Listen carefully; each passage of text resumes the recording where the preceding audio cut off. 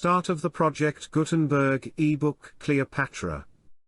Cleopatra by H. Rider Haggard. Dedication.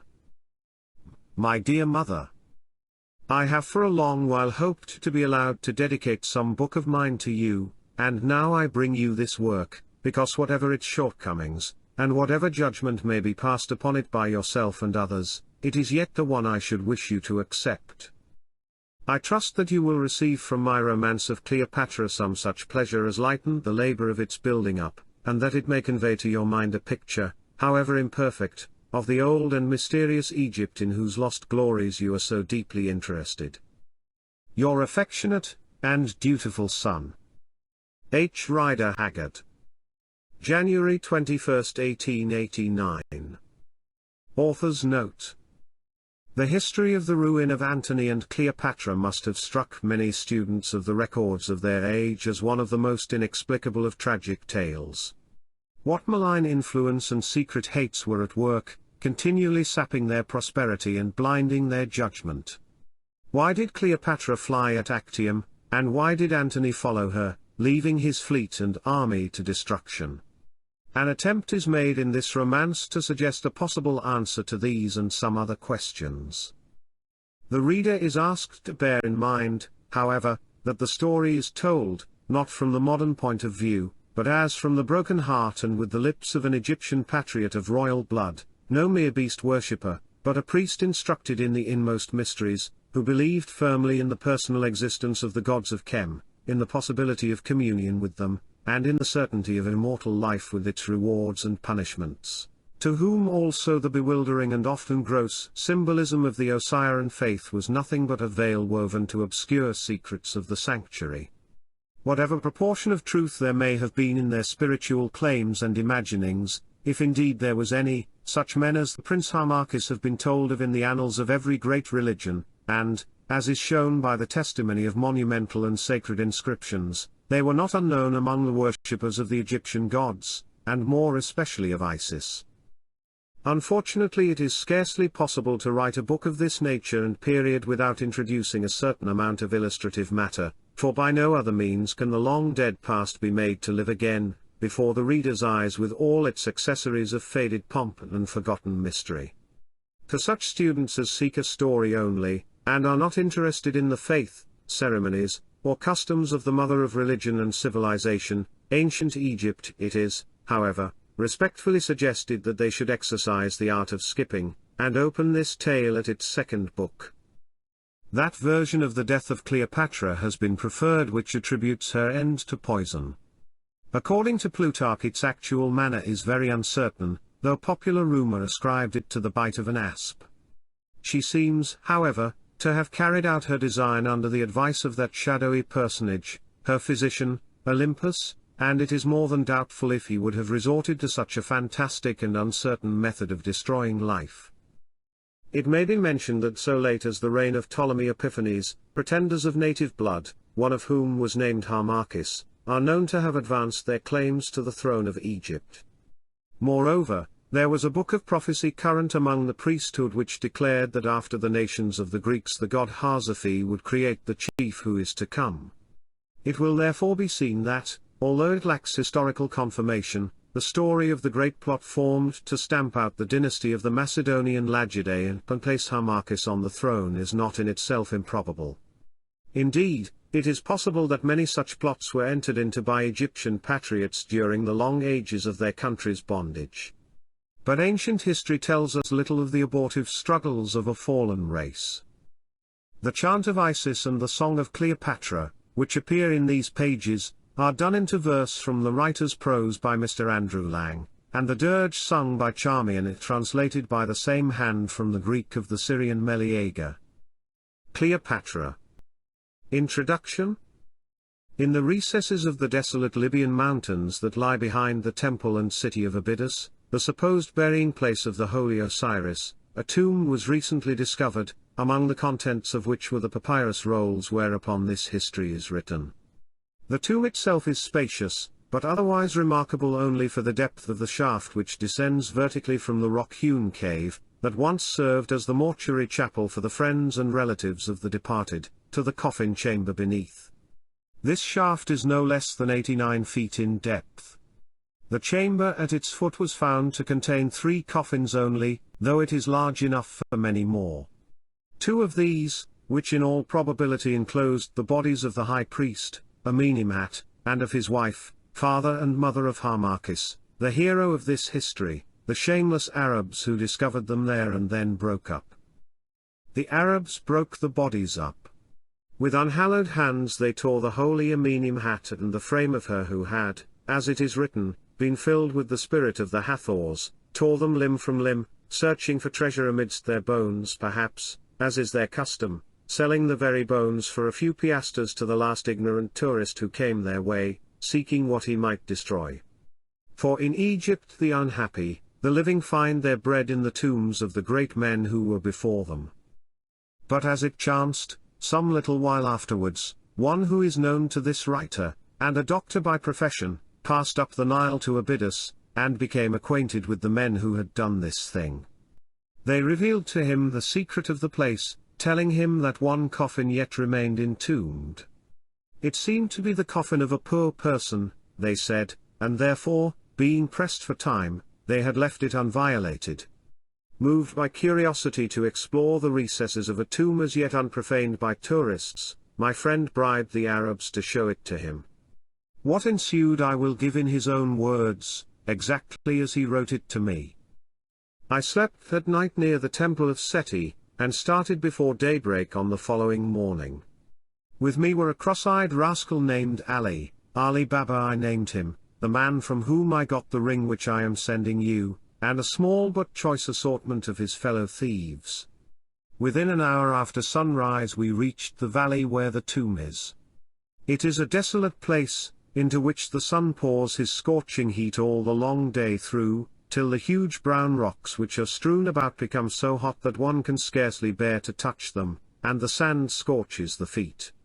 It was already too hot to walk, so we rode on donkeys, some way up the valley, where a vulture floating far in the blue overhead was the only other visitor, till we came to an enormous boulder polished by centuries of action of sun and sand. Here Ali halted, saying that the tomb was under the stone. Accordingly, we dismounted, and, leaving the donkeys in charge of a fellow boy, went up to the rock. Beneath it was a small hole, barely large enough for a man to creep through. Indeed it had been dug by jackals, for the doorway and some part of the cave were entirely silted up, and it was by means of this jackal hole that the tomb had been discovered. Ali crept in on his hands and knees, and I followed, to find myself in a place cold after the hot outside air, and, in contrast with the light, filled with a dazzling darkness. We lit our candles, and, the select body of thieves having arrived, I made an examination.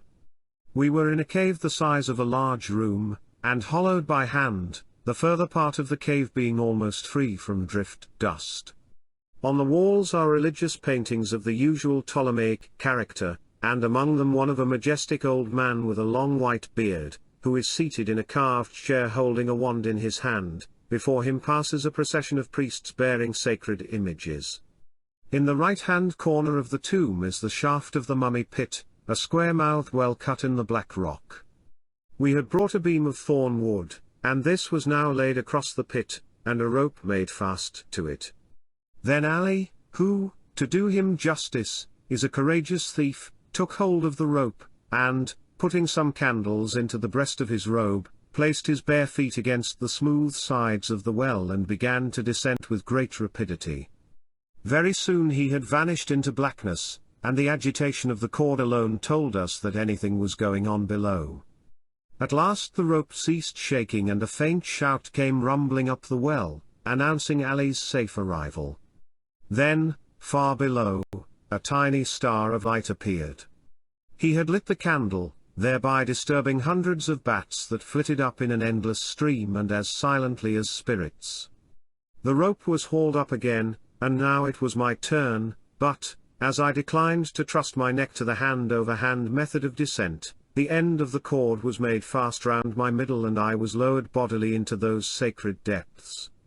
Nor was it a pleasant journey, for, if the masters of the situation above had made any mistake, I should have been dashed to pieces. Also, the bats continually flew into my face and clung to my hair, and I have a great dislike of bats. At last, after some minutes of jerking and dangling, I found myself standing in a narrow passage by the side of the worthy alley, covered with bats and perspiration, and with the skin rubbed off my knees and knuckles. Then another man came down, hand over hand like a sailor, and as the rest were told to stop above, we were ready to go on. Ali went first with his candle. Of course we each had a candle, leading the way down a long passage about 5 feet high. At length the passage widened out, and we were in the tomb chamber, I think the hottest and most silent place that I ever entered. It was simply stifling. This chamber is a square room cut in the rock and totally devoid of paintings or sculpture. I held up the candles and looked round. About the place were strewn the coffin lids and the mummied remains of the 2 bodies that the Arabs had previously violated. The paintings on the former were, I noticed, of great beauty, though, having no knowledge of hieroglyphics, I could not decipher them. Beads and spicy wrappings lay around the remains, which, I saw, were those of a man and a woman. Plus, the head had been broken off the body of the man. I took it up and looked at it. It had been closely shaved, after death, I should say, from the general indications, and the features were disfigured with gold leaf. But notwithstanding this, and the shrinkage of the flesh, I think the face was one of the most imposing and beautiful that I ever saw. It was that of a very old man, and his dead countenance still wore so calm and solemn, indeed, so awful a look, that I grew quite superstitious, though as you know, I am pretty well accustomed to dead people, and put the head down in a hurry. There were still some wrappings left upon the face of the second body, and I did not remove them, but she must have been a fine large woman in her day. This, I take it, is a portrait of Amenemhat himself. Editor. Plus, doubtless Amenemhat and his wife. Editor. There the other mummy, said Ali, pointing to a large and solid case that seemed to have been carelessly thrown down in a corner, for it was lying on its side. I went up to it and carefully examined it. It was well made, but of perfectly plain cedar wood, not an inscription, not a solitary god on it. Never see one like him before, said Ali. Very great hurry, he no mafish, no fine-ish. Throw him down here on side. I looked at the plain case till at last my interest was thoroughly aroused. I was so shocked by the sight of the scattered dust of the departed that I had made up my mind not to touch the remaining coffin, but now my curiosity overcame me, and we set to work. Ali had brought a mallet and a cold chisel with him, and, having set the coffin straight, he began upon it with all the zeal of an experienced tomb breaker. And then he pointed out another thing. Most mummy cases are fastened by 4 little tongues of wood, 2 on either side, which are fixed in the upper half, and, passing into mortises cut to receive them in the thickness of the lower half, are there held fast by pegs of hard wood. But this mummy case had 8 such tongues. Evidently it had been thought well to secure it firmly. At last, with great difficulty, we raised the massive lid, which was nearly 3 inches thick, and there, covered over with a deep layer of loose spices, a very unusual thing, was the body. Ali looked at it with open eyes, and no wonder. For this mummy was not as other mummies are. Mummies in general lie upon their backs, as stiff and calm as though they were cut from wood, but this mummy lay upon its side, and, the wrappings notwithstanding, its knees were slightly bent. More than that, indeed, the gold mask, which, after the fashion of the Ptolemaic period, had been set upon the face, had worked down, and was literally pounded up beneath the hooded head. It was impossible, seeing these things, to avoid the conclusion that the mummy before us had moved with violence since it was put in the coffin. Him very funny mummy. Him not mafish when him go in there, said Ali. Nonsense. I said. Who ever heard of a live mummy? We lifted the body out of the coffin, nearly choking ourselves with mummy dust in the process, and there beneath it half hidden among the spices, we made our first find. It was a roll of papyrus, carelessly fastened and wrapped in a piece of mummy cloth, having to all appearance been thrown into the coffin at the moment of closing. This roll contained the third unfinished book of the history. The other two rolls were neatly fastened in the usual fashion. All three are written by one hand in the demotic character. Editor. Ali eyed the papyrus greedily, but I seized it and put it in my pocket, for it was agreed that I was to have all that might be discovered. Then we began to unwrap the body. It was covered with very broad strong bandages, thickly wound and roughly tied, sometimes by means of simple knots, the whole working the appearance of having been executed in great haste and with difficulty. Just over the head was a large lump. Presently, the bandages covering it were off, and there, on the face, lay a second roll of papyrus. I put down my hand to lift it, but it would not come away. It appeared to be fixed to the stout seamless shroud which was drawn over the whole body, and tied beneath the feet, as a farmer ties sacks. This shroud, which was also thickly waxed, was in one piece, being made to fit the form like a garment. I took a candle, and examined the roll, and then I saw why it was fast. The spices had congealed and glued it to the sack-like shroud. It was impossible to get it away without tearing the outer sheets of papyrus. This accounts for the gaps in the last sheets of the second roll. Editor. At last, however, I wrenched it loose and put it with the other in my pocket.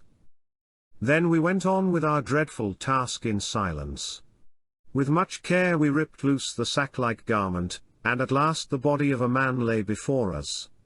Between his knees was a third roll of papyrus. I secured it, then held down the light and looked at him. One glance at his face was enough to tell a doctor how he had died. This body was not much dried up.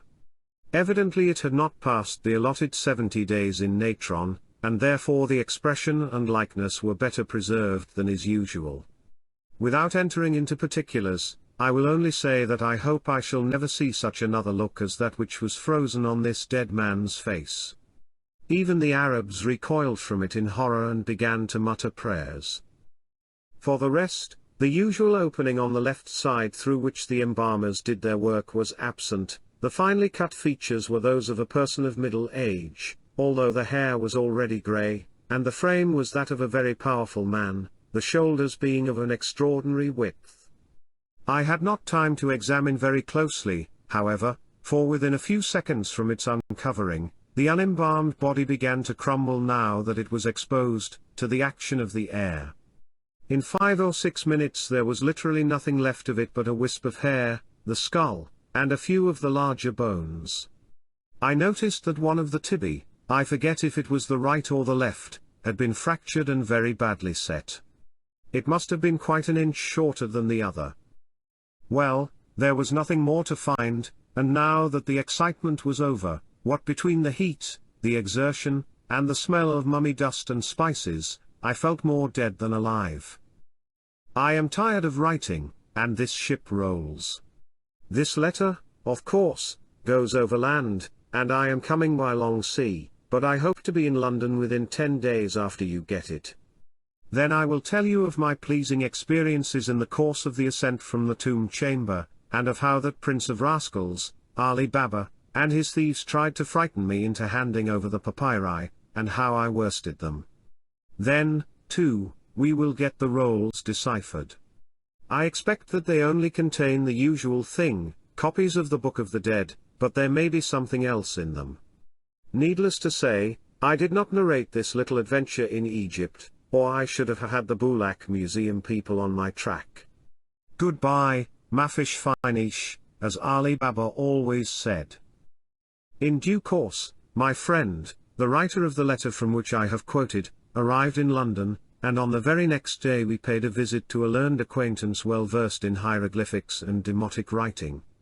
The anxiety with which we watched him skillfully damping and unfolding one of the rolls and peering through his gold-rimmed glasses at the mysterious characters may well be imagined.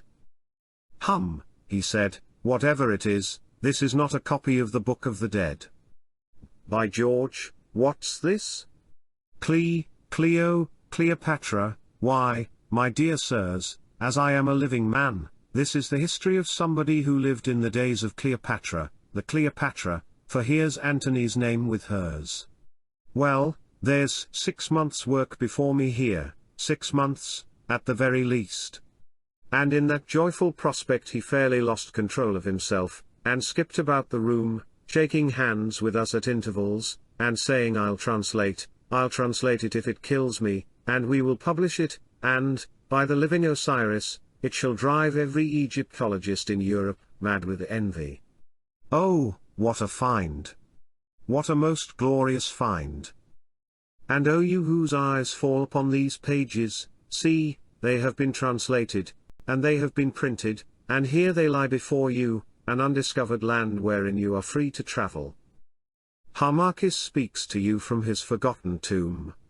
The walls of time fall down, and, as at the lightning's leap, a picture from the past starts upon your view, framed in the darkness of the ages. He shows you those 2 Egypts which the silent pyramids looked down upon long centuries ago, the Egypt of the Greek, the Roman, and the Ptolemy, and that other outworn Egypt of the Hierophant, hoary with years, heavy with the legends of antiquity and the memory of long-lost honors.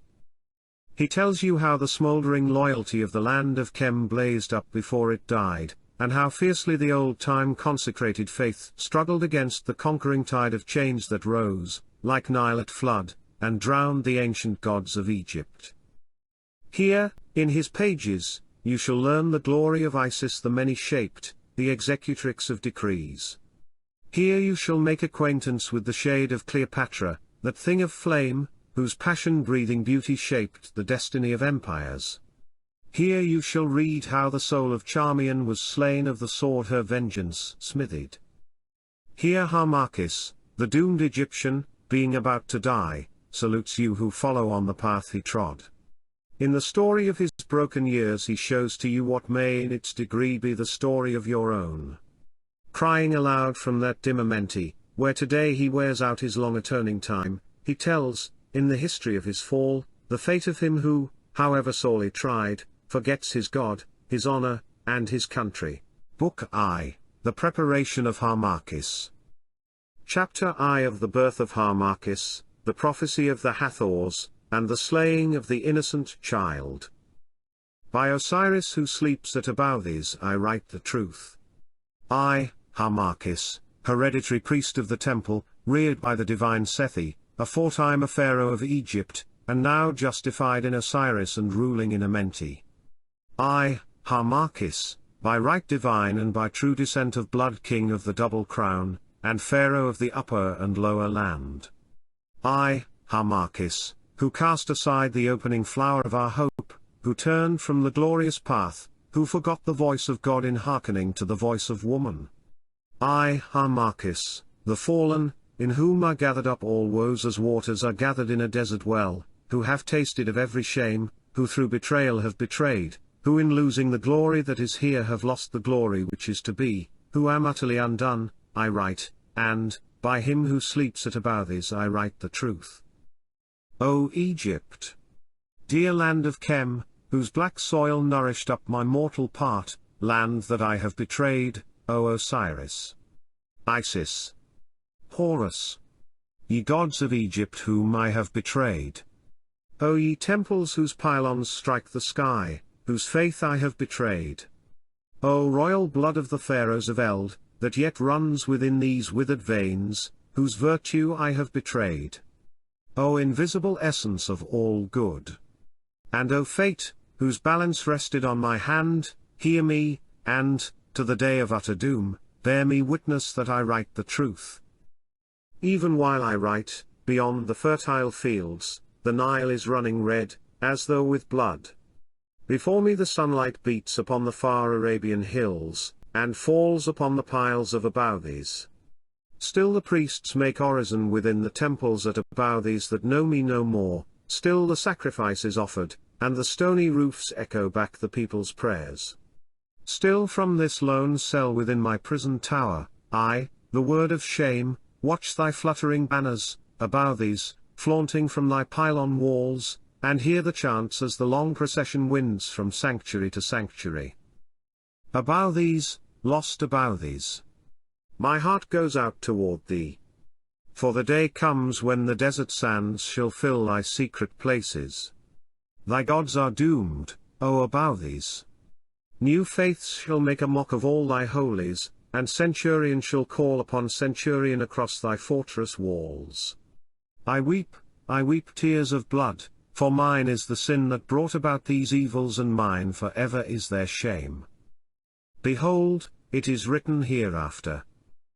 Here in Abouthes I was born, I, Harmachis, and my father, the justified in Osiris, was high priest of the temple of Sethi. And on that same day of my birth Cleopatra, the queen of Egypt, was born also. I passed my youth in yonder fields watching the baser people at their labors and going in and out at will among the great courts of the temples. Of my mother I knew naught, for she died when I yet hung at the breast.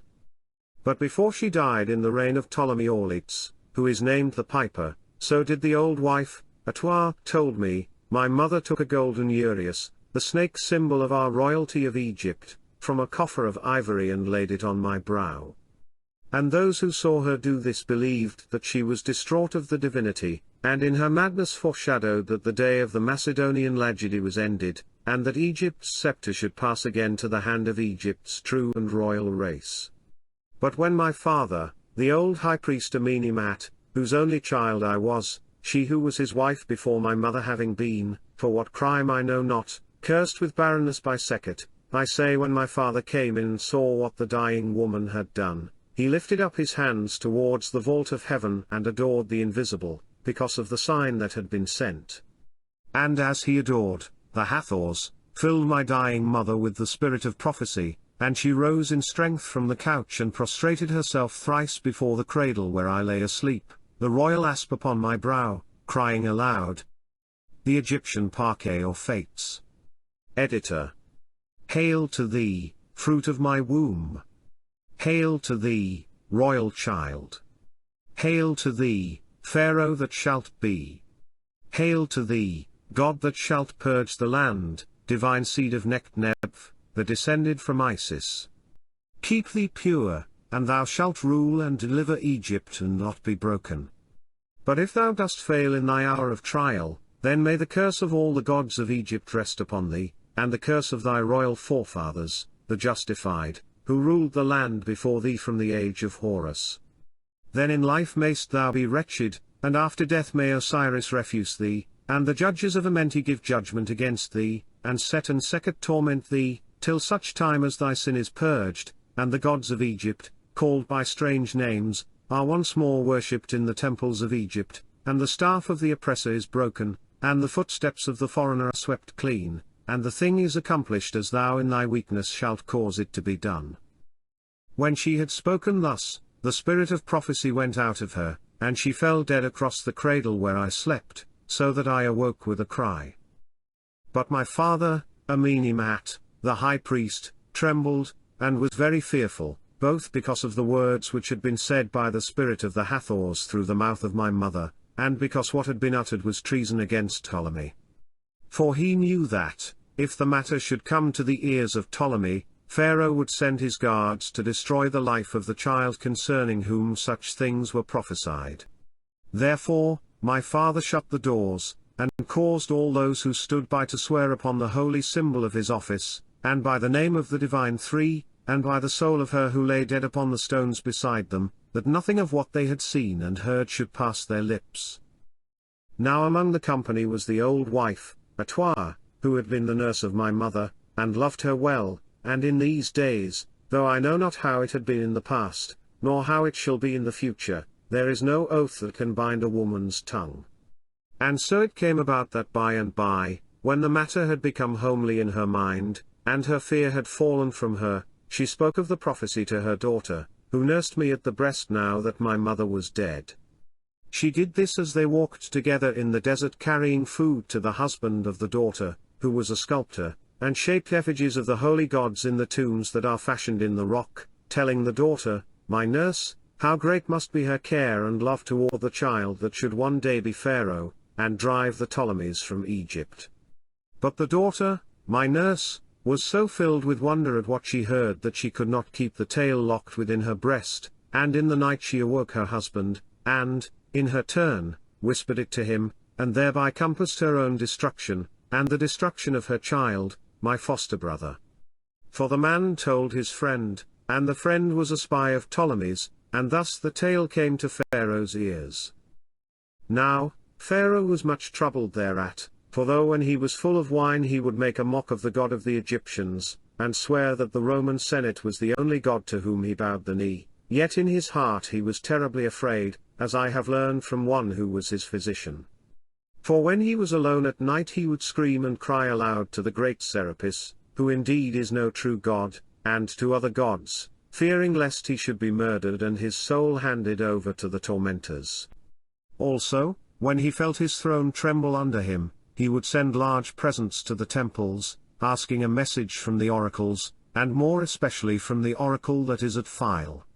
Therefore, when it came to his ears that the wife of the high priest of the great and ancient temple of Abouthes had been filled with the spirit of prophecy before she died, and foretold that her son should be Pharaoh, he was much afraid, and summoning some trusty guards who, being Greeks, did not fear to do sacrilege, he dispatched them by boat up the Nile, with orders to come to Abouthes and cut off the head of the child of the high priest and bring it to him in a basket. But, as it chanced, the boat in which the guards came was of deep draught, and, the time of their coming being at the lowest ebb of the river, it struck and remained fast upon a bank of mud that is opposite the mouth of the road running across the plains to Abouthes, and, as the north wind was blowing very fiercely, it was like to sink. Thereon the guards of Pharaoh called out to the common people, who labored at lifting water along the banks of the river, to come with boats and take them off, but, seeing that they were Greeks of Alexandria, the people would not, for the Egyptians do not love the Greeks. Then the guards cried that they were on Pharaoh's business, and still the people would not, asking what was their business. Whereon a eunuch among them who had made himself drunk in his fear, told them that they came to slay the child of Amenemhat, the high priest, of whom it was prophesied that he should be Pharaoh and sweep the Greeks from Egypt. And then the people feared to stand longer in doubt, but brought boats, not knowing what might be meant by the man's words. But there was one amongst them, a farmer and an overseer of canals, who was a kinsman of my mother's and had been present when she prophesied, and he turned and ran swiftly for 3 parts of an hour, till he came to where I lay in the house that is without the north wall of the great temple. Now, as it chanced, my father was away in that part of the place of tombs which is to the left of the large fortress, and Pharaoh's guards, mounted on asses, were hard upon us. Then the messenger cried to the old wife, Atwa, whose tongue had brought about the evil, and told how the soldiers drew near to slay me. And they looked at each other, not knowing what to do, for, had they hid me, the guards would not have stayed their search till I was found. But the man, gazing through the doorway, saw a little child at play. Woman, he said, whose is that child? It is my grandchild, she answered, the foster brother of the prince Harmachis, the child to whose mother we owe this evil case. Woman, he said, thou knowest thy duty, do it. And he again pointed at the child. I command thee, by the holy name. Atwa trembled exceedingly, because the child was of her own blood, but, nevertheless, she took the boy and washed him and set a robe of silk upon him, and laid him on my cradle. And me she took and smeared with mud to make my fair skin darker, and, drawing my garment from me, set me to play in the dirt of the yard, which I did right gladly. Then the man hid himself, and presently the soldiers rode up and asked of the old wife if this were the dwelling of the high priest Amenemhat. And she told them yea, and, bidding them enter, offered them honey and milk, for they were thirsty. When they had drunk, the eunuch who was with them asked if that were the son of Amenemhat who lay in the cradle, and she said yea, yea, and began to tell the guards how he would be great, for it had been prophesied of him, that he should one day rule them all. But the Greek guards laughed, and one of them, seizing the child, smote off his head with a sword, and the eunuch drew forth the signet of Pharaoh as warrant for the deed and showed it to the old wife, Atwa, bidding her tell the high priest that his son should be king without a head.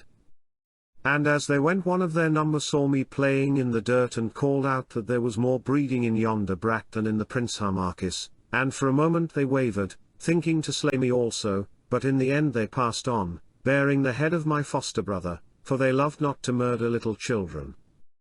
After a while, the mother of the dead child returned from the marketplace, and when she found what had been done, she and her husband would have killed Atwa the old wife, her mother, and given me up to the soldiers of Pharaoh. But my father came in also and learned the truth, and he caused the man and his wife to be seized by night and hidden away in the dark places of the temple, so that none saw them more. But I would today that it had been the will of the gods that I had been slain of the soldiers and not the innocent child. Thereafter it was given out that the high priest Amenemhat had taken me to be as a son to him in the place of that Harmachis who was slain of Pharaoh. Chapter 2. Of the disobedience of Harmachis, of the slaying of the lion, and of the speech of the old wife, Atwa. And after these things Ptolemy the piper troubled us no more, nor did he again send his soldiers to seek for him of whom it was prophesied that he should be Pharaoh.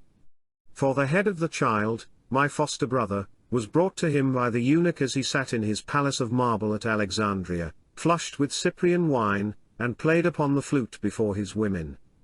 And at his bidding the eunuch lifted up the head by the hair for him to look on. Then he laughed and smote it on the cheek with his sandal, bidding one of the girls crown Pharaoh with flowers. And he bowed the knee, and mocked the head of the innocent child.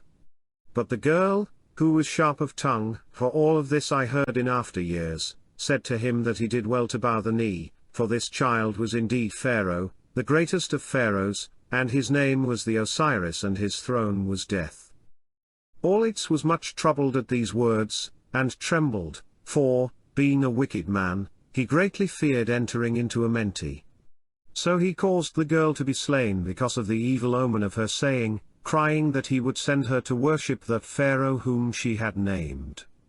And the other women he sent away, and played no more upon the flute till he was once again drunk on the morrow. But the Alexandrians made a song on the matter, which is still sung about the streets. And this is the beginning of it. Ptolemy the piper played over dead and dying. Piped and played he well. Sure that flute of his was made of the dank reed sighing, or the streams of hell, there beneath the shadows grey. With the sisters three shall he pipe for many a day.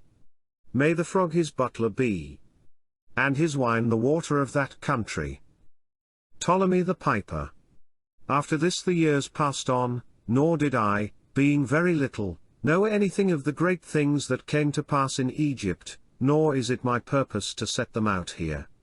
For I, Harmachis, having little time left to me, will only speak of those things with which I have been concerned.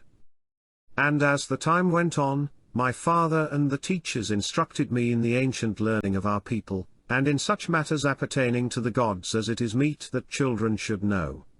So I grew strong and comely, for my hair was black as the hair of the divine note, and my eyes were blue as the blue lotus, and my skin was like the alabaster within the sanctuaries. For now that these glories have passed from me I may speak of them without shame. I was strong also. There was no youth of my years in Abouthes who could stand against me to wrestle with me, nor could any throw so far with the sling or spear. And I much yearned to hunt the lion, but he whom I called my father forbade me, telling me that my life was of too great worth to be so lightly hazarded. But when I bowed before him and prayed he would make his meaning clear to me, the old man frowned and answered that the gods made all things clear in their own season. For my part, however, I went away in wrath, for there was a youth in Abouthes who with others had slain a lion which fell upon his father's herds, and, being envious of my strength and beauty, he set it about that I was cowardly at heart, in that when I went out to hunt I only slew jackals and gazelles. Now, this was when I had reached my 17th year and was a man grown. It chanced, therefore, that as I went sore at heart from the presence of the high priest, I met this youth, who called to me and mocked me, bidding me know the country people had told him that a great lion was down among the rushes by the banks of the canal which runs past the temple, lying at a distance of 30 stadia from Abouthes. And, still mocking me, he asked me if I would come and help him slay this lion, or would I go and sit among the old women, and bid them comb my side lock. This bitter word so angered me that I was near to falling on him, but in place therefore, forgetting my father's saying, I answered that if he would come alone, I would go with him and seek this lion, and he should learn if I were indeed a coward. And at first he would not, for, as men know, it is our custom to hunt the lion in companies, so it was my hour to mock. Then he went and fetched his bow and arrows and a sharp knife. And I brought forth my heavy spear, which had a shaft of thorn wood, and at its end a pomegranate in silver, to hold the hand from slipping, and, in silence, we went, side by side, to where the lion lay. When we came to the place, it was near sundown, and there, upon the mud of the canal bank, we found the lion's slot, which ran into a thick clump of reeds. Now, thou boaster, I said, wilt thou lead the way into yonder reeds, or shall I? And I made as though I would lead the way. Nay, nay, he answered, be not so mad. The brute will spring upon thee and rend thee. See? I will shoot among the reeds. Perchance, if he sleeps, it will arouse him. And he drew his bow at a venture. How it chanced I know not, but the arrow struck the sleeping lion, and, like a flash of light from the belly of a cloud, he bounded from the shelter of the reeds, and stood before us with bristling mane and yellow eyes, the arrow quivering in his flank. He roared aloud in fury, and the earth shook. Shoot with the bow, I cried, shoot swiftly ere he spring. But courage had left the breast of the boaster, his jaw dropped down, and his fingers unloosed their hold so that the bow fell from them. Then, with a loud cry he turned and fled behind me, leaving the lion in my path. But while I stood waiting my doom, for though I was sore afraid I would not fly, the lion crouched himself, and turning not aside, with one great bound swept over me, touching me not. He lit, and again he bounded full upon the boaster's back, striking him such a blow with his great paw that his head was crushed as an egg thrown against a stone. He fell down dead, and the lion stood and roared over him. Then I was mad with horror, and, scarce knowing what I did, I grasped my spear and with a shout I charged. As I charged the lion lifted himself up above me. He smote at me with his paw, but with all my strength I drove the broad spear into his throat, and, shrinking from the agony of the steel, his blow fell short and did no more than rip my skin. Back he fell, the great spear far in his throat, then rising, he roared in pain and leapt twice the height of a man straight into the air, smiting at the spear with his forepaws. Twice he leapt thus, horrible to see, and twice he fell upon his back. Then his strength spent itself with his rushing blood, and, groaning like a bull, he died, while I, being but a lad, stood and trembled with fear now that all cause of fear had passed. But as I stood and gazed at the body of him who had taunted me, and at the carcass of the lion, a woman came running towards me, even the same old wife, Atoir, who, though I knew it not as yet, had offered up her flesh and blood that I might be saved alive. For she had been gathering simples, in which she had great skill, by the water's edge, not knowing that there was a lion near, and, indeed, the lions, for the most part, are not found in the tilled land, but rather in the desert, and the Libyan mountains, and had seen from a distance that which I have set down. Now, when she was come, she knew me for Harmachis, and, bending herself, she made obeisance to me, and saluted me, calling me royal, and worthy of all honor, and beloved, and chosen of the Holy Three, and by the name of the Pharaoh, the Deliverer. But I, thinking that terror had made her sick of mind, asked her of what she would speak. Is it a great thing, I asked, that I should slay a lion? Is it a matter worthy of such talk as thine? There live, and have lived, men who have slain many lions. Did not the divine Amenhotep the Osirian slay with his own hand more than 100 lions? Is it not written on the scarabaeus that hangs within my father's chamber, that he slew lions aforetime? And have not others done likewise? Why then, speakest thou thus, O foolish woman? All of which I said, because, having now slain the lion, I was minded, after the manner of youth, to hold it as a thing of no account. But she did not cease to make obeisance, and to call me by names that are too high to be written. O royal one, she cried, wisely did thy mother prophesy. Surely the Holy Spirit, the Neph, was in her, O thou conceived by a god. See the omen. The lion there, he growls within the Capitol at Rome, and the dead man, he is the Ptolemy, the Macedonian spawn that, like a foreign weed, hath overgrown the land of Nile. With the Macedonian tragedy thou shalt go to smite the lion of Rome. But the Macedonian cur shall fly, and the Roman lion shall strike him down, and thou shalt strike down the lion, and the land of Chem shall once more be free. Free? Keep thyself but pure, according to the commandment of the gods, O son of the royal house, O hope of Chemi. Be but ware of woman the destroyer, and as I have said, so shall it be. I am poor and wretched, yea, stricken with sorrow. I have sinned in speaking of what should be hid, and for my sin I have paid in the coin of that which was born of my womb, willingly have I paid for thee. But I have still of the wisdom of our people, nor do the gods, in whose eyes all are equal, turn their countenance from the poor. The divine mother Isis hath spoken to me, but last night she spake, bidding me come hither to gather herbs, and read to thee the signs that I should see. And as I have said, so it shall come to pass, if thou canst but endure the weight of the great temptation. Come hither, royal one. And she led me to the edge of the canal, where the water was deep, and still and blue. Now gaze upon that face as the water throws it back. Is not that brow fitted to bear the double crown? Do not those gentle eyes mirror the majesty of kings?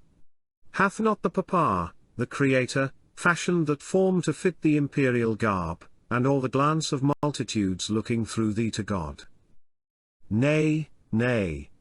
She went on in another voice, a shrill old wife's voice, I will, be not so foolish, boy, the scratch of a lion is a venomous thing, a terrible thing, yea, as bad as the bite of an asp. It must be treated, else it will fester, and all thy days thou shalt dream of lions, and snakes, and, also, it will break out in sores. But I know of it, I know. I am not crazed for nothing. For mark. Everything has its balance, in madness is much wisdom, and in wisdom much madness. La. La. La. Pharaoh himself can't say where the one begins and the other ends.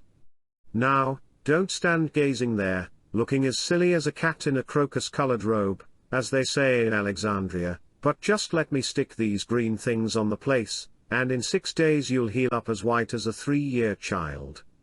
Never mind the smart of it, lad. By him who sleeps at Phile, or at Abouthes, or at Abydos, as our divine masters have it now, or wherever he does sleep, which is a thing we shall all find out before we want to, by Osiris, I say, you'll live to be as clean from scars as a sacrifice to Isis at the new moon, if you'll but let me put it on. Is it not so, good folk?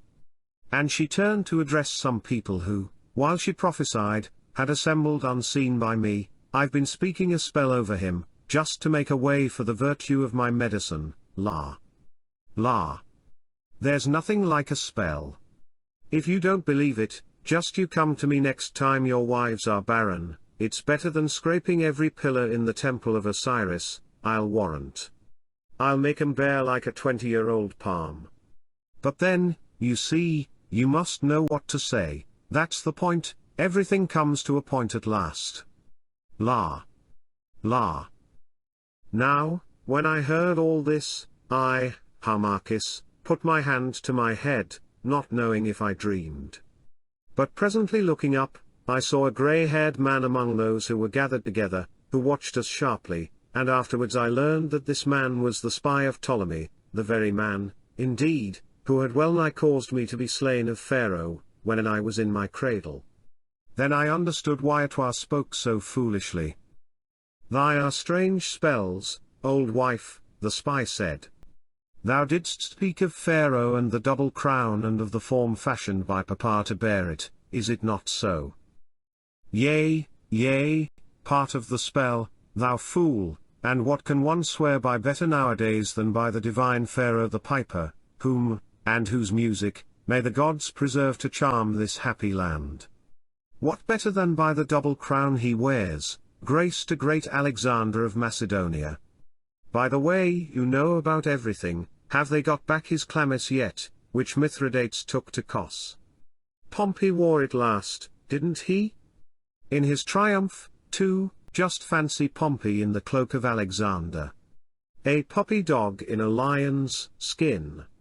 And talking of lions, look what this lad hath done, slain a lion with his own spear, and right glad you village folks should be to see it, for it was a very fierce lion, just see his teeth and his claws, his claws. They are enough to make a poor silly old woman like me shriek to look at them. And the body there, the dead body, the lion slew it. Alack! He's an Osiris, now, the body, and to think of it, but an hour ago he was an everyday mortal like you or me. Well, away with him to the embalmers. He'll soon swell in the sun and burst, and that will save them the trouble of cutting him open. Not that they will spend a talent of silver over him anyway. 70 days in Natron, that's all he's likely to get. La! La! How my tongue does run, and it's getting dark. Come, aren't you going to take away the body of that poor lad, and the lion, too? There, my boy, you keep those herbs on, and you'll never feel your scratches. I know a thing or two for all I'm crazy, and you, my own grandson. Dear, dear, I'm glad His Holiness the High Priest adopted you when Pharaoh, Osiris bless his holy name, made an end of his son, you look so bonny. I warrant the real Harmachis could not have killed a lion like that. Give me the common blood, I say, it's so lusty. The soul when it has been absorbed in the Godhead. Editor. You know too much and talk too fast, grumbled the spy, now quite deceived. Well, he is a brave youth. Here, you men, bear this body back to Aboudis, and some of you stop and help me skin the lion.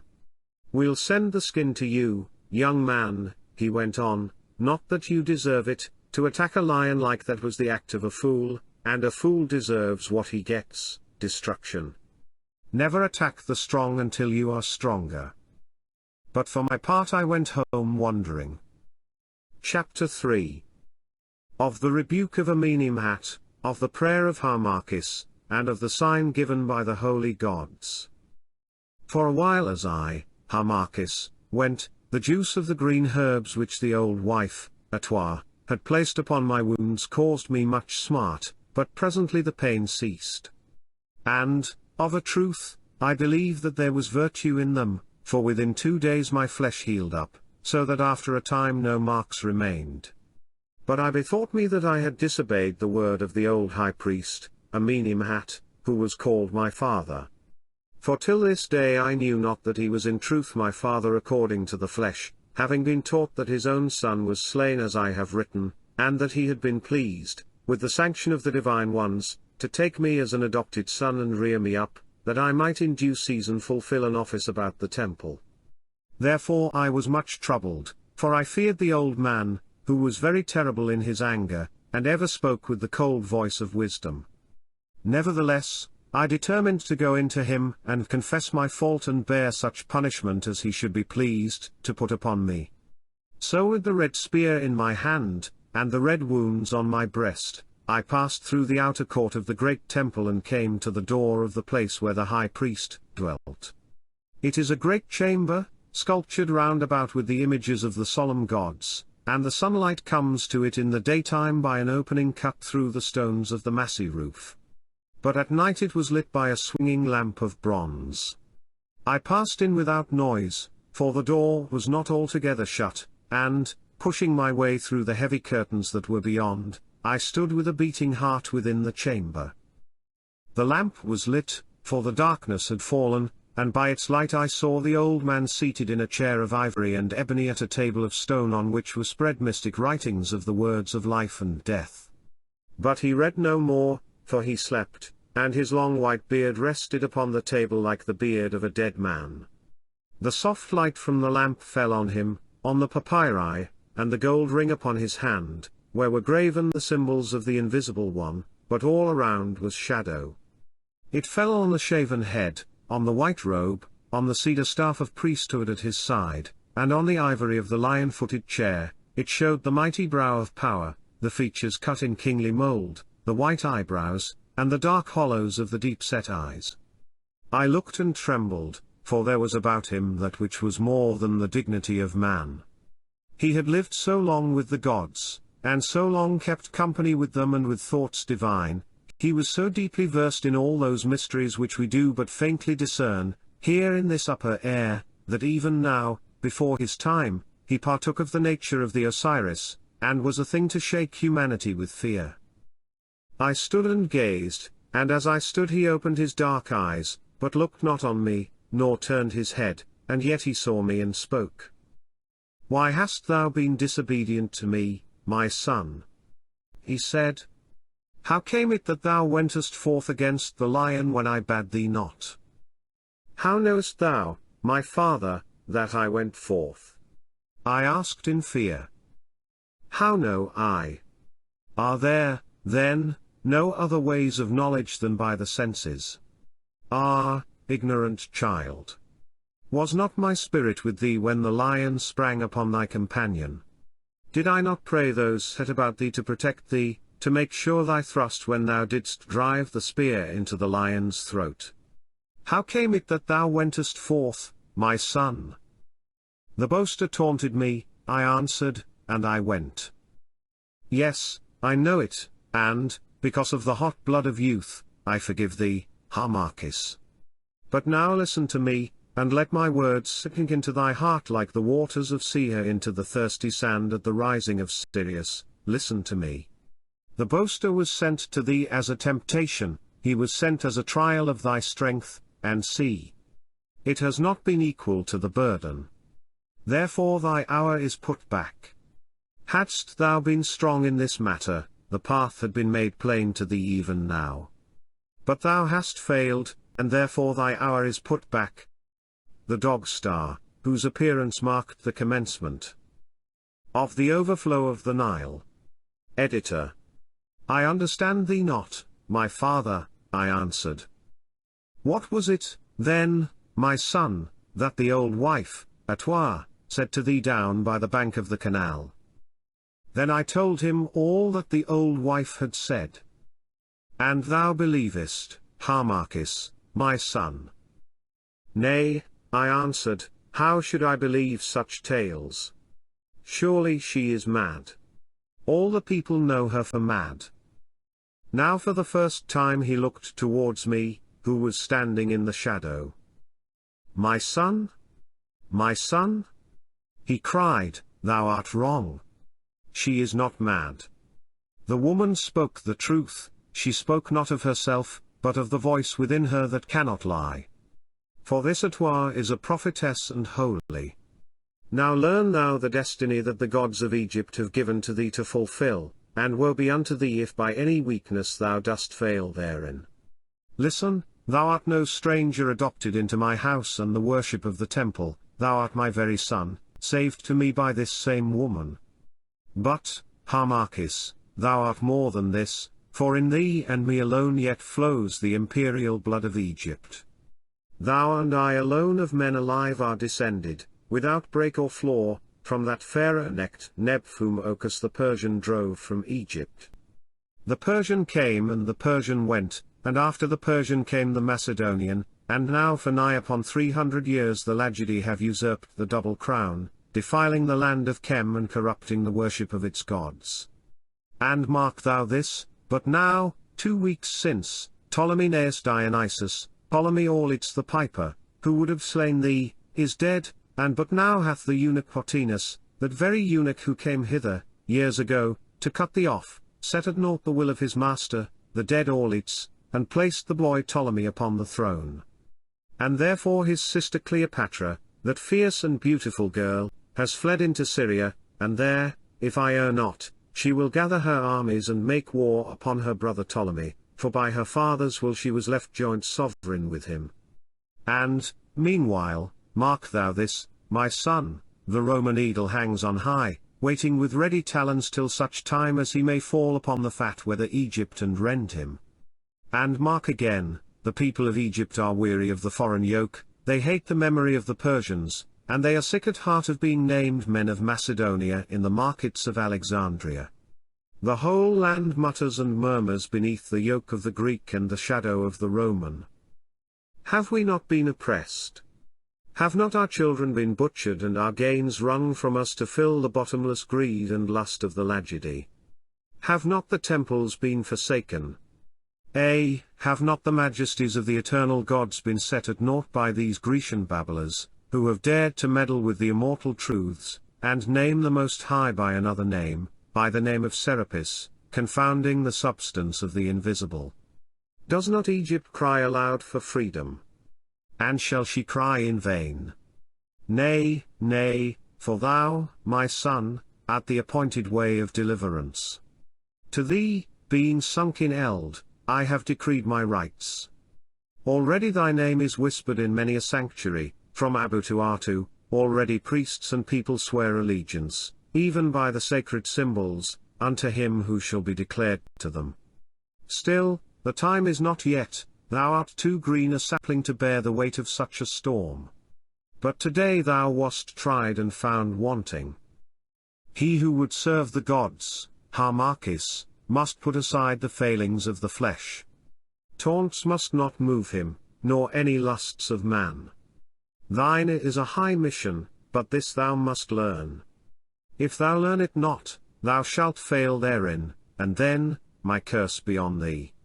And the curse of Egypt, and the curse of Egypt's broken gods.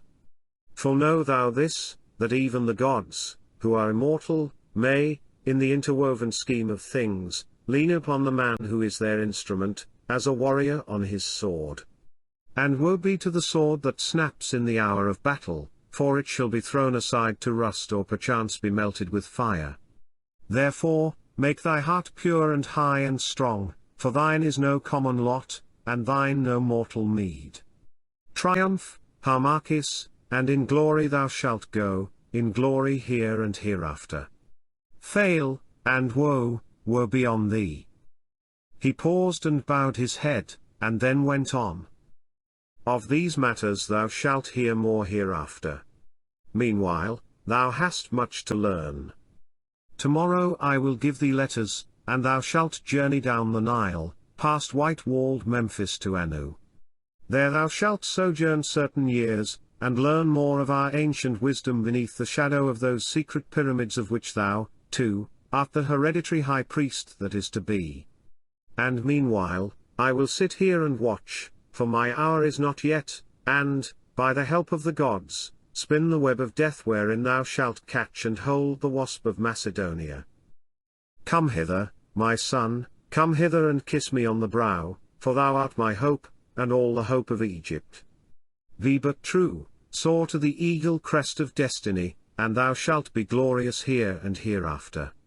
Be false, fail, and I will spit upon thee, and thou shalt be accursed, and thy soul shall remain in bondage till that hour when, in the slow flight of time, the evil shall once more grow to good and Egypt shall again be free. I drew near, trembling, and kissed him on the brow. May all these things come upon me, and more, I said, if I fail thee, my father. Nay, he cried, not me, but rather those whose will I do. And now go, my son, and ponder in thy heart, and in thy secret heart digest my words, mark what thou shalt see, and gather up the dew of wisdom, making thee ready for the battle. Fear not for thyself, thou art protected from all ill. No harm may touch thee from without, thyself alone can be thine own enemy. I have said. Then I went forth with a full heart. The night was very still, and none were stirring in the temple courts. I hurried through them, and reached the entrance to the pylon that is at the outer gate. Then, seeking solitude, and, as it were, to draw near to heaven, I climbed the pylon's 200 steps, until at length I reached the massive roof. Here I leaned my breast against the parapet, and looked forth. As I looked, the red edge of the full moon floated up over the Arabian hills, and her rays fell upon the pylon where I stood and the temple walls beyond, lighting the visages of the carven gods. Then the cold light struck the stretch of well-tilled lands, now whitening to the harvest, and as the heavenly lamp of Isis passed up to the sky, her rays crept slowly down to the valley, where Seher, father of the land of Chem, rolls on toward the sea. Now the bright beams kissed the water that smiled an answer back, and now mountain and valley, river, temple, town, and plain were flooded with white light, for Mother Isis was arisen, and threw her gleaming robe across the bosom of the earth. It was beautiful, with the beauty of a dream, and solemn as the hour after death. Mightily, indeed, the temples towered up against the face of night. Never had they seemed so grand to me as in that hour, those eternal shrines, before whose walls Time himself shall wither. And it was to be mine to rule this moonlit land, mine to preserve those sacred shrines, and cherish the honor of their gods, mine to cast out the Ptolemy and free Egypt from the foreign yoke. In my veins ran the blood of those great kings who await the day of resurrection, sleeping in the tombs of the valley of Thebes. My spirit swelled within me as I dreamed upon this glorious destiny. I closed my hands, and there, upon the pylon, I prayed as I had never prayed before to the Godhead, who is called by many names, and in many forms made manifest. O Amen, I prayed, God of gods, who hast been from the beginning, Lord of truth, who art, and of whom all are, who givest out thy Godhead and gatherest it up again, in the circle of whom the divine ones move and are, who wast from all time the self-begot, and who shalt be till time, hearken unto me. For a somewhat similar definition of the Godhead see the Funeral Papyrus of Nessie Khonshu, a princess of the 21st dynasty. Editor. O Amen, Osiris, the sacrifice by whom we are justified, Lord of the region of the winds, ruler of the ages, dweller in the west, the supreme in Amenti, hearken unto me. O Isis, great mother goddess, mother of the Horus, mysterious mother, sister, spouse, hearken unto me. If, indeed, I am the chosen of the gods to carry out the purpose of the gods, let a sign be given me, even now, to seal my life to the life above. Stretch out your arms towards me, O ye gods, and uncover the glory of your countenance. Hear. Ah, hear me. And I cast myself upon my knees and lifted up my eyes to heaven. And as I knelt, a cloud grew upon the face of the moon covering it up, so that the night became dark, and the silence deepened all around, even the dogs far below in the city ceased to howl, while the silence grew and grew till it was heavy as death. I felt my spirit lifted up within me, and my hair rose upon my head. Then of a sudden the mighty pylon seemed to rock beneath my feet, a great wind beat about my brows and a voice spoke within my heart. Behold a sign. Possess thyself in patience, O Harmachis. And as the voice spoke, a cold hand touched my hand, and left somewhat within it. Then the cloud rolled from the face of the moon, the wind passed, the pylon ceased to tremble, and the night was as the night had been. As the light came back, I gazed upon that which had been left within my hand. It was a bud of the holy lotus new breaking into bloom, and from it came a most sweet scent. And while I gazed, behold, the lotus passed from my grasp and was gone, leaving me astonished. Chapter 4. Of the departure of Harmachis and of his meeting with his uncle Sepa, the high priest of Anu el-Ra, of his life at Anu, and of the words of Sepa. At the dawning of the next day I was awakened by a priest of the temple, who brought word to me to make ready for the journey of which my father had spoken, inasmuch as there was an occasion for me to pass down the river to Anu el-Ra. Now this is the Heliopolis of the Greeks, whither I should go in the company of some priests of Papa at Memphis who had come hither to Abouthes to lay the body of one of their great men in the tomb that had been prepared near the resting place of the blessed Osiris. So I made ready, and the same evening, having received letters and embraced my father and those about the temple who were dear to me, I passed down the banks of Seher, and we sailed with the south wind. As the pilot stood upon the prow and with a rod in his hand bade the sailorman loosen the stakes by which the vessel was moored to the banks, the old wife, Atoir, hobbled up, her basket of simples in her hand, and, calling out farewell, threw a sandal after me for good chance, which sandal I kept for many years. So we sailed, and for 6 days passed down the wonderful river, making fast each night at some convenient spot. But when I lost sight of the familiar things that I had seen day by day since I had eyes to see, and found myself alone among strange faces, I felt very sore at heart, and would have wept had I not been ashamed. And of all the wonderful things I saw I will not write here, for, though they were new to me, have they not been known to men since such time as the gods ruled in Egypt? But the priests who were with me showed me no little honor and expounded to me what were the things I saw. On the morning of the 7th day we came to Memphis, the city of the White Hall. Here, for 3 days I rested from my journey and was entertained of the priests of the wonderful temple of Papa the Creator, and shown the beauties of the great and marvelous city. Also I was led in secret by the high priest and 2 others into the holy presence of the god Apis, the Papa who deigns to dwell among men in the form of a bull.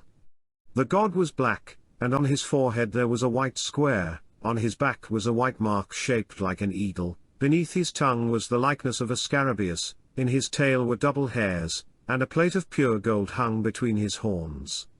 I entered the place of the god and worshipped, while the high priest and those with him stood aside, watching earnestly. And when I had worshipped, saying the words which had been told me, the god knelt, and lay down before me. Then the high priest and those with him, who, as I heard in after time, were great men of Upper Egypt, approached wondering, and, saying no word, made obeisance to me because of the omen. And many other things I saw in Memphis that are too long to write of here. On the 4th day some priests of Anu came to lead me to Sepa, my uncle, the high priest of Anu. So, having bidden farewell to those of Memphis, we crossed the river and rode on asses 2 parts of a day's journey through many villages, which we found in great poverty because of the oppression of the tax-gatherers. Also, as we went, I saw for the first time the great pyramids that are beyond the image of the god Hormku, that Sphinx whom the Greeks name Harmachis, and the temples of the divine mother Isis, queen of the Memnonia, and the god Osiris, lord of Rosatu, of which temples, together with the temple of the worship of the divine Menkau Ra, I, Harmachis, am by right divine the hereditary high priest. I saw them and marveled at their greatness and the white carven limestone, and red granite of Syene, that flashed the sun's rays back to heaven. But at this time I knew nothing of the treasure that was hid in her, which is the 3rd among the pyramids, would I had never known of it.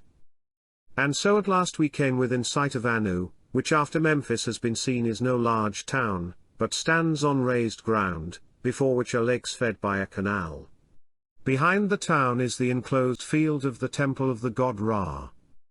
We dismounted at the pylon, and were met beneath the portico by a man not great of stature, but of noble aspect, having his head shaven, and with dark eyes that twinkled like the further stars. "Hold," he cried, in a great voice which fitted his weak body but ill. "Hold! I am Sepa, who opens the mouth of the gods." "And I said, am Harmachis, son of Amenemhat, hereditary high priest and ruler of the holy city Abouthes, and I bear letters to thee, O Sepa." "Enter," he said. "Enter." Scanning me all the while with his twinkling eyes. "Enter, my son." And he took me and led me to a chamber in the inner hall, closed to the door, and then, having glanced at the letters that I brought, of a sudden he fell upon my neck and embraced me. "Welcome," he cried, "welcome, son of my own sister, and hope of Chem. Not in vain have I prayed the gods that I might live to look upon thy face and impart to thee the wisdom which perchance I alone have mastered of those who are left alive in Egypt. There are few whom it is lawful that I should teach. But thine is the great destiny, and thine shall be the ears to hear the lessons of the gods." And he embraced me once more and bade me go bathe and eat, saying that on the morrow he would speak with me further. This of a truth he did, and at such length that I will forbear to set down all he said both then and afterwards, for if I did so there would be no papyrus left in Egypt when the task was ended. Therefore, having much to tell and but little time to tell it, I will pass over the events of the years that followed. For this was the manner of my life. I rose early, I attended the worship of the temple, and I gave my days to study. I learnt of the rites of religion and their meaning, and of the beginning of the gods and the beginning of the upper world. I learnt of the mystery of the movements of the stars, and of how the earth rolls on among them. I was instructed in that ancient knowledge which is called magic, and in the way of interpretation of dreams, and of the drawing nigh to God. I was taught the language of symbols and their outer and inner secrets. I became acquainted with the eternal laws of good and evil, and with the mystery of that trust which is held of man. Also I learnt the secrets of the pyramids, which I would that I had never known. Further, I read the records of the past, and of the acts and words of the ancient kings who were before me since the rule of Horus upon earth, and I was made to know all craft of state, the law of earth, and with it the history of Greece and Rome. Also I learnt the Grecian and Roman tongues, of which indeed I already had some knowledge, and all this while, for 5 long years, I kept my hands clean and my heart pure, and did no evil in the sight of God or man, but labored heavily to acquire all things, and to prepare myself for the destiny that awaited me. Twice every year greetings and letters came from my father Amenemhat, and twice every year I sent back my answers asking if the time had come to cease from labor.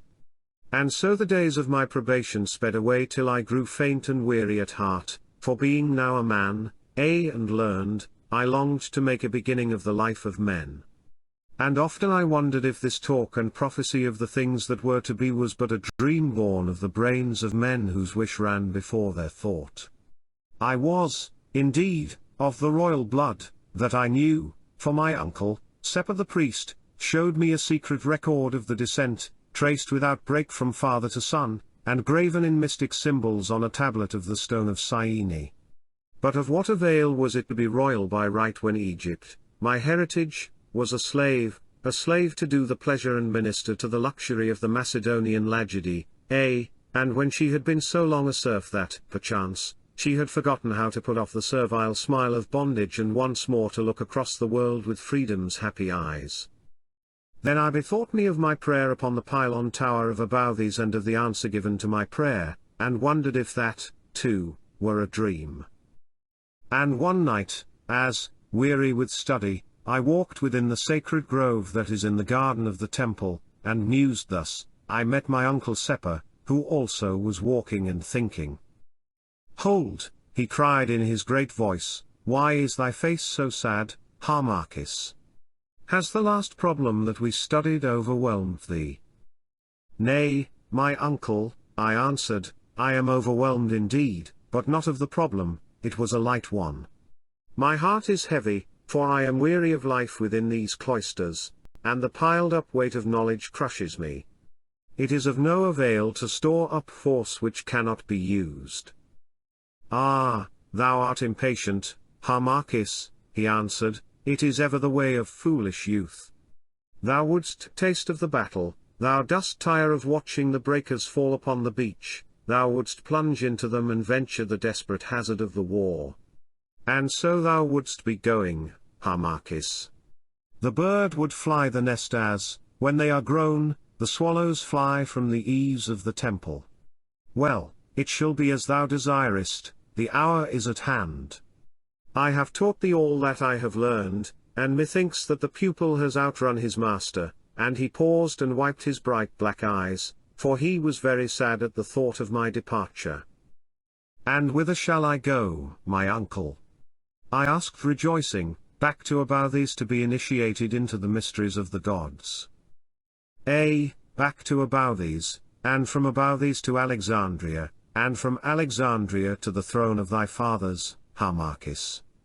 Listen, now, things are thus. Thou knowest how Cleopatra, the queen, fled into Syria when that false eunuch Pothinus set the will of her father Auletes at naught and raised her brother Ptolemy to the sole lordship of Egypt. Thou knowest also how she came back, like a queen indeed, with a great army in her train, and lay at Pelusium, and how at this juncture the mighty Caesar, that great man, that greatest of all men, sailed with a weak company hither to Alexandria from Pharsalia's bloody field in hot pursuit of Pompey. But he found Pompey already dead, having been basely murdered by Achillas, the general, and Lucius Septimius, the chief of the Roman legions in Egypt, and thou knowest how the Alexandrians were troubled at his coming and would have slain his lictors. Then, as thou hast heard, Caesar seized Ptolemy, the young king, and his sister Arsinoe, and bade the army of Cleopatra and the army of Ptolemy, under Achillas, which lay facing each other at Pelusium, disband and go their ways. And for answer Achillas marched on Caesar, and besieged him straitly in the Bruchium at Alexandria, and so, for a while, things were, and none knew who should reign in Egypt. But then Cleopatra took up the dice, and threw them, and this was the throw she made. In truth, it was a bold one. For, leaving the army at Pelusium, she came at dusk to the harbour of Alexandria, and alone with the Sicilian Apollodorus entered and landed. Then Apollodorus bound her in a bale of rich rugs, such as are made in Syria, and sent the rugs as a present to Caesar. And when the rugs were unbound in the palace, behold, within them was the fairest girl on all the earth, and the most witty and the most learned. And she seduced the great Caesar, even his weight of years did not avail to protect him from her charms, so that, as a fruit of his folly, he well nigh lost his life, and all the glory he had gained in 100 wars. The fool? I broke in, the fool? Thou callest him great, but how can the man be truly great who has no strength to stand against a woman's wiles? Caesar, with the world hanging on his word. Caesar, at whose breath 40 legions marched and changed the fate of peoples. Caesar the cold, the far-seeing, the hero. Caesar to fall like a ripe fruit into a false girl's lap. Why, in the issue, of what common clay was this Roman Caesar, and how poor a thing? But Seppa looked at me and shook his head. Be not so rash, Harmachis, and talk not with so proud a voice. Knowest thou not that in every suit of mail there is a joint, and woe to him who wears the harness if the sword should search it out? For woman, in her weakness, is yet the strongest force upon the earth. She is the helm of all things human, she comes in many shapes and knocks at many doors, she is quick and patient, and her passion is not ungovernable like that of man, but as a gentle steed that she can guide e'en where she will, and as occasion offers can now bit up and now give rein.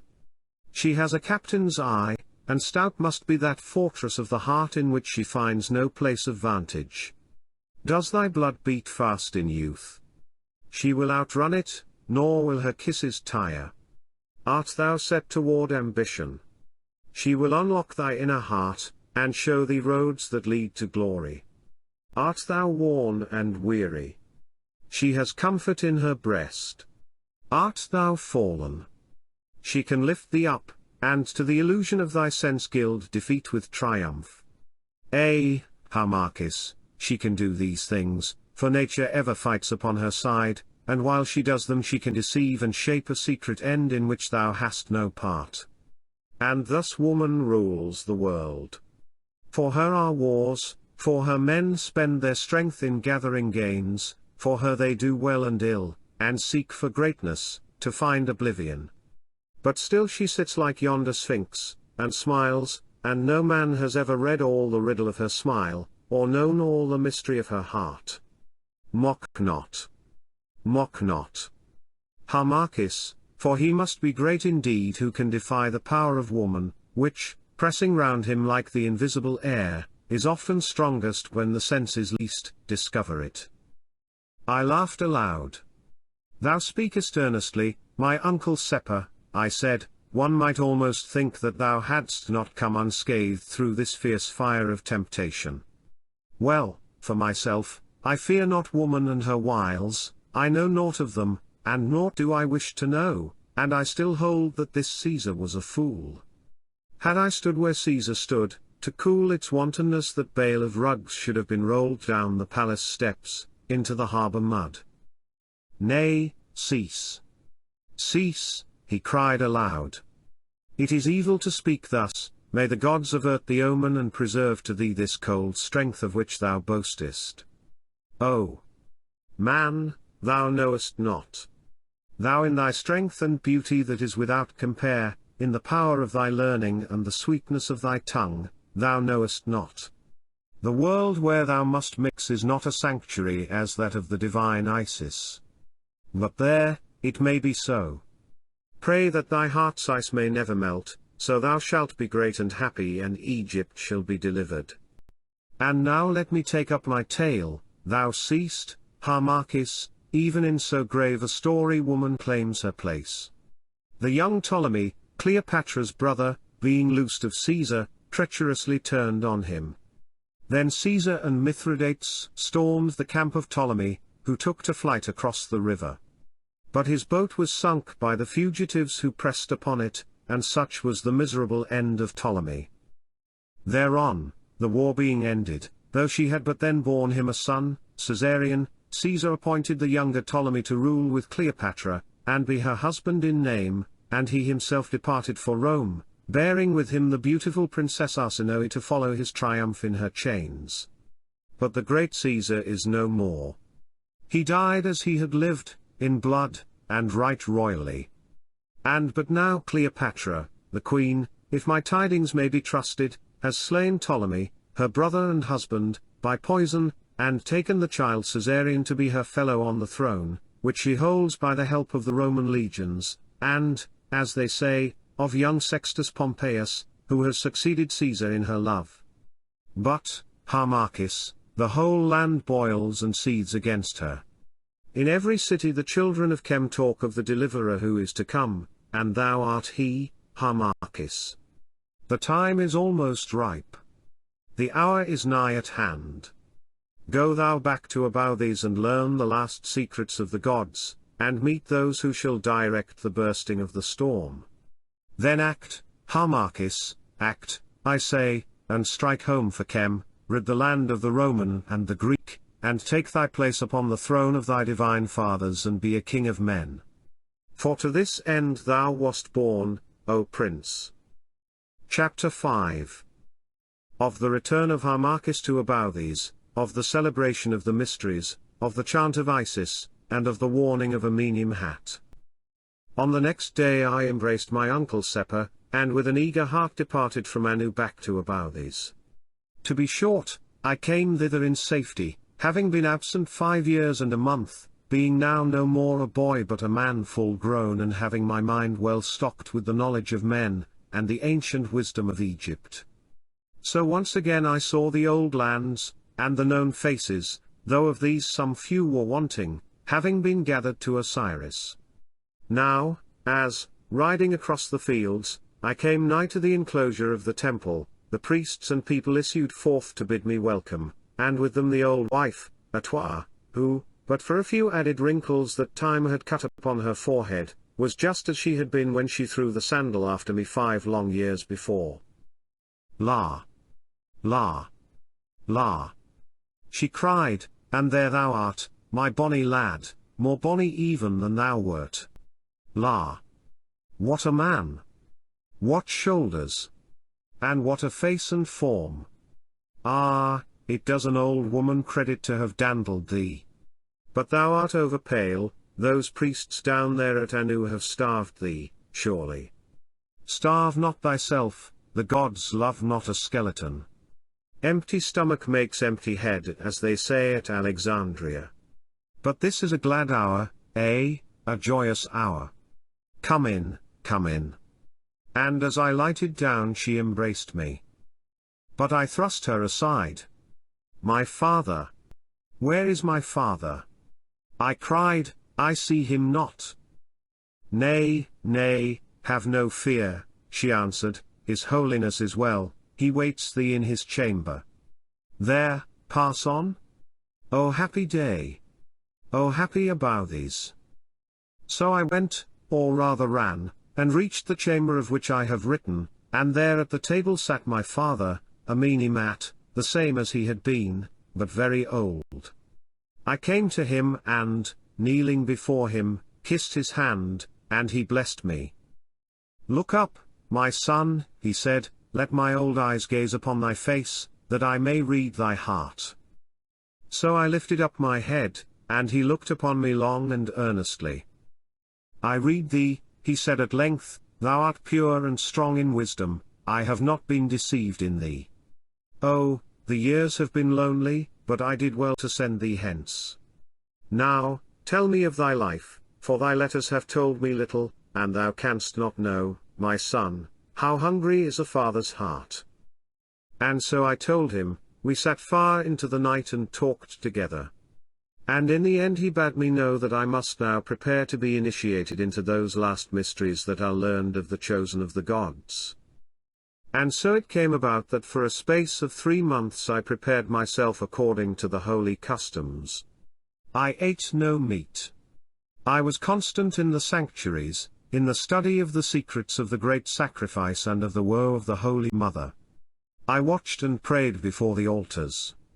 I lifted up my soul to God, in dreams I communed with the invisible, till at length earth and earth's desires seemed to pass from me. I longed no more for the glory of this world, my heart hung above it as an eagle on his outstretched wings, and the voice of the world's blame could not stir it, and the vision of its beauty brought no delight.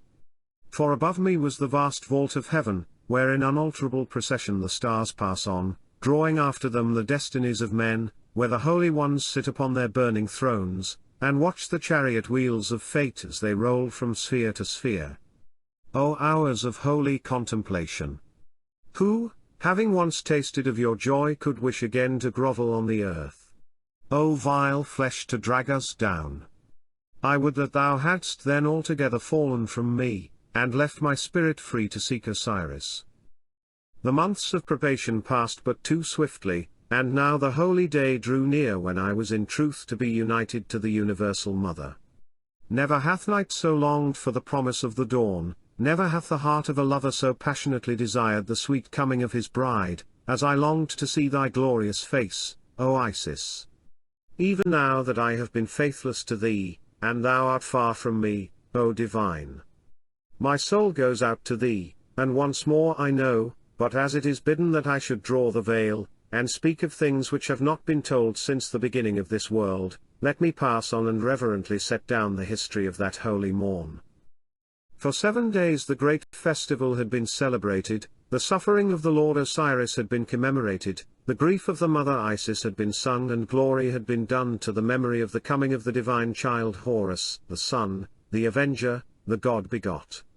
All these things had been carried out according to the ancient rites. The boats had floated on the sacred lake, the priests had scourged themselves before the sanctuaries, and the images had been borne through the streets at night. And now, as the sun sank on the 7th day, once more the great procession gathered to chant the woes of Isis and tell how the evil was avenged. We went in silence from the temple, and passed through the city ways. First came those who clear the path, then my father Amenemhat in all his priestly robes, and the wand of cedar in his hand. Then, clad in pure linen, I, the neophyte, followed alone, and after me the white-robed priests, holding aloft banners and emblems of the gods. Next came those who bear the sacred boat, and after them the singers and the mourners, while, stretching as far as the eye could reach, all the people marched, clad in melancholy black because Osiris was no more. We went in silence through the city streets till at length we came to the wall of the temple and passed in. And as my father, the high priest, entered beneath the gateway of the outer pylon, a sweet-voiced woman singer began to sing the holy chant, and thus she sang. Sing we Osiris dead. Lament the fallen head. The light has left the world is grey. Athwart the starry skies the web of darkness flies. And Isis weeps Osiris passed away. Your tears, ye stars, ye fires, ye rivers, shed. Weep, children of the Nile, weep for your Lord is dead. She paused in her most sweet song, and the whole multitude took up the melancholy dirge. Softly we tread, our measured footsteps falling within the sanctuary sevenfold. Soft on the dead that liveth are we calling. Return, Osiris, from thy kingdom cold. Return to them that worship thee of old. The chorus ceased, and once again she sang. Within the court divine, the sevenfold sacred shrine, we pass, while echoes of the temple walls repeat the long lament. The sound of sorrow sent far up within the imperishable halls, where, each in the other's arms, the sisters weep. Isis and Nephthys, or his unawaking sleep. And then again roll forth the solemn chorus of 1,000 voices. Softly we tread, our measured footsteps falling within the sanctuary sevenfold. Soft on the dead that liveth are we calling. Return, Osiris, from thy kingdom cold. Return to them that worship thee of old. It ceased, and sweetly she took up the song. O dweller in the west, lover and lordliest, thy love, thy sister Isis, calls thee home. Come from thy chamber dun, thou master of the sun, thy shadowy chamber far below the foam. With weary wings and spent, through all the firmament, through all the horror-haunted ways of hell, I seek thee near and far. From star to wandering star, free with the dead that in Amenti dwell, I search the height, the deep, the lands, the skies. Rise from the dead and live, our Lord Osiris, rise. Softly we tread, our measured footsteps falling within the sanctuary sevenfold. Soft on the dead that liveth are we calling. Return, Osiris, from thy kingdom cold. Return to them that worship thee of old. Now in a strain more high and glad the singer sang. He wakes, from forth the prison. We sing Osiris risen. We sing the child that note conceived and bare. Thine own love, Isis waits, the warden of the gates.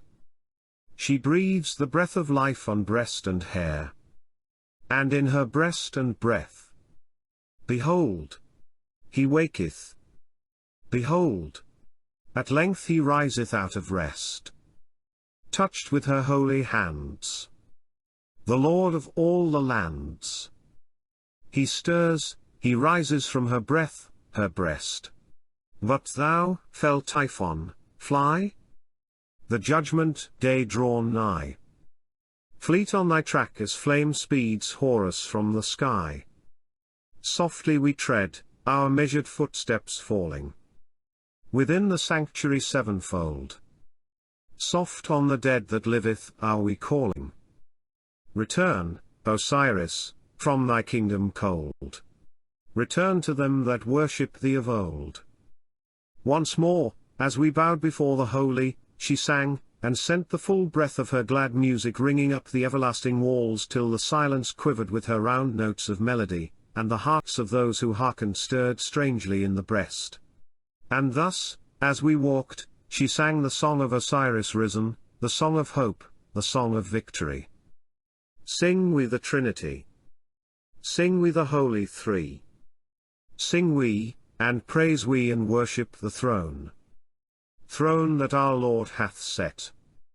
There peace and truth are met. There in the halls of the holy alone. There in the shadowings, faint of the folded wings. There shall we dwell and rejoice in our rest. We that thy servants are. Horus drive ill afar. Far in the folds of the dark of the west. Again, as her notes died away, thundered forth the chorus of all the voices. Softly we tread, our measured footsteps falling within the sanctuary sevenfold. Soft on the dead that liveth are we calling. Return, Osiris, from thy kingdom cold. Return to them that worship thee of old. The chanting ceased, and as the sun sank the high priest raised the statue of the living God and held it before the multitude that was now gathered in the court of the temple. Then, with a mighty and joyful shout of Osiris our hope! Osiris! Osiris! The people tore their black wrappings from their dress, revealing the white robes they wore beneath, and, as one man, they bowed before the god, and the feast was ended. But for me the ceremony was only begun, for tonight was the night of my initiation. Leaving the inner court I bathed myself, and, clad in pure linen, passed, as it is ordained, into an inner, but not the inmost, sanctuary, and laid the accustomed offerings on the altar. Then, lifting my hands to heaven, I remained for many hours in contemplation, striving, by holy thoughts and prayer, to gather up my strength against the mighty moment of my trial. The hours sped slowly in the silence of the temple, till at length the door opened and my father Amenemhat, the high priest, came in, clad in white, and leading by the hand the priest of Isis. For, having been married, he did not himself enter into the mysteries of the Holy Mother. I rose to my feet and stood humbly before them. "Art thou ready?" said the priest, lifting the lamp he held so that its light fell upon my face. "O thou chosen one, art thou ready to see the glory of the goddess face to face?" "I am ready," I answered. "Behold thee," he said again, in solemn tones, "it is no small thing. If thou wilt carry out this thy last desire, understand, royal Harmachis, that now this very night thou must die for a while in the flesh, what time thy soul shall look on spiritual things. And if thou deest and any evil shall be found within thy heart, when thou comest at last into that awful presence, woe unto thee, Harmachis, for the breath of life shall no more enter in at the gateway of thy mouth, thy body shall utterly perish, and what shall befall thy other parts, if I know, I may not say. Art thou prepared to be taken to the breast of her who was and is and shall be, and in all things to do her holy will, for her, while she shall so command, to put away the thought of earthly woman, and to labor always for her glory till at the end thy life is gathered to her eternal life? According to the Egyptian religion the being man is composed of 4 parts, the body, the double or astral shape, Ka, the soul, Bai, and the spark of life sprung from the Godhead, Ku. Editor. I am, I answered, lead on. It is well, said the priest. Noble Amenemhat, we go hence alone. Farewell, my son, said my father, be firm and triumph over things spiritual, as thou shalt triumph over things earthly. He who would truly rule the world must first be lifted up above the world. He must be at one with God, for thus only shall he learn the secrets of the divine. But beware. The gods demand much of those who dare to enter the circle of their divinity. If they go back therefrom, they shall be judged of a sharper law, and scourged with a heavier rod, for as their glory is, so shall their shame be. Therefore, make thy heart strong, royal Harmachis. And when thou speedest down the ways of night and enterest the holies, remember that from him to whom great gifts have been given shall gifts be required again. And now, if, indeed, thy mind be fixed, go whither it is not as yet given me to follow thee. Farewell. For a moment as my heart weighed these heavy words, I wavered, as well as I might. But I was filled with longing to be gathered to the company of the divine ones, and I knew that I had no evil in me, and desired to do only the thing that is just. Therefore, having with so much labor drawn the bowstring to my ear, I was fain to let fly the shaft. Lead on, I cried with a loud voice, lead on, thou holy priest. I follow thee. And we went forth. Chapter 6. Of the initiation of Harmachis, of his visions, of his passing to the city that is in the place of death, and of the declarations of Isis, the messenger. In silence we passed into the shrine of Isis. It was dark and bare, only the feeble light from the lamp gleamed faintly upon the sculptured walls, where, in 100 effigies, the Holy Mother suckled the Holy Child. The priest closed the doors and bolted them. Once again, he said, "Art thou ready, Harmachis?" Once again, I answered, "I am ready." He spoke no more, but, having lifted up his hands in prayer, led me to the center of the holy, and with a swift motion put out the lamp. "Look before thee, Harmachis," he cried, and his voice sounded hollow in the solemn place. I gazed and saw nothing. But from the niche that is high in the wall, where is hid that sacred symbol of the goddess on which few may look, there came a sound as of the rattling rods of the sistrum, and as I listened, awestruck, behold, I saw the outline of the symbol drawn as with fire upon the blackness of the air. It hung above my head, and rattled while it hung. And, as it turned, I clearly saw the face of the Mother Isis that is graven on the one side, and signifies unending birth, and the face of her holy sister, Nephthys, that is graven on the other, and signifies the ending of all birth in death. A musical instrument peculiarly sacred to Isis, of which the shape and rods had a mystic significance. Editor. Slowly it turned and swung as though some mystic dancer trod the air above me, and shook it in her hand. But at length the light went out, and the rattling ceased. Then of a sudden the end of the chamber became luminous, and in that white light I beheld picture after picture.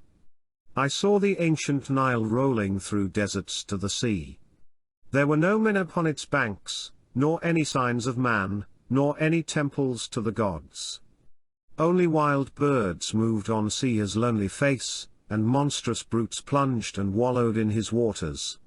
The sun sank in majesty behind the Libyan desert and stained the waters red, the mountains towered up towards the silent sky, but in mountain, desert, and river there was no sign of human life. Then I knew that I saw the world as it had been before man was, and a terror of its loneliness entered my soul.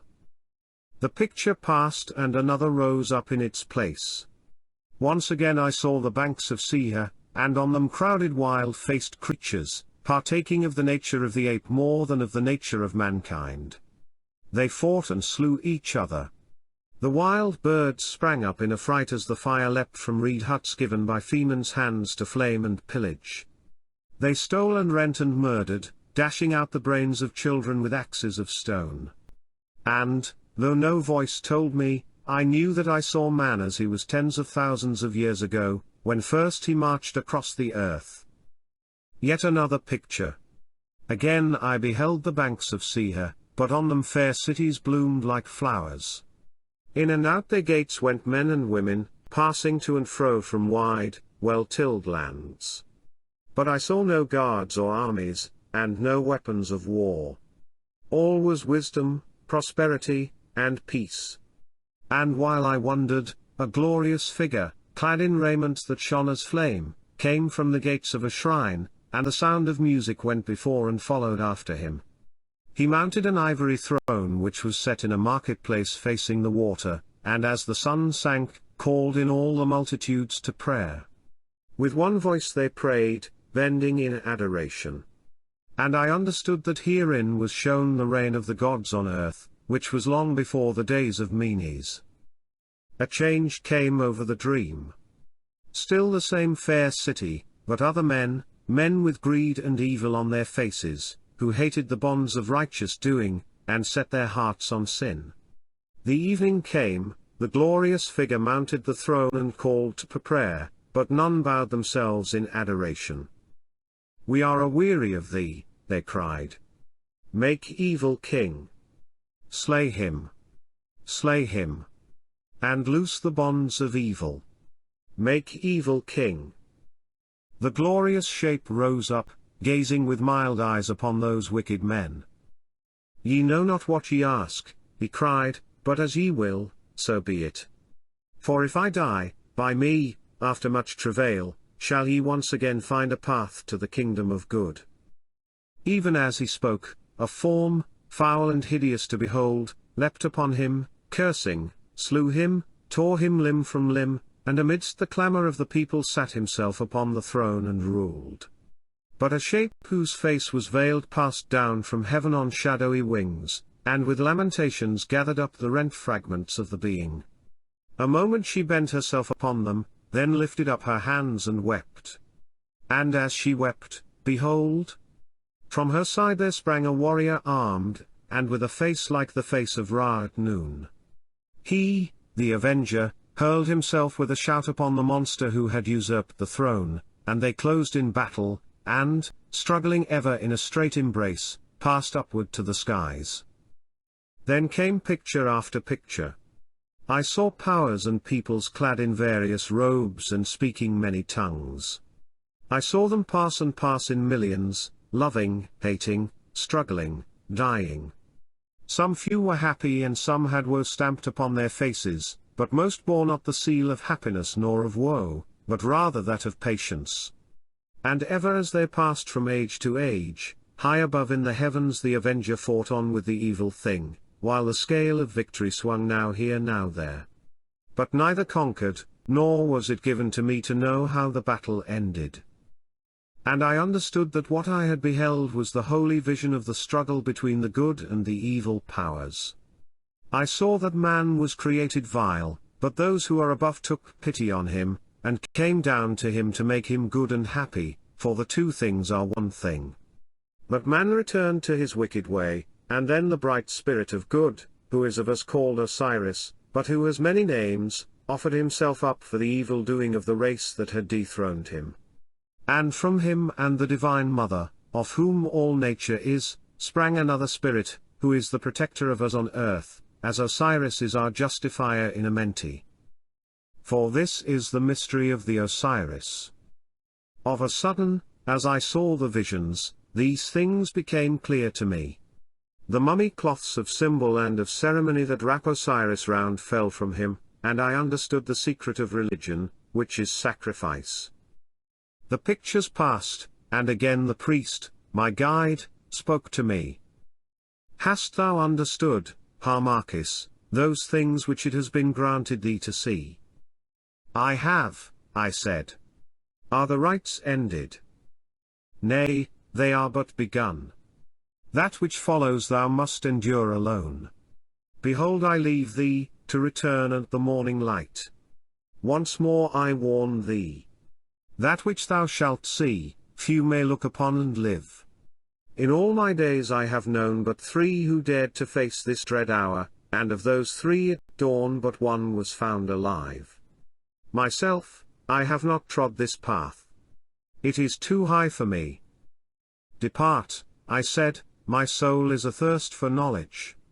I will dare it. He laid his hand upon my shoulder and blessed me.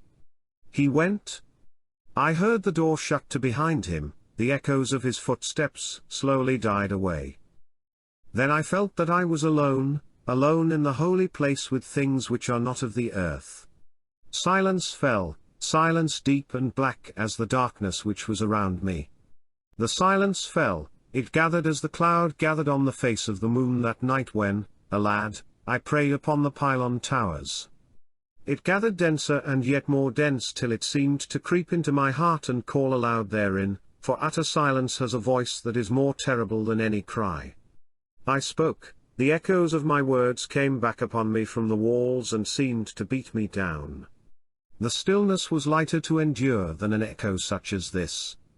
What was I about to see? Should I die, even now, in the fullness of my youth and strength. Terrible were the warnings that had been given to me. I was fear-stricken, and bethought me that I would fly. Fly. Fly whither? The temple door was barred, I could not fly. I was alone with the Godhead, alone with the power that I had invoked. Nay, my heart was pure, my heart was pure. I would face the terror that was to come, even though I died. Isis, Holy Mother, I prayed. Isis, Spouse of Heaven, come unto me, be with me now, I faint. Be with me now. And then I knew that things were not as things had been. The air around me began to stir, it rustled as the wings of eagles rustle, it took life. Bright eyes gazed upon me, strange whispers shook my soul. Upon the darkness were bars of light. They changed and interchanged, they moved to and fro and wove mystic symbols which I could not read. Swifter and swifter flew the shuttle of the light, the symbols grouped, gathered, faded, gathered yet again, faster and still more fast, till my eyes could count them no more. Now I was afloat upon a sea of glory, it surged and rolled, as the ocean rolls, it tossed me high, it brought me low. Glory was piled on glory, splendor heaped on splendor's head, and I rode above it all. Soon the lights began to pale in the rolling sea of air. Great shadows shot across it, lines of darkness pierced it and rushed together on its breast, till, at length, I was only a shape of flame set like a star on the bosom of immeasurable night. Bursts of awful music gathered from far away. Miles and miles away I heard them, thrilling faintly through the gloom. On they came, nearer and more near, louder and more loud, till they swept past, above, below, around me, swept on rushing pinions, terrifying and enchanting me. They floated by, ever growing fainter, till they died in space. Then others came, and no two were akin. Some rattled as 10,000 sistra shaken all to tune. Some rang from the brazen throats of unnumbered clarions. Some pealed with a loud, sweet chant of voices that were more than human, and some rolled along in the slow thunder of a million drums. They passed, their notes were lost in dying echoes, and the silence once more pressed in upon me, and overcame me. The strength within me began to fail. I felt my life ebbing at its springs. Death drew near to me and his shape was silence. He entered at my heart, entered with a sense of numbing cold, but my brain was still alive, I could yet think. I knew that I was drawing near the confines of the dead. Nay, I was dying fast, and oh, the horror of it. I strove to pray and could not, there was no more time for prayer. One struggle and the stillness crept into my brain. The terror passed, an unfathomable weight of sleep pressed me down. I was dying, and then, nothingness. I was dead.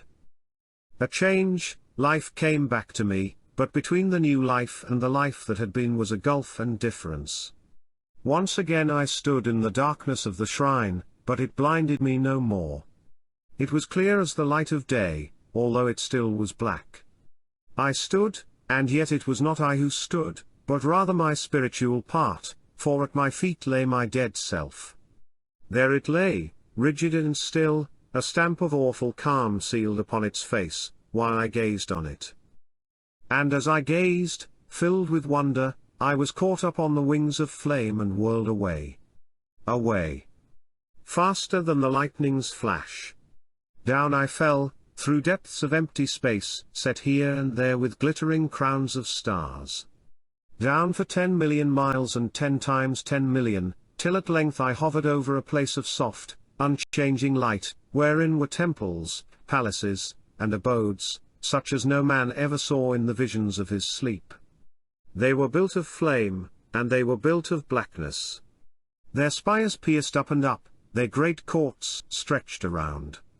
Even as I hovered they changed continually to the eye, what was flame became blackness, what was blackness became flame.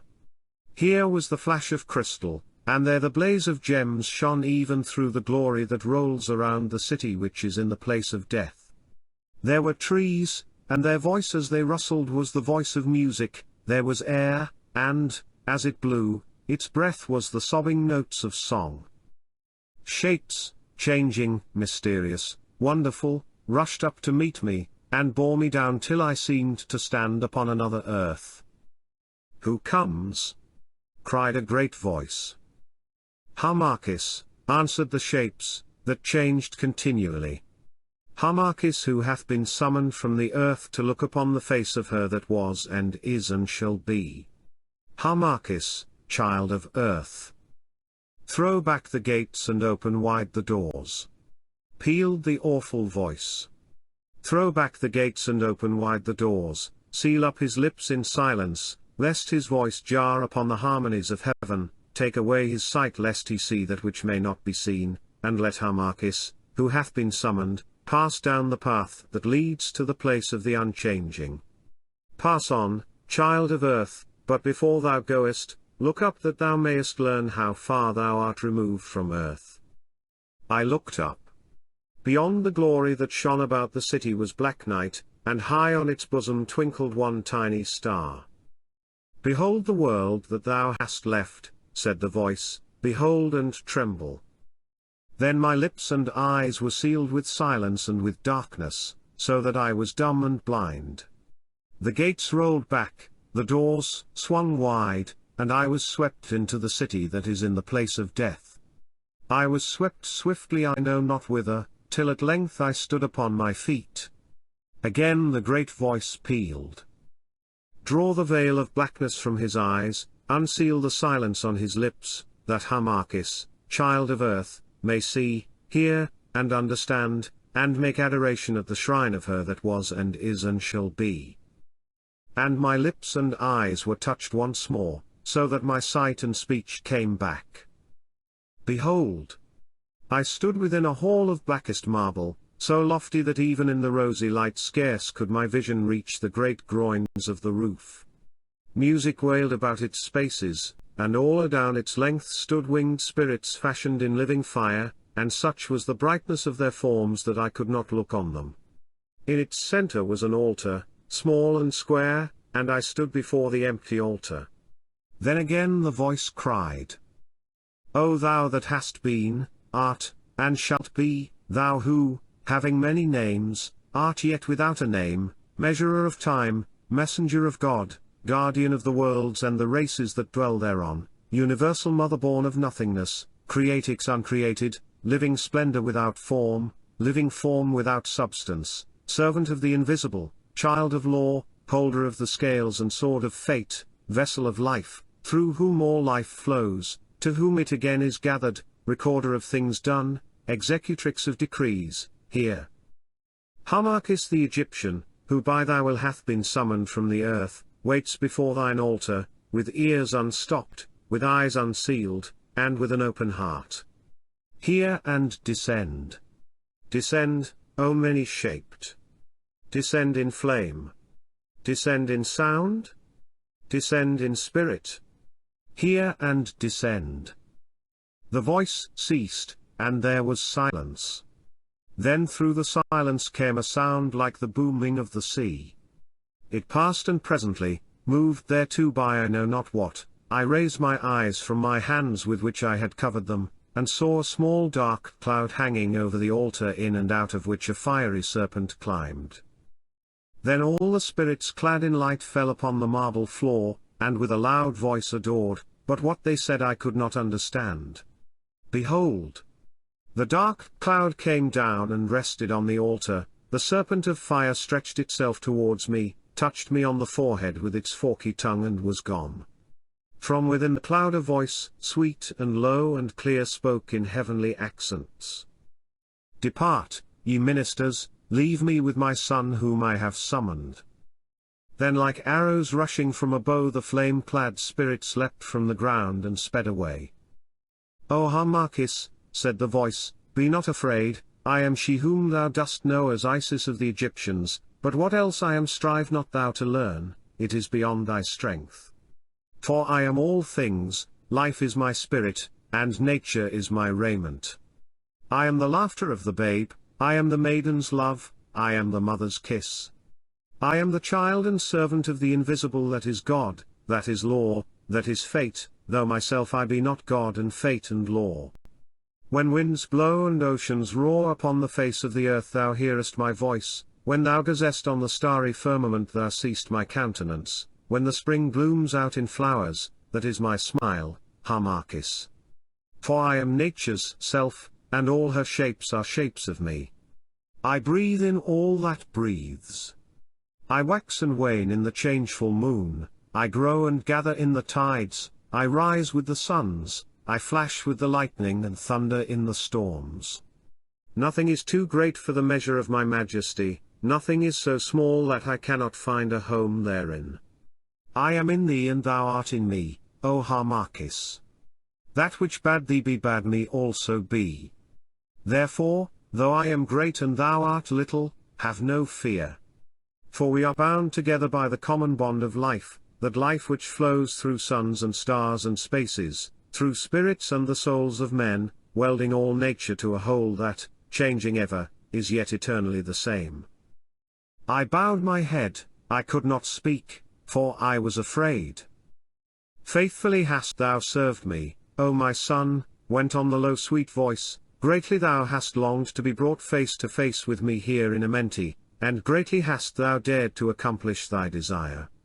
For it is no small thing to cast off the tabernacle of the flesh and before the appointed time, if only for an hour, put on the raiment of the Spirit. And greatly, O my servant and my son, have I, too, desired to look on thee there where I am. For the gods love those who love them, but with a wider and deeper love, and under one who is as far from me as I am from thee, mortal, I am a god of gods. Therefore I have caused thee to be brought hither, Harmachis, and therefore I speak to thee, my son, and bid thee commune with me now face to face, as thou didst commune that night upon the temple towers of Abouthes. For I was there with thee, Harmachis, as I was in 10,000 other worlds. It was I, O Harmachis, who laid the lotus in thy hand, giving thee the sign which thou didst seek. For thou art of the kingly blood of my children who served me from age to age. And if thou dost not fail thou shalt sit upon that kingly throne and restore my ancient worship in its purity, and sweep my temples from their defilements. But if thou dost fail, then shall the eternal spirit Isis become but a memory in Egypt. The voice paused, and, gathering up my strength, at length I spoke aloud. Tell me, O holy, I said, shall I then fail?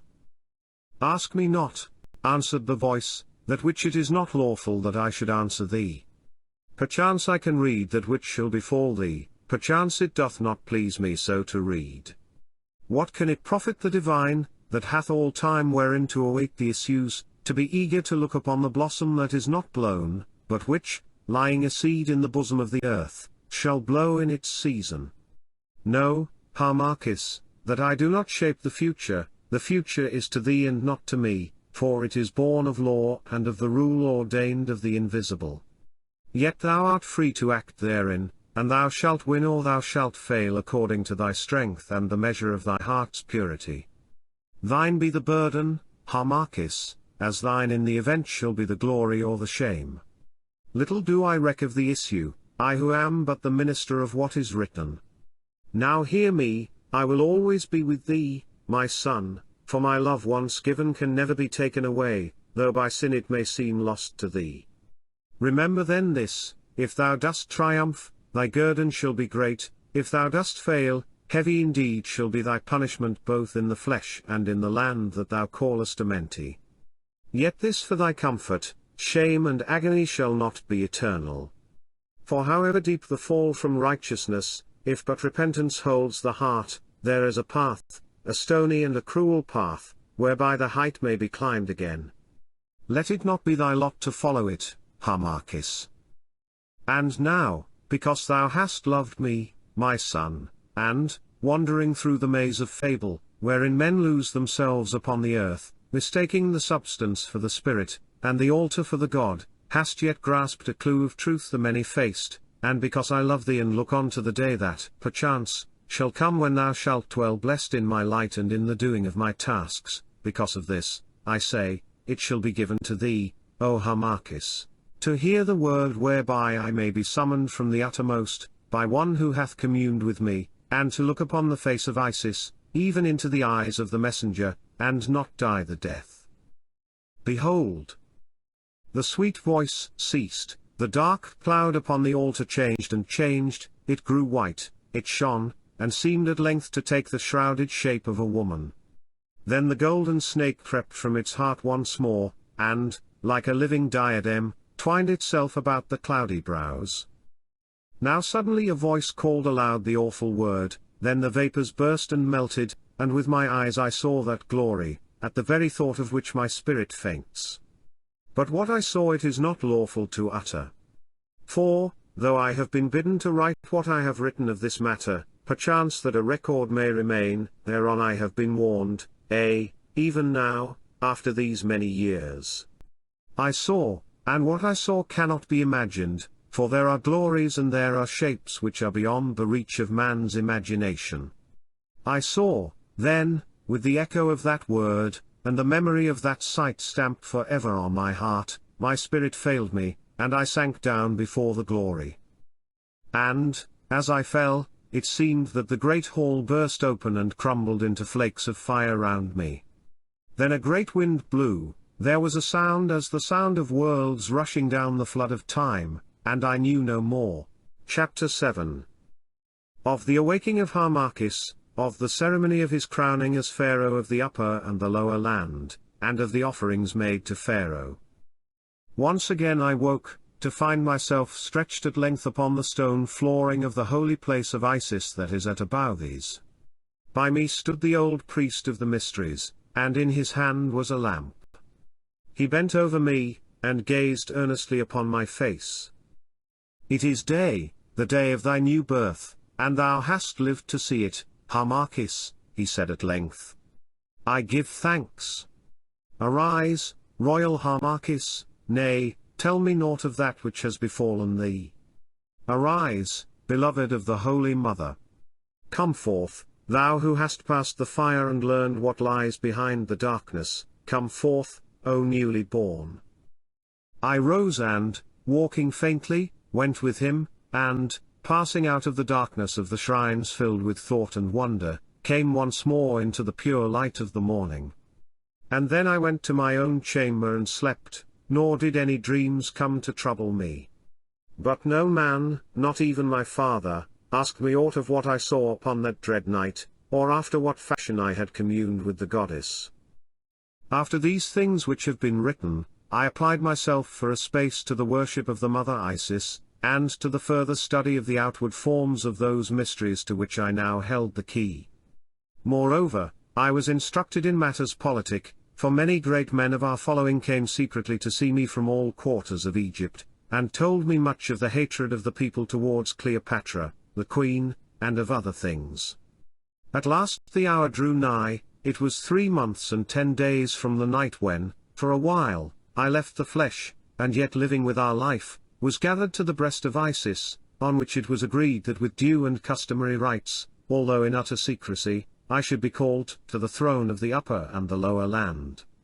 So it came about that, as the solemn time drew nigh, great men of the party of Egypt gathered to the number of 37 from every nome, and each great city of their nome, meeting together at Audiobook. They came in every guise, some as priests, some as pilgrims to the shrine, and some as beggars. Among them was my uncle, Seppa, who, though he clad himself as a travelling doctor, had much ado to keep his loud voice from betraying him. Indeed, I myself knew him by it, meeting him as I walked in thought upon the banks of the canal, although it was then dusk and the great cape, which, after the fashion of such doctors, he had thrown about his head, half hid his face. A pest on thee, he cried, when I greeted him by his name. Cannot a man cease to be himself for a single hour? Didst thou but know the pains that it has cost me to learn to play this part, and now thou readest who I am even in the dark. And then, still talking in his loud voice, he told me how he had travelled hither on foot, the better to escape the spies who ply to and fro upon the river. But he said he should return by the water, or take another guise, for since he had come as a doctor he had been forced to play a doctor's part, knowing but little of the arts of medicine, and, as he greatly feared, there were many between Anu and Abouthies who had suffered from it, and he laughed loudly and embraced me, forgetting his part. For he was too whole at heart to be an actor and other than himself, and would have entered Abouthies with me holding my hand, had I not chid him for his folly. In ancient Egypt an unskilful or negligent physician was liable to very heavy penalties. Editor. At length all were gathered. It was night, and the gates of the temple were shut. None were left within them, except the 37, my father, the high priest Amenemhat, that aged priest who had led me to the shrine of Isis, the old wife, Atwa, who, according to ancient custom, was to prepare me for the anointing, and some 5 other priests, sworn to secrecy by that oath which none may break. They gathered in the second hall of the great temple, but I remained alone, clad in my white robe, in the passage where are the names of 76 ancient kings, who were before the day of the divine Sethi. There I rested in darkness, till at length my father, Amenemhat, came, bearing a lamp, and, bowing low before me, led me by the hand forth into the great hall. Here and there, between its mighty pillars, lights were burning that dimly showed the sculptured images upon the walls, and dimly fell upon the long line of the 37 lords, priests, and princes, who, seated upon carven chairs, awaited my coming in silence. Before them, facing away from the 7 sanctuaries, a throne was set, around which stood the priests holding the sacred images and banners. As I came into the dim and holy place, the dignitaries rose, and bowed before me, speaking no word, while my father led me to the steps of the throne, and in a low voice bade me stand before it. Then he spoke. Lords, priests, and princes of the ancient orders of the land of Kem, nobles from the upper and the lower country, have gathered in answer to my summons. Hear me, I present to you, with such scant formality as the occasion can afford, the Prince Harmachis, by right and true descent of blood the descendant and heir of the ancient Pharaohs of our most unhappy land. He is priest of the inmost circle of the mysteries of the divine Isis, master of the mysteries, hereditary priest of the pyramids, which are by Memphis, instructed in the solemn rites of the holy Osiris. Is there any among you who has aught to urge against the true line of his blood? He paused, and my uncle Seppa, rising from his chair, spoke. We have made examination of the records and there is none, O Amenemhat. He is of the royal blood, his descent is true. Is there any among you, went on my father, who can deny that this royal Harmachis, by sanction of the very gods, has been gathered to Isis, been shown the way of the Osiris, been admitted to be the hereditary high priest of the pyramids which are by Memphis, and of the temples of the pyramids? Then that old priest rose who had been my guide in the sanctuary of the mother and made answer, There is none, O Amenemhat, I know these things of my own knowledge. Once more my father spoke, Is there any among you who has aught to urge against this royal Harmachis, in that by wickedness of heart or life, by uncleanliness or falsity, it is not fit or meet that we should crown him lord of all the lands? Then an aged prince of Memphis arose and made answer. We have inquired of these matters, there is none, O Amenemhat. It is well, said my father, then naught is wanting in the Prince Harmachis, seed of Nechtnebh, the Osiran. Let the woman Atwa stand forth and tell this company those things that came to pass when, at the hour of her death, she who was my wife prophesied over this prince, being filled with the spirit of the Hathors. Thereon old Atwa crept forward from the shadow of the columns, and earnestly told those things that have been written. Ye have heard, said my father, do you believe that the woman who was my wife spake with the divine voice? We do, they answered. Now my uncle Seppa rose and spoke. Royal Harmachis, thou hast heard. Know now that we are gathered here to crown thee king of the upper and the lower lands, thy holy father, Amenemhat, renouncing all his right on thy behalf.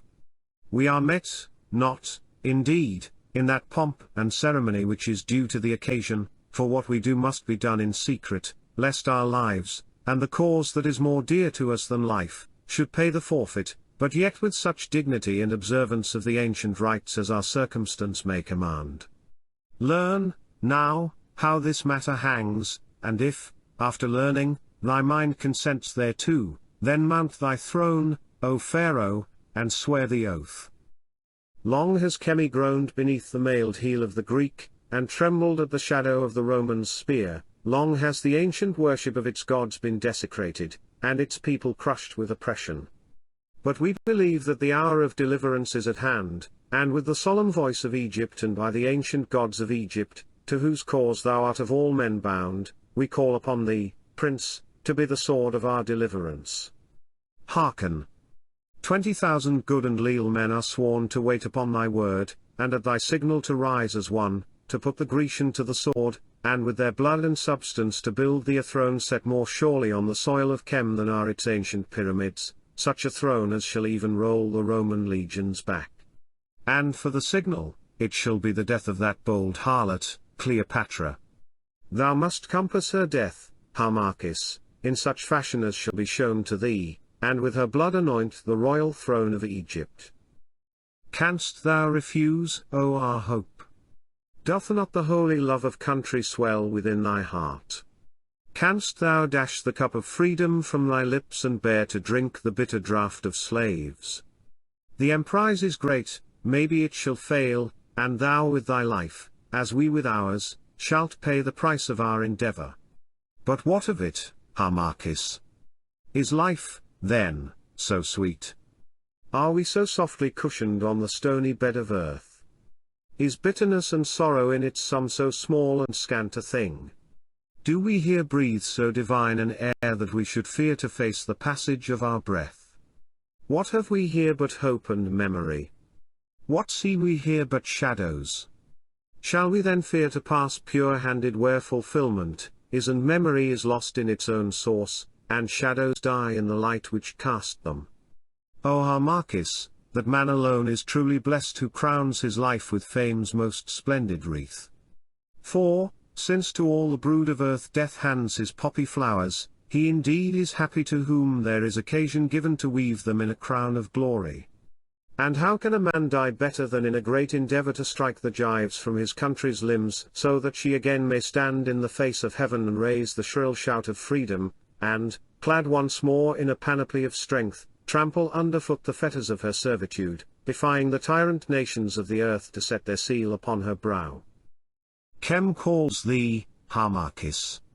Come then, thou deliverer, leap like Horus from the firmament, break her chains, scatter her foes, and rule a pharaoh on Pharaoh's throne. Enough, enough, I cried, while the long murmur of applause swept about the columns and up the massy walls. Enough, is there any need to adjure me thus? Had I 100 lives, would I not most gladly lay them down for Egypt? Well said, answered Seppa. Now go forth with the woman yonder, that she may make thy hands clean before they touch the sacred emblems, and anoint thy brow before it is encircled of the diadem.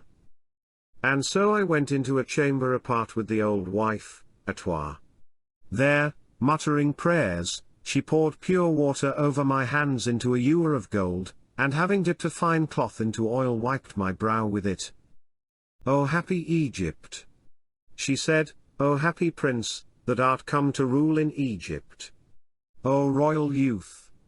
Too royal to be a priest, so shall many a fair woman think, but, perchance, for thee they will relax the priestly rule, else how shall the race of Pharaoh be carried on? O happy I, who dandled thee and gave my flesh and blood to save thee! O royal and beautiful Harmachis, born for splendor, happiness, and love! Cease, cease, I said, for her talk jarred upon me. Call me not happy till thou knowest my end, and speak not to me of love, for with love comes sorrow, and mine is another and a higher way. So thou sayest, and joy, too, that comes with love. Never talk lightly of love, my king, for it brought thee here. La. La. But it is always the way, the goose on the wing laughs at crocodiles, so goes their saying down at Alexandria, but when the goose is asleep on the water, it is the crocodiles that laugh. Not but what women are pretty crocodiles. Men worship the crocodiles at Anthribis, Crocodilopolis they call it now, don't they? But they worship women all the world over. La. How my tongue runs on, and thou about to be crowned Pharaoh. Did I not prophesy it to thee? Well, thou art clean, Lord of the double crown. Go forth. So I went from the chamber with the old wife's foolish talk ringing in my ears, though of a truth her folly had ever a grain of wit in it. As I came, the dignitaries rose once more and bowed before me. Then my father, without delay, drew near me, and placed in my hands a golden image of the divine Ma, the goddess of truth, and golden images of the arcs of the god Amun-Ra, of the divine Mut, and the divine Khons, and spoke solemnly. Thou swearest by the living majesty of Ma, by the majesty of Amun-Ra, of Mut, and of Khons. I swear, I said. Thou swearest by the holy land of Kem, by sea as flood, by the temples of the gods and the eternal pyramids. I swear. Remembering thy hideous doom if thou shouldst fail therein, thou swearest that thou wilt in all things govern Egypt according to its ancient laws, that thou wilt preserve the worship of its gods, that thou wilt do equal justice, that thou wilt not oppress, that thou wilt not betray, that thou wilt make no alliance with the Roman or the Greek, that thou wilt cast out the foreign idols, that thou wilt devote thy life to the liberty of the land of Kem. I swear. It is well. Mount, then, the throne, that in the presence of these thy subjects, I may name thee Pharaoh. I mounted upon the throne, of which the footstool is a sphinx, and the canopy the overshadowing wings of Ma. Then Amenemhat drew nigh once again and placed the pshent upon my brow, and on my head the double crown, and the royal robe about my shoulders, and in my hands the scepter and the scourge.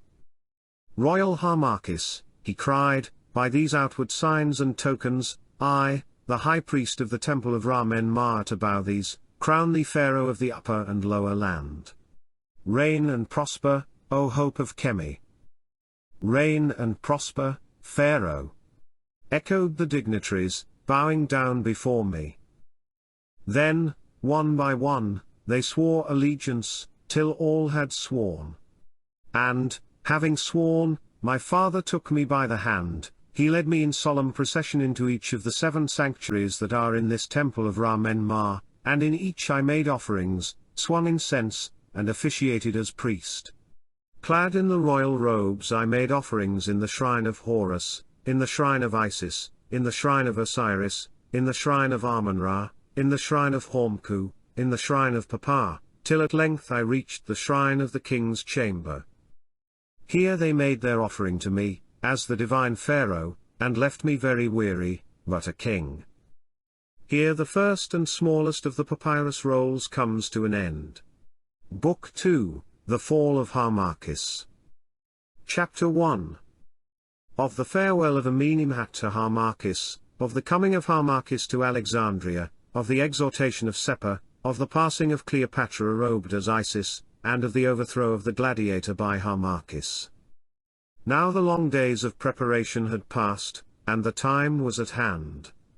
I was initiated, and I was crowned, so that although the common folk knew me not, or knew me only as priest of Isis, there were in Egypt thousands who at heart bowed down to me as Pharaoh.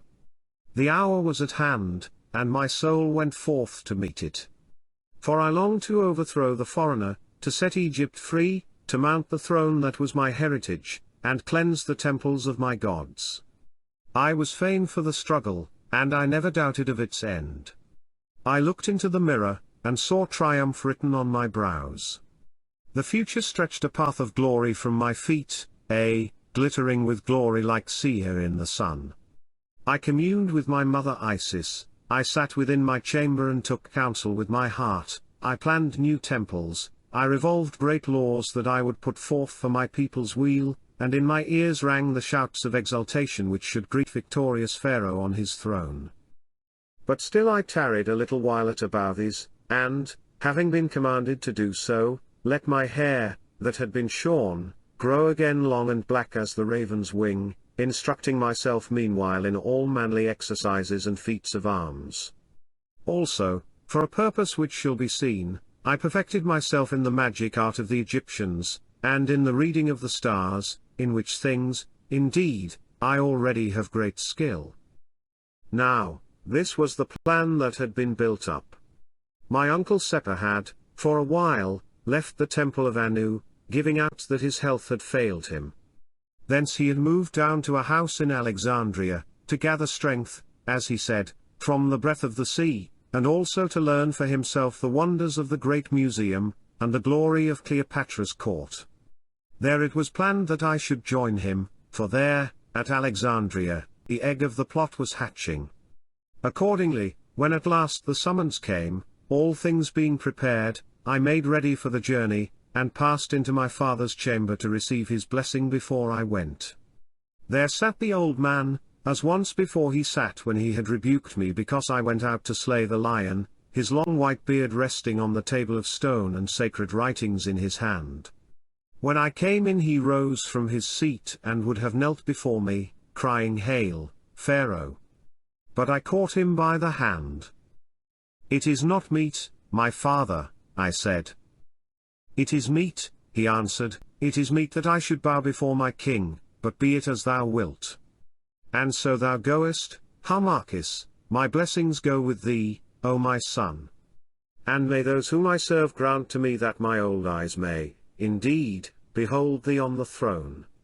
I have searched long, striving, Harmachis, to read the future that shall be, but I can learn naught by all my wisdom.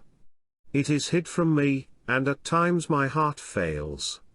But hear this, there is danger in thy path, and it comes in the form of woman. I have known it long, and therefore thou hast been called to the worship of the heavenly Isis, who bids her votaries put away the thought of woman till such time as she shall think well to slacken the rule. O, my son, I would that thou wert not so strong and fair, stronger and fairer, indeed, than any man in Egypt, as a king should be, for in that strength and beauty may lie a cause of stumbling. Beware, then, of those witches of Alexandria, lest, like a worm, some one of them creep into my heart and eat its secret out." "Have no fear, my father," I answered, frowning, "my thought is set on other things than red lips and smiling eyes." "It is good," he answered, "so may it befall. And now farewell. When next we meet, may it be in that happy hour when, with all the priests of the upper land, I move down from Abouthis to do my homage to Pharaoh on his throne." So I embraced him, and went. Alas! I little thought how we should meet again. Thus it came about that once more I passed down the Nile travelling as a man of no estate. And to such as were curious about me it was given out that I was the adopted son of the high priest of Abouthis, having been brought up to the priesthood, and that I had at the last refused the service of the gods, and chosen to go to Alexandria, to seek my fortune. For, be it remembered, I was still held to be the grandson of the old wife, Atwa, by all those who did not know the truth. On the 10th night, sailing with the wind, we reached the mighty city of Alexandria, the city of 1,000 lights. Above them all towered the white Pharaohs, that wonder of the world, from the crown of which a light like the light of the sun blazed out across the waters of the harbour to guide mariners on their way across the sea. The vessel having been cautiously made fast to the quay, for it was night, I disembarked and stood wondering at the vast mass of houses, and confused by the clamour of many tongues. For here all peoples seemed to be gathered together, each speaking after the fashion of his own land. And as I stood a young man came and touched me on the shoulder, asking me if I was from Abouthis and named Harmachis. I said yea. Then, bending over me, he whispered the secret password into my ear, and, beckoning to 2 slaves, bade them bring my baggage from the ship. This they did, fighting their way through the crowd of porters who were clamoring for hire. Then I followed him down the quay, which was bordered with drinking places, where all sorts of men were gathered, tippling wine and watching the dancing of women, some of whom were but scantily arrayed, and some not arrayed at all. And so we went through the lamplit houses till at last we reached the shore of the great harbour, and turned to the right along a wide way paved with granite and bordered by strong houses, having cloisters in front of them, the like of which I had never seen. Turning once more to the right we came to a quieter portion of the city, where, except for parties of strolling revellers, the streets were still. Presently my guide halted at a house built of white stone. We passed in, and, crossing a small courtyard, entered a chamber where there was a light. And here, at last, I found my uncle Seppa, most glad to see me safe. When I had washed and eaten, he told me that all things went well, and that as yet there was no thought of evil at the court.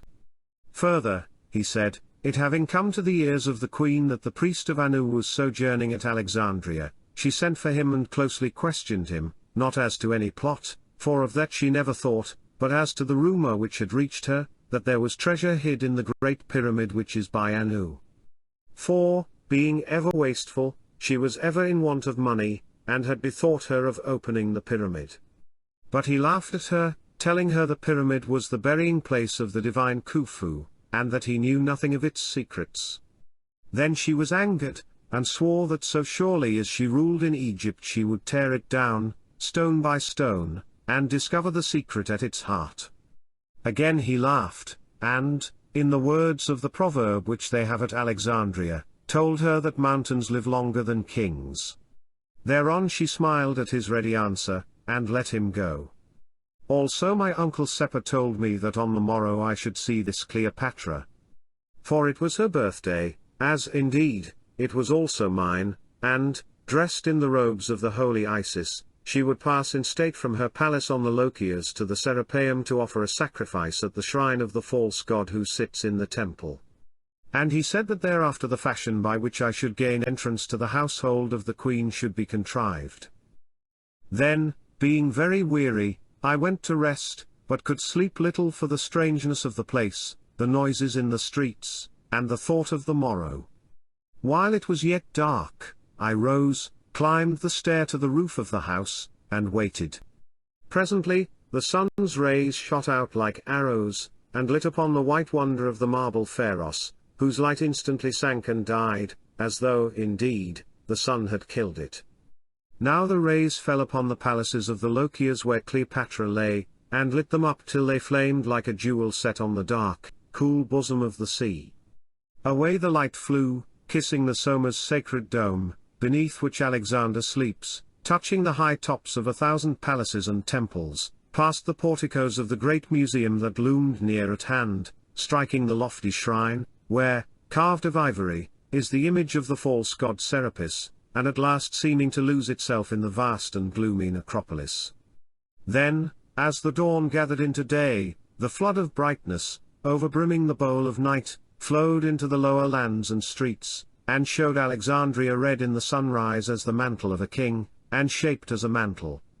The Etesian wind came up from the north, and swept away the vapour from the harbours, so that I saw their blue waters rocking 1,000 ships. I saw, too, that mighty mole the Heptastadium, I saw the hundreds of streets, the countless houses, the innumerable wealth and splendour of Alexandria set like a queen between Lake Meriotis and the ocean, and dominating both, and I was filled with wonder. This, then, was one city in my heritage of lands and cities. Well, it was worth the grasping. And having looked my full and fed my heart, as it were, with the sight of splendour, I communed with the holy Isis and came down from the roof. In the chamber beneath was my uncle Seppa. I told him that I had been watching the sun rise over the city of Alexandria. So, he said, looking at me from beneath his shaggy eyebrows, and what thinkest thou of Alexandria? I think it is like some city of the gods, I answered. He replied fiercely, a city of the infernal gods, a sink of corruption, a bubbling well of iniquity, a home of false faiths springing from false hearts. I would that not one stone of it was left upon another stone, and that its wealth lay deep beneath yonder waters. I would that the gulls were screaming across its site, and that the wind, untainted by a Grecian breath, swept through its ruins from the ocean to Meriotis. O royal Harmachis, let not the luxury and beauty of Alexandria poison thy sense, for in their deadly air, faith perishes, and religion cannot spread her heavenly wings. When the hour comes for thee to rule, Harmachis, cast down this accursed city and, as thy fathers did, set up thy throne in the white walls of Memphis. For I tell thee that, for Egypt, Alexandria is but a splendid gate of ruin, and, while it endures, all nations of the earth shall march through it, to the plunder of the land, and all false faiths shall nestle in it and breed the overthrow of Egypt's gods. I made no answer, for there was truth in his words. And yet to me the city seemed very fair to look on. After we had eaten, my uncle told me it was now time to set out to view the march of Cleopatra, as she went in triumph to the shrine of Serapis. For although she would not pass till within 2 hours of the midday, yet these people of Alexandria have so great a love of shows and idling that had we not presently set forth, by no means could we have come through the press of the multitudes who were already gathering along the highways where the queen must ride. So we went out to take our places upon a stand, built of timber, that had been set up at the side of the great road which pierces through the city, to the Canopic Gate. For my uncle had already purchased a right to enter there, and that dearly. We won our way with much struggle through the great crowds that were already gathered in the streets till we reached the scaffolding of timber, which was roofed in with an awning and gaily hung with scarlet cloths. Here we seated ourselves upon a bench and waited for some hours, watching the multitude press past shouting, singing, and talking loudly in many tongues. At length soldiers came to clear the road, clad, after the Roman fashion, in breastplates of chain armor. After them marched heralds enjoining silence, at which the population sung and shouted all the more loudly, and crying that Cleopatra, the queen, was coming. Then followed 1,000 Cilician skirmishers, 1,000 Thracians, 1,000 Macedonians, and 1,000 Gauls, each armed after the fashion of their country. Then passed 500 men of those who are called the fenced horsemen, for both men and horses were altogether covered with mail. Next came youths and maidens sumptuously draped and wearing golden crowns, and with them images symbolizing day and night, morning and noon, the heavens and the earth. After these walked many fair women, pouring perfumes on the road, and others scattering blooming flowers. Now there rose a great shout of Cleopatra. Cleopatra. And I held my breath and bent forward to see her who dared to put on the robes of Isis. But at that moment the multitude so gathered and thickened in front of where I was that I could no longer clearly see. So in my eagerness I leapt over the barrier of the scaffolding, and, being very strong, pushed my way through the crowd till I reached the foremost rank. And as I did so, Nubian slaves armed with thick staves and crowned with ivy leaves ran up, striking the people. One man I noted more especially, for he was a giant and, being strong, was insolent beyond measure, smiting the people without cause, as, indeed, is the wont of low persons set in authority. For a woman stood near to me, an Egyptian by her face, bearing a child in her arms, whom the man, seeing that she was weak, struck on the head with his rod so that she fell prone, and the people murmured. But at the sight my blood rushed of a sudden through my veins and drowned my reason. I held in my hand a staff of olive wood from Cyprus, and as the black brute laughed at the sight of the stricken woman and her babe rolling on the ground, I swung the staff aloft and smote. So shrewdly did I strike, that the tough rod split upon the giant's shoulders and the blood spurted forth, staining his trailing leaves of ivy. Then, with a shriek of pain and fury, for those who smite love not that they be smitten, he turned and sprang at me. And all the people round gave back, save only the woman who could not rise, leaving us two in a ring as it were. On he came with a rush, and, as he came, being now mad, I smote him with my clenched fist between the eyes, having nothing else with which to smite, and he staggered like an ox beneath the first blow of the priest's axe. Then the people shouted, for they loved to see a fight, and the man was known to them as a gladiator victorious in the games. Gathering up his strength, the knave came on with an oath, and, whirling his heavy staff on high, struck me in such a fashion that, had I not avoided the blow by nimbleness, I had surely been slain. But, as it chanced, the staff hit upon the ground, and so heavily that it flew in fragments. Thereon the multitude shouted again, and the great man, blind with fury, rushed at me to smite me down. But with a cry I sprang straight at his throat, for he was so heavy a man that I knew I could not hope to throw him by strength, and gripped it. There I clung, though his fists battered me like bludgeons, driving my thumbs into his throat. Round and round we turned, till at length he flung himself to the earth, trusting thus to shake me off. But I held on fast as we rolled over and over on the ground, till at last he grew faint for want of breath. Then I, being uppermost, drove my knee down upon his chest, and, as I believe, should thus have slain him in my rage had not my uncle, and others there gathered, fallen upon me, and dragged me from him. And meanwhile, though I know it not, the chariot in which the queen sat, with elephants going before and lions led after it, had reached the spot, and had been halted because of the tumult. I looked up, and thus torn, panting, my white garments stained with the blood that had rushed from the mouth and nostrils of the mighty Nubian, I for the first time saw Cleopatra face to face. Her chariot was all of gold, and drawn by milk-white steeds. She sat in it with two fair girls, clad in Greek attire, standing one on either side, fanning her with glittering fans.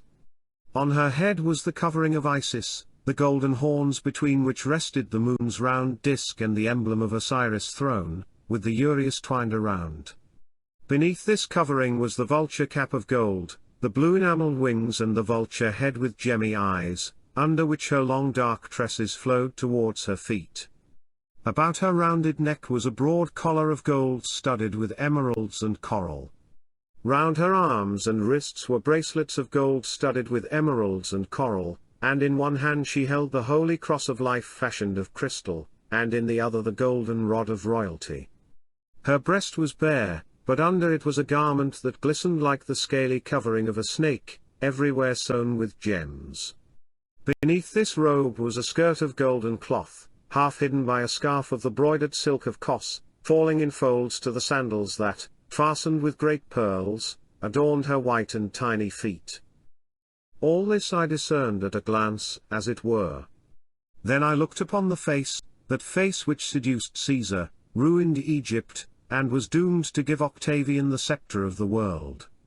I looked upon the flawless Grecian features, the rounded chin, the full, rich lips, the chiseled nostrils, and the ears fashioned like delicate shells. I saw the forehead, low, broad, and lovely, the crisped, dark hair falling in heavy waves that sparkled in the sun, the arched eyebrows, and the long, bent lashes. There before me was the grandeur of her imperial shape. There burnt the wonderful eyes, hued like the Cyprian violet, eyes that seemed to sleep and brood on secret things as night broods upon the desert, and yet as the night to shift, change, and be illumined by gleams of sudden splendor born within their starry depths. All those wonders I saw, though I have small skill in telling them. But even then I knew that it was not in these charms alone that the might of Cleopatra's beauty lay. It was rather in a glory, and a radiance cast through the fleshly covering from the fierce soul within. For she was a thing of flame like unto which no woman has ever been or ever will be. Even when she brooded, the fire of her quick heart shone through her. But when she woke, and the lightning leapt suddenly from her eyes, and the passion-laden music of her speech chimed upon her lips, then, who can tell how Cleopatra seemed?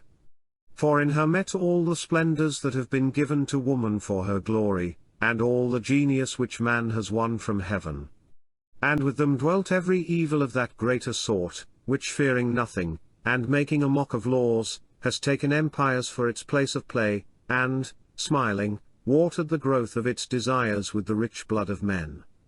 In her breast they gathered, together fashioning that Cleopatra whom no man may draw, and yet whom no man, having seen, ever can forget. They fashioned her grand as the spirit of storm, lovely as lightning, cruel as pestilence, yet with a heart, and what she did is known. Woe to the world when such another comes to curse it. For a moment I met Cleopatra's eyes as she idly bent herself to find the tumult's cause. At first they were somber and dark, as though they saw indeed, but the brain read nothing. Then they awoke, and their very color seemed to change as the color of the sea changes when the water is shaken. First, there was anger written in them, next an idle noting, then, when she looked upon the huge bulk of the man whom I had overcome, and knew him for the gladiator, something, perchance, that was not far from wonder. At the least they softened, though, indeed, her face changed no whit. But he who would read Cleopatra's mind had need to watch her eyes, for her countenance varied but a little. Turning, she said some word to her guards. They came forward and led me to her, while all the multitude waited silently to see me slain. I stood before her, my arms folded on my breast. Overcome though I was by the wonder of her loveliness, I hated her in my heart, this woman who dared to clothe herself in the dress of Isis, this usurper who sat upon my throne, this wanton squandering the wealth of Egypt in chariots and perfumes.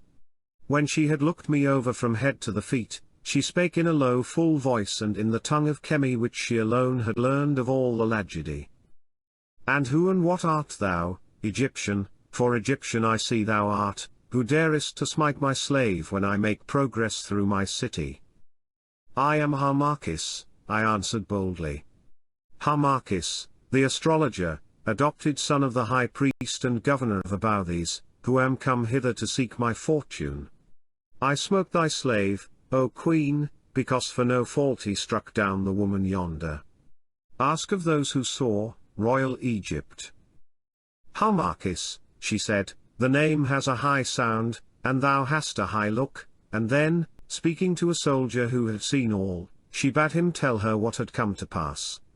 This he did truthfully, being friendly disposed towards me because I had overcome the Nubian. Thereon she turned and spoke to the girl bearing the fan who stood beside her, a woman with curling hair and shy dark eyes, very beautiful to see. The girl answered somewhat. Then Cleopatra bade them bring the slave to her. So they led forward the giant, who had found his breath again, and with him the woman whom he had smitten down. Thou dog, she said, in the same low voice, thou coward. Who, being strong, didst smite down this woman, and, being a coward, wast overthrown of this young man. See, thou, I will teach thee manners. Henceforth, when thou smitest women it shall be with thy left arm. Ho, guards, seize this black slave and strike off his right hand. Her command given, she sank back in her golden chariot, and again the cloud gathered in her eyes. But the guards seized the giant, and, notwithstanding his cries and prayers for mercy, struck off his hand with a sword upon the wood of the scaffolding, and he was carried away groaning. Then the procession moved on again. As it went the fair woman with the fan turned her head, caught my eye, and smiled and nodded as though she rejoiced, at which I wondered somewhat. The people cheered also and made jests, saying that I should soon practice astrology in the palace. But, as soon as we might, I and my uncle escaped, and made our way back to the house. All the while he rated me for my rashness, but when we came to the chamber of the house he embraced me and rejoiced greatly, because I had overthrown the giant with so little hurt to myself. Chapter 2. Of the coming of Charmian, and of the wrath of Seppa. That same night, while we sat at supper in the house, there came a knock upon the door. It was opened, and a woman passed in wrapped from head to foot in a large dark peplos or cloak in such fashion that her face could not be clearly seen. My uncle rose, and as he did so the woman uttered the secret word. I am come, my father, she said in a sweet clear voice, though of a truth it was not easy to escape the revels at the palace yonder. But I told the queen that the sun and the riot in the streets had made me sick, and she let me go. It is well, he answered. Unveil thyself, here thou art safe. With a little sigh of weariness she unclasped the peplos and let it slip from her, giving to my sight the face and form of that beauteous girl, who had stood to fan Cleopatra in the chariot. For she was very fair and pleasant to look upon, and her Grecian robes clung sweetly about her supple limbs and budding form. Her wayward hair, flowing in 100 little curls, was bound in with a golden fillet, and on her feet were sandals fastened with studs of gold. Her cheeks blushed like a flower, and her dark soft eyes were downcast, as though with modesty, but smiles and dimples trembled about her lips. My uncle frowned when his eyes fell upon her dress. "Why comest thou in this garb, Charmian?" he asked sternly. "Is not the dress of thy mother's good enough for thee? This is no time or place for woman's vanities. Thou art not here to conquer, but to obey." "Nay, be not wroth, my father," she answered softly, "perchance thou knowest not that she whom I serve will have none of our Egyptian dress, it is out of fashion. To wear it would have been to court suspicion, also I came in haste." And as she spoke I saw that all the while she watched me covertly through the long lashes which fringed her modest eyes. "Well, well," he said sharply, fixing his keen glance upon her face, "doubtless thou speakest truth, Charmian. Be ever mindful of thy oath, girl, and of the cause to which thou art sworn. Be not light-minded, and I charge thee forget the beauty with which thou hast been cursed. For mark thou this, Charmian, fail us but one jot, and vengeance shall fall on thee, the vengeance of man and the vengeance of the gods. To this service," he continued, lashing himself to anger as he went on till his great voice rang in the narrow room, "thou hast been bred, to this end thou hast been instructed and placed where thou art to gain the ear of that wicked wanton whom thou seemest to serve. See thou forget it not, see that the luxury of yonder court does not corrupt thy purity and divert thy aim, Charmian," and his eyes flashed and his small form seemed to grow till it attained to dignity, nay, almost to grandeur. "Charmian," he went on, advancing towards her with outstretched finger, "I say that at times I do not trust thee. But 2 nights gone I dreamed I saw thee standing in the desert. I saw thee laugh and lift thy hand to heaven, and from it fell a rain of blood, then the sky sank down on the land of Chem and covered it. Whence came the dream, girl, and what is its meaning? I have naught against thee as yet, but hearken. On the moment that I have, though thou art of my kin, and I have loved thee, on that moment, I say, I will doom those delicate limbs, which thou lovest so much to show, to the kite and the jackal, and the soul within thee to all the tortures of the gods. Unburied shalt thou lie, and bodiless and accursed shalt thou wander in Amenti. For ever and ever." He paused, for his sudden burst of passion had spent itself. But by it, more clearly than before, I saw how deep a heart this man had beneath the cloak of his merriness and simplicity of mien, and how fiercely the mind within him was set upon his aim. As for the girl, she shrank from him terrified, and, placing her hands before her sweet face, began to weep. "Nay, speak not so, my father," she said, between her sobs, "for what have I done? I know nothing of the evil wandering of thy dreams. I am no soothsayer that I should read dreams. Have I not carried out all things according to thy desire? Have I not been ever mindful of that dread oath?" And she trembled. "Have I not played the spy and told thee all? Have I not won the heart of the queen, so that she loves me as a sister, refusing me nothing, and the hearts of those about her? Why dost thou affright me thus with thy words and threats?" And she wept afresh, looking even more beautiful in her sorrow than she was before. "Enough, enough," he answered, "what I have said, I have said. Be warned, and affront our sight no more with this wanton dress. Thinkest thou that we would feed our eyes upon those rounded arms, we whose stake is Egypt and who are dedicated to the gods of Egypt? Girl, behold thy cousin and thy king." She ceased weeping, wiping her eyes with her chiton, and I saw that they seemed but the softer for her tears. "Methinks, most royal Harmachis, and beloved cousin," she said, as she bent before me, "that we are already made acquainted." "Yea, cousin," I answered, not without shamefacedness, for I had never before spoken to so fair a maid. "Thou wert in the chariot with Cleopatra this day when I struggled with the Nubian." "Assuredly," she said, with a smile and a sudden lighting of the eyes, "it was a gallant fight, and gallantly didst thou overthrow that black brute. I saw the fray and, though I knew thee not, I greatly feared for one so brave. But I paid him for my fright, for it was I who put it into the mind of Cleopatra to bid the guards strike off his hand. Now, knowing who thou art, I would I had said his head." And she looked up, shooting a glance at me, and then smiled. "Enough," put in my uncle Seppa, "the time draws on.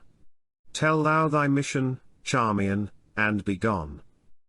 Then her manner changed, she folded her hands meekly before her and spoke. "Let Pharaoh hearken to his handmaiden. I am the daughter of Pharaoh's uncle, the brother of his father, who is now long dead, and therefore in my veins also flows the royal blood of Egypt.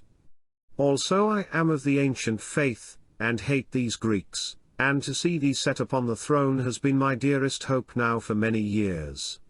To this end I, Charmian, have put aside my rank and become serving woman to Cleopatra, that I might cut a notch in which thou couldst set thy foot when the hour came for thee to climb the throne.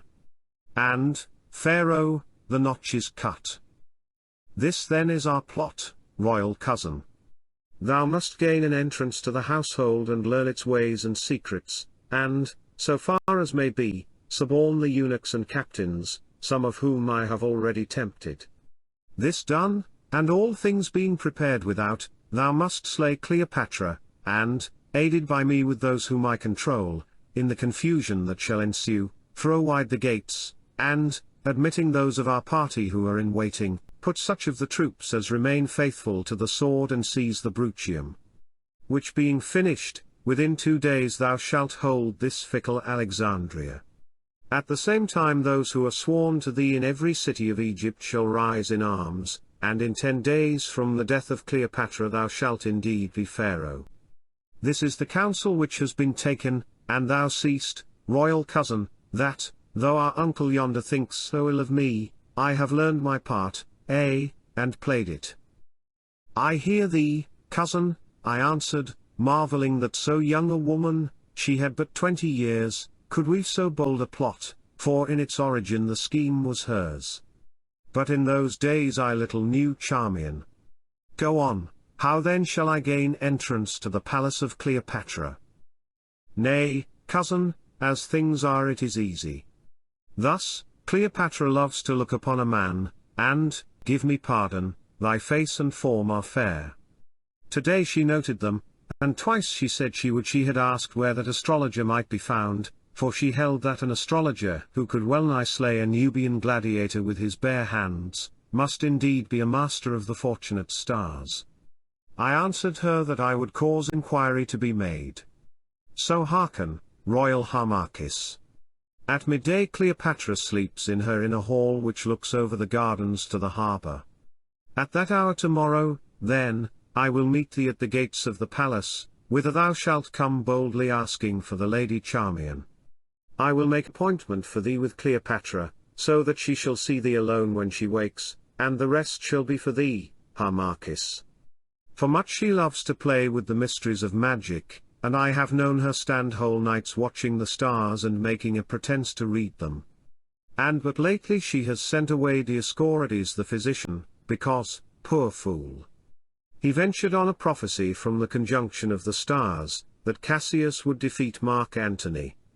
Thereon Cleopatra sent orders to the general Allienus, bidding him add the legions she had sent to Syria to help Antony to the army of Cassius, whose victory, forsooth, was, according to Dioscorides, written on the stars. But, as it chanced, Antony beat Cassius first and Brutus afterwards, and so Dioscorides has departed, and now he lectures on herbs in the museum for his bread, and hates the name of stars. But his place is empty, and thou shalt fill it, and then we will work in secret and in the shadow of the scepter.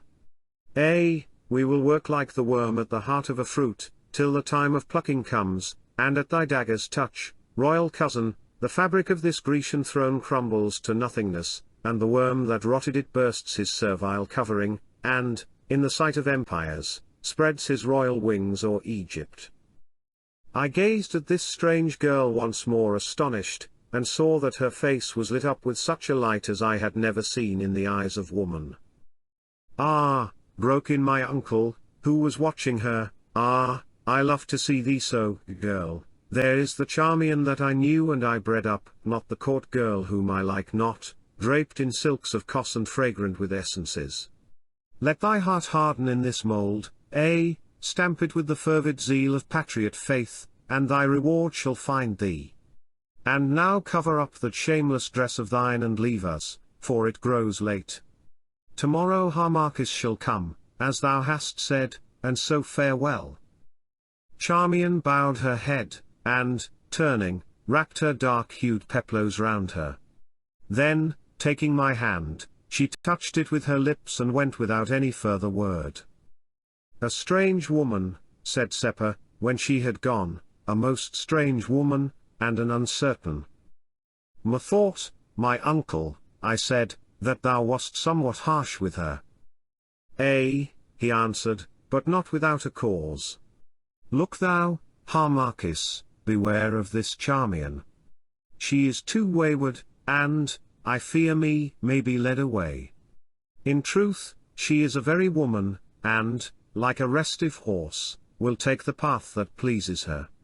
She has brain and fire, and she loves our cause, but I pray that the cause come not face to face with her desires, for what her heart is set on that will she do, at any cost she will do it. Therefore I frightened her now while I may, for who can know but that she will pass beyond my power?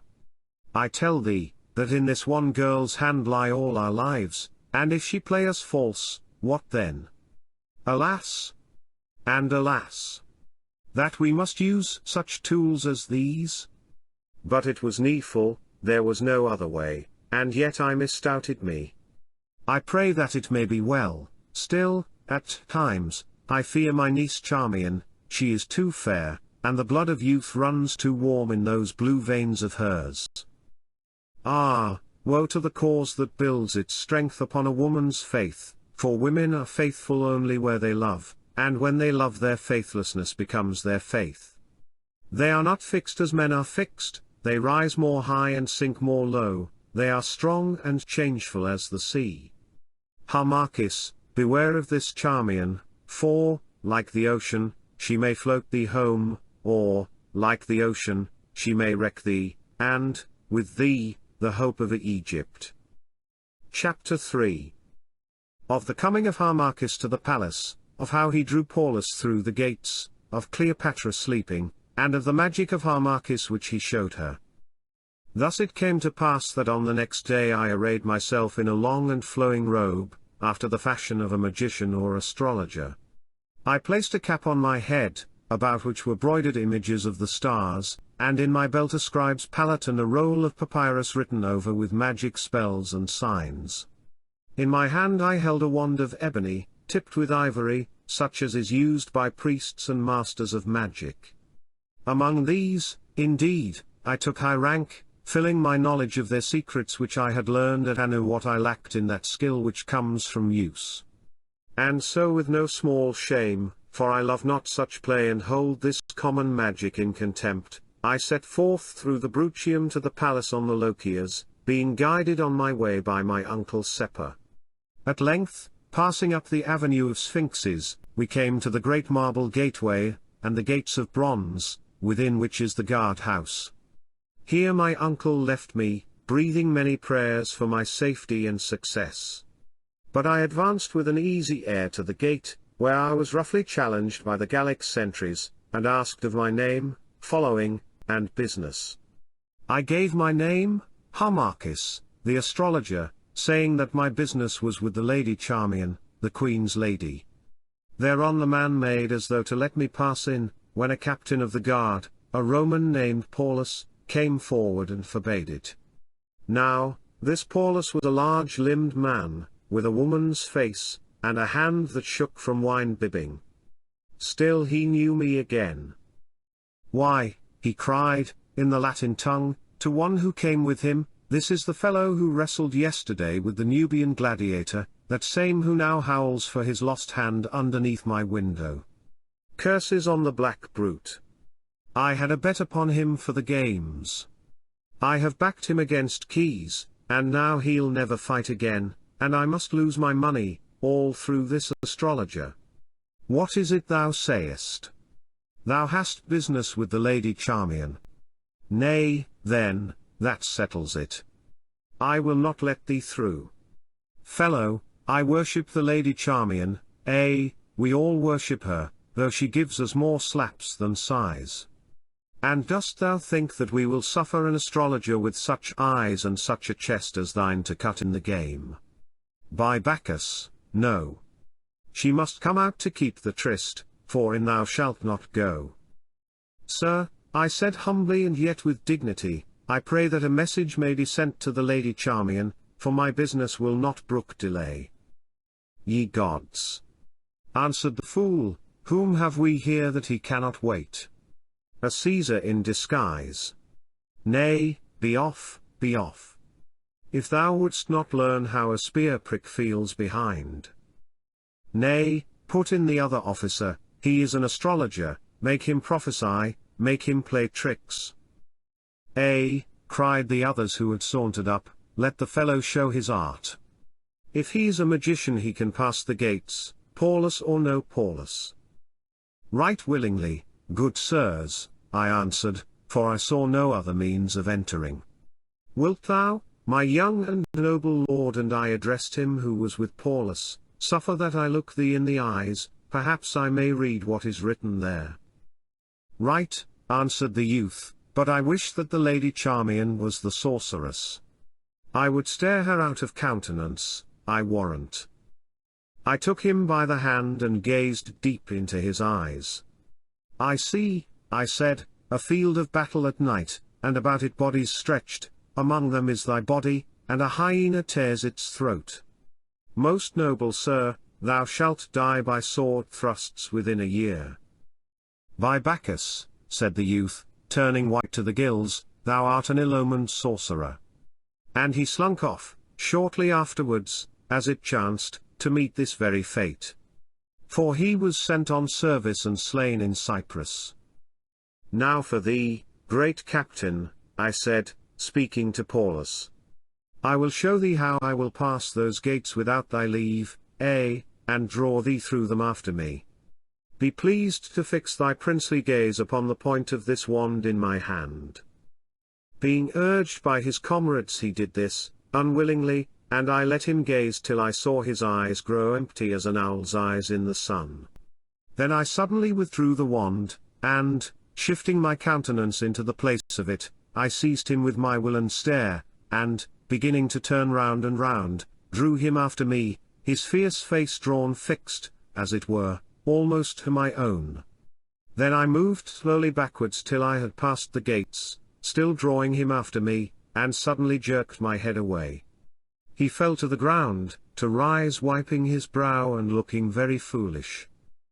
"Art thou content, most noble captain?" I said.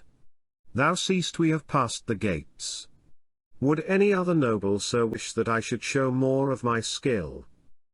"By Taranis, Lord of Thunder, and all the gods of Olympus thrown in, no," growled an old centurion, a Gaul named Brennus, "I like thee not, I say. The man who could drag our Paulus through those gates by the eye, as it were, is not a man to play with. Paulus, too, who always goes the way you don't want him, backwards, like an ass, Paulus. Why, sirrah, thou needst must have a woman in one eye and a wine-cup in the other to draw our Paulus thus." At this moment the talk was broken, for Charmian herself came down the marble path, followed by an armed slave. She walked calm and carelessly, her hands folded behind her, and her eyes gazing at nothingness, as it were. But it was when Charmian thus looked upon nothing that she saw most. And as she came the officers and men of the guard made way for her bowing, for, as I learned afterwards, this girl, next to Cleopatra's self, wielded more power than anyone about the palace. "What is this tumult, Brennus?" she said, speaking to the centurion, and making as if she saw me not. "Knowest thou not that the queen sleeps at this hour, and if she be awakened it is thou who must answer for it, and that dearly?" "Nay, lady," said the centurion, humbly, "but it is thus. We have here," and he jerked his thumb towards me, "a magician of the most pestilent, I crave his pardon, of the very best sort, for he hath but just now, only by placing his eyes close to the nose of the worthy Captain Paulus, dragged him, the said Paulus, through the gates that Paulus swore the magician should not pass. By the same token, lady, the magician says that he has business with you, which grieves me for your sake." Charmian turned and looked at me carelessly. "I remember," she said, "and so he has, at least, the queen would see his tricks, but if he can do none better than cause a sot," here she cast a glance of scorn at the wondering Paulus, "to follow his nose through the gates he guards, he had better go whence he came. Follow me, Sir Magician, and for thee, Brennus, I say, keep thy riotous crew more quiet. For thee, most honourable Paulus, get thee sober, and next time I am asked for at the gates give him who asks a hearing." And, with a queenly nod of her small head, she turned and led the way, followed at a distance by myself and the armed slave. We passed up the marble walk which runs through the garden grounds, and is set on either side with marble statues, for the most part of heathen gods and goddesses, with which these Lagidi were not ashamed to defile their royal dwellings. At length we came to a beautiful portico with fluted columns of the Grecian style of art, where we found more guards, who made way for the Lady Charmian. Crossing the portico we reached a marble vestibule where a fountain splashed softly, and thence by a low doorway a second chamber, known as the Alabaster Hall, most beautiful to see. Its roof was upheld by light columns of black marble, but all its walls were panelled with alabaster, on which Grecian legends were engraved. Its floor was of rich and many-hued mosaic that told the tale of the passion of Psyche for the Grecian god of love, and about it were set chairs of ivory and gold. Charmian bade the armed slave stay at the doorway of this chamber, so that we passed in alone, for the place was empty except for two eunuchs who stood with drawn swords before the curtain at the further end. "I am vexed, my lord," she said, speaking very low and shyly, "that thou shouldst have met with such affronts at the gate, but the guard there served a double watch, and I had given my commands to the officer of the company that should have relieved it. Those Roman officers are ever insolent, who, though they seem to serve, know well that Egypt is their plaything. But it is not amiss, for these rough soldiers are superstitious, and will fear thee. Now bide thou here while I go into Cleopatra's chamber, where she sleeps. I have but just sung her to sleep, and if she be awake I will call thee, for she waits thy coming." And without more words she glided from my side. In a little time she returned, and coming to me spoke. "Wouldst see the fairest woman in all the world, asleep?" she whispered. "If so, follow me. Nay, fear not, when she awakes she will but laugh, for she bade me be sure to bring thee instantly, whether she slept or woke. See, I have her signet." So we passed up the beautiful chamber till we came to where the eunuchs stood with drawn swords, and these would have barred my entry.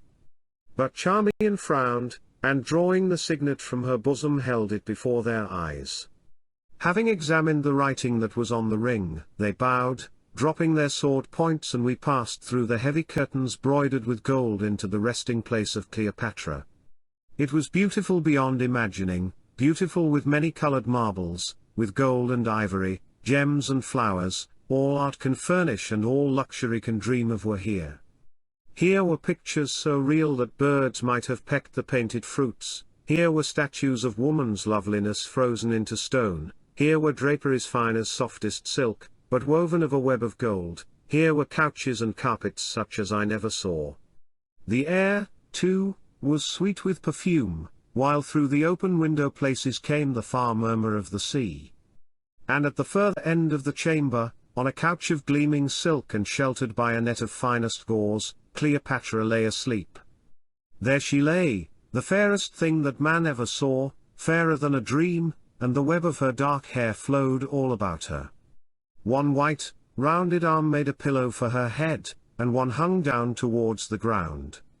Her rich lips were parted in a smile, showing the ivory lines of teeth, and her rosy limbs were draped in so thin a robe of the silk of Kos, held about her by a jewelled girdle, that the white gleam of flesh shone through it. I stood astonished, and though my thoughts had little bent that way, the sight of her beauty struck me like a blow, so that for a moment I lost myself as it were in the vision of its power, and was grieved at heart because I must slay so fair a thing. Turning suddenly from the sight, I found Charmian watching me with her quick eyes, watching as though she would search my heart. And, indeed, something of my thought must have been written on my face in a language that she could read, for she whispered in my ear. "It is pity, is it not? Harmachis, being but a man, methinks that thou wilt need all thy ghostly strength to nerve thee to the deed." I frowned, but before I could frame an answer she touched me lightly on the arm and pointed to the queen. A change had come upon her, her hands were clenched, and about her face, all rosy with the hue of sleep, gathered a cloud of fear. Her breath came quick, she raised her arms as though to ward away a blow, then with a stifled moan sat up and opened the windows of her eyes. They were dark, dark as night, but when the light found them they grew blue as the sky grows blue before the blushing of the dawn. "Caesarion?" she said, "where is my son Caesarion? Was it then a dream? I dreamed that Julius who is dead, came to me, a bloody toga wrapped about his face, and having thrown his arms about his child led him away. Then I dreamed I died in blood and agony, and one I might not see mocked me as I died.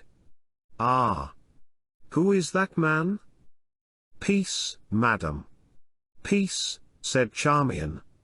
"It is but the magician Harmachis, whom thou didst bid me bring to thee at this hour." "Ah! The magician, that Harmachis who overthrew the giant. I remember now. He is welcome. Tell me, Sir Magician, can thy magic mirror call forth an answer to this dream? Nay, how strange a thing is sleep, that wrapping the mind in a web of darkness, straitly compels it to its will. Whence, then, come those images of fear rising on the horizon of the soul like some untimely moon upon a midday sky?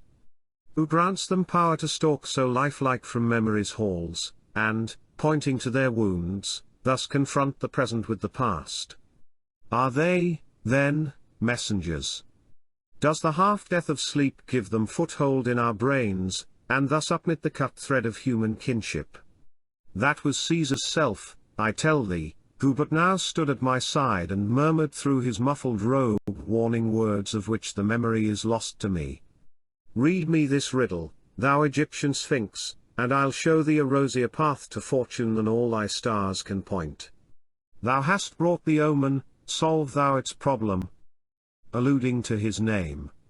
Harmachis was the Grecian title of the divinity of the Sphinx, as Hormku was the Egyptian. Editor. I come in a good hour, most mighty queen, I answered, for I have some skill in the mysteries of sleep, that is, as thou hast rightly guessed, a stair by which those who are gathered to Osiris may from time to time enter at the gateways of our living sense, and, by signs and words that can be read of instructed mortals, repeat the echoes of that hall of truth which is their habitation. Yes, sleep is a stair by which the messengers of the guardian gods may descend in many shapes upon the spirit of their choice. For, O Queen, to those who hold the key, the madness of our dreams can show a clearer purpose and speak more certainly than all the acted wisdom of our waking life, which is a dream indeed. Thou didst see great Caesar in his bloody robe, and he threw his arms about the prince Caesarion and led him hence. Hearken now to the secret of thy vision. It was Caesar's self thou sawest coming to thy side from Amenti in such a guise as might not be mistaken. When he embraced the child Caesarion he did it for a sign that to him, and him alone, had passed his greatness and his love. When he seemed to lead him hence he led him forth from Egypt to be crowned in the capital, crowned the Emperor of Rome and Lord of all the lands. For the rest, I know not. It is hid from me. Thus, then, I read the vision, though to my sense it had a darker meaning. But it is not well to prophesy evil unto kings. Meanwhile Cleopatra had risen, and, having thrown back the gnat gauze, was seated upon the edge of her couch, her eyes fixed upon my face, while her fingers played with her girdle's jeweled ends. Of a truth, she cried, thou art the best of all magicians, for thou readest my heart, and drawest a hidden sweet out of the rough shell of evil omen. O Queen, said Charmian, who stood by with downcast eyes, and I thought that there was bitter meaning in her soft tones, may no rougher words ever affront thy ears, and no evil presage tread less closely upon its happy sense. Cleopatra placed her hands behind her head and, leaning back, looked at me with half-shut eyes. Come, show us of thy magic, Egyptian, she said. It is yet hot abroad, and I am weary of those Hebrew ambassadors and their talk of Herod and Jerusalem. I hate that Herod, as he shall find, and will have none of the ambassadors today, though I yearn a little to try my Hebrew on them. What canst thou do? Hast thou no new trick? By Serapis. If thou canst conjure as well as thou canst prophesy, thou shalt have a place at court, with pay and perquisites to boot, if thy lofty soul does not scorn perquisites. Nay, I answered, all tricks are old, but there are some forms of magic to be rarely used, and with discretion, that may be new to thee, O Queen. Art thou afraid to venture on the charm? I fear nothing, go on and do thy worst. Come, Charmian, and sit by me. But, stay, where are all the girls? Iris and Myrrha. They, too, love magic. Not so, I said, the charms work ill before so many. Now behold. And, gazing at the twain, I cast my wand upon the marble and murmured a spell. For a moment it was still, and then, as I muttered, the rod slowly began to writhe. It bent itself, it stood on end, and moved of its own motion. Next it put on scales, and behold it was a serpent that crawled and fiercely hissed. Fie on thee, cried Cleopatra, clapping her hands, callest thou that magic? Why, it is an old trick that any wayside conjurer can do. I have seen it a score of times. Wait, O Queen, I answered, thou hast not seen all. And, as I spoke, the serpent seemed to break in fragments, and from each fragment grew a new serpent.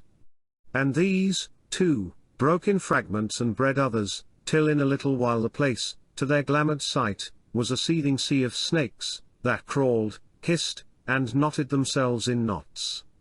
Then I made a sign, and the serpents gathered themselves round me, and seemed slowly to twine themselves about my body and my limbs, till, save my face, I was wreathed thick with hissing snakes. Oh, horrible! Horrible, cried Charmian, hiding her countenance in the skirt of the Queen's garment. Nay, enough, magician, enough, said the Queen, thy magic overwhelms us. I waved my snake-wrapped arms, and all was gone. There at my feet lay the black wand tipped with ivory, and naught beside. The two women looked upon each other and gasped with wonder. But I took up the wand and stood with folded arms before them. Is the Queen content with my poor art? I asked most humbly. That I am, Egyptian, never did I see its like. Thou art court astronomer from this day forward, with right of access to the Queen's presence. Hast thou more of such magic at thy call? Yea, royal Egypt, suffer that the chamber be a little darkened, and I will show thee one more thing. Half am I afraid, she answered, nevertheless do thou as this Harmachis says, Charmian. So the curtains were drawn and the chamber made as though the twilight were at hand. I came forward, and stood beside Cleopatra. Gaze thou there, I said sternly, pointing with my wand to the empty space where I had been, and thou shalt behold that which is in thy mind. Then for a little space was silence, while the two women gazed fixedly and half fearful at the spot. And as they gazed a cloud gathered before them. Very slowly it took shape and form, and the form it took was the form of a man, though as yet he was but vaguely mapped upon the twilight, and seemed now to grow and now to melt away. Then I cried with a loud voice, Spirit, I conjure thee, appear. And as I cried the thing, perfect in every part, leapt into form before us, suddenly as the flash of day. His shape was the shape of royal Caesar, the toga thrown about his face, and on his form a vestment bloody from 100 wounds. An instant so he stood, then I waved my wand and he was gone. I turned to the two women on the couch, and saw Cleopatra's lovely face all clothed in terror. Her lips were ashy white, her eyes stared wide, and all the flesh was shaking on her bones. Man! She gasped, Man! Who and what art thou who canst bring the dead before our eyes? I am the queen's astronomer, magician, servant, what the queen wills, I answered, laughing. Was this the form that was on the queen's mind? She made no answer, but, rising, left the chamber by another door. Then Charmian rose also and took her hands from her face, for she, too, had been stricken with dread. How dost thou these things, royal Harmachis? She said. Tell me, for of a truth I fear thee. Be not afraid, I answered. Perchance thou didst see nothing but what was in my mind. All things are shadows. How canst thou, then, know their nature, or what is and what only seems to be? But how goes it? Remember, Charmian, this sport is played to an end. It goes well, she said. By tomorrow morning's dawn these tales will have gone round, and thou wilt be more feared than any man in Alexandria. Follow me, I pray thee. Chapter 4. Of the ways of Charmian, and of the crowning of Harmachis as the king of love. On the following day I received the writing of my appointment as astrologer and magician-in-chief to the queen, with the pay and perquisites of that office, which were not small. Rooms were given me in the palace, also, through which I passed at night to the high watch-tower, whence I looked on the stars and drew their auguries. For at this time Cleopatra was much troubled about matters political, and not knowing how the great struggle among the Roman factions would end, but being very desirous to side with the strongest, she took constant counsel with me as to the warnings of the stars. These I read to her in such manner as best seemed to fit the high interest of my ends. For Antony, the Roman triumvir, was now in Asia Minor, and, rumour ran, very wroth because it had been told him that Cleopatra was hostile to the triumvirate, in that her general, Serapion, had aided Cassius. But Cleopatra protested loudly to me and others that Serapion had acted against her will. Yet Charmian told me that, as with alien news, it was because of a prophecy of Dioscorides the Unlucky that the queen herself had secretly ordered Serapion so to do. Still, this did not save Serapion, for to prove to Antony that she was innocent she dragged the general from the sanctuary and slew him. Woe be to those who carry out the will of tyrants if the scale should rise against them. And so Serapion perished. Meanwhile all things went well with us, for the minds of Cleopatra and those about her were so set upon affairs abroad that neither she nor they thought of revolt at home. But day by day our party gathered strength in the cities of Egypt, and even in Alexandria, which is to Egypt as another land, all things being foreign there. Day by day, those who doubted were won over and sworn to the cause by that oath which cannot be broken, and our plans of action more firmly laid. And every other day I went forth from the palace to take counsel with my uncle Seppa, and there at his house met the nobles and the great priests who were for the party of Chem. I saw much of Cleopatra, the queen, and I was ever more astonished at the wealth and splendor of her mind, that for richness and variety was as a woven cloth of gold throwing back all lights from its changing face. She feared me somewhat, and therefore wished to make a friend of me, asking me of many matters that seemed to be beyond the province of my office. I saw much of the Lady Charmian also, indeed, she was ever at my side, so that I scarce knew when she came and when she went. For she would draw nigh with that soft step of hers, and I would turn to find her at hand and watching me beneath the long lashes of her downcast eyes. There was no service that was too hard for her, and no task too long, for day and night she labored for me and for our cause. But when I thanked her for her loyalty, and said it should be had in mind in that time which was at hand, she stamped her foot, and pouted with her lips, like an angry child, saying that, among all the things which I had learned, this had I not learned, that love's service asked no payment, and was its own guerdon. And I, being innocent in such matters, and, foolish that I was, holding the ways of women as of small account, read her sayings in the sense that her services to the cause of Chem, which she loved, brought with them their own reward. But when I praised so fine a spirit, she burst into angry tears and left me wondering. For I knew nothing of the trouble at her heart. I knew not then that, unsought, this woman had given me her love, and that she was rent and torn by pangs of passion fixed like arrows in her breast.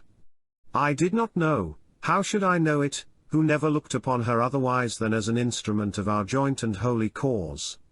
Her beauty never stirred me, no, not even when she leaned over me and breathed upon my hair. I never thought of it otherwise than as a man thinks of the beauty of a statue. What had I to do with such delights, I who was sworn to Isis and dedicate to the cause of Egypt? O ye gods, bear me witness that I am innocent of this thing which was the source of all my woe and the woe of Chem. How strange a thing is this love of woman, that is so small in its beginning and in its ends so great. See, at the first it is as the little spring of water welling from a mountain's heart. And at the last what is it? It is a mighty river that floats argosies of joy and makes wide lands to smile. Or, perchance, it is a torrent to wash in a flood of ruin across the fields of hope, bursting in the barriers of design, and bringing to tumbled nothingness the tenement of man's purity, and the temples of his faith. For when the Invisible conceived the order of the universe, he set this seed of woman's love within its plan, that by its most unequal growth is doomed to bring about equality of law. For now it lifts the low to heights untold, and now it brings the noble to the level of the dust. And thus, while woman, that great surprise of nature, is, good and evil can never grow apart. For still she stands, and, blind with love, shoots the shuttle of our fate, and pours sweet water into the cup of bitterness, and poisons the wholesome breath of life with the doom of her desire. Turn this way and turn that, she is at hand to meet thee. Her weakness is thy strength, her might is thy undoing. Of her thou art, to her thou goest. She is thy slave, yet holds thee captive, at her touch honor withers, locks open, and barriers fall. She is infinite as ocean, she is variable as heaven, and her name is the unforeseen. Man, strive not to escape from woman and the love of woman, for, fly where thou wilt, she is yet thy fate, and whate'er thou buildest it for her. And thus it came to pass that I, Harmachis, who had put such matters far from me, was yet doomed to fall by the thing I held of no account. For, see, this Charmian, she loved me, why, I know not. Of her own thought she learned to love me, and of her love came what shall be told. But I, knowing naught, treated her like a sister, walking as it were hand in hand with her towards our common end. And so the time passed on, till, at length, all things were made ready. It was the night before the night when the blow should fall, and there were revellings in the palace. That very day I had seen Seppa, and with him the captains of a band of 500 men, who should burst into the palace at midnight on the morrow, when I had slain Cleopatra the queen, and put the Roman and the Gallic legionaries to the sword. That very day I had suborned the captain Paulus who, since I drew him through the gates, was my will's slave. Half by fear and half by promises of great reward I had prevailed upon him, for the watch was his, to unbar that small gate which faces to the east at the signal on the morrow night. All was made ready, the flower of freedom that had been 25 years in growth was on the point of bloom. Armed companies were gathering in every city from Abu to Artu, and spies looked out from their walls, awaiting the coming of the messenger who should bring tidings that Cleopatra was no more and that Harmachis, the royal Egyptian, had seized the throne. All was prepared, triumph hung in my hand as a ripe fruit to the hand of the plucker. Yet as I sat at the royal feast my heart was heavy, and a shadow of coming woe lay cold within my mind. I sat there in a place of honor, near the majesty of Cleopatra, and looked down the lines of guests, bright with gems and garlanded with flowers, marking those whom I had doomed to die. There before me lay Cleopatra in all her beauty, which thrilled the beholder as he is thrilled by the rushing of the midnight gale, or by the sight of stormy waters. I gazed on her as she touched her lips with wine and toyed with the chaplet of roses on her brow, thinking of the dagger beneath my robe that I had sworn to bury in her breast. Again, and yet again, I gazed and strove to hate her, strove to rejoice that she must die, and could not. There, too, behind her, watching me now, as ever, with her deep-fringed eyes, was the lovely Lady Charmian. Who, to look at her innocent face, would believe that she was the setter of that snare in which the queen who loved her should miserably perish? Who would dream that the secret of so much death was locked in her girlish breast? I gazed, and grew sick at heart because I must anoint my throne with blood, and by evil sweep away the evil of the land. At that hour I wished, indeed, that I was nothing but some humble husbandman, who in its season grows and in its season garners the golden grain. Alas! The seed that I had been doomed to sow was the seed of death, and now I must reap the red fruit of the harvest. "Why, Harmachis, what ails thee?" said Cleopatra, smiling her slow smile.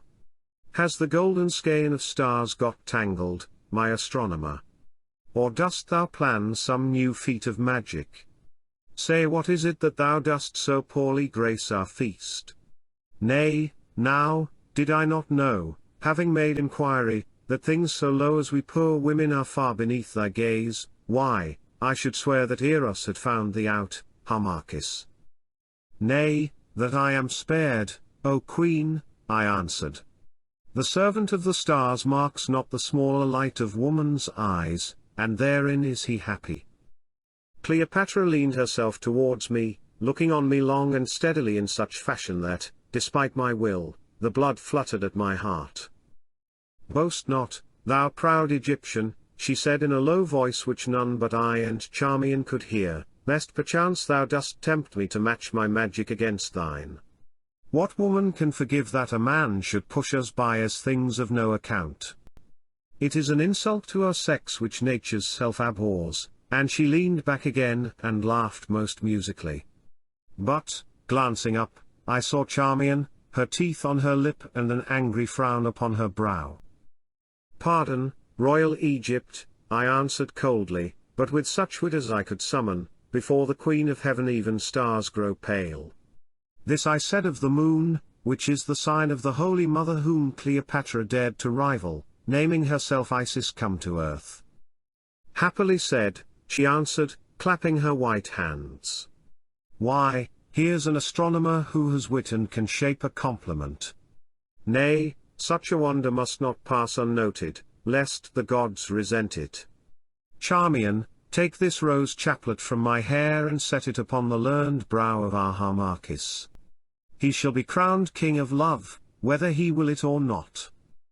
Charmian lifted the chaplet from Cleopatra's brows and, bearing it to where I was, with a smile set it upon my head, yet warm and fragrant from the queen's hair, but so roughly that she pained me somewhat. She did this because she was wroth, although she smiled with her lips and whispered, "An omen, royal Harmachis." For though she was so very much a woman, yet, when she was angered or suffered jealousy, Charmian had a childish way. Having thus fixed the chaplet, she curtsied low before me, and with the softest tone of mockery named me, in the Greek tongue, Harmachis, King of Love. Then Cleopatra laughed and pledged me as King of Love, and so did all the company, finding the jest a merry one. For in Alexandria they love not those who live straightly and turn aside from women. But I sat there, a smile upon my lips, and black wrath in my heart. For, knowing who and what I was, it irked me to think myself a jest for the frivolous nobles and light beauties of Cleopatra's court. But I was chiefly angered against Charmian, because she laughed the loudest, and I did not then know that laughter and bitterness are often the veils with which a sore heart wraps its weakness from the world. An omen she said it was, that crown of flowers, and so it proved indeed. For I was fated to barter the double diadem of the upper and the lower land for a wreath of passion's roses that fade before they fully bloom, and Pharaoh's ivory bed of state for the pillow of a faithless woman's breast. King of Love. They crowned me in their mockery, and King of Shame. And I, with the perfumed roses on my brow, I, by descent and ordination the Pharaoh of Egypt, thought of the imperishable halls of Abouthes and of that other crowning which on the morrow should be consummate. But still smiling, I pledged them back, and answered with a jest. For rising, I bowed before Cleopatra and craved leave to go. Venus, I said, speaking of the planet that we know as Doneu in the morning and Bonu in the evening, was in the ascendant. Therefore, as new crowned King of Love, I must now pass to do my homage to its queen. For these barbarians name Venus Queen of Love. And so amidst their laughter I withdrew to my watch-tower, and, dashing that shameful chaplet down amidst the instruments of my craft, made pretence to note the rolling of the stars. There I waited, thinking on many things that were to be, until Charmian should come with the last lists of the doomed and the messages of my uncle Seppa, whom she had seen that evening. At length the door opened softly, and she came jewelled and clad in her white robes, as she had left the feast. Chapter 5. Of the coming of Cleopatra to the chamber of Harmachis, of the throwing forth of the kerchief of Charmian, of the stars, and of the gift by Cleopatra of her friendship to her servant Harmachis. At length thou art come, Charmian, I said. It is over late. Yea, my lord, but by no means could I escape Cleopatra. Her mood is strangely crossed tonight. I know not what it may portend. Strange whims and fancies blow across it like light and contrary airs upon a summer sea, and I cannot read her purpose. Well, well, enough of Cleopatra. Hast thou seen our uncle? Yes, royal Harmachis. And hast thou the last lists? Yes, here they are, and she drew them from her bosom. Here is the list of those who, after the queen, must certainly be put to the sword. Among them thou wilt note is the name of that old Gaul Brennus. I grieve for him, for we are friends, but it must be. It is a heavy list. It is so, I answered, conning it, when men write out their count they forget no item, and our count is long. What must be must be. Now for the next. Here is the list of those to be spared, as friendly or uncertain, and here that of the towns which will certainly rise as soon as the messenger reaches their gates with tidings of the death of Cleopatra. Good. And now, and I paused, and now as to the manner of Cleopatra's death. How hast thou settled it? Must it be by my own hand? Yea, my lord, she answered, and again I caught that note of bitterness in her voice. Doubtless Pharaoh will rejoice that his should be the hand to rid the land of this false queen and wanton woman, and at one blow break the chains which gall the neck of Egypt. Talk not thus, girl, I said, thou knowest well that I do not rejoice, being but driven to the act by deep necessity and the pressure of my vows. Can she not, then, be poisoned? Or can no one of the eunuchs be suborned to slay her? My soul turns from this bloody work. Indeed, I marvel, however heavy be her crimes, that thou canst speak so lightly of the death by treachery of one who loves thee. Surely Pharaoh is over-tender, forgetting the greatness of the moment and all that hangs upon this dagger stroke that shall cut the thread of Cleopatra's life. Listen, Harmachis.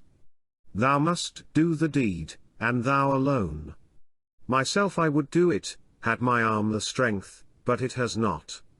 It cannot be done by poison, for every drop she drinks and every morsel that shall touch her lips is strictly tasted by 3 separate tasters, who cannot be suborned.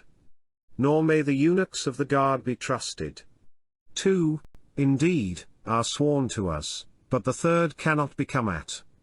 He must be cut down afterwards, and, indeed, when so many men must fall, what matters a eunuch more or less?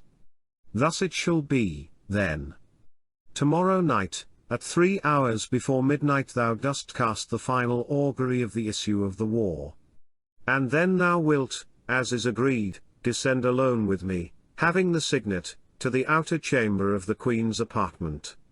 For the vessel bearing orders to the legions sails from Alexandria the following dawn, and alone with Cleopatra, since she wills that the thing be kept secret as the sea, thou wilt read the message of the stars. And as she pores over the papyrus, then must thou stab her in the back, so that she dies, and see thou that thy will and arm fail thee not. The deed being done, and indeed it will be easy, thou wilt take the signet and pass out to where the eunuch is, for the others will be wanting. If by any chance there is trouble with him, but there will be no trouble, for he dare not enter the private rooms, and the sounds of death cannot reach so far, thou must cut him down. Then I will meet thee, and, passing on, we will come to Paulus, and it shall be my care to see that he is neither drunk nor backward, for I know how to hold him to the task. And he and those with him shall throw open the side gate, when Seppa and the 500 chosen men who are in waiting shall pour in and cast themselves upon the sleeping legionaries, putting them to the sword. Why, the thing is easy, so thou rest true to thyself, and let no womanish fears creep into thy heart. What is this dagger's thrust? It is nothing, and yet upon it hang the destinies of Egypt and the world. Hush, I said. What is that? I hear a sound. Charmian ran to the door, and, gazing down the long, dark passage, listened. In a moment she came back, her finger on her lips. It is the queen, she whispered hurriedly, the queen who mounts the stair alone. I heard her bid Iris to leave her. I may not be found alone with thee at this hour, it has a strange look, and she may suspect. What wants she here? Where can I hide? I glanced round. At the further end of the chamber was a heavy curtain that hid a little place built in the thickness of the wall which I used for the storage of rolls and instruments. Haste thee, there, I said, and she glided behind the curtain, which swung back and covered her. Then I thrust the fatal scroll of death into the bosom of my robe and bent over the mystic chart. Presently I heard the sweep of woman's robes, and there came a low knock upon the door. Enter, whoever thou art, I said. The latch lifted, and Cleopatra swept in, royally arrayed, her dark hair hanging about her and the sacred snake of royalty glistening on her brow. Of a truth, Harmachis, she said with a sigh, as she sank into a seat, the path to heaven is hard to climb. Ah! I am weary, for those stairs are many. But I was minded, my astronomer, to see thee in thy haunts. I am honored overmuch, O Queen, I said, bowing low before her. Art thou now? And yet that dark face of thine has a somewhat angry look, thou art too young and handsome for this dry trade, Harmachis. Why, I vow thou hast cast my wreath of roses down amidst thy rusty tools. Kings would have cherished that wreath along with their choicest diadems, Harmachis. and thou dost throw it away as a thing of no account. Why, what a man art thou! But stay, what is this? A lady's kerchief, by Isis. Nay, now, my Harmachis, how came this here? Are our poor kerchiefs also instruments of thy high art? Oh, fie, fie! Have I caught thee, then? Art thou indeed a fox? Nay, most royal Cleopatra, nay, I said, turning, for the kerchief which had fallen from Charmian's neck had an awkward look. I know not, indeed, how the frippery came here. Perhaps, some one of the women who keeps the chamber may have let it fall. Ah! So, she said dryly, and still laughing like a rippling brook. Yes, surely, the slave women who keep chambers own such toys as this, of the very finest silk, worth twice its weight in gold, and broidered, too, in many colors. Why, myself I should not shame to wear it. Of a truth it seems familiar to my sight. And she threw it round her neck and smoothed the ends with her white hand. But there, doubtless, it is a thing unholy in thine eyes that the scarf of thy beloved should rest upon my poor breast. Take it, Harmachis, take it, and hide it in thy bosom, nigh thy heart indeed. I took the accursed thing, and, muttering what I may not write, stepped on to the giddy platform whence I watched the stars. Then, crushing it into a ball, I threw it to the winds of heaven. At this the lovely queen laughed once more. Nay, think now, she cried, what would the lady say could she see her love gauge thus cast to all the world? Mayhap, Harmachis, thou wouldst deal thus with my wreath also. See, the roses fade, cast it forth, and, stooping, she took up the wreath and gave it to me. For a moment, so vexed was I had a mind to take her at her word and send the wreath to join the kerchief. But I thought better of it. Nay, I said more softly, it is a queen's gift, and I will keep it, and, as I spoke, I saw the curtain shake. Often since that night I have sorrowed over those simple words.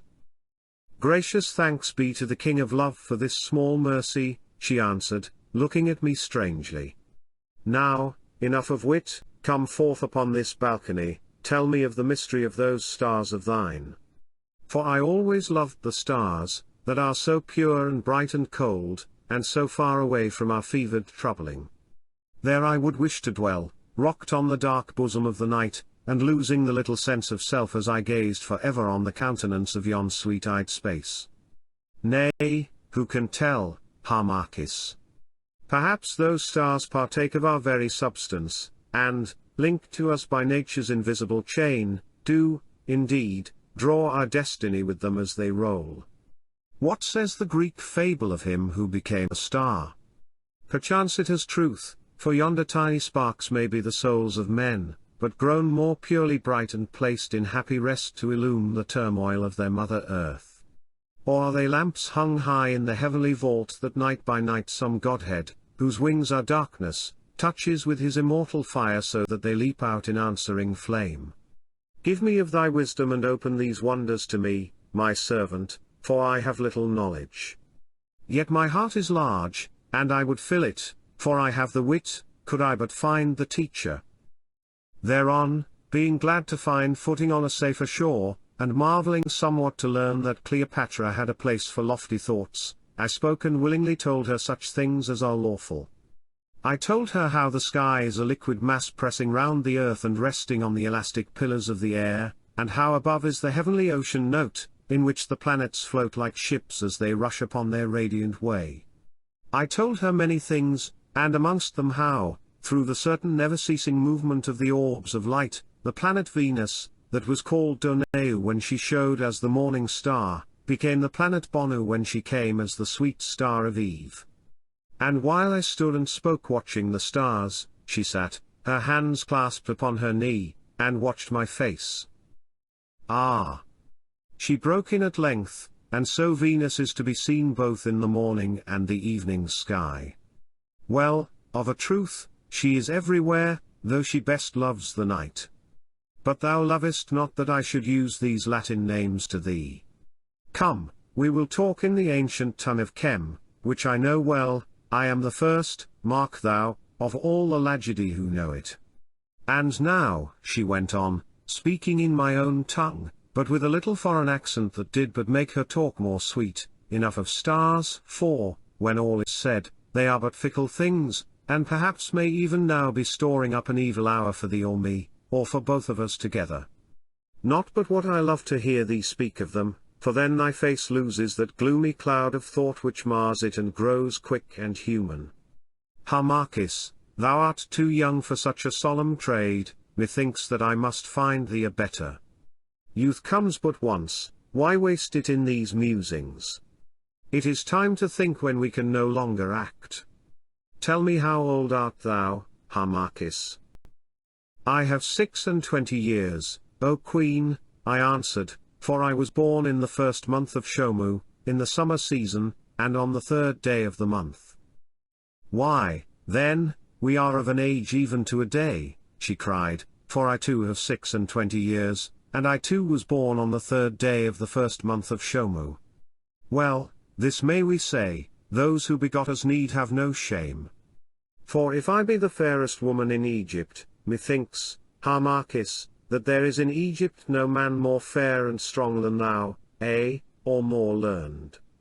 Born of the same day, why, 'tis manifest that we were destined to stand together, I, as the queen, and thou perchance, Harmachis, as one of the chief pillars of my throne, and thus to work each other's weal. Or maybe each other's woe, I answered, looking up, for her sweet speeches stung my ears and brought more colour to my face than I loved that she should see there. Nay, never talk of woe. Be seated here by me, Harmachis, and let us talk, not as queen and subject, but as friend to friend. Thou wast angered with me at the feast tonight because I mocked thee with yonder wreath, was it not so? Nay, it was but a jest. Didst thou know how heavy is the task of monarchs and how wearisome are their hours, thou wouldst not be wroth because I lit my dullness with a jest. Oh, they weary me, those princes and those nobles, and those stiff-necked pompous Romans. To my face they vow themselves my slaves, and behind my back they mock me and proclaim me the servant of their triumvirate, or their empire, or their republic, as the wheel of fortune turns, and each rises on its round. There is never a man among them, nothing but fools, parasites, and puppets, never a man since with their coward daggers they slew that Caesar whom all the world in arms was not strong enough to tame. And I must play off one against the other, if maybe, by so doing, I can keep Egypt from their grip. And for reward, what? Why, this is my reward, that all men speak ill of me, and, I know it, my subjects hate me. Yes, I believe that, woman though I am, they would murder me could they find a means. She paused, covering her eyes with her hand, and it was well, for her words pierced me so that I shrank upon the seat beside her. They think ill of me, I know it, and call me wanton, who have never stepped aside save once, when I loved the greatest man of all the world, and at the touch of love my passion flamed indeed, but burnt a hallowed flame. These ribald Alexandrians swear that I poisoned Ptolemy, my brother, whom the Roman Senate would, most unnaturally, have forced on me, his sister, as a husband. But it is false, he sickened and died of fever. And even so they say that I would slay Arsinoe, my sister, who, indeed, would slay me. But that, too, is false. Though she will have none of me, I love my sister. Yes, they all think ill of me without a cause, even thou dost think ill of me, Harmachis. O Harmachis, before thou judgest, remember what a thing is envy. That foul sickness of the mind which makes the jaundiced eye of pettiness to see all things distraught, to read evil written on the open face of good, and find impurity in the whitest virgin's soul. Think what a thing it is, Harmachis, to be set on high above the gaping crowd of knaves who hate thee for thy fortune and thy wit, who gnash their teeth and shoot the arrows of their lies from the cover of their own obscureness, whence they have no wings to soar, and whose heart's quest it is to drag down thy nobility to the level of the groundling and the fool. Be not, then, swift to think evil of the great, whose every word and act is searched for error by a million angry eyes, and whose most tiny fault is trumpeted by 1,000 throats, till the world shakes with echoes of their sin. Say not, it is thus, 'tis certainly thus, say, rather, may it not be otherwise? Have we heard aright? Did she this thing of her own will? Judge gently, Harmachis, as wert thou thou wouldst be judged. Remember that a queen is never free. She is, indeed, but the point and instrument of those forces politic with which the iron books of history are graved. O Harmachis! Be thou my friend and counselor. My friend whom I can trust indeed. For here, in this crowded court, I am more utterly alone than any soul that breathes about its corridors. But thee I trust, there is faith written in those quiet eyes, and I am minded to lift thee high, Harmachis. I can no longer bear my solitude of mind, I must find one with whom I may commune and speak that which lies within my heart. I have faults, I know it, but I am not all unworthy of thy faith, for there is good grain among the evil seed. Say, Harmachis, wilt thou take pity on my loneliness and befriend me, who have lovers, courtiers, slaves, dependents, more thick than I can count, but never one single friend? And she leant towards me, touching me lightly, and gazed on me with her wonderful blue eyes. I was overcome, thinking of the morrow night, shame and sorrow smote me. I, her friend. I, whose assassin dagger lay against my breast. I bent my head, and a sob or a groan, I know not which, burst from the agony of my heart.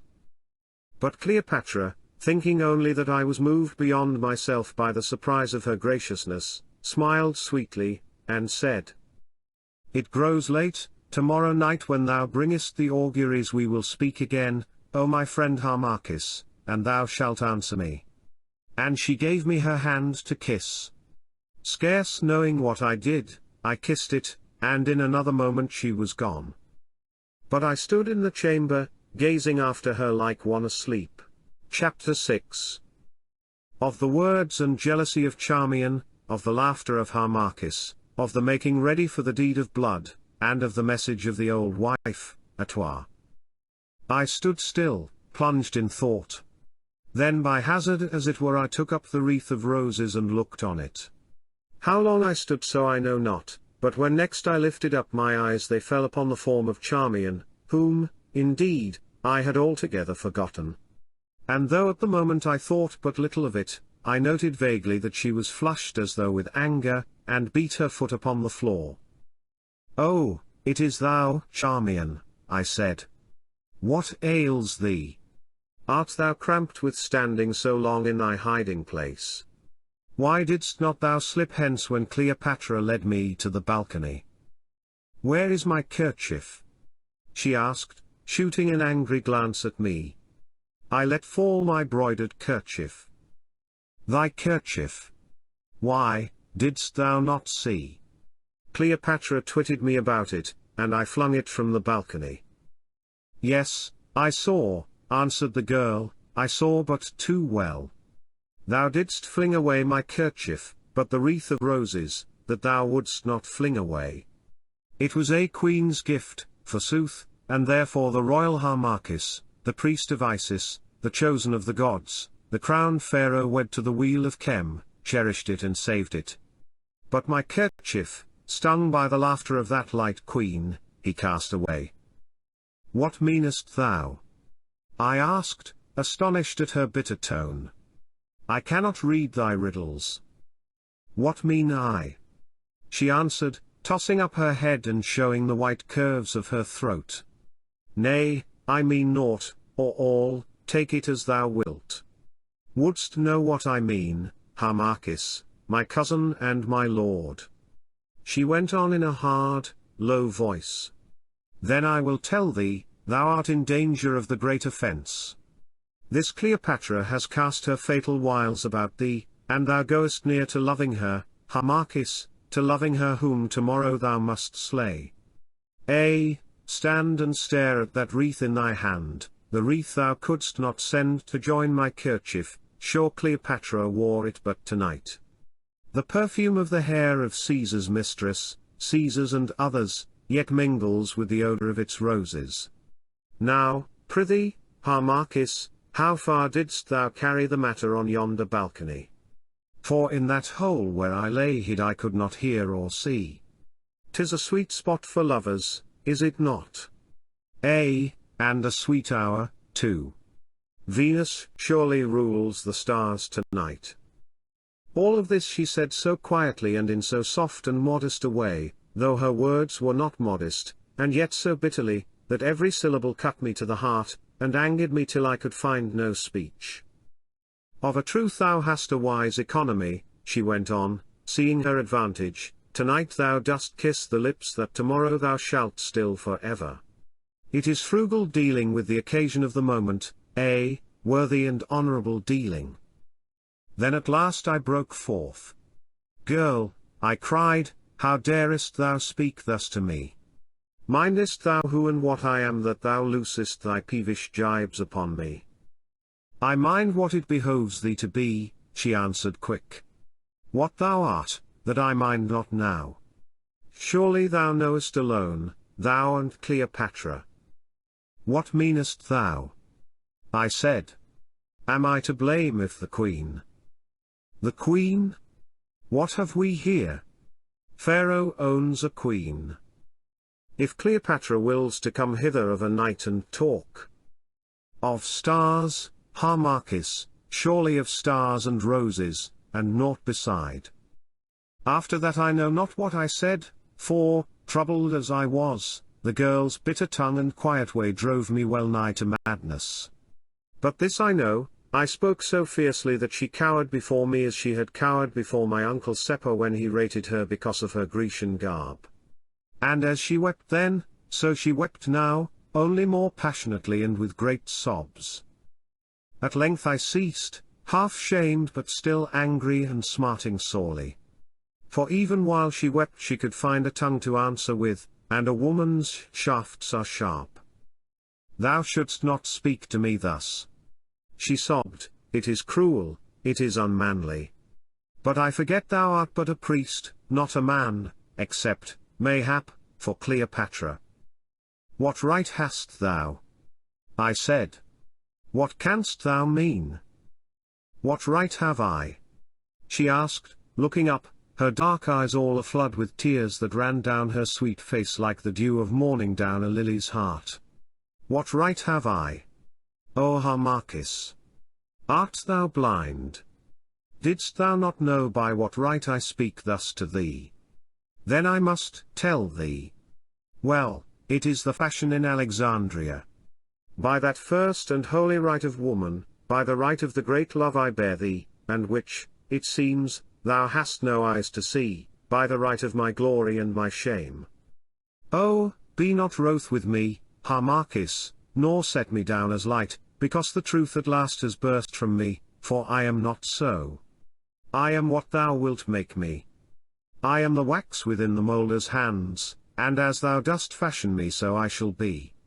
There breathes within me now a breath of glory, blowing across the waters of my soul, that can waft me to ends more noble than ever I have dreamed afore, if thou wilt be my pilot and my guide. But if I lose thee, then I lose all that holds me from my worst self, and let shipwreck come. Thou knowest me not, Harmachis. Thou canst not see how big a spirit struggles in this frail form of mine.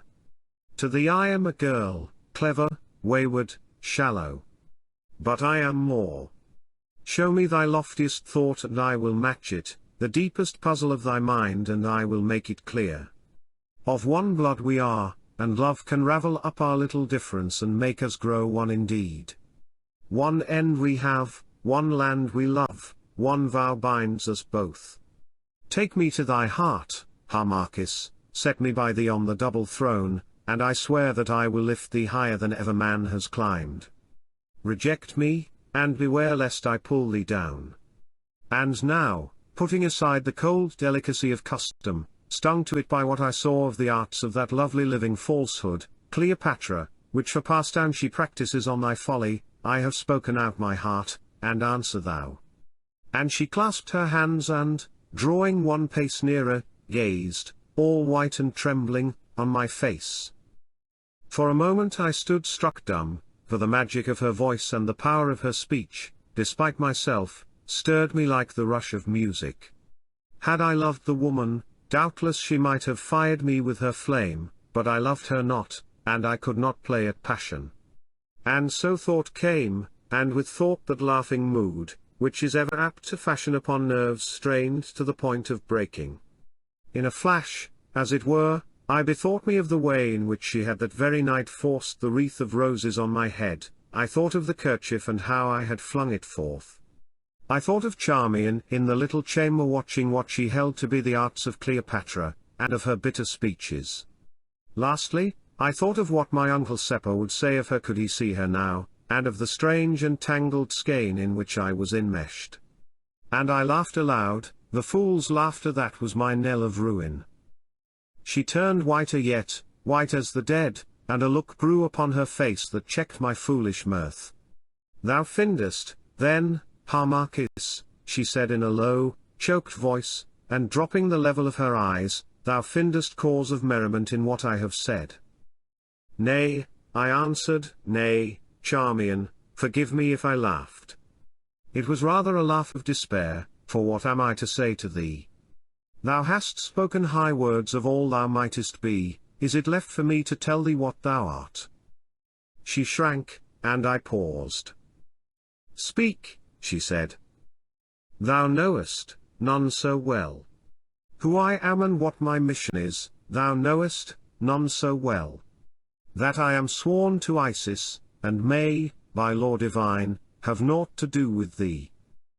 She broke in her low voice, and with her eyes still fixed upon the ground, and I know that thy vows are broken in spirit, if not in form, broken like wreaths of cloud, for, Harmachis, thou lovest Cleopatra. It is a lie, I cried. Thou wanton girl, who wouldst seduce me from my duty and put me to an open shame. Who, led by passion or ambition, or the love of evil, hast not shamed to break the barriers of thy sex and speak as thou hast spoken, beware lest thou go too far. And if thou wilt have an answer, here it is, put straightly, as thy question. Charmian, outside the matter of my duty and my vows, thou art naught to me. Nor for all thy tender glances will my heart beat one pulse more fast. Hardly art thou now my friend, for, of a truth, I scarce can trust thee. But, once more, beware. To me thou mayest do thy worst, but if thou dost dare to lift a finger against our cause, that day thou deest. And now, is this play done? And as, wild with anger, I spoke thus, she shrank back, and yet further back, till at length she rested against the wall, her eyes covered with her hand. But when I ceased she dropped her hand, glancing up, and her face was as the face of a statue, in which the great eyes glowed like embers, and round them was a ring of purple shadow. Not altogether done, she answered gently, the arena must yet be sanded. This she said having reference to the covering up of the bloodstains at the gladiatorial shows with fine sand. Well, she went on, waste not thine anger on a thing so vile.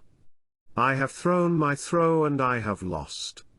Vae victis. Ah! Vae victis. Wilt thou not lend me the dagger in thy robe, that here and now I may end my shame? No. Then one word more, most royal Harmachis, if thou canst, forget my folly, but, at the least, have no fear from me. I am now, as ever, thy servant and the servant of our cause. Farewell. And she went, leaning her hand against the wall. But I, passing to my chamber, flung myself upon my couch, and groaned in bitterness of spirit. Alas! We shape our plans, and by slow degrees build up our house of hope, never counting on the guests that time shall bring to lodge therein. For who can guard against the unforeseen? At length I slept, and my dreams were evil. When I woke, the light of the day which should see the red fulfillment of the plot was streaming through the casement, and the birds sang merrily among the garden palms. I woke, and as I woke the sense of trouble pressed in upon me, for I remembered that before this day was gathered to the past I must dip my hands in blood, yes, in the blood of Cleopatra, who trusted me. Why could I not hate her as I should? There had been a time when I looked on to this act of vengeance with somewhat of a righteous glow of zeal. And now, why, I would frankly give my royal birthright to be free from its necessity. But, alas! I knew that there was no escape. I must drain this cup or be forever cast away. I felt the eyes of Egypt watching me, and the eyes of Egypt's gods. I prayed to my mother Isis to give me strength to do this deed, and prayed as I had never prayed before, and oh, wonder! No answer came. Nay, how was this? What, then, had loosed the link between us that, for the first time, the goddess deigned no reply to her son and chosen servant? Could it be that I had sinned in heart against her? What had Charmian said, that I loved Cleopatra? Was this sickness love? Nay. 1,000 times nay. It was but the revolt of nature against an act of treachery and blood. The goddess did but try my strength, or perchance she also turned her holy countenance from murder. I rose filled with terror and despair, and went about my task like a man without a soul. I conned the fatal lists and noted all the plans, in my brain I gathered up the very words of that proclamation of my royalty which, on the morrow, I should issue to the startled world. Citizens of Alexandria and dwellers in the land of Egypt, it began, Cleopatra the Macedonian hath, by the command of the gods, suffered justice for her crimes. All these and other things I did, but I did them as a man without a soul, as a man moved by a force from without and not from within. And so the minutes wore away. In the 3rd hour of the afternoon I went as by appointment fixed to the house where my uncle Seppa lodged, that same house to which I had been brought some 3 months gone when I entered Alexandria for the first time. And here I found the leaders of the revolt in the city assembled in secret conclave to the number of 7. When I had entered, and the doors were barred, they prostrated themselves, and cried, "Hail, Pharaoh!" But I bade them rise, saying that I was not yet Pharaoh, for the chicken was still in the egg. "Yea, Prince," said my uncle, but his beak shows through. "Not in vain hath Egypt brooded all these years, if thou fail not with that dagger stroke of thine tonight, and how canst thou fail? Nothing can now stop our course to victory." "It is on the knees of the gods," I answered. "Nay," he said, "the gods have placed the issue in the hands of a mortal, in thy hands, Harmachis. And there it is safe. See, here are the last lists. 31,000 men who bear arms are sworn to rise when the tidings come to them. Within 5 days every citadel in Egypt will be in our hands, and then what have we to fear? From Rome but little, for her hands are full, and, besides, we will make alliance with the triumvirate, and, if need be, buy them off. For of money there is plenty in the land, and if more be wanted thou, Harmachis, knowest where it is stored against the need of Chem, and outside the Romans' reach of arm. Who is there to harm us? There is none? Perchance, in this turbulent city, there may be struggle, and a counterplot to bring Arsinoe to Egypt and set her on the throne. Therefore Alexandria must be severely dealt with, even to destruction, if need be. As for Arsinoe, those go forth tomorrow on the news of the queen's death who shall slay her secretly. There remains the lad Caesarion, I said. Rome might claim through Caesar's son, and the child of Cleopatra inherits Cleopatra's rights. Here is a double danger. Fear not, said my uncle, tomorrow Caesarion joins those who begat him in Amenti. I have made provision. The Ptolemies must be stamped out, so that no shoot shall ever spring from that root blasted by heaven's vengeance. Is there no other means? I asked sadly. My heart is sick at the promise of this red rain of blood.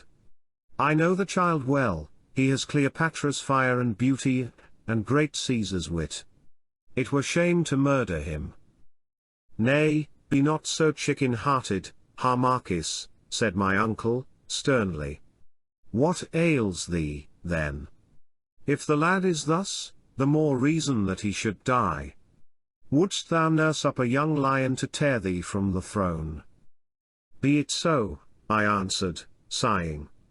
At least he is spared much, and will go hence innocent of evil. Now for the plans. We sat long taking counsel, till at length, in face of the great emergency and our high emprise, I felt something of the spirit of former days flow back into my heart. At the last all was ordered, and so ordered that it could scarce miscarry, for it was fixed that if by any chance I could not come to slay Cleopatra on this night, then the plot should hang in the scale till the morrow, when the deed must be done upon occasion. For the death of Cleopatra was the signal.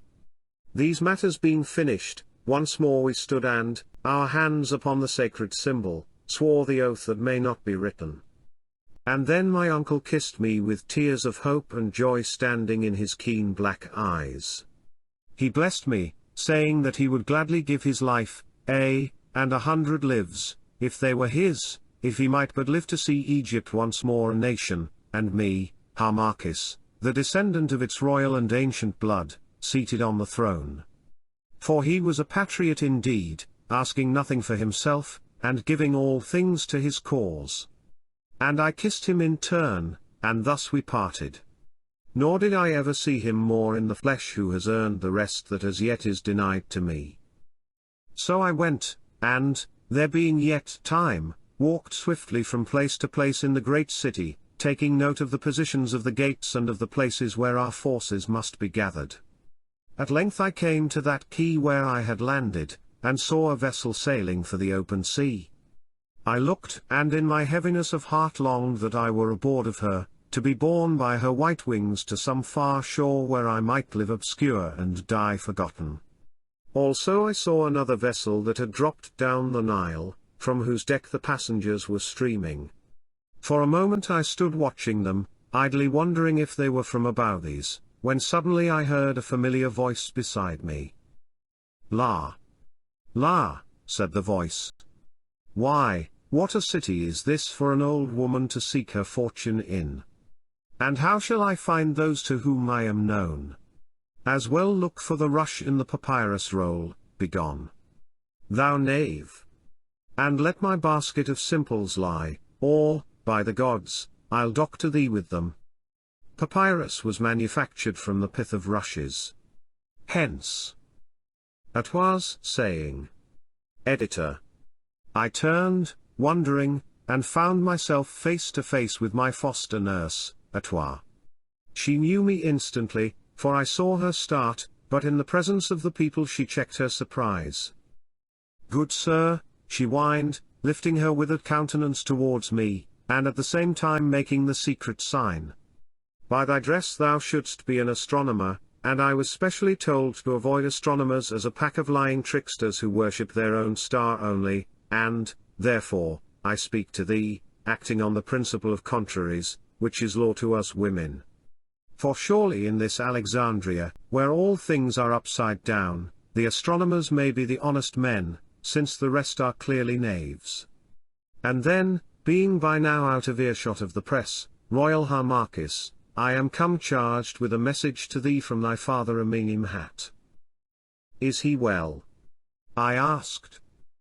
Yes, he is well, though waiting for the moment tries him sorely. And his message? It is this. He sends greeting to thee and with it warning that a great danger threatens thee, though he cannot read it. These are his words, be steadfast and prosper. I bowed my head and the words struck a new chill of fear into my soul. When is the time? She asked. This very night. Where goest thou? To the house of the honourable Sepa, priest of Anu. Canst thou guide me thither?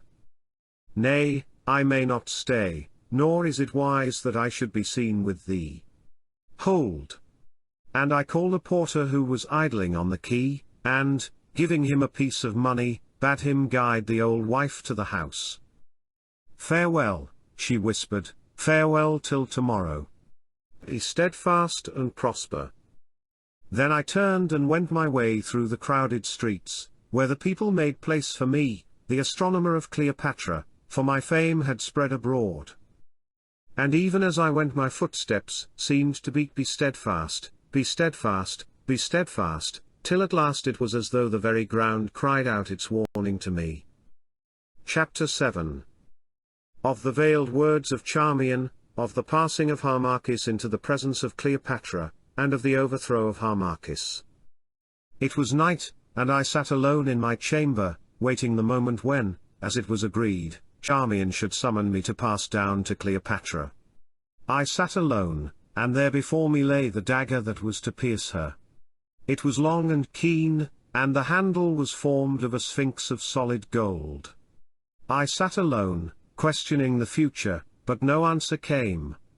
At length I looked up, and Charmian stood before me, Charmian, no longer gay and bright, but pale of face and hollow-eyed. Royal Harmachis, she said, Cleopatra summons thee, presently to declare to her the voices of the stars. So the hour had fallen. It is well, Charmian, I answered. Are all things in order? Yea, my lord, all things are in order, well primed with wine. Paulus guards the gates, the eunuchs are withdrawn save one, the legionaries sleep, and already Sepa and his force lie hid without. Nothing has been neglected, and no lamb skipping at the shamble doors can be more innocent of its doom than is Queen Cleopatra. It is well, I said again, let us be going, and rising, I placed the dagger in the bosom of my robe. Taking a cup of wine that stood near, I drank deep of it, for I had scarce tasted food all that day. One word, Charmian said hurriedly, for it is not yet time. Last night, last night, and her bosom heaved, I dreamed a dream that haunts me strangely, and perchance thou also didst dream a dream. It was all a dream and 'tis forgotten, is it not so, my lord? Yes, yes, I said, why troublest thou me thus at such an hour? Nay, I know not, but tonight, Harmachis, fate is in labour of a great event, and in her painful throes mayhap she'll crush me in her grip, me or thee, or the twain of us, Harmachis. And if that be so, well, I would hear from thee, before it is done, that 'twas naught but a dream, and that dream forgot. Yes, it is all a dream, I said idly, thou and I, and the solid earth, and this heavy night of terror, and this keen knife, what are these but dreams, and with what face shall the waking come? So now, thou fallest in my humour, royal Harmachis. As thou sayest, we dream, and while we dream yet can the vision change. For the fantasies of dreams are wonderful, seeing that they have no stability, but very like the vaporous edge of sunset clouds, building now this thing, and now that, being now dark and heavy, and now alight with splendor. Therefore, before we wake tomorrow tell me one word. Is that vision of last night, wherein I seemed to be quite shamed, and thou didst seem to laugh upon my shame, a fixed fantasy, or can it, perchance, yet change its countenance? For remember, when that waking comes, the vagaries of our sleep will be more unalterable and more enduring than are the pyramids. Then they will be gathered into that changeless region of the past where all things, great and small, even dreams, Harmachis, are, each in its own semblance, frozen to stone and built into the tomb of time immortal. Nay, Charmian, I replied, I grieve if I did pain thee, but over that vision comes no change. I said what was in my heart and there's an end. Thou art my cousin and my friend, I can never be more to thee. It is well, 'tis very well, she said, let it be forgotten. And now on from dream, to dream, and she smiled with such a smile as I had never seen her wear before. It was sadder and more fateful than any stamp that grief can set upon the brow. For, though being blinded by my own folly and the trouble at my heart I knew it not, with that smile, the happiness of youth died for Charmian the Egyptian, the hope of love fled, and the holy links of duty burst asunder. With that smile she consecrated herself to evil, she renounced her country and her gods, and trampled on her oath. That smile marks the moment when the stream of history changed its course. For had I never seen it on her face, Octavianus had not bestridden the world, and Egypt had once more been free and great. And yet it was but a woman's smile. "Why lookest thou thus strangely, girl?" I asked. "In dreams we smile," she answered. "And now it is time, follow thou me. Be firm and prosper, royal Harmachis." And bending forward she took my hand and kissed it. Then, with one strange last look, she turned and led the way down the stair and through the empty halls. In the chamber that is called the Alabaster Hall, the roof of which is upborne by columns of black marble, we stayed. For beyond was the private chamber of Cleopatra, the same in which I had seen her sleeping. "Abide thou here," she said, "while I tell Cleopatra of thy coming," and she glided from my side. I stood for long, mayhap in all the half of an hour, counting my own heart-beats, and, as in a dream, striving to gather up my strength to that which lay before me. At length Charmian came back, her head held low and walking heavily. "Cleopatra waits thee," she said, "pass on, there is no guard." "Where do I meet thee when what must be done is done?" I asked hoarsely. "Thou meetest me here, and then to Paulus. Be firm and prosper. Harmachis, fare thee well." And so I went, but at the curtain I turned suddenly, and there in the midst of that lonely lamplit hall I saw a strange sight. Far away, in such a fashion that the light struck full upon her, stood Charmian, her head thrown back, her white arms outstretched as though to clasp, and on her girlish face a stamp of anguished passion so terrible to see that, indeed, I cannot tell it. For she believed that I, whom she loved, was passing to my death, and this was her last farewell to me. But I knew naught of this matter, so with another passing pang of wonder I drew aside the curtains, gained the doorway, and stood in Cleopatra's chamber. And there, upon a silken couch at the far end of the perfumed chamber, clad in wonderful white attire, rested Cleopatra. In her hand was a jewelled fan of ostrich plumes with which she gently fanned herself, and by her side was her harp of ivory, and a little table whereon were figs and goblets and a flask of ruby-coloured wine. I drew near slowly through the soft, dim light to where the wonder of the world lay in all her glowing beauty. And, indeed, I have never seen her look so fair as she did upon that fatal night. Couched in her amber cushions, she seemed to shine as a star on the twilight's glow. Perfume came from her hair and robes, music fell from her lips, and in her heavenly eyes all lights changed and gathered as in the ominous opal's disk. And this was the woman whom, presently, I must slay. Slowly I drew near, bowing as I came, but she took no heed. She lay there, and the jewelled fan floated to and fro like the bright wing of some hovering bird. At length I stood before her, and she glanced up, the ostrich plumes pressed against her breast as though to hide its beauty. "What? Friend, art thou come?" she said. "It is well, for I grew lonely here. Nay, 'tis a weary world. We know so many faces, and there are so few whom we love to see again. Well, stand not there so mute, but be seated." And she pointed with her fan to a carven chair that was placed near her feet. Once more I bowed and took the seat. "I have obeyed the Queen's desire," I said, "and with much care and skill worked out the lessons of the stars, and here is the record of my labor. If the Queen permits, I will expound it to her." And I rose, in order that I might pass round the couch and, as she read, stab her in the back. Nay, Harmachis, she said quietly, and with a slow and lovely smile. Bide thou where thou art, and give me the writing. By Serapis. Thy face is too comely for me to wish to lose the sight of it. Checked in this design, I could do nothing but hand her the papyrus, thinking to myself that while she read I would arise suddenly and plunge the dagger to her heart. She took it, and as she did so touched my hand.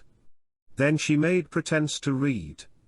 But she read no word, for I saw that her eyes were fixed upon me over the edge of the scroll. Why placest thou thy hand within thy robe? She asked presently, for, indeed, I clutched the dagger's hilt. Is thy heart stirred?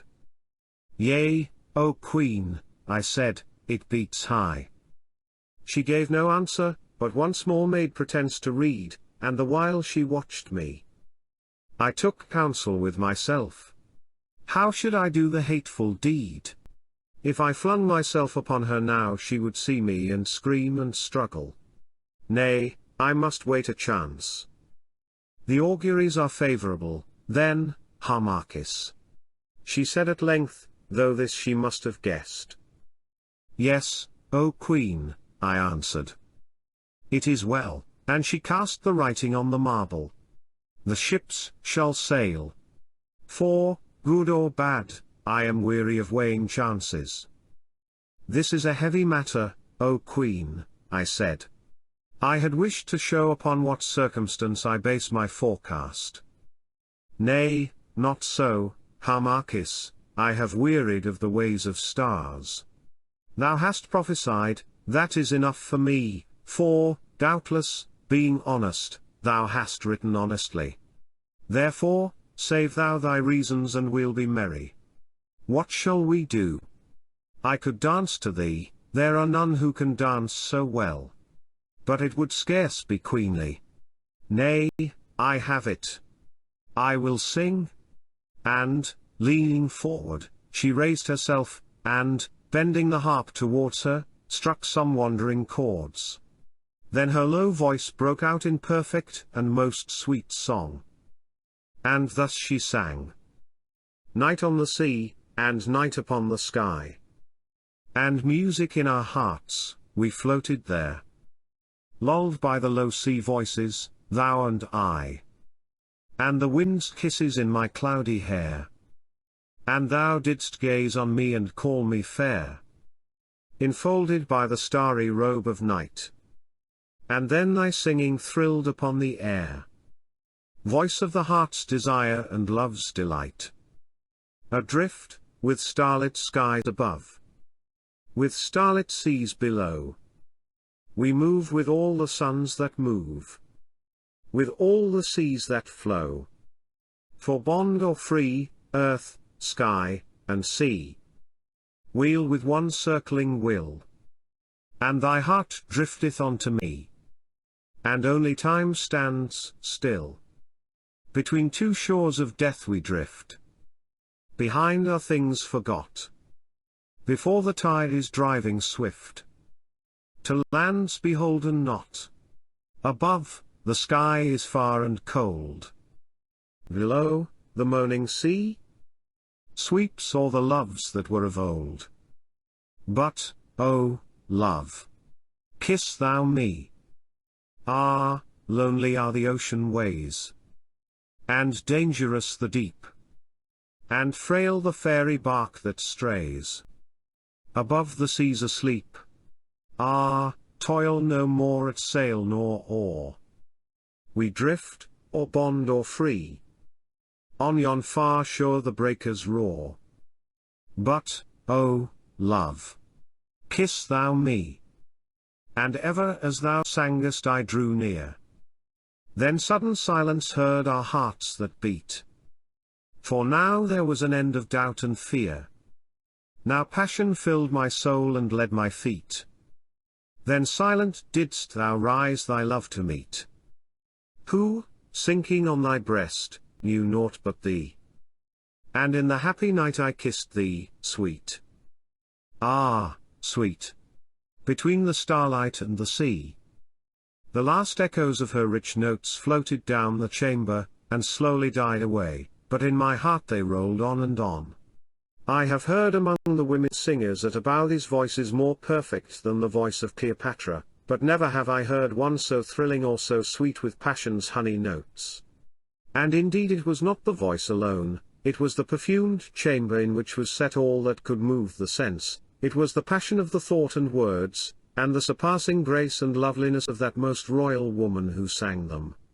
For, as she sang, I seemed to think that we twain were indeed floating alone with the night, upon the starlit summer sea. And when she ceased to touch the harp, and, rising, suddenly stretched out her arms towards me, and with the last low notes of song yet quivering upon her lips, let fall the wonder of her eyes upon my eyes, she almost drew me to her. But I remembered, and would not. Hast thou, then, no word of thanks for my poor singing, Harmachis? She said at length. Yea, O Queen, I answered, speaking very low, for my voice was choked, but thy songs are not good for the sons of men to hear, of a truth they overwhelm me. Nay, Harmachis, there is no fear for thee, she said laughing softly, seeing that I know how far thy thoughts are set from woman's beauty, and the common weakness of thy sex. With cold iron we may safely toy. I thought within myself that coldest iron can be brought to whitest heat if the fire be fierce enough. But I said nothing, and, though my hand trembled, I once more grasped the dagger's hilt, and, wild with fear at my own weakness, set myself to find a means to slay her while yet my sense remained. Come hither, Harmachis, she went on, in her softest voice. Come, sit by me, and we will talk together, for I have much to tell thee, and she made place for me at her side upon the silken seat. And I, thinking that I might so more swiftly strike, rose and seated myself some little way from her on the couch, while, flinging back her head, she gazed on me with her slumbrous eyes. Now was my occasion, for her throat and breast were bare, and, with a mighty effort, once again I lifted my hand to clutch the dagger hilt. But, more quick than thought, she caught my fingers with her own and gently held them. Why lookest thou so wildly, Harmachis? She said. Art sick? Sick indeed, I gasped. Then lean thou on the cushions and rest thee, she answered, still holding my hand, from which the strength had fled. The fit will surely pass. Too long hast thou labored with thy stars. How soft is the night air that flows from yonder casement heavy with the breath of lilies. Hark to the whisper of the sea lapping against the rocks, that, though it is faint, yet, being so strong, doth almost drown the quick cool fall of yonder fountain. List to Philomel, how sweet from a full heart of love she sings her message to her dear. Indeed it is a lovely night, and most beautiful is nature's music, sung with 100 voices from wind and trees and birds and ocean's wrinkled lips, and yet sung all to tune. Listen, Harmachis, I have guessed something concerning thee. Thou, too, art of a royal race, no humble blood pours in those veins of thine. Surely such a shoot could spring but from the stock of princes. What? Possessed thou at the leaf mark on my breast? It was pricked there in honor of great Osiris, whom with thee I worship. See? Let me hence, I groaned, striving to rise, but all my strength had gone. Nay, not yet a while. Thou wouldst not leave me yet. Thou canst not leave me yet. Harmachis, hast thou never loved? Nay, nay, O Queen. What have I to do with love? Let me hence? I am faint, I am fordone. Never to have loved, 'tis strange. Never to have known some woman heart-beat all in tune to thine, never to have seen the eyes of thy adored swim with passion's tears, as she sighed her vows upon thy breast. Never to have loved? Never to have lost thyself in the mystery of another's soul, nor to have learned how nature can overcome our naked loneliness, and with the golden web of love of twain weave one identity. Why, it is never to have lived, Harmachis. And ever as she murmured she drew nearer to me, till at last, with a long, sweet sigh, she flung one arm about my neck, and gazed upon me with blue, unfathomable eyes, and smiled her dark, slow smile, that, like an opening flower, revealed beauty within beauty hidden. Nearer she bent her queenly form, and still more near, now her perfumed breath played upon my hair, and now her lips met mine. And woe is me! In that kiss, more deadly and more strong than the embrace of death, were forgotten Isis, my heavenly hope, oaths, honor, country, friends, all things save that Cleopatra clasped me in her arms, and called me love and lord. Now pledge me, she sighed, pledge me 1 cup of wine in token of thy love. I took the draught, and I drank deep, then too late I knew that it was drugged. I fell upon the couch, and, though my senses still were with me, I could neither speak nor rise. But Cleopatra, bending over me, drew the dagger from my robe. I've won, she cried, shaking back her long hair. I've won, and for the stake of Egypt, why, 'twas a game worth playing. With this dagger, then, thou wouldst have slain me, O my royal rival, whose myrmidons even now are gathered at my palace gate. Art still awake? Now what hinders me that I should not plunge it to thy heart? I heard and feebly pointed to my breast, for I was fain to die. She drew herself to the full of her imperial height, and the great knife glittered in her hand. Down it came till its edge pricked my flesh. Nay, she cried again, and cast it from her, too well I like thee. It were pity to slay such a man. I give thee thy life. Live on, lost Pharaoh. Live on, poor fallen prince, blasted by a woman's wit. Live on, Harmachis, to adorn my triumph. Then sight left me, and in my ears I only heard the song of the nightingale, the murmur of the sea, and the music of Cleopatra's laugh of victory. And as I sank away, the sound of that low laugh still followed me into the land of sleep, and still it follows me through life to death. Chapter 8. Of the awaking of Harmachis, of the sight of death, of the coming of Cleopatra, and of her comfortable words. Once more I woke, it was to find myself in my own chamber. I started up. Surely, I, too, had dreamed a dream.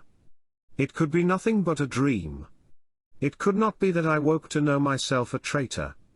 That the opportunity had gone forever. That I had betrayed the cause, and that last night those brave men, headed by my uncle, had waited in vain at the outer gate.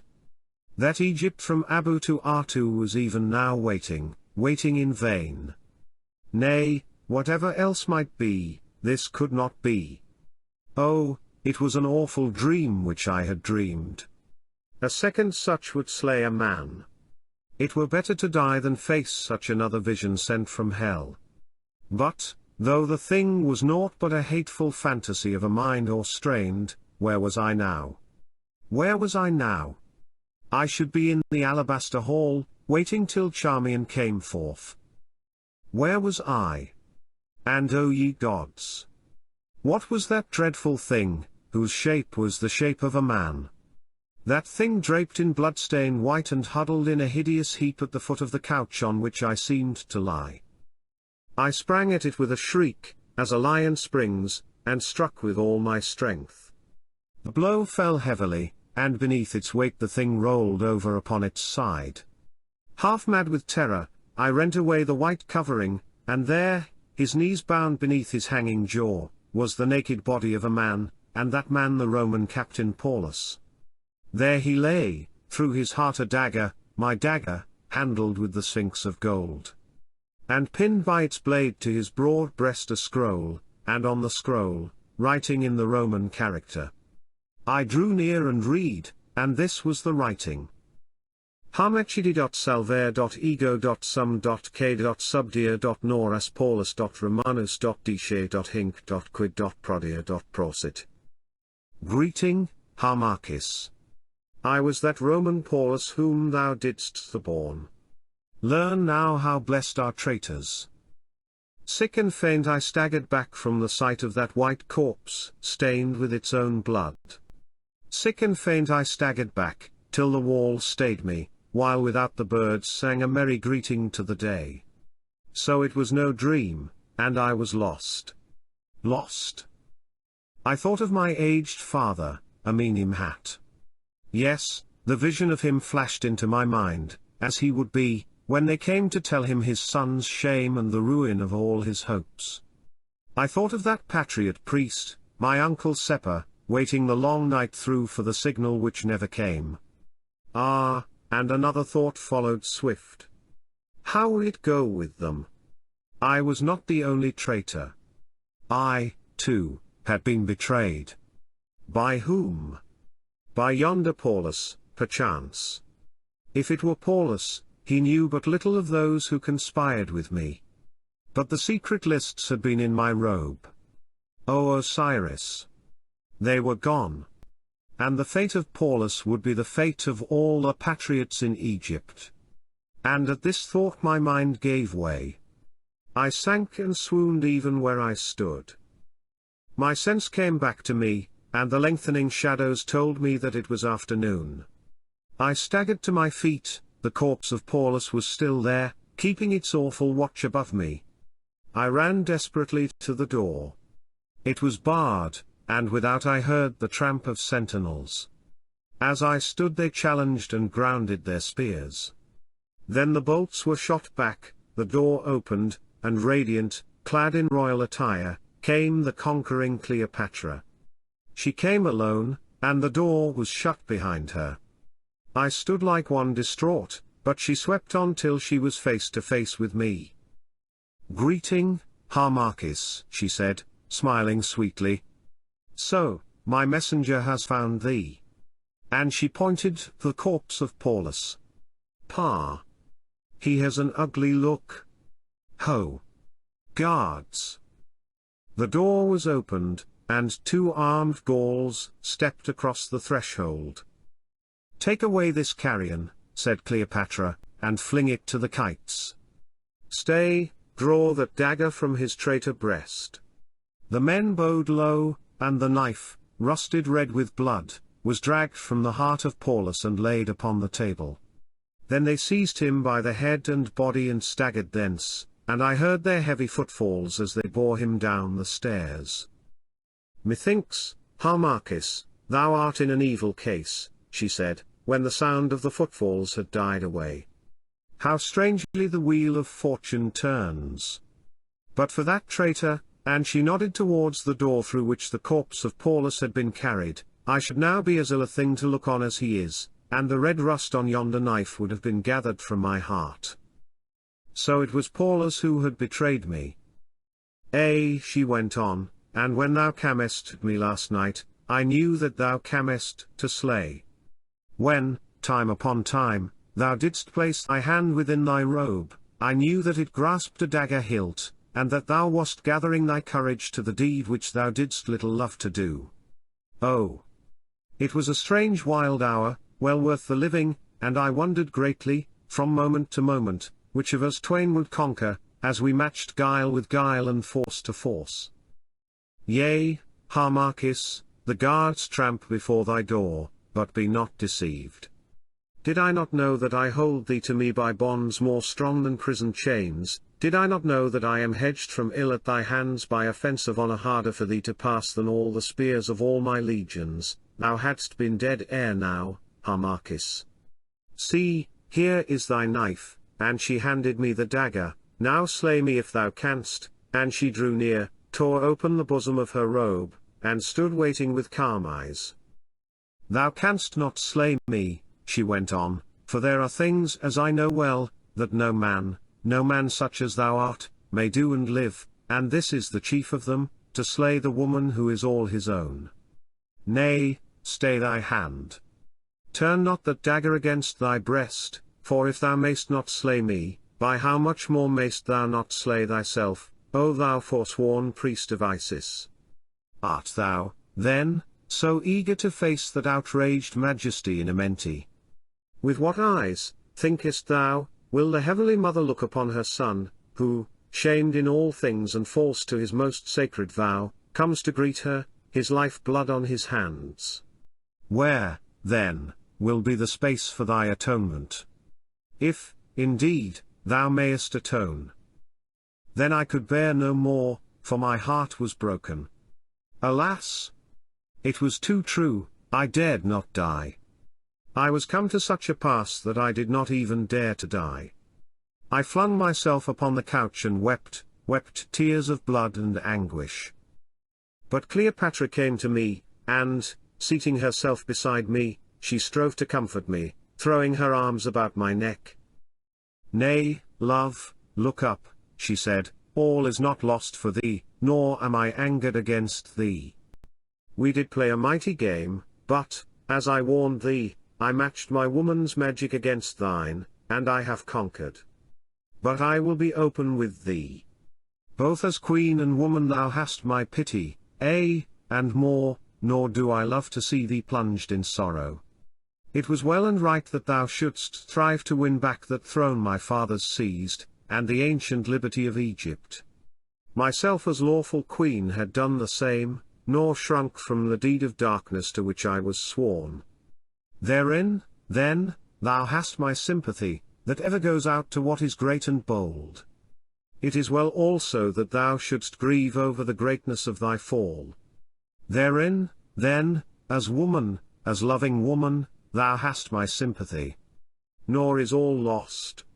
Thy plan was foolish, for, as I hold, Egypt could never have stood alone, for though thou hadst won the crown and country, as without a doubt thou must have done, yet there was the Roman to be reckoned with.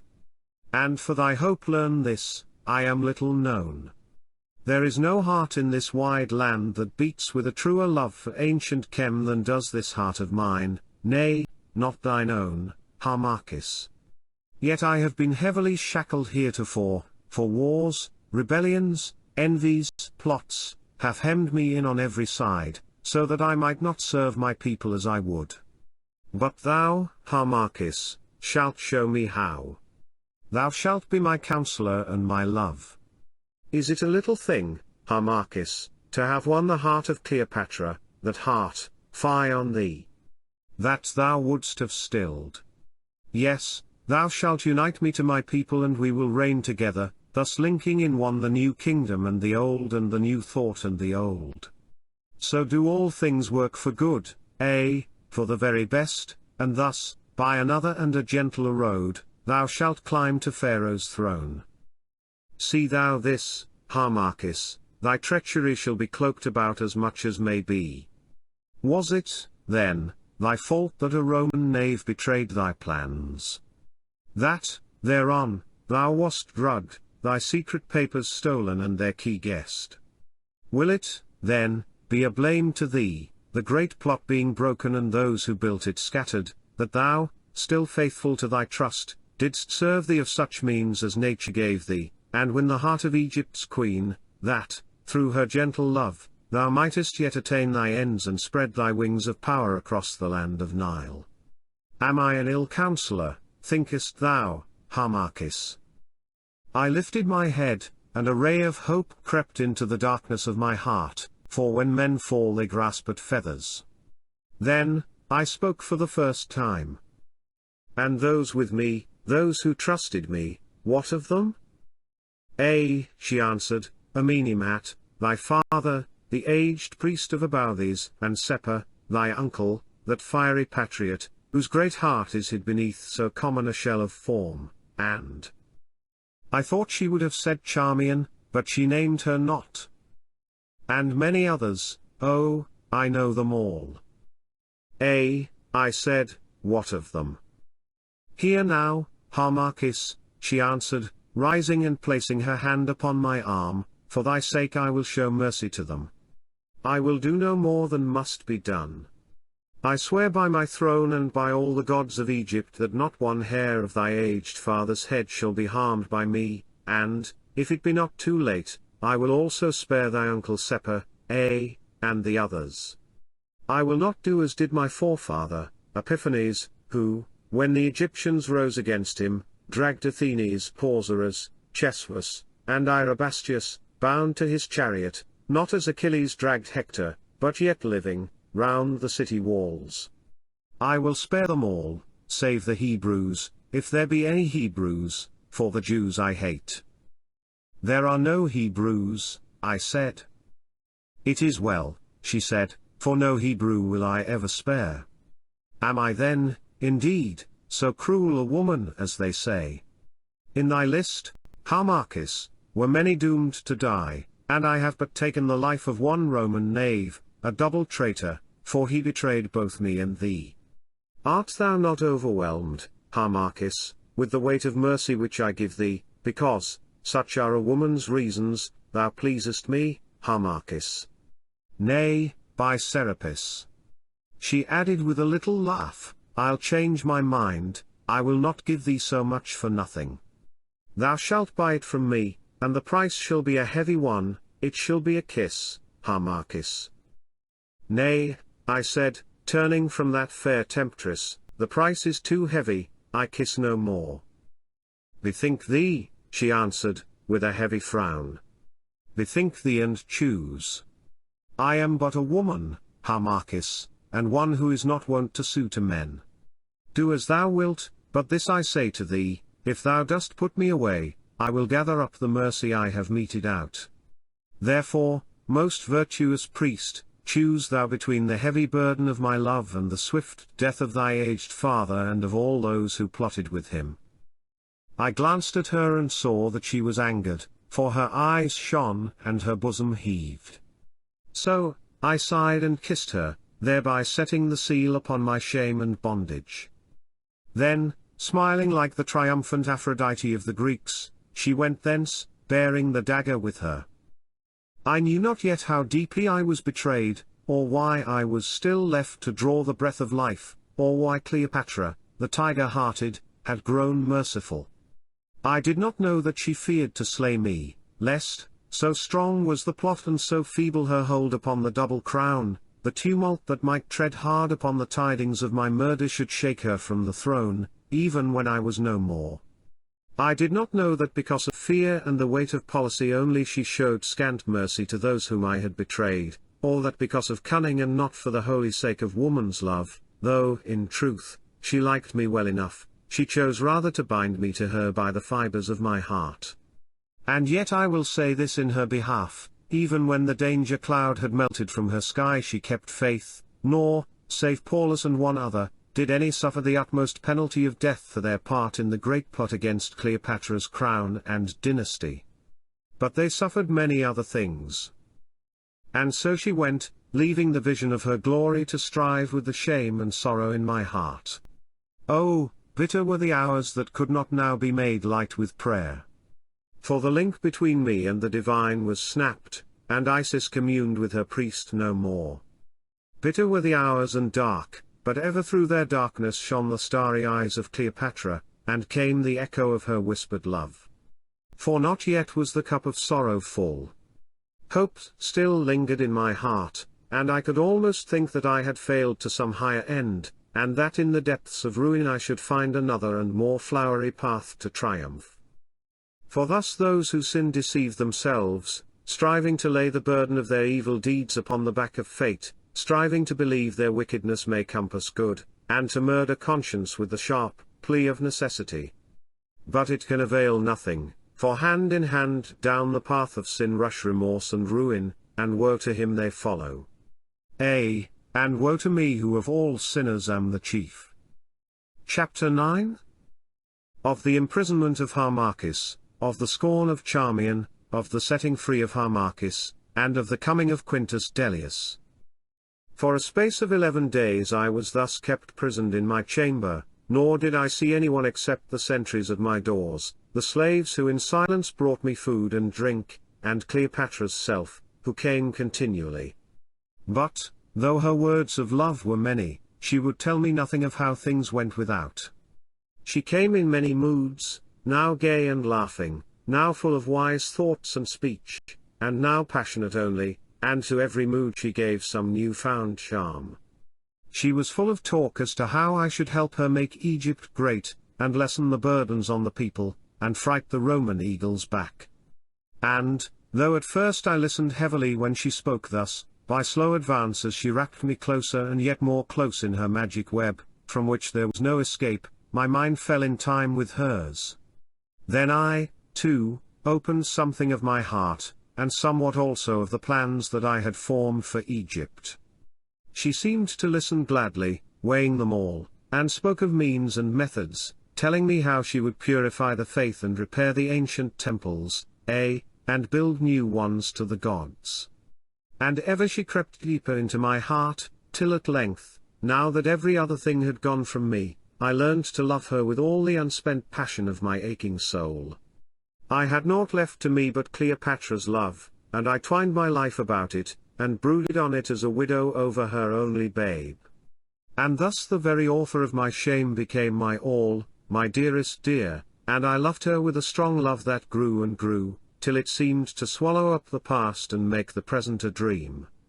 For she had conquered me, she had robbed me of my honor, and steeped me to the lips in shame, and I, poor fallen, blinded wretch, I kissed the rod that smote me, and was her very slave. Even now, in those dreams which still come when sleep unlocks the secret heart, and sets its terrors free to roam through the opened halls of thought, I seem to see her royal form, as erst I saw it, come with arms outstretched and love's own light shining in her eyes, with lips apart and flowing locks, and stamped upon her face the look of utter tenderness that she alone could wear. Still, after all the years, I seem to see her come as erst she came, and still I wake to know her an unutterable lie. And thus one day she came. She had fled in haste, she said, from some great council summoned concerning the wars of Antony in Syria, and she came, as she had left the council, in all her robes of state, the scepter in her hand, and on her brow the urious diadem of gold. There she sat before me, laughing, for, wearying of them, she had told the envoys to whom she gave audience in the council, that she was called from their presence by a sudden message come from Rome, and the jest seemed merry to her. Suddenly she rose, took the diadem from her brow, and set it on my hair, and on my shoulders her royal mantle, and in my hand the scepter, and bowed the knee before me. Then, laughing again, she kissed me on the lips, and said I was indeed her king. But, remembering how I had been crowned in the halls of Abouthes, and remembering also that wreath of roses of which the odour haunts me yet, I rose pale with wrath, and cast the trinkets from me, asking how she dared to mock me, her caged bird. And I think there was that about me which startled her, for she fell back. Nay, Harmachis, she said, be not wroth. How knowest thou that I mock thee? How knowest thou that thou shalt not be Pharaoh in fact and deed? What meanest thou? I said. Wilt thou, then, wed me before Egypt? How else can I be Pharaoh now? She cast down her eyes. Perchance, love, it is in my mind to wed thee, she said gently. Listen, she went on, thou growest pale, here, in this prison, and thou dost eat little. Gainsay me not. I know it from the slaves. I have kept thee here, Harmachis, for thy own sake, that is so dear to me, and for thy own sake, and thy honour's sake, thou must still seem to be my prisoner. Else wouldst thou be shamed and slain, murdered secretly. But I can meet thee here no more. Therefore tomorrow I shall free thee in all, save in the name, and thou shalt once more be seen at court as my astronomer. And I will give this reason, that thou hast cleared thyself, and, moreover, that thy auguries as regards the war have been auguries of truth, as, indeed, they have, though for this I have no cause to thank thee, seeing that thou didst suit thy prophecies to fit thy cause. Now, farewell, for I must return to those heavy-browed ambassadors, and grow not so sudden wroth, Harmachis, for who knows what may come to pass betwixt thee and me. And, with a little nod, she went, leaving it on my mind that she had it in her heart to wed me openly. and of a truth, I believe that, at this hour, such was her thought. For, if she loved me not, still she held me dear, and as yet she had not wearied of me. On the morrow Cleopatra came not, but Charmian came, Charmian, whom I had not seen since that fatal night of ruin. She entered and stood before me, with pale face and downcast eyes, and her first words were words of bitterness. "Pardon me," she said, in her gentle voice, "in that I dare to come to thee in Cleopatra's place. Thy joy is not delayed for long, for thou shalt see her presently." I shrank at her words, as well I might, and, seeing her vantage, she seized it. "I come, Harmachis, royal no more. I come to say that thou art free. Thou art free to face thine own infamy, and see it thrown back from every eye which trusted thee, as shadows are from water. I come to tell thee that the great plot, the plot of 20 years and more, is at its utter end. None have been slain, indeed, unless it is Seppa, who has vanished. But all the leaders have been seized and put in chains, or driven from the land, and their party is broken and scattered. The storm has melted before it burst. Egypt is lost, and lost forever, for her last hope is gone. No longer may she struggle, now for all time she must bow her neck to the yoke, and bear her back to the rod of the oppressor." I groaned aloud. "Alas, I was betrayed," I said. "Paulus betrayed us." "Thou wast betrayed? Nay, thou thyself wast the betrayer. How came it that thou didst not slay Cleopatra when thou wast alone with her? Speak, thou forsworn." "She drugged me," I said again. "O Harmachis," answered the pitiless girl, "how low art thou fallen from that prince whom once I knew. Thou who dost not scorn to be a liar. Yea, thou wast drugged with a love philtre. Yea, thou didst sell Egypt and thy cause for the price of a wanton's kiss. Thou sorrow and thou shame." She went on, pointing her finger at me and lifting her eyes to my face, "Thou scorn. Thou outcast. And thou contempt. Deny it if thou canst. Shrink from me, knowing what thou art, well mayst thou shrink. Crawl to Cleopatra's feet, and kiss her sandals till such time as it pleases her to trample thee in thy kindred dirt, but from all honest folk shrink. Shrink." My soul quivered beneath the lash of her bitter scorn and hate, but I had no words to answer.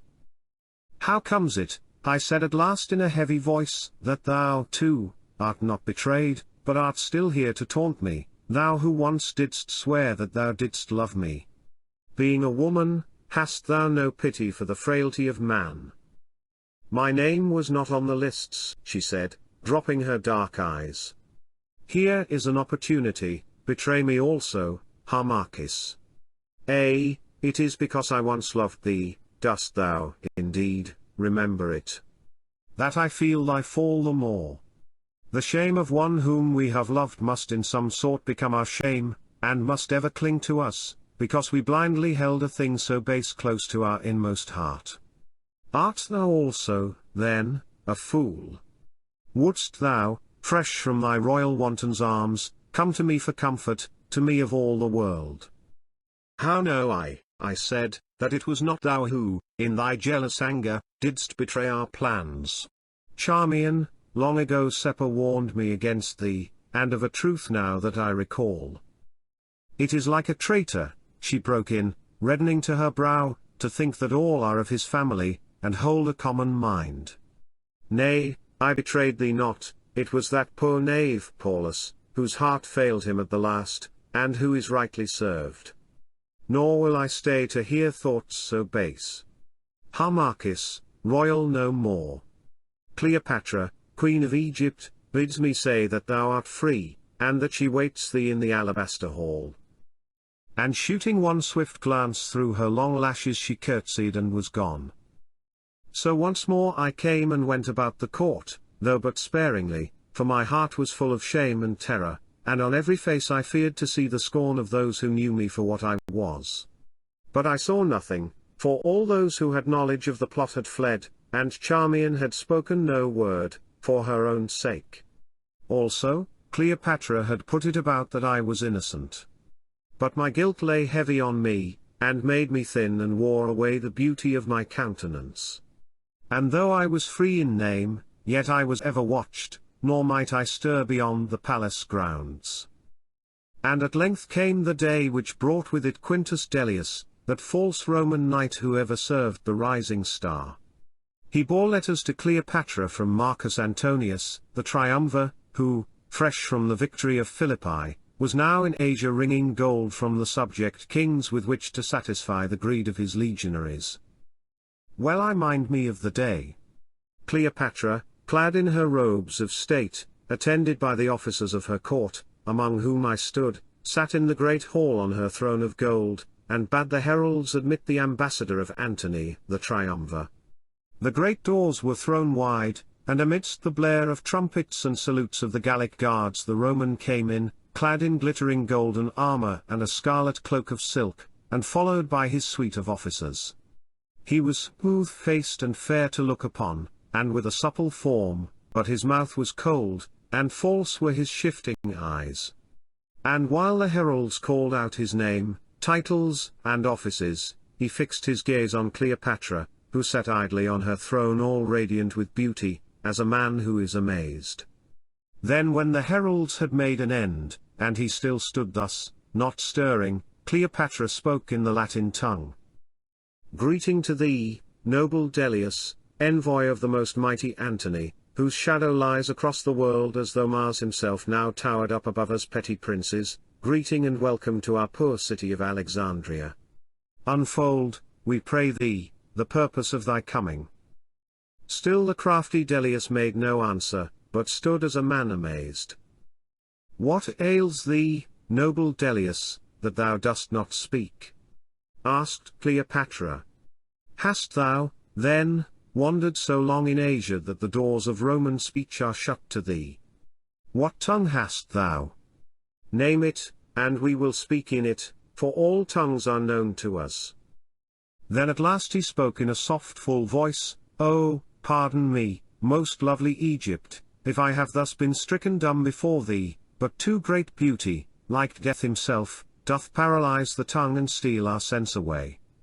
The eyes of him who looks upon the fires of the midday sun are blind to all beside, and thus this sudden vision of thy glory, royal Egypt, overwhelmed my mind, and left me helpless and unwitting of all things else. Of a truth, noble Dellius, answered Cleopatra, they teach a pretty school of flattery yonder in Cilicia. How goes the saying here in Alexandria? Replied the courtly Roman, the breath of flattery cannot waft a cloud, does it not? But to my task. Here, royal Egypt, are letters under the hand and seal of the noble Antony treating of certain matters of the state. Is it thy pleasure that I should read them openly? In other words, what is divine is beyond the reach of human praise. Editor. Break the seals and read, she answered. Then bowing, he broke the seals and read. The Triumviri Republis Constituend, by the mouth of Marcus Antonius, the Triumvir, to Cleopatra, by grace of the Roman people Queen of Upper and Lower Egypt, send greeting. Whereas it has come to our knowledge that thou, Cleopatra, hast, contrary to thy promise and thy duty, both by thy servant Allienus and by thy servant Serapion, the governor of Cyprus, aided the rebel murderer Cassius against the arms of the most noble triumvirate. And, whereas it has come to our knowledge that thou thyself wast but lately making ready a great fleet to this end, we summon thee that thou dost without delay journey to Cilicia, there to meet the noble Antony, and in person make answer concerning these charges which are laid against thee. And we warn thee that if thou dost disobey this our summons it is at thy peril. Farewell. The eyes of Cleopatra flashed as she hearkened to these high words, and I saw her hands tighten on the golden lions' heads whereon they rested. We have had the flattery, she said, and now, lest we be cloyed with sweets, we have its antidote. Listen thou, Dellius, the charges in that letter, or, rather, in that writ of summons, are false, as all folk can bear us witness. But it is not now, and it is not to thee, that we will make defence of our acts of war and policy. Nor will we leave our kingdom to journey into far Cilicia, and there, like some poor suppliant at law, plead our cause before the court of the noble Antony. If Antony would have speech with us, and inquire concerning these high matters, the sea is open, and his welcome shall be royal. Let him come thither. That is our answer to thee and to the triumvirate, O Dellius. But Dellius smiled as one who would put away the weight of wrath, and once more spoke. Royal Egypt, thou knowest not the noble Antony. He is stern on paper, and ever he sets down his thoughts as though his stylus were a spear dipped in the blood of men. But face to face with him, thou, of all the world, shalt find him the gentlest warrior that ever won a battle. Be advised, O Egypt. And come. Send me not hence with such angry words, for if thou dost draw Antony to Alexandria, then were to Alexandria, to the people of the Nile, and to thee, great Egypt. For then he will come armed and breathing war, and it shall go hard with thee, who dost defy the gathered might of Rome. I pray thee, then, obey this summons. Come to Cilicia, come with peaceful gifts and not in arms. Come in thy beauty, and tricked in thy best attire, and thou hast naught to fear from the noble Antony. He paused and looked at her meaningly, while I, taking his drift, felt the angry blood surge into my face. Cleopatra, too, understood, for I saw her rest her chin upon her hand and the cloud of thought gathered in her eyes. For a time she sat thus, while the crafty Dellius watched her curiously.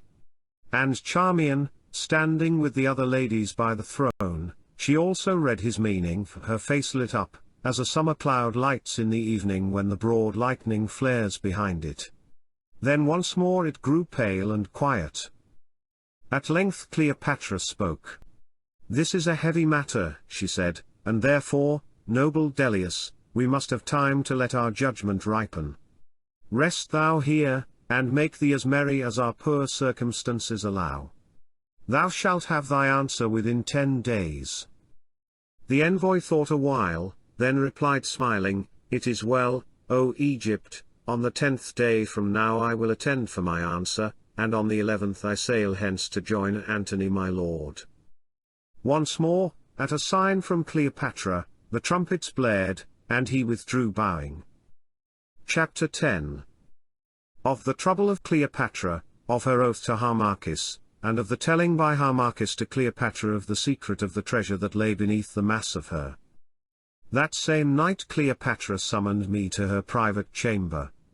I went, and found her much troubled in mind. Never before had I seen her so deeply moved.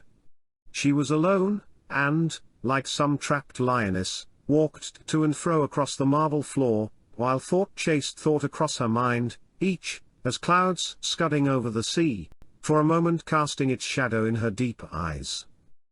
"So thou art come, Harmachis," she said, resting for a while, as she took my hand.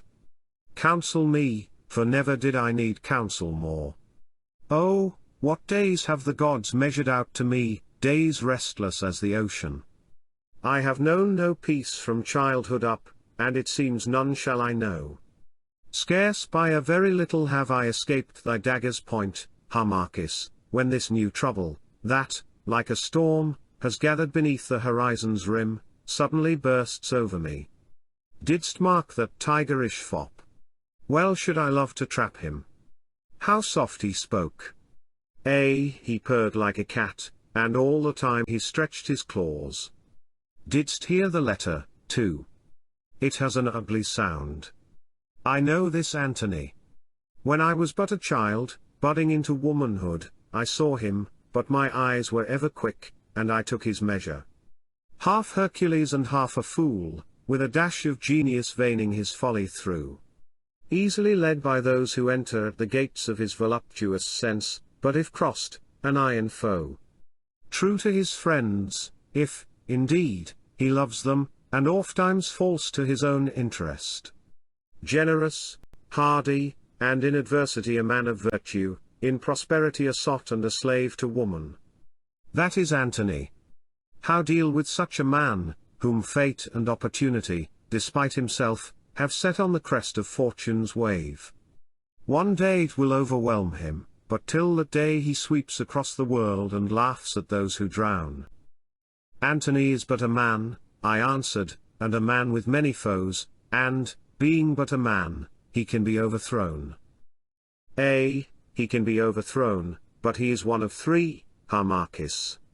Now that Cassius hath gone where all fools go, Rome has thrown out a hydra head. Crush one, and another hisses in thy face. There's Lepidus, and with him, that young Octavianus, whose cold eyes may yet with a smile of triumph look on the murdered forms of empty, worthless Lepidus, of Antony, and of Cleopatra. If I go not to Cilicia, mark thou. Antony will knit up a peace with these Parthians, and, taking the tales they tell of me for truth, and, indeed, there is truth in them, will fall with all his force on Egypt. And how then? How then? Why, then we'll drum him back to Rome. Ah, thou sayest so, and, perchance, Harmachis, had I not won that game we played together some 12 days gone, thou, being Pharaoh, mightest well have done this thing, for round thy throne old Egypt would have gathered. But Egypt loves not me nor my Greek blood, and I have but now scattered that great plot of thine, in which half the land was meshed. Will these men, then, arise to succor me? Were Egypt true to me, I could, indeed, hold my own against all the force that Rome may bring, but Egypt hates me, and had as lief be ruled by the Roman as the Greek. Still I might make defense had I the gold, for with money soldiers can be bought to feed the maw of mercenary battle. But I have none, my treasuries are dry, and though there is wealth in the land, yet debts perplex me. These wars have brought me ruin, and I know not how to find a talent.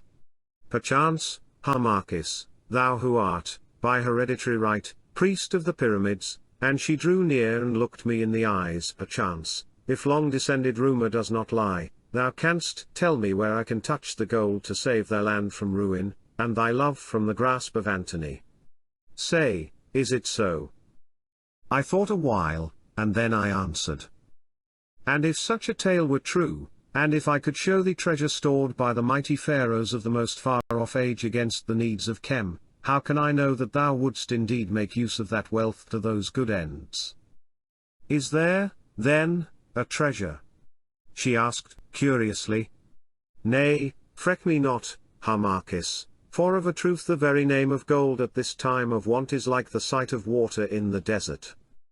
I believe, I said, that there is such a treasure, though I myself have never seen it. But I know this, that if it still lie in the place where it was set, it is because so heavy a curse will rest upon him who shall lay hands on it wickedly and for selfish ends, that none of those pharaohs to whom it has been shown have dared to touch it, however sore their need. So, she said, they were cowardly aforetime, or else their need was not great. Wilt thou show me this treasure, then, Harmachis? Perhaps, I answered, I will show it to thee if it still be there, when thou hast sworn that thou wilt use it to defend Egypt from this Roman Antony, and for the welfare of her people. I swear it, she said earnestly. Oh, I swear by every god in Chem that if thou showest me this great treasure, I will defy Antony and send Dellius back to Cilicia with sharper words than those he brought. Yes, I'll do more, Harmachis, so soon as may be, I will take thee to husband before all the world, and thou thyself shalt carry out thy plans and beat off the Roman eagles. Thus she spoke, gazing at me with truthful, earnest eyes. I believed her, and for the first time since my fall was for a moment happy, thinking that all was not lost to me, and that with Cleopatra, whom I loved thus madly, I might yet win my place and power back. Swear it, Cleopatra, I said. I swear, beloved. And thus I seal my oath. And she kissed me on the forehead. And I, too, kissed her, and we talked of what we would do when we were wed, and how we should overcome the Roman. And thus I was again beguiled, though I believe that, had it not been for the jealous anger of Charmian, which, as shall be seen, was ever urging her forward to fresh deeds of shame, Cleopatra would have wedded me and broken with the Roman. And, indeed, in the issue, it had been better for her and Egypt. We sat far into the night, and I revealed to her somewhat of that ancient secret of the mighty treasure hid beneath the mass of her. Thither, it was agreed, we should go on the morrow, and the second night from now attempt its search. So, early on the next day, a boat was secretly made ready, and Cleopatra entered it, veiled as an Egyptian lady about to make a pilgrimage to the temple of Hormku. And I also entered, cloaked as a pilgrim, and with us 10 of her most trusted servants disguised as sailors. But Charmian went not with us. We sailed with a fair wind from the canopic mouth of the Nile, and that night, pushing on with the moon, we reached Say at midnight, and here rested for a while. At dawn we once more loosed our craft, and all that day sailed swiftly till, at last, at the 3rd hour from the sunset, we came in sight of the lights of that fortress which is called Babylon. Here, on the opposite bank of the river, we moored our ship safely in a bed of reeds. Then, on foot and secretly, we set out for the pyramids, which were at a distance of 2 leagues, Cleopatra, I and one trusted eunuch, for we left the other servants with the boat. Only I caught an ass for Cleopatra to ride that was wandering in a tilled field, and threw a cloak upon it. She sat on it and I led the ass by paths I knew, the eunuch following us on foot. And, within little more than an hour, having gained the great causeway, we saw the mighty pyramids towering up through the moonlit air and awing us to silence. We passed on in utter silence, through the haunted city of the dead, for all around us stood the solemn tombs, till at length we climbed the rocky hill, and stood in the deep shadow of Khufukhet, the splendid throne of Khufu. Of a truth, whispered Cleopatra, as she gazed up the dazzling marble slope above her, everywhere blazoned over with a million mystic characters, of a truth, there were gods ruling in Kem in those days, and not men.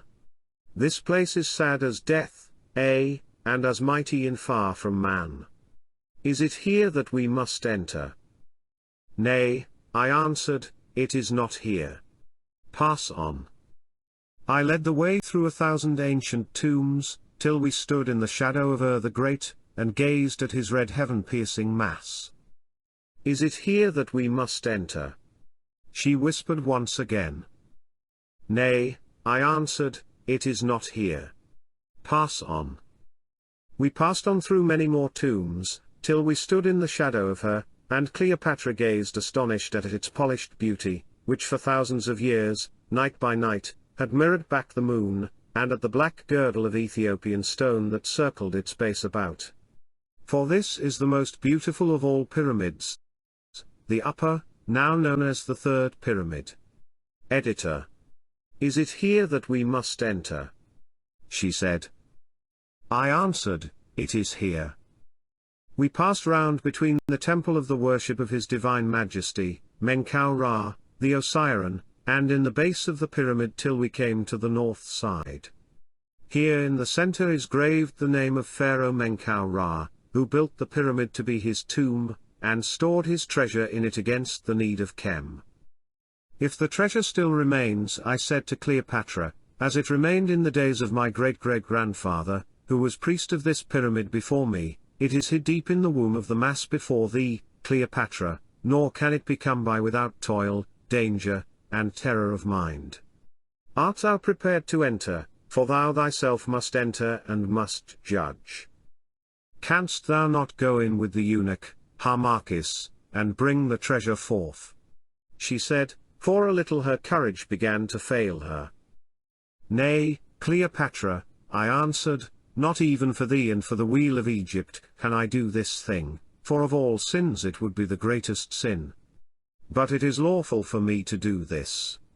I, as hereditary holder of the secret, may, upon demand, show to the ruling monarch of Kem the place where the treasure lies, and show also the warning that is written. And if on seeing and reading, The Pharaoh deems that the need of Chem is so sore and strait that it is lawful for him to brave the curse of the dead and draw forth the treasure. It is well, for on his head must rest the weight of this dread deed. 3 monarchs, so say the records that I have read, have thus dared to enter in the time of need. They were the divine queen Hatshepsut, that wonder known to the gods alone, her divine brother Tahu times men keeper Ra, and the divine Ramesses me Amen. But of these 3 majesties, not one when they saw dared to touch, for, though sharp their need, it was not great enough to consecrate the act. So, fearing lest the curse should fall upon them, they went hence sorrowing. She thought a little, till at last her spirit overcame her fear. At the least I will see with mine own eyes, she said. It is well, I answered. Then, stones having been piled up by me and the eunuch who was with us on a certain spot at the base of the pyramid, to somewhat more than the height of a man, I climbed on them and searched for the secret mark, no larger than a leaf. I found it with some trouble, for the weather and the rubbing of the wind-stirred sand had worn even the Ethiopian stone. Having found it, I pressed on it with all my strength in a certain fashion. Even after the lapse of many years the stone swung round, showing a little opening, through which a man might scarcely creep. As it swung, a mighty bat, white in colour as though with unreckoned age, and such as I had never seen before for bigness, for his measure was the measure of a hawk, flew forth and for a moment hovered over Cleopatra, then sailed slowly up and up in circles, till at last he was lost in the bright light of the moon. But Cleopatra uttered a cry of terror, and the eunuch, who was watching, fell down in fear, believing it to be the guardian spirit of the pyramid. And I, too, feared, though I said nothing. For even now I believe that it was the spirit of Menkau Ra, the Osiren, who, taking the form of a bat, flew forth from his holy house in warning. I waited a while, till the foul air should clear from the passage. Then I drew out the lamps, kindled them, and passed them, to the number of 3, into the entrance of the passage. This done, I went to the eunuch, and, taking him aside, I swore him by the living spirit of him, who sleeps at Abouthes that he should not reveal those things which he was about to see. This he swore, trembling sorely, for he was very much afraid. Nor, indeed, did he reveal them. This done, I clambered through the opening, taking with me a coil of rope, which I wound around my middle, and beckoned to Cleopatra to come.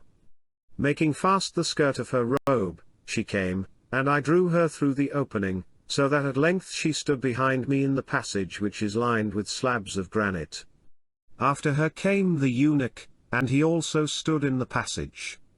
Then, having taken counsel of the plan of the passage that I had brought with me, and which, in signs that none but the initiated can read, was copied from those ancient writings that had come down to me through 41 generations of my predecessors, the priests of this pyramid of her, and of the worship of the temple of the divine Menkau Ra, the Osiren, I led the way through that darksome place towards the utter silence of the tomb.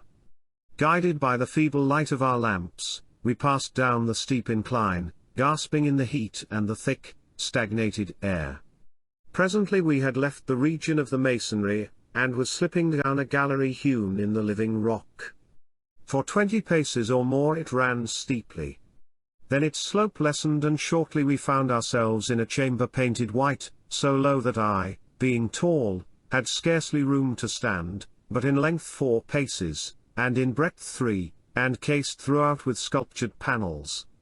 Here Cleopatra sank upon the floor and rested a while, overcome by the heat, and the utter darkness. "Rise," I said. "We must not linger here, or we faint." So she rose, and passing hand in hand through that chamber, we found ourselves face to face with a mighty door of granite, let down from the roof in grooves. Once more I took counsel of the plan, pressed with my foot upon a certain stone, and waited. Then, suddenly and softly, I know not by what means, the mass heaved itself from its bed of living rock. We passed beneath, and found ourselves face to face with a second door of granite. Again I pressed on a certain spot, and this door swung wide of itself, and we went through, to find ourselves face to face with a third door, yet more mighty than the two through which we had won our way. Following the secret plan, I struck this door with my foot upon a certain spot, and it sank slowly as though at a word of magic till its head was level with the floor of rock. We crossed and gained another passage which, descending gently for a length of 14 paces, led us into a great chamber, paved with black marble, more than 9 cubits high, by 9 cubits broad, and 30 cubits long. In this marble floor was sunk a great sarcophagus of granite, and on its lid were graved the name and titles of the Queen of Menkaura. In this chamber, too, the air was purer, though I know not by what means it came thither. "Is the treasure here?" gasped Cleopatra. "Nay," I answered, "follow me," and I led the way to a gallery, which we entered through an opening in the floor of the great chamber. It had been closed by a trapdoor of stone, but the door was open. Creeping along this shaft, or passage, for some 10 paces, we came at length to a well, 7 cubits in depth. Making fast one end of the rope that I had brought about my body and the other to a ring in the rock, I was lowered, holding the lamp in my hand, till I stood in the last resting place of the divine Menkaura. Then the rope was drawn up, and Cleopatra, being made fast to it, was let down by the eunuch, and I received her in my arms. But I bade the eunuch, sorely against his will, since he feared to be left alone, await our return at the mouth of the shaft. For it was not lawful that he should enter whither we went. Chapter 16 of the Plan of Charmian, of the Confession of Charmian, and of the Answer of Harmachis. For some while I sat with bowed head, and the last bitterness of shame sank into my soul. This, then, was the end. For this I had betrayed my oaths, for this I had told the secret of the pyramid, for this I had lost my crown, my honor, and, perchance, my hope of heaven. Could there be another man in the wide world so steeped in sorrow as I was that night? Surely not one. Where should I turn? What could I do? And even through the tempest of my torn heart the bitter voice of jealousy called aloud.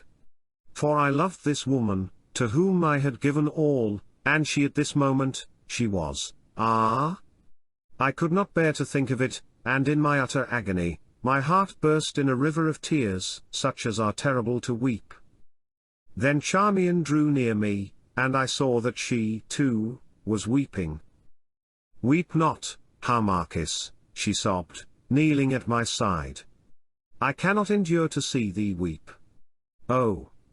Why wouldst thou not be warned? Then hadst thou been great and happy, and not as now.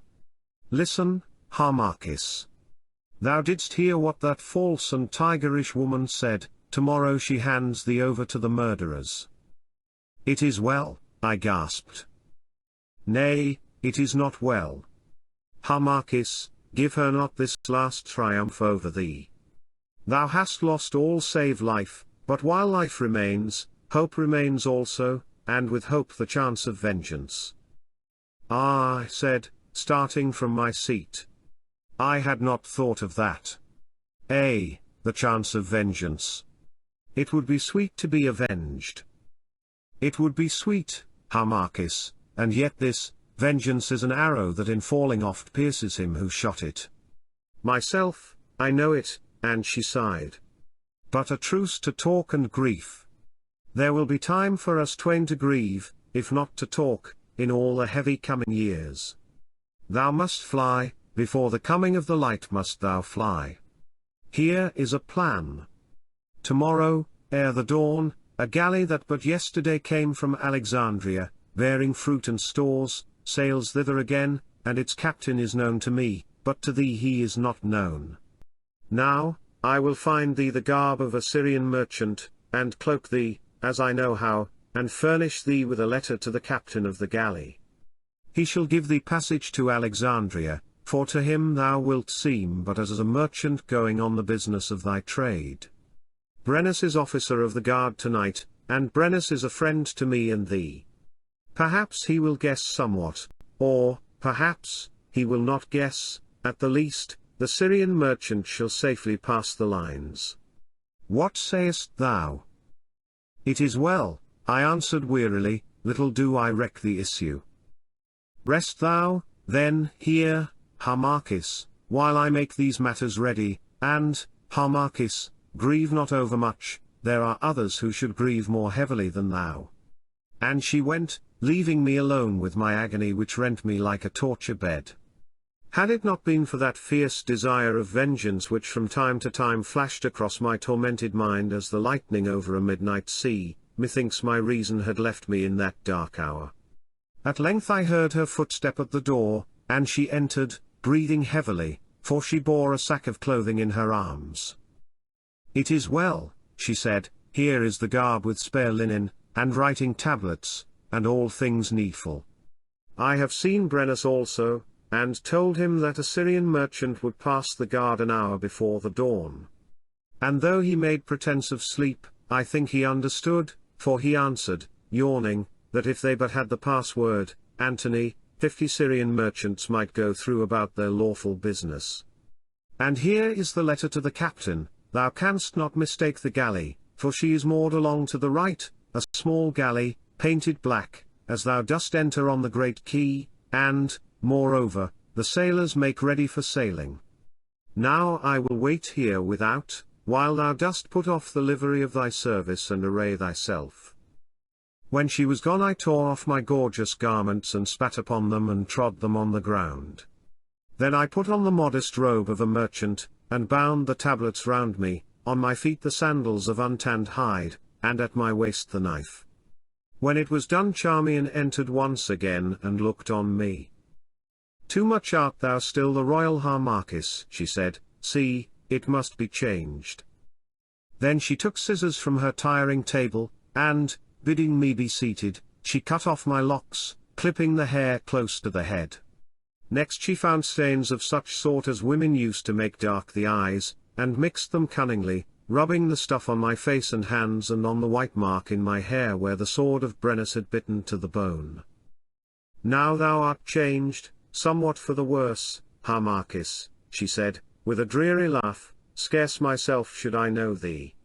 Stay, there is one more thing, and, going to a chest of garments, she drew thence a heavy bag of gold.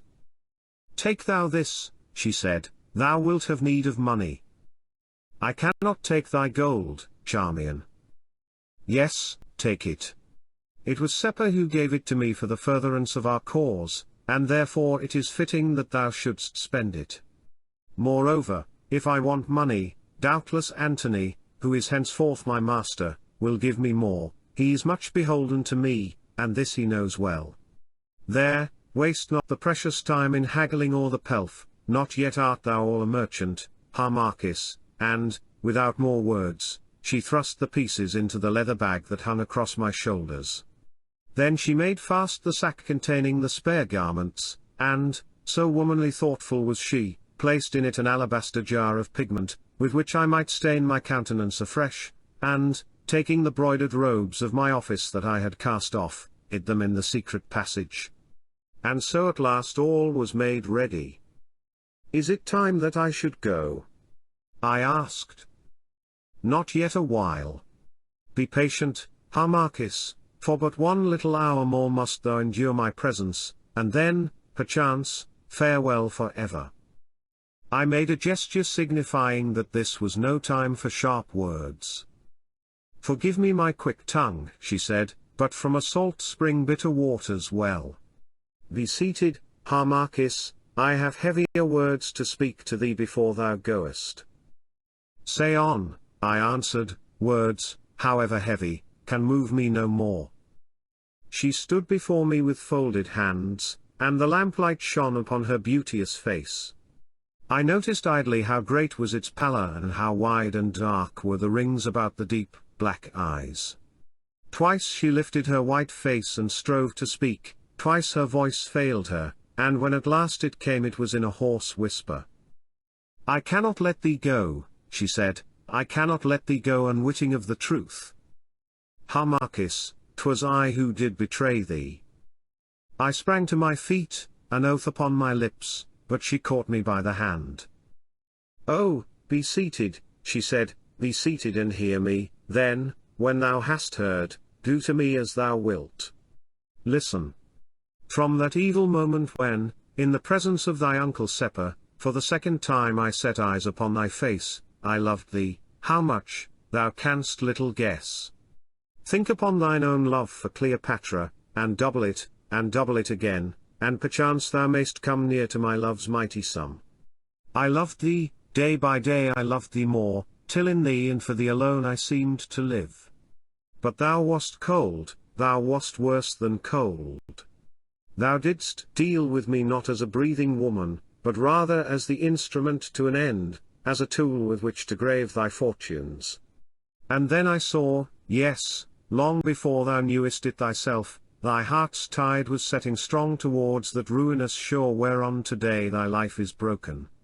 And at last that night came, that dreadful night when, hid within the chamber, I saw thee cast my kerchief to the winds, and with sweet words cherish my royal rival's gift.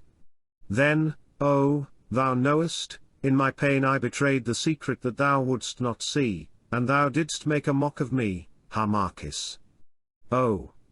The shame of it, thou in thy foolishness didst make a mock of me. I went thence, and within me were rising all the torments which can tear a woman's heart, for now I was sure that thou didst love Cleopatra. And so mad was I, even that night I was minded to betray thee, but I thought, not yet, tomorrow he may soften. Then came the morrow, and all was ready for the bursting of the great plot that should make thee Pharaoh. And I too came, thou dost remember, and again thou didst put me away when I spake to thee in parables, as something of little worth, as a thing too small to claim a moment's weighty thought.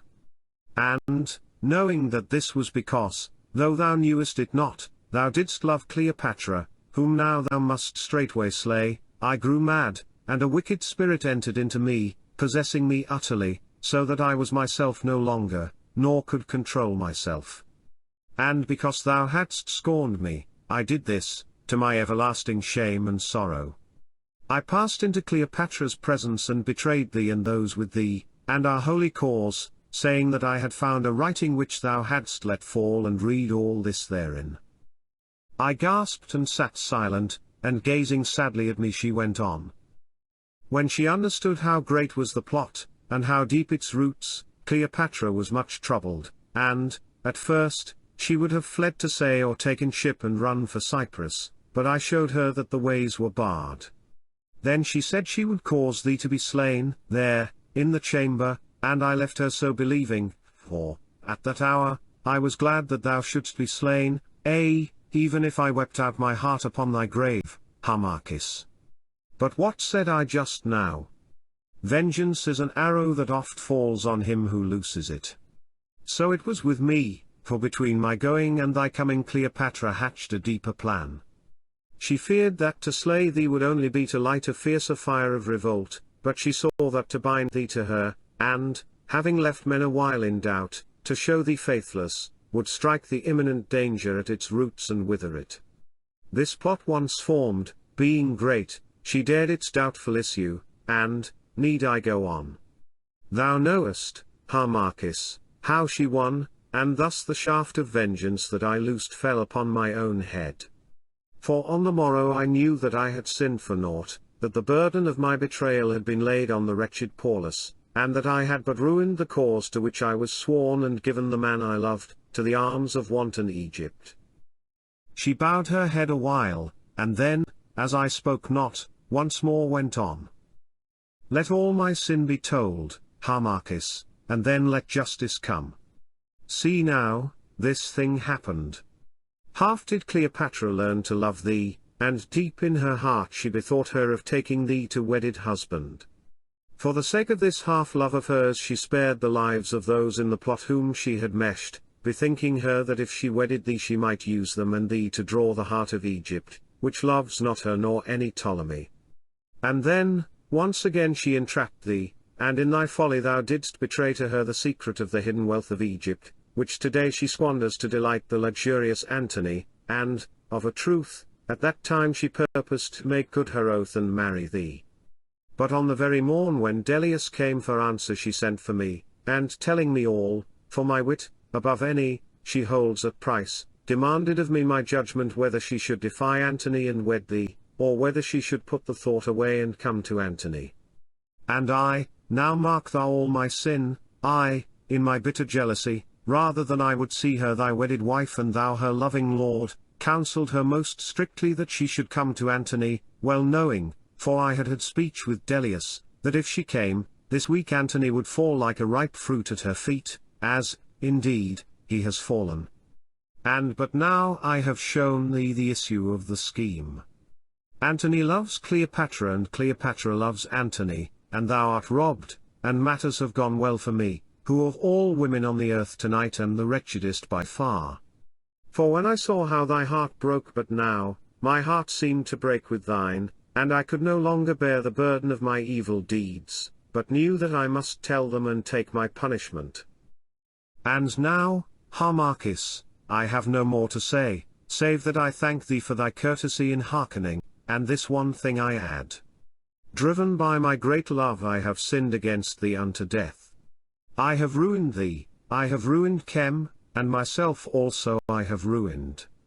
Let death reward me. Slay thou me, Harmachis, I will gladly die upon thy sword, and kiss its blade.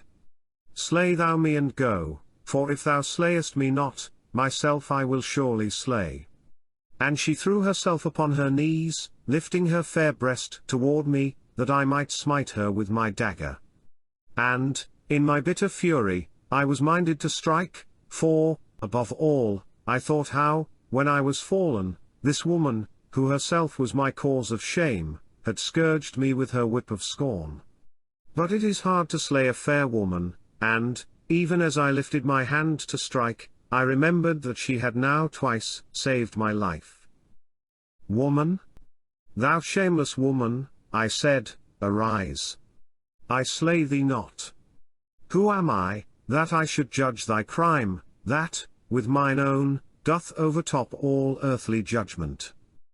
Slay me, Harmachis. She moaned, slay me, or I slay myself. My burden is too great for me to bear. Be not so deadly calm. Curse me, and slay? What was it that thou didst say to me just now, Charmian, that as I had sown so I must reap?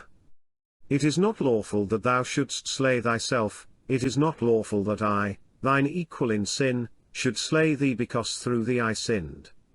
As thou hast sown, Charmian, so must thou also reap. Base woman, whose cruel jealousy has brought all these woes on me and Egypt, live on, and from year to year pluck the bitter fruit of crime. Haunted be thy sleep by visions of thy outraged gods, whose vengeance awaits thee and me in their dim amenti. Haunted be thy days by memories of that man whom thy fierce love brought to shame and ruin, and by the sight of Chem a prey to the insatiate Cleopatra, and a slave to Roman Antony. Oh, speak not thus, Harmachis. Thy words are sharper than any sword, and more surely, if more slowly, shall they slay. Listen, Harmachis, and she grasped my robe, when thou wast great, and all power lay within thy grasp, thou didst reject me. Wilt reject me now that Cleopatra hast cast thee from her, now that thou art poor and shamed and with no pillow to thy head? Still am I fair, and still I worship thee. Let me fly with thee, and make atonement for my lifelong love. Or, if this be too great a thing to ask, let me be but as thy sister and thy servant, thy very slave, so that I may still look upon thy face, and share thy trouble and minister to thee. O Harmachis, let me but come and I will brave all things and endure all things, and nothing but death himself shall stay me from thy side. For I do believe that the love that sank me to so low a depth, dragging thee with me, can yet lift me to an equal height, and thee with me. Wouldst tempt me to fresh sin, woman? And dost thou think, Charmian, that in some hovel where I must hide, I could bear, day by day, to look upon thy fair face, and seeing, remember that those lips betrayed me? Not thus easily shalt thou atone. This I know even now, many and heavy shall be thy lonely days of penance. Perchance that hour of vengeance yet may come, and perchance thou shalt live to play thy part in it. Thou must still abide in the court of Cleopatra, and, while thou art there, if I yet live, I will from time to time find means to give thee tidings. Perhaps a day may dawn when once more I shall need thy service. Now, swear that, in this event, thou wilt not fail me a second time. I swear, Harmachis. I swear. May everlasting torments, too hideous to be dreamed, more hideous, even, by far, than those that wring me now, be my portion if I fail thee in one jot or tittle, though I wait a lifetime for thy word. It is well, see that thou keep the oath, not twice may we betray. I go to work out my fate, abide thou to work out thine. Perchance our divers threads will once more mingle ere the web be spun. Charmian, who unasked didst love me, and who, prompted by that gentle love of thine, didst betray and ruin me, fare thee well. She gazed wildly upon my face, she stretched out her arms as though to clasp me, then, in the agony of her despair, she cast herself at length and grovelled upon the ground. I took up the sack of clothing and the staff and gained the door, and, as I passed it, I threw one last glance upon her. There she lay, with arms outstretched, more white than her white robes, her dark hair streaming about her, and her fair brows hidden in the dust. And thus I left her, nor did I again set my eyes upon her till 9 long years had come and gone. Here ends the second and largest roll of papyrus. Book 3, The Vengeance of Harmachis. Chapter 1. Of the escape of Harmachis from Tarsus, of his being cast forth as an offering to the gods of the sea, of his sojourn in the Isle of Cyprus, of his return to Abouthes, and of the death of Amenemhat. I made my way down the stair in safety, and presently stood in the courtyard of that great house. It was but an hour from dawn, and none was stirring. The last reveller had drunk his fill, the dancing girls had ceased their dancing, and silence lay upon the city. I drew near the gate, and was challenged by an officer who stood on guard, wrapped in a heavy cloak. "Who passes?" said the voice of Brennus. "A merchant, may it please you, sir, who, having brought gifts from Alexandria to a lady of the queen's household, and, having been entertained of the lady, now departs to his galley," I answered in a faint voice. "Umph!" he growled. "The ladies of the queen's household keep their guests late. Well, it is a time of festival. The password, sir shopkeeper. Without the password you must needs return and crave the ladies' further hospitality. Antony, sir, and a right good word, too. Ah! I've wandered far, and never saw I so goodly a man or so great a general. And, mark you, sir, I've travelled far, and seen many generals. Antony's the word. And Antony is a good general in his way, when it is a sober way, and when he cannot find a skirt to follow. I've served with Antony, and against him, too, and know his points. Well, he's got an armful now." And all this while that he was holding me in talk, the sentry had been pacing to and fro before the gate. But now he moved a little way to the right, leaving the entrance clear. "Fare thee well, Harmachis, and begone," whispered Brennus, leaning forward and speaking quickly. "Linger not. But at times bethink thee of Brennus who risked his neck to save thine. Farewell, lad, I would that we were sailing north together," and he turned his back upon me and began to hum a tune. "Farewell, Brennus, thou honest man," I answered, and was gone. And, as I heard long afterwards, when on the morrow the hue and cry was raised because the murderers could not find me, though they sought me everywhere to slay me, Brennus did me a service. For he swore that as he kept his watch alone an hour after midnight he saw me come and stand upon the parapet of the roof, that then I stretched out my robes and they became wings on which I floated up to heaven, leaving him astonished. And all those about the court lent ear to this history, believing in it, because of the great fame of my magic, and they wondered much what the marvel might portend. The tale also travelled into Egypt, and did much to save my good name among those whom I had betrayed, for the more ignorant among them believed, that I acted not of my will, but of the will of the dread gods, who of their own purpose wafted me into heaven. And thus to this day the saying runs that when Harmachis comes again Egypt shall be free. But alas, Harmachis comes no more. Only Cleopatra, though she was much afraid, doubted her of the tale, and sent an armed vessel to search for the Syrian merchant, but not to find him, as shall be told. When I reached the galley of which Charmian had spoken, I found her about to sail, and gave the writing to the captain, who conned it, looking on me curiously, but said nothing. So I went aboard, and immediately we dropped swiftly down the river with the current. And having come to the mouth of the river unchallenged, though we passed many vessels, we put out to sea with a strong favouring wind that before night freshened to a great gale. Then the sailor men, being much afraid, would have put about and run for the mouth of Cydnus again, but could not because of the wildness of the sea. All that night it blew furiously, and by dawn our mast was carried away, and we rolled helplessly in the trough of the great waves. But I sat wrapped in a cloak, little heeding, and because I showed no fear the sailors cried out that I was a wizard, and sought to cast me into the sea, but the captain would not. At dawn the wind slackened, but ere noon it once more blew in terrible fury, and at the 4th hour from noon we came in sight of the rocky coast of that cape in the island of Cyprus which is called Dinaritum, where is a mountain named Olympus, and thitherwards we drifted swiftly. Then, when the sailors saw the terrible rocks, and how the great waves that smote on them spouted up in foam, once more they grew much afraid, and cried out in their fear. For, seeing that I still sat unmoved, they swore that I certainly was a wizard, and came to cast me forth as a sacrifice to the gods of the sea. And this time the captain was overruled, and said nothing. Therefore, when they came to me I rose and defied them, saying, Cast me forth, if ye will, but if ye cast me forth ye shall perish.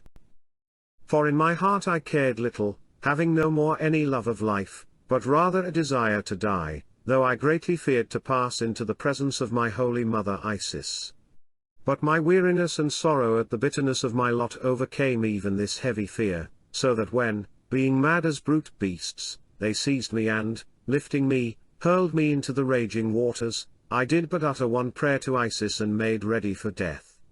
But it was fated that I should not die, for, when I rose to the surface of the water, I saw a spar of wood floating near me, to which I swam and clung.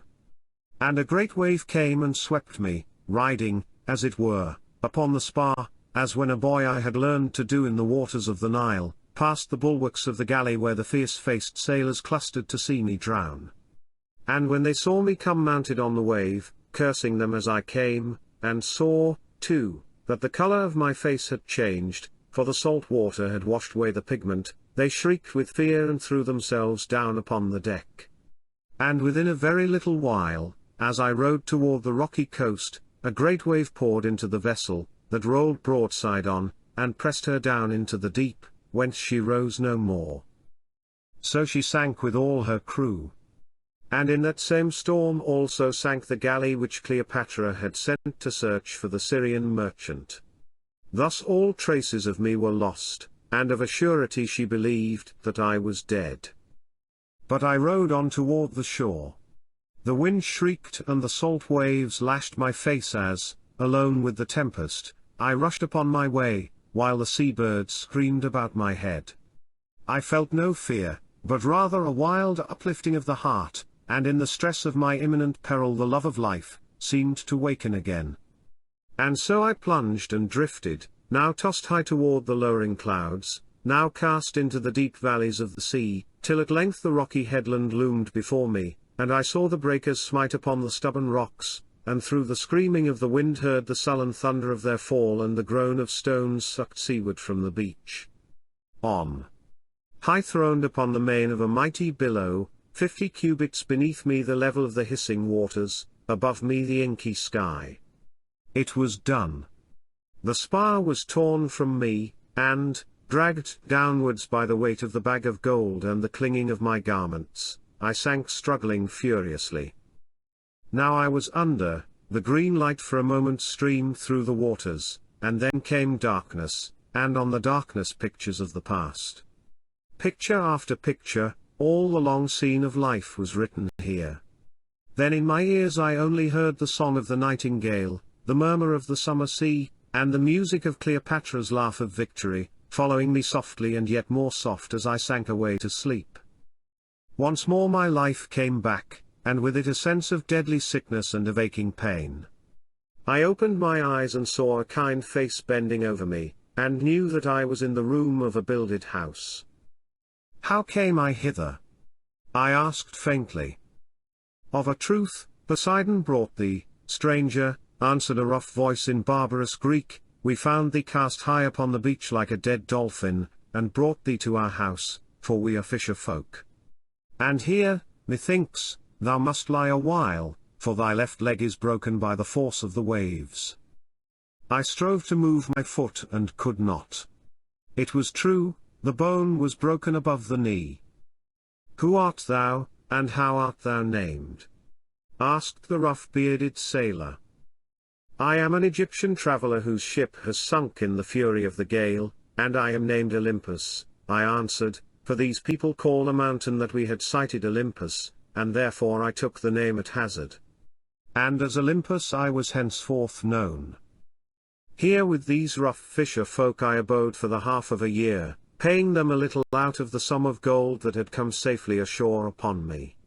For it was long before my bones grew together again, and then I was left somewhat of a cripple, for I, who had been so tall and straight and strong, now limped, one limb being shorter than the other. And after I recovered from my hurt, I still lived there, and toiled with them at the trade of fishing, for I knew not whither I should go or what I should do, and, for a while, I was fain to become a peasant fisherman, and so wear my weary life away. And these people entreated me kindly, though, as others, they feared me much, holding me to be a wizard brought hither by the sea. For my sorrows had stamped so strange an aspect on my face that men gazing at me grew fearful of what lay beneath its calm. There, then, I abode, till at length, one night as I lay and strove to sleep, great restlessness came upon me, and a mighty desire once more to see the face of Seher. But whether this desire was of the gods or born of my own heart, not knowing, I cannot tell. So strong was it, at the least, that before it was dawn I rose from my bed of straw and clothed myself in my fisher garb, and, because I had no wish to answer questions, thus I took farewell of my humble hosts. First I placed some pieces of gold on the well-cleaned table of wood, and then taking a pot of flour I strewed it in the form of letters, writing, "This gift from Olympus, the Egyptian, who returns into the sea." Then I went, and on the third day I came to the great city of Salamis, that is also on the sea. Here I abode in the fishermen's quarters till a vessel was about to sail for Alexandria, and to the captain of this vessel, a man of Paphos, I hired myself as a sailor. We sailed with a favouring wind, and on the 5th day I came to Alexandria, that hateful city, and saw the light dancing on its golden domes. Here I might not abide. So again I hired myself out as a sailor, giving my labour in return for passage, and we passed up the Nile. And I learned from the talk of men that Cleopatra had come back to Alexandria, drawing Antony with her, and that they lived together with royal state in the palace on the Lochias. Indeed, the boatmen already had a song thereon, which they sang as they laboured at the oar. Also I heard how the galley that was sent to search for the vessel which carried the Syrian merchant had foundered with all her crew, and the tale that the queen's astronomer, Harmachis, had flown to heaven from the roof of the house at Tarsus. And the sailors wondered because I sat and laboured and would not sing their ribald song of the loves of Cleopatra. For they, too, began to fear me, and mutter concerning me among themselves. Then I knew that I was a man accursed and set apart, a man whom none might love. On the 6th day we drew nigh to Abouthes, where I left the craft, and the sailors were right glad to see me go. And, with a breaking heart, I walked through the fertile fields, seeing faces that I knew well. But in my rough disguise and limping gait none knew me. At length, as the sun sank, I came near to the great outer pylon of the temple, and here I crouched down in the ruins of a house, not knowing why I had come or what I was about to do. Like a lost ox I had strayed from far, back to the fields of my birth, and for what? If my father, Amenemhat, still lived, surely he would turn his face from me. I dared not go into the presence of my father. I sat hidden there among the broken rafters, and idly watched the pylon gates, to see if, perchance, a face I knew should issue from them. But none came forth or entered in, though the great gates stood wide, and then I saw that herbs were growing between the stones, where no herbs had grown for ages. What could this be? Was the temple deserted? Nay, how could the worship of the eternal gods have ceased, that for thousands of years had, day by day, been offered in the holy place? Was, then, my father dead? It well might be. And yet, why this silence? Where were the priests, where the worshippers? I could bear the doubt no more, but as the sun sank red I crept like a hunted jackal through the open gates, and until I reached the first great hall of pillars. Here I paused and gazed around me, not a sight, not a sound, in the dim and holy place. I went on with a beating heart to the second great hall, the hall of 36 pillars where I had been crowned lord of all the lands, still not a sight, or a sound. Thence, half fearful of my own footfall, so terribly did it echo in the silence of the deserted holies, I passed down the passage of the names of the pharaohs towards my father's chamber. The curtain still swung over the doorway, but what would there be within? Also emptiness. I lifted it, and noiselessly passed in, and there in his carven chair at the table on which his long white beard flowed, sat my father, Amenemhat, clad in his priestly robes. At first I thought that he was dead, he sat so still, but at length he turned his head, and I saw that his eyes were white and sightless. He was blind, and his face was thin as the face of a dead man, and woeful with age and grief. I stood still and felt the blind eyes wandering over me. I could not speak to him, I dared not speak to him, I would go and hide myself afresh. I had already turned and grasped the curtain, when my father spoke in a deep, slow voice. Come hither, thou who wast my son and art a traitor. Come hither, thou Harmachis, on whom Chem builded up her hope. Not in vain, then, have I drawn thee from far away. Not in vain have I held my life in me till I heard thy footfall creeping down these empty holies, like the footfall of a thief. Oh! My father, I gasped, astonished. Thou art blind, how knowest thou me? How do I know thee? And askest thou that who hast learned of our law? Enough, I know thee and I brought thee hither. Would, Harmachis, that I knew thee not. Would that I had been blasted of the invisible ere I drew thee down from the womb of Note, to be my curse and shame, and the last woe of Chem. Oh, speak not thus. I moaned, is not my burden already more than I can bear? Am I not myself betrayed and utterly outcast? Be pitiful, my father. Be pitiful. Be pitiful to thee who hast shown so great pity. It was thy pity which gave up noble Seppa to die beneath the hands of the tormentors. Oh, not that, I cried. Traitor, that. To die in agony, with his last poor breath proclaiming thee, his murderer, honest and innocent. Be pitiful to thee, who gavest all the flower of Chem as the price of a wanton's arms. Thinkest thou that, labouring in the darksome desert mines, those noble ones in thought are pitiful to thee, Harmachis? Be pitiful to thee, by whom this holy temple of Abouthes hath been ravaged, its lands seized, its priests scattered, and I alone, old and withered, left to count out its ruin, to thee, who hast poured the treasures of her into thy leman's lap, who hast forsworn thyself, thy country, thy birthright, and thy gods. Yea, thus am I pitiful, accursed be thou, fruit of my loins. Shame be thy portion, agony thy end, and hell receive thee at the last. Where art thou? Yea, I grew blind with weeping when I heard the truth, sure, they strove to hide it from me. Let me find thee that I may spit upon thee, thou renegade. Thou apostate. Thou outcast. And he rose from his seat and staggered like a living wrath toward me, smiting the air with his wand. And as he came with outstretched arms, awful to see, suddenly his end found him, and with a cry he sank down upon the ground, the red blood streaming from his lips.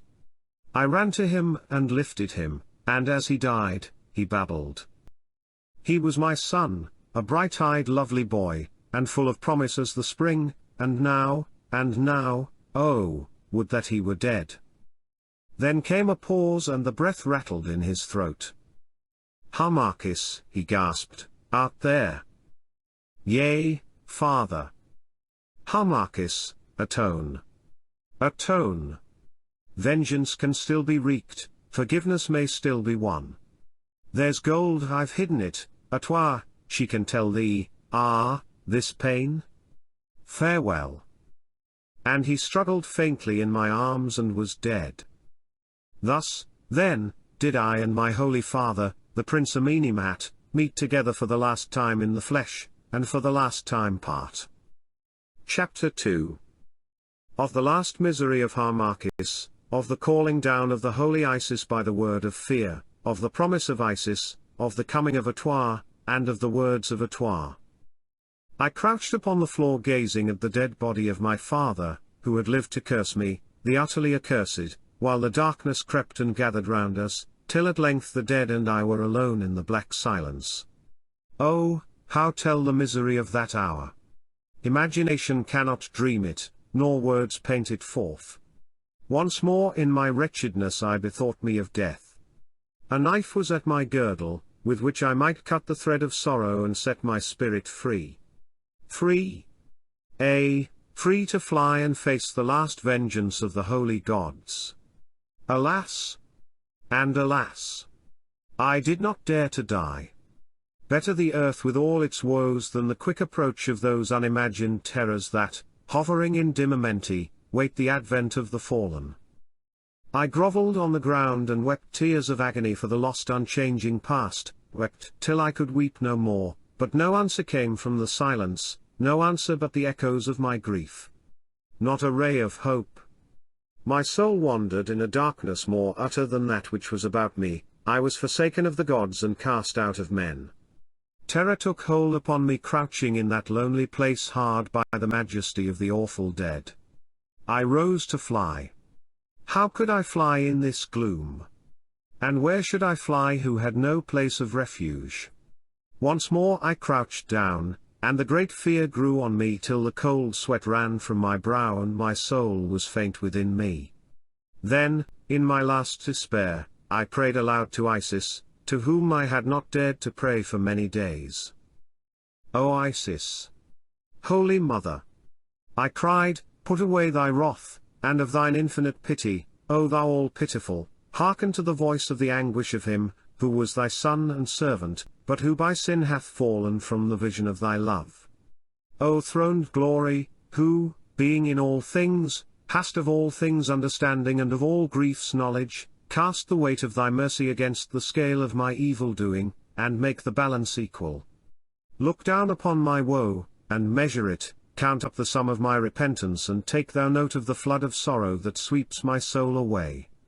O thou holy, whom it was given to me to look upon face to face, by that dread hour of commune I summon thee by the mystic word. Come, then, in mercy, to save me, or, in anger, to make an end of that which can no more be borne. And, rising from my knees, I stretched out my arms and dared to cry aloud the word of fear, to use which unworthily is death. Swiftly the answer came. for in the silence I heard the sound of the shaken sistra heralding the coming of the glory.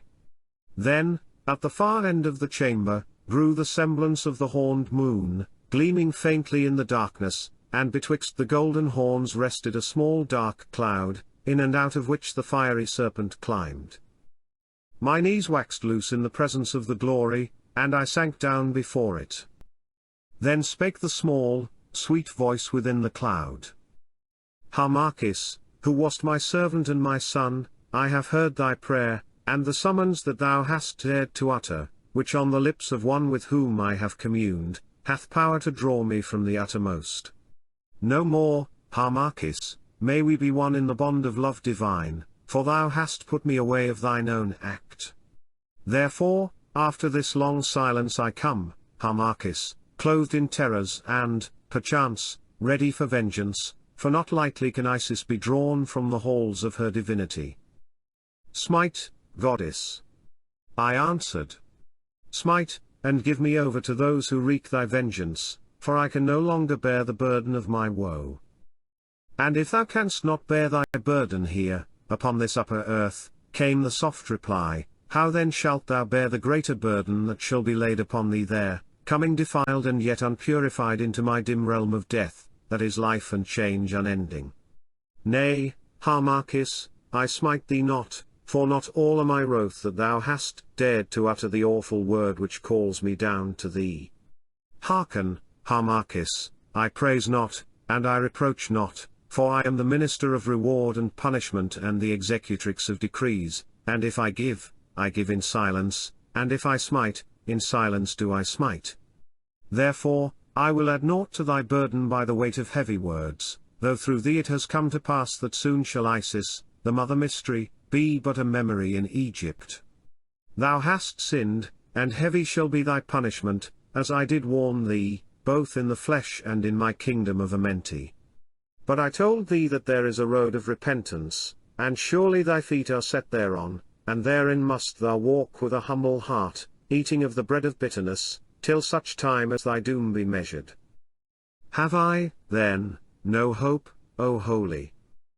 That which is done, Harmachis, is done, nor can its issues be altered. Kem shall no more be free till all its temples are as the desert dust, strange peoples shall, from age to age, hold her hostage and in bonds, new religions shall arise and wither within the shadow of her pyramids, for to every world, race, and age the countenances of the gods are changed. This is the tree that shall spring from thy seed of sin, Harmachis, and from the sin of those who tempted thee. Alas! I am undone, I cried. Yea, thou art undone, and yet shall this be given to thee, thy destroyer thou shalt destroy, for so, in the purpose of my justice, it is ordained. When the sign comes to thee, arise, go to Cleopatra, and in such manner as I shall put into thy heart do heaven's vengeance upon her. And now for thyself one word, for thou hast put me from thee, Harmachis, and no more shall I come face to face with thee till, cycles hence, the last fruit of thy sin hath ceased to be upon this earth. Yet, through the vastness of the unnumbered years, remember thou this, the love divine is love eternal, which cannot be extinguished, though it be everlastingly estranged. Repent, my son, repent and do well while there is yet time, that at the dim end of ages thou mayest once more be gathered unto me. Still, Harmachis, though thou seest me not, still, when the very name by which thou knowest me has become a meaningless mystery to those who shall be after thee, still I, whose hours are eternal, I, who have watched universes wither, wane, and, beneath the breath of time, melt into nothingness, again to gather, and, reborn, thread the maze of space, still, I say, I shall companion thee. Wherever thou goest, in whatever form of life thou livest, there I shall be. Art thou wafted to the farthest star, art thou buried in Amenti's lowest deep, in lives, in deaths, in sleeps, in wakings, in remembrances, in oblivions, in all the fevers of the outer life, in all the changes of the spirit, still, if thou wilt but atone and forget me no more, I shall be with thee, waiting thine hour of redemption. For this is the nature of love divine, wherewith it loves that which partakes of its divinity and by the holy tie hath once been bound to it. Judge then, Harmachis, was it well to put this from thee to win the dust of earthly woman? And, now, dare not again to utter the word of power till these things are done. Harmachis, for this season, fare thee well. As the last note of the sweet voice died away, the fiery snake climbed into the heart of the cloud. Now the cloud rolled from the horns of light, and was gathered into the blackness. The vision of the crescent moon grew dim and vanished. Then, as the goddess passed, once more came the faint and dreadful music of the shaken sistra, and all was still. I hid my face in my robe, and even then, though my outstretched hand could touch the chill corpse of that father who had died cursing me, I felt hope come back into my heart, knowing that I was not altogether lost nor utterly rejected of her whom I had forsaken, but whom I yet loved. And then weariness overpowered me, and I slept. I woke, the faint lights of dawn were creeping from the opening in the roof. Ghastly they lay upon the shadowy sculptured walls and ghastly upon the dead face and white beard of my father, the gathered to Osiris. I started up, remembering all things, and wondering in my heart what I should do, and as I rose I heard a faint footfall creeping down the passage of the names of the pharaohs. La! La! La! Mumbled a voice that I knew for the voice of the old wife, Atwa. Why, 'tis dark as the house of the dead. The holy ones who built this temple loved not the blessed sun, however much they worshipped him.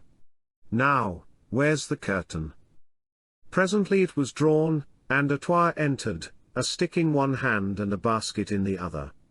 Her face was somewhat more wrinkled, and her scanty locks were somewhat whiter than aforetime, but for the rest she was as she had ever been.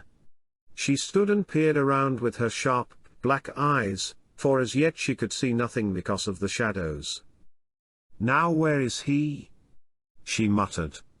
Osiris, glory to his name, send that he has not wandered in the night, and he blind. Alack! That I could not return before the dark. Alack! And alack! What times have we fallen on, when the holy high priest and the governor, by descent, of Abouthes, is left with one aged crone to minister to his infirmity.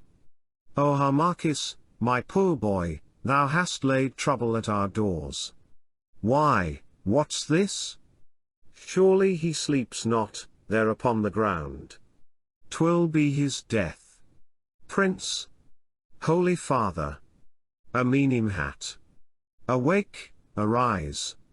And she hobbled towards the corpse. Why, how is it? By him who sleeps, he's dead. Untended and alone, dead. Dead. And she sent her long wail of grief ringing up the sculptured walls. Hush! Woman, be still, I said, gliding from the shadows. Oh, what art thou? She cried, casting down her basket. Wicked man, hast thou murdered this holy one, the only holy one in Egypt? Surely the curse will fall on thee, for though the gods do seem to have forsaken us now in our hour of trial, yet is their arm long, and certainly they will be avenged on him who hath slain their anointed. Look on me, Atwa, I cried. Look. I look, thou wicked wanderer who hast dared this cruel deed. Harmachis is a traitor and lost far away, and Amenemhat his holy father is murdered, and now I'm all alone without kith or kin. I gave them for him. I gave them for Harmachis, the traitor. Come, slay me also, thou wicked one. I took a step toward her, and she, thinking that I was about to smite her, cried out in fear. Nay, good sir, spare me.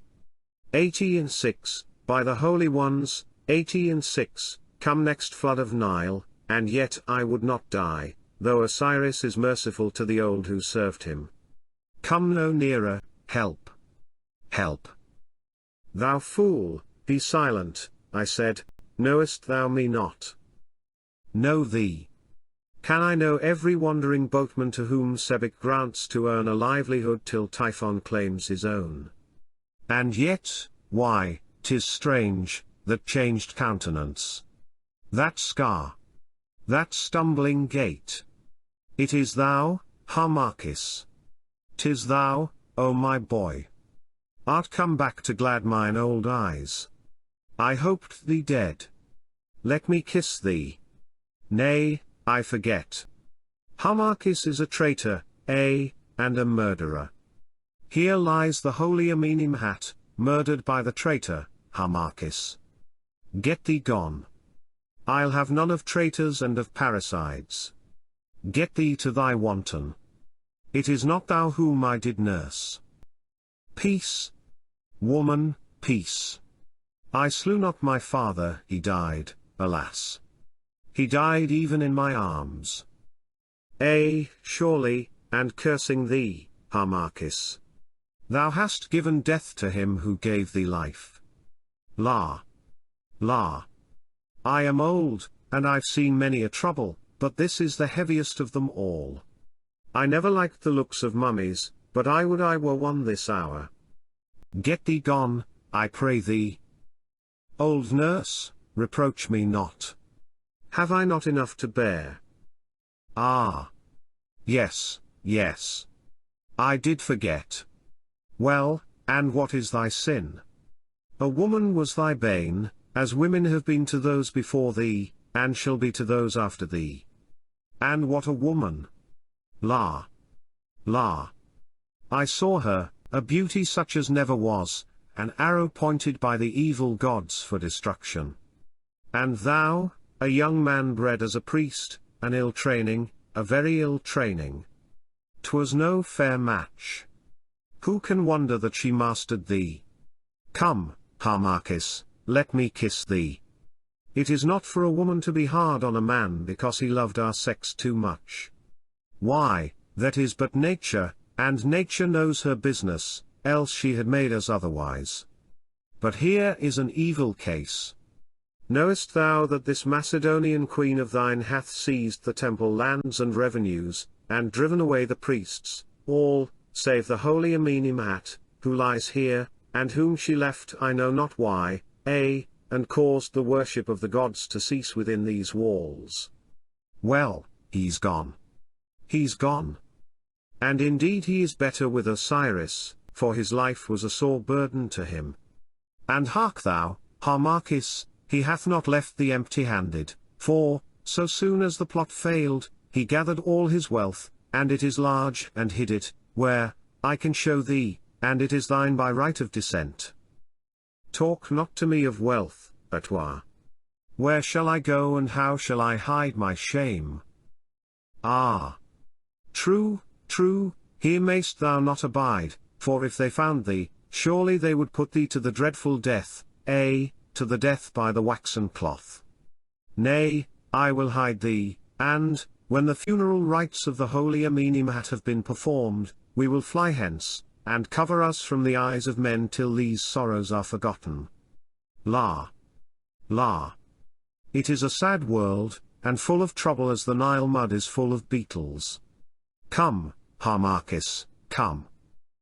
Chapter 3. Of the life of him who was named the learned Olympus, in the tomb of the harpers that is by tape, of his counsel to Cleopatra, of the message of Charmian, and of the passing of Olympus down to Alexandria. These things then came to pass. For 80 days I was hidden of the old wife, Atoir, while the body of the prince, my father, was made ready for burial by those skilled in the arts of embalming. And when at last all things were done in order, I crept from my hiding place and made offerings to the spirit of my father, and placing lotus flowers on his breast went thence sorrowing. And on the following day, from where I lay hid, I saw the priests of the temple of Osiris and of the holy shrine of Isis come forth, and in slow procession bear his painted coffin to the sacred lake and lay it beneath the funeral tent in the consecrated boat. I saw them celebrate the symbol of the trial of the dead, and name him above all men just, and then bear him thence to lay him by his wife, my mother, in the deep tomb that he had hewn in the rock near to the resting place of the holy Osiris, where, notwithstanding my sins, I, too, hope to sleep ere long. And when all these things were done and the deep tomb sealed, the wealth of my father having been removed from the hidden treasury and placed in safety, I fled, disguised, with the old wife, Atoir, up the Nile till we came to Tape, and here in this great city I lay a while, till a place could be found where I should hide myself. Thebes. Editor. And such a place I found. For to the north of the great city are brown and rugged hills, and desert valley blasted of the sun, and in this place of desolation the divine Pharaohs, my forefathers, hollowed out their tombs in the solid rock, the most part of which are lost to this day, so cunningly have they been hidden. But some are open, for the accursed Persians and other thieves broke into them in search of treasure. And one night, for by night only did I leave my hiding place, just as the dawn was breaking on the mountain tops, I wandered alone in this sad valley of death, like to which there is no other, and presently came to the mouth of a tomb hidden amid great rocks, which afterwards I knew for the place of the burying of the divine Ramesses, the third of that name, now long gathered to Osiris. And by the faint light of the dawn creeping through the entrance I saw that it was spacious and that within were chambers. On the following night, therefore, I returned, bearing lights, with Atoir, my nurse, who ever ministered faithfully to me as when I was little and without discretion. And we searched the mighty tomb and came to the great hall of the sarcophagus of granite, in which the divine Ramesses sleeps, and saw the mystic paintings on the walls, the symbol of the snake unending, the symbol of Ra resting upon the scarabaeus, the symbol of Ra resting upon Note, the symbol of the headless men, and many others, whereof, being initiated, well I read the mysteries. And opening from the long descending passage I found chambers in which were paintings beautiful to behold, and of all manner of things. For beneath each chamber is entombed the master of the craft of which the paintings tell, he who was the chief of the servants of that craft in the house of this divine Ramesses. And on the walls of the last chamber, on the left-hand side, looking toward the hall of the sarcophagus, are paintings exceedingly beautiful, and two blind harpers playing upon their bent harps before the god Mo, and beneath the flooring these harpers, who harp no more, are soft at sleep. Here, then, in this gloomy place, even in the tomb of the harpers and the company of the dead, I took up my abode, and here for 8 long years I worked out my penance and made atonement for my sin. But Atoir, because she loved to be near the light, abode in the chamber of the boats, that is, the first chamber on the right-hand side of the gallery looking toward the hall of the sarcophagus. And this was the manner of my life. On every second day the old wife, Atoir, went forth and brought water from the city in such food as is necessary to keep the life from failing, and also tapers made from fat. And 1 hour at the time of sunrise and 1 hour at the time of sunset I did go forth also to wander in the valley for my health's sake and to save my sight from failing in the great darkness of the tomb. But the other hours of the day and night, except when I climbed the mountain to watch the course of the stars, I spent in prayer and meditation and sleep, till the cloud of sin lifted from my heart and once more I drew near to the gods, though with Isis, my heavenly mother, I might speak no more. And I grew exceedingly wise also, pondering on all those mysteries to which I held the key. For abstinence and prayer and sorrowful solitude wore away the grossness of my flesh, and with the eyes of the Spirit I learned to look deep into the heart of things till the joy of wisdom fell like dew upon my soul. Soon the rumor was wafted about the city that a certain holy man named Olympus abode in solitude in the tombs of the awful valley of the dead, and hither came people bearing sick that I might cure them. And I gave my mind to the study of simples, in which Atoir instructed me, and by law and the weight of my thought I gained great skill in medicine, and healed many sick. And thus ever, as time went on, my fame was noised abroad, for it was said that I was also a magician, and that in the tombs I had commune with the spirits of the dead. And this, indeed, I did, though it is not lawful for me to speak of these matters. Thus, then, it came to pass that no more need Atoir go forth to seek food and water, for the people brought it, more than was needful, for I would receive no fee. Now at first, fearing lest some in the hermit Olympus might know the lost Harmachis, I would only meet those who came in the darkness of the tomb.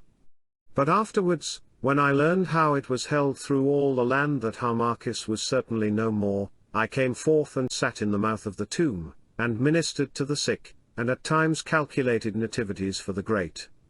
And thus my fame grew continually, till at length folk journeyed even from Memphis and Alexandria to visit me, and from them I learned how Antony had left Cleopatra for a while, and, Fulvia being dead, had married Octavia, the sister of Caesar. Many other things I learned also. And in the 2nd year I did this, I dispatched the old wife, Atoir, disguised as a seller of simples, to Alexandria, bidding her seek out Charmian, and, if yet she found her faithful, reveal to her the secret of my way of life. So she went, and in the 5th month from her sailing returned, bearing Charmian's greetings and a token. And she told me that she had found means to see Charmian, and, in talk, had let fall the name of Harmachis, speaking of me as one dead, at which Charmian, unable to control her grief, wept aloud. Then, reading her heart, for the old wife was very clever, and held the key of knowledge, she told her that Harmachis yet lived, and sent her greetings. Thereon Charmian wept yet more with joy, and kissed the old wife, and made her gifts, bidding her tell me that she had kept her vow, and waited for my coming and the hour of vengeance. So, having learned many secrets, Atoir returned again to Tape. And in the following year messengers came to me from Cleopatra, bearing a sealed roll and great gifts. I opened the roll, and read this in it. Cleopatra to Olympus, the learned Egyptian who dwells in the valley of death by Tape. The fame of thy renown, O learned Olympus, hath reached our ears.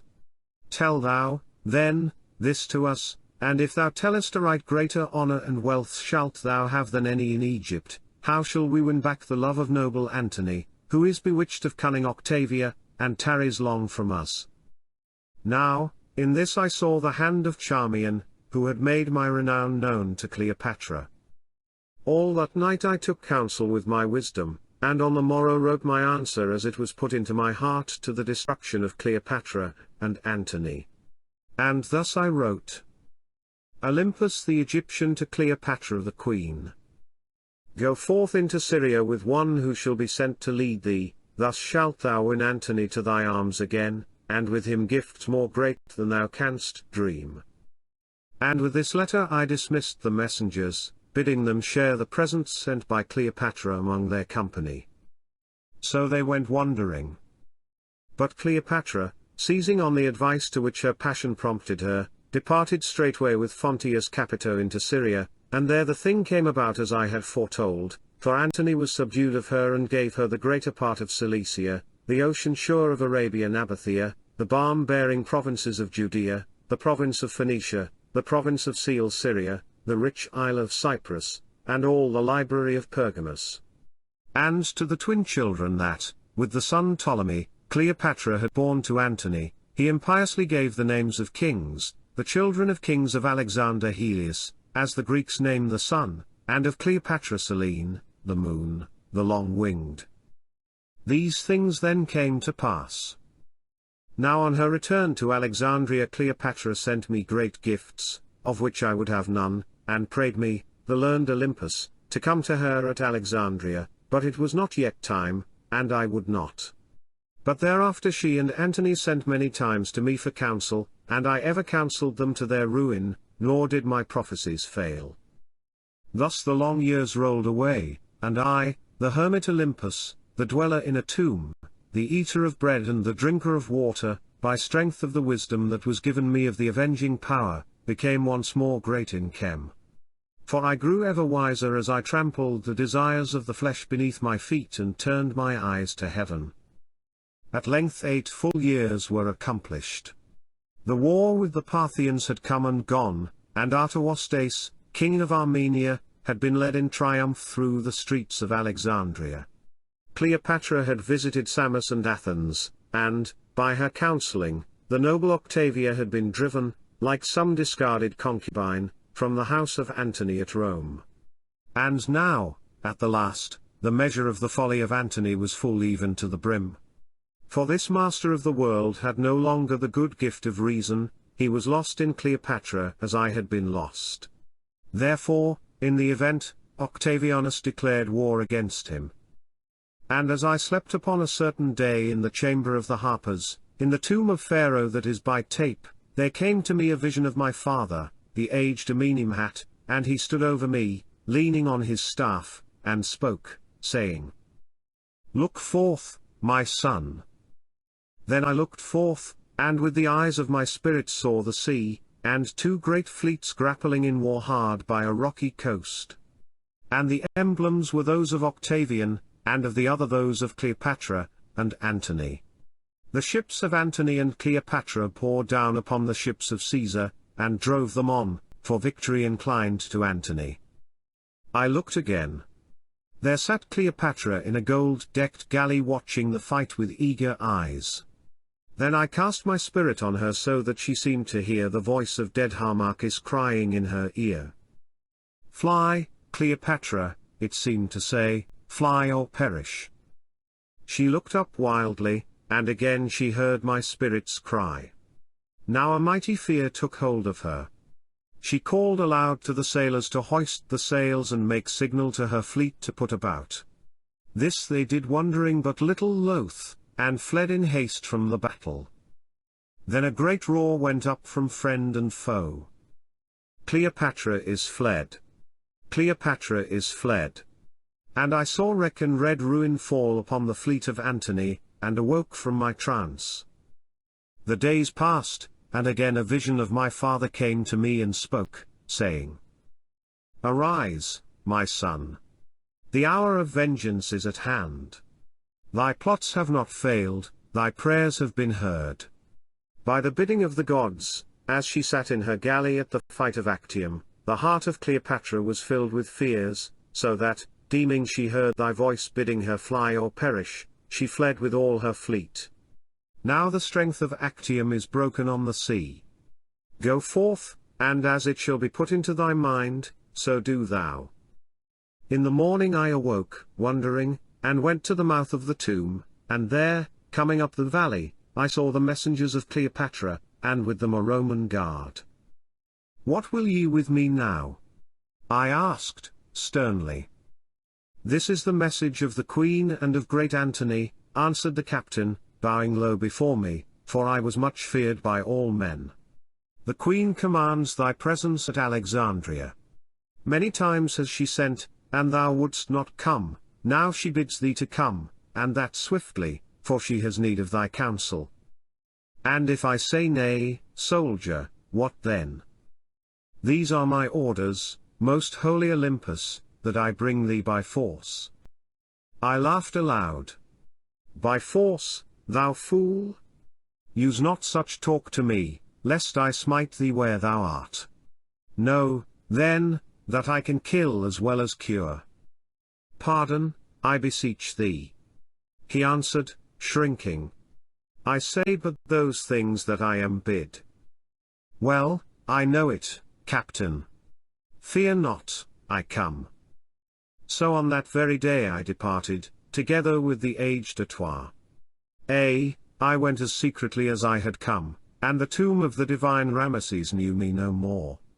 And with me I took all the treasures of my father, Amenemhat, for I was not minded to go to Alexandria empty-handed and as a suppliant, but rather as a man of much wealth and condition.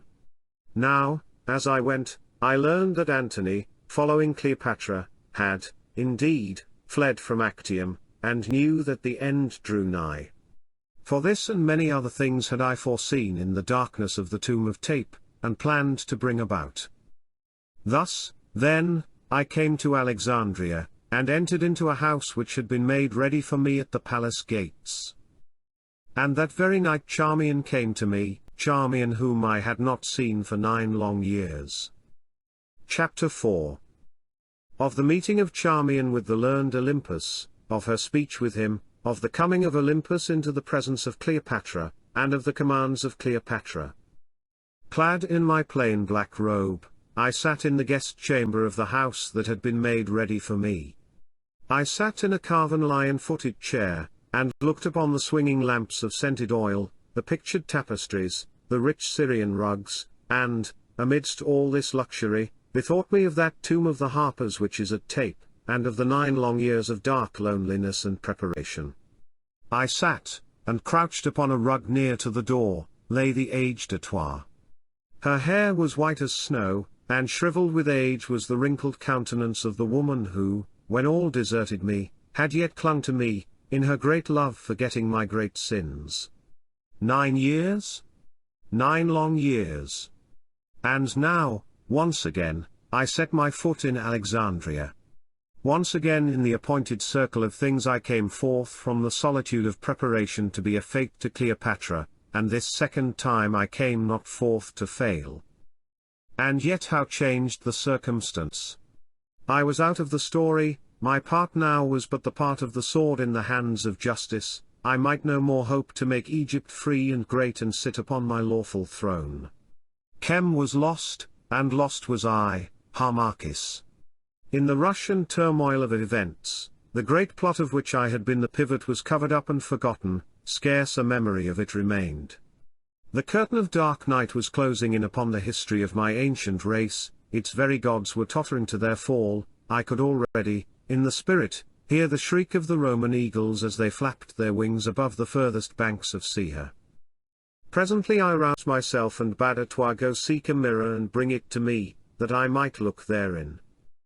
And I saw this, a face shrunken and pallid, on which no smile came, great eyes grown wan with gazing into darkness looking out beneath the shaven head, emptily, as the hollow eye pits of a skull, a wizened halting form wasted by abstinence, sorrow, and prayer, a long wild beard of iron grey, thin blue-veined hands that ever trembled like a leaf, bowed shoulders and lessened limbs.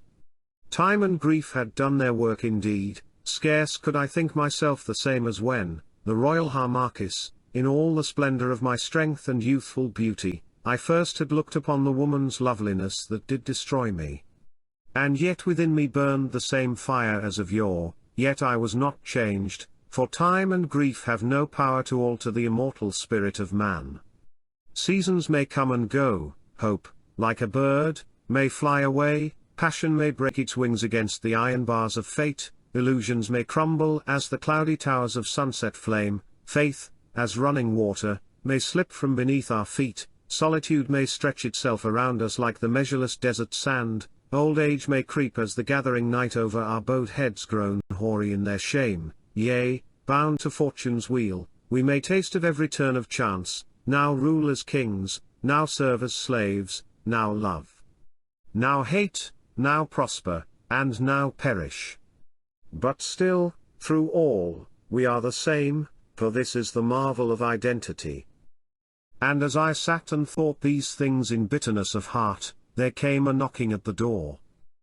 "Open, Artois," I said. She rose and did my bidding, and a woman entered, clad in Grecian robes. It was Charmian, still beautiful as of old, but sad-faced now and very sweet to see, with a patient fire slumbering in her downcast eyes.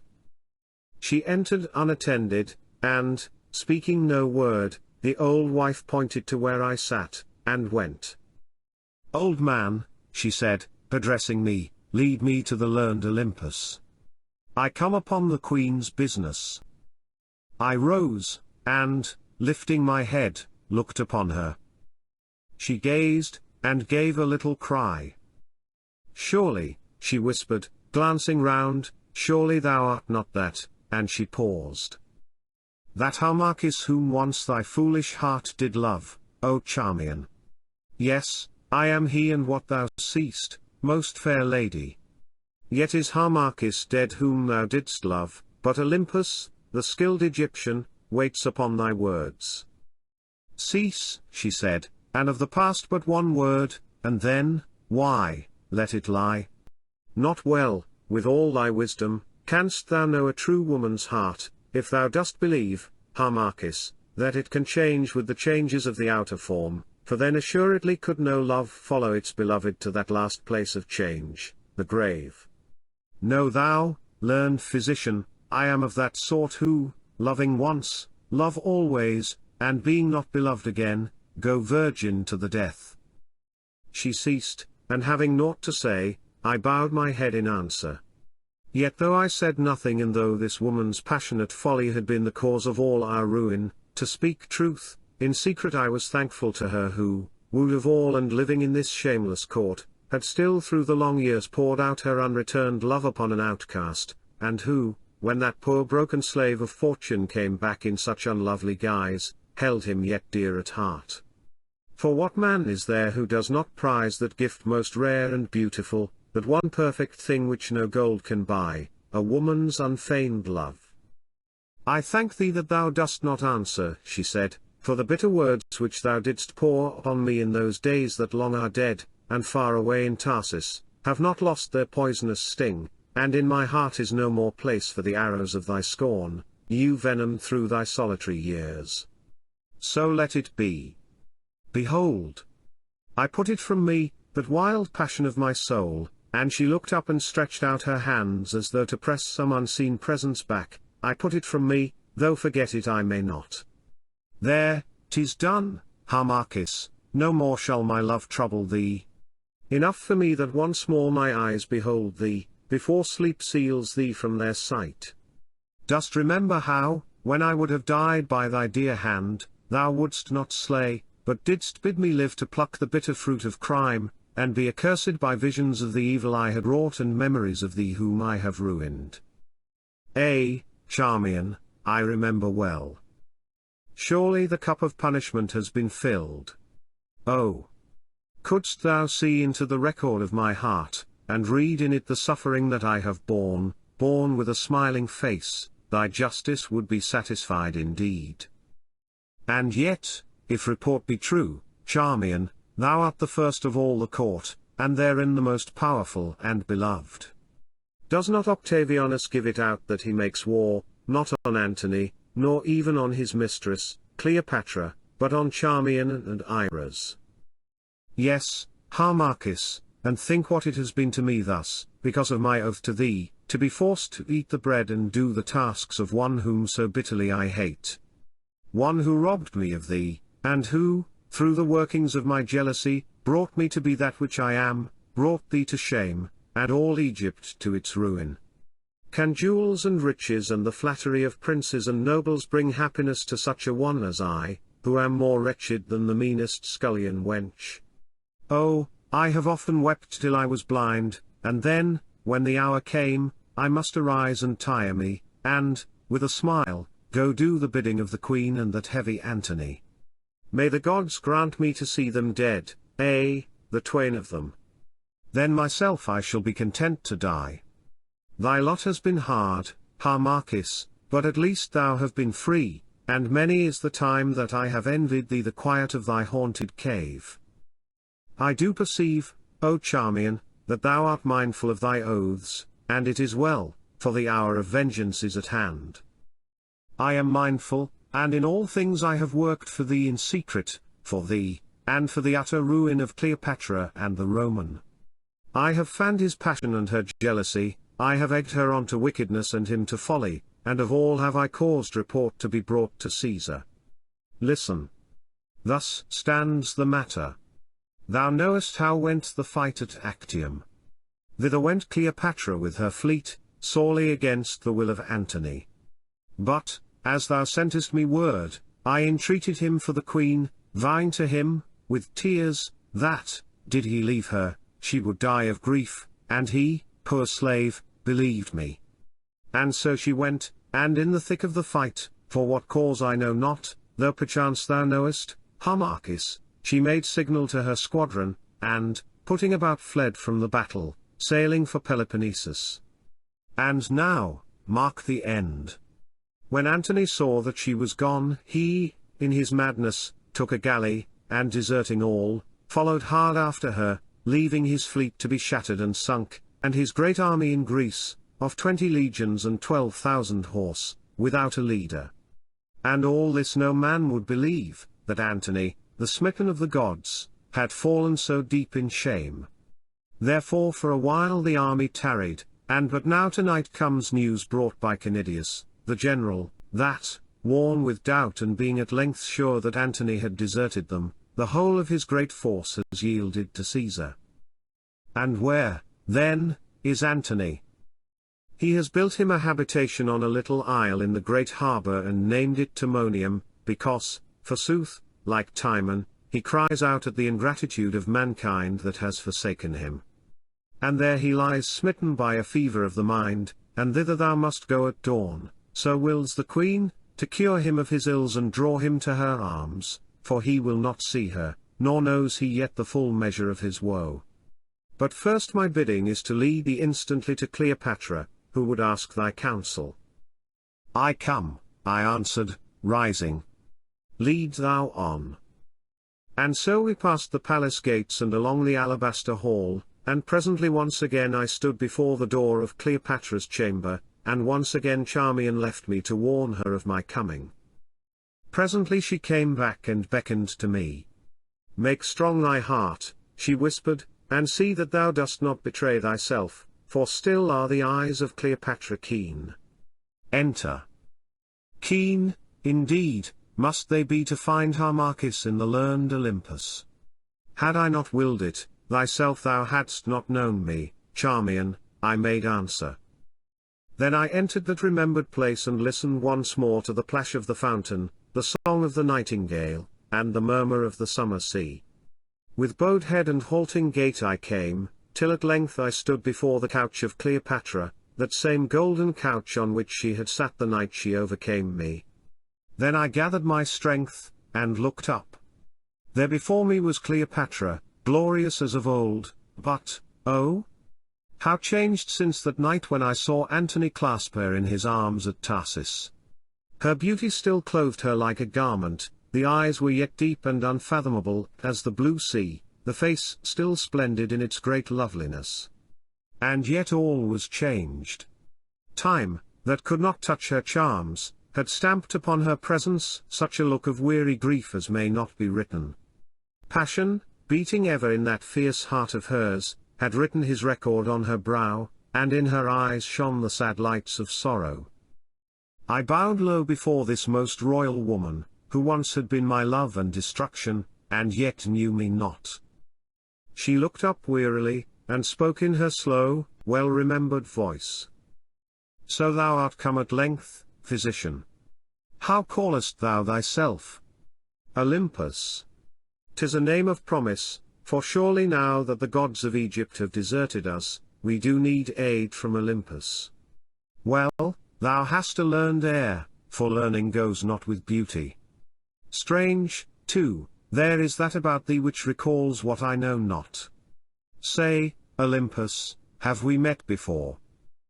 Never, O Queen, have my eyes fallen on thee in the body, I answered in a feigned voice.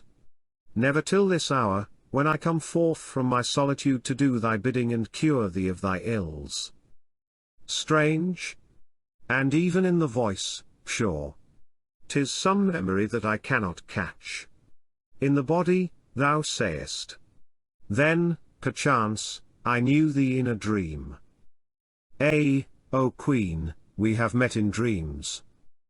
Thou art a strange man, who talkest thus, but, if what I hear be true, one well learned, and, indeed, I mind me of thy counsel when thou didst bid me join my lord Antony in Syria, and how things befell according to thy word. Skilled must thou be in the casting of nativities and in the law of auguries, of which these Alexandrian fools have little knowledge. Once I knew such another man, one Harmachis, and she sighed, but he is long dead, as I would I were also. And at times I sorrow for him. She paused, while I sank my head upon my breast and stood silent. Interpret me this, Olympus.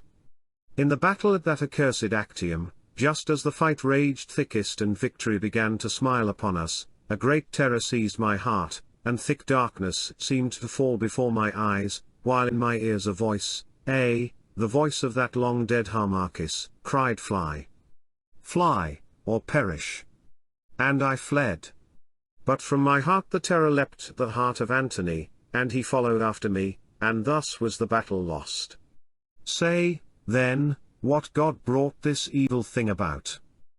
Nay, O Queen, I answered, it was no god, for wherein hast thou angered the gods of Egypt? Hast thou robbed the temples of their faith? Hast thou betrayed the trust of Egypt?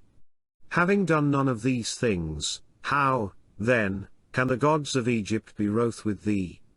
Fear not, it was nothing but some natural vapor of the mind that overcame thy gentle soul, made sick with the sight and sound of slaughter, and as for the noble Antony, where thou didst go needs must that he should follow. And as I spoke, Cleopatra turned white and trembled, glancing at me the while to find my meaning. But I well knew that the thing was of the avenging gods, working through me, their instrument. Learned Olympus, she said, not answering my words, my lord Antony is sick and crazed with grief. Like some poor hunted slave he hides himself in yonder sea-gate tower and shuns mankind, yes, he shuns even me, who, for his sake, endure so many woes. Now, this is my bidding to thee. Tomorrow, at the coming of the light, do thou, led by Charmian, my waiting lady, take boat and row thee to the tower and there crave entry, saying that ye bring tidings from the army. Then he will cause you to be let in, and thou, Charmian, must break this heavy news that Canidius bears, for Canidius himself I dare not send. And when his grief is past, do thou, Olympus, soothe his fevered frame with thy draughts of value, and his soul with honeyed words, and draw him back to me, and all will yet be well. Do thou this, and thou shalt have gifts more than thou canst count, for I am yet a queen and yet can pay back those who serve my will. Fear not, O queen, I answered, this thing shall be done, and I ask no reward, who have come hither to do thy bidding to the end. So I bowed and went and, summoning a toir, made ready a certain potion. Chapter 5 Of the drawing forth of Antony from the Timonium back to Cleopatra, of the feast made by Cleopatra, and of the manner of the death of Eudoceus the steward. Ere it was yet dawn Charmian came again, and we walked to the private harbour of the palace. There, taking boat, we rowed to the island mount on which stands the Timonium, a vaulted tower, strong, small, and round. And, having landed, we twain came to the door and knocked, till at length a grating was thrown open in the door, and an aged eunuch, looking forth, roughly asked our business. Our business is with the Lord Antony, said Charmian. Then it is no business, for Antony, my master, sees neither man nor woman. Yet will he see us, for we bring tidings. Go tell him that the Lady Charmian brings tidings, from the army. The man went, and presently returned. The Lord Antony would know if the tidings be good or ill, for, if ill, then will he none of it, for with evil tidings he has been overfed of late. Why, it is both good and ill. Open, slave, I will make answer to thy master. And she slipped a purse of gold through the bars.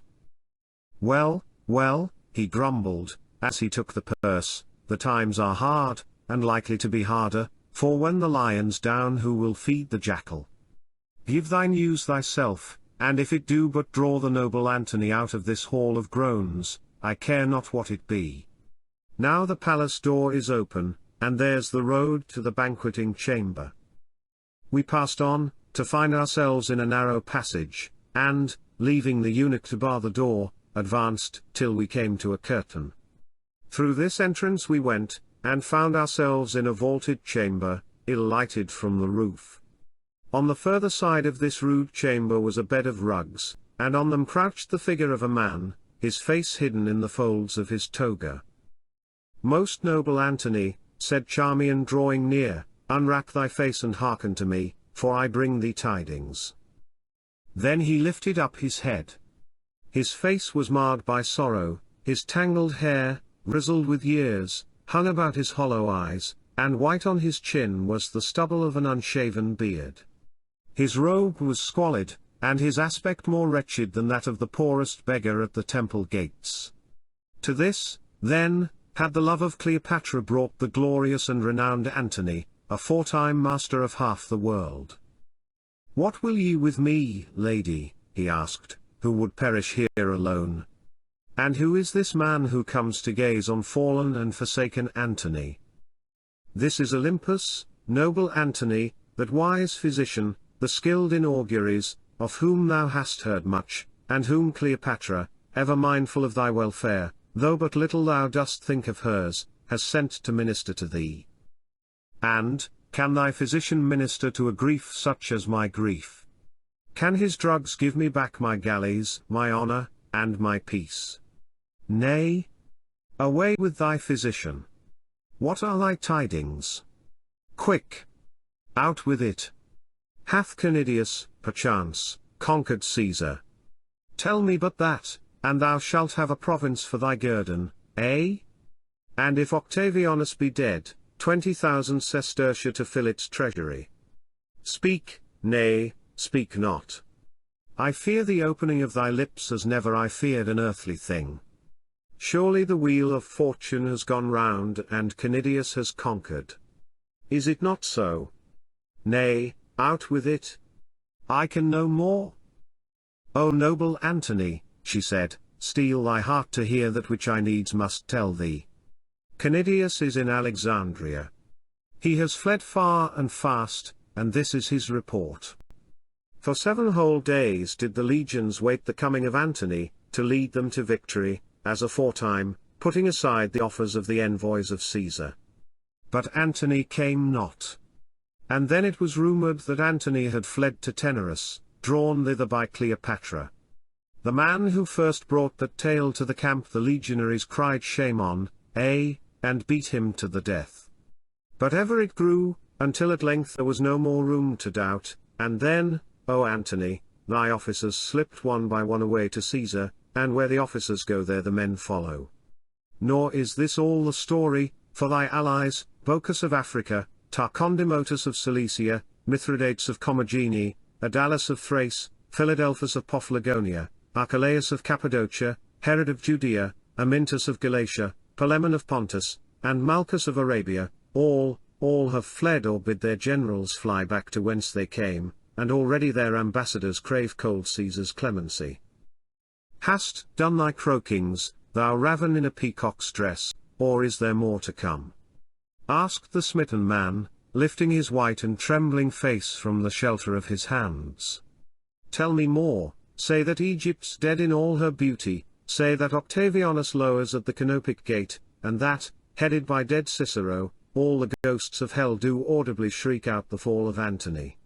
Yea, gather up every woe that can o'erwhelm those who once were great, and loose them on the hoary head of him whom, in thy gentleness, thou art still pleased to name the noble Antony.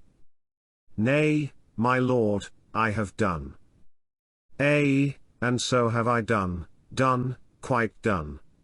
It is altogether finished, and thus I seal the end, and snatching a sword from the couch, he would, indeed, have slain himself had I not sprung forward and grasped his hand.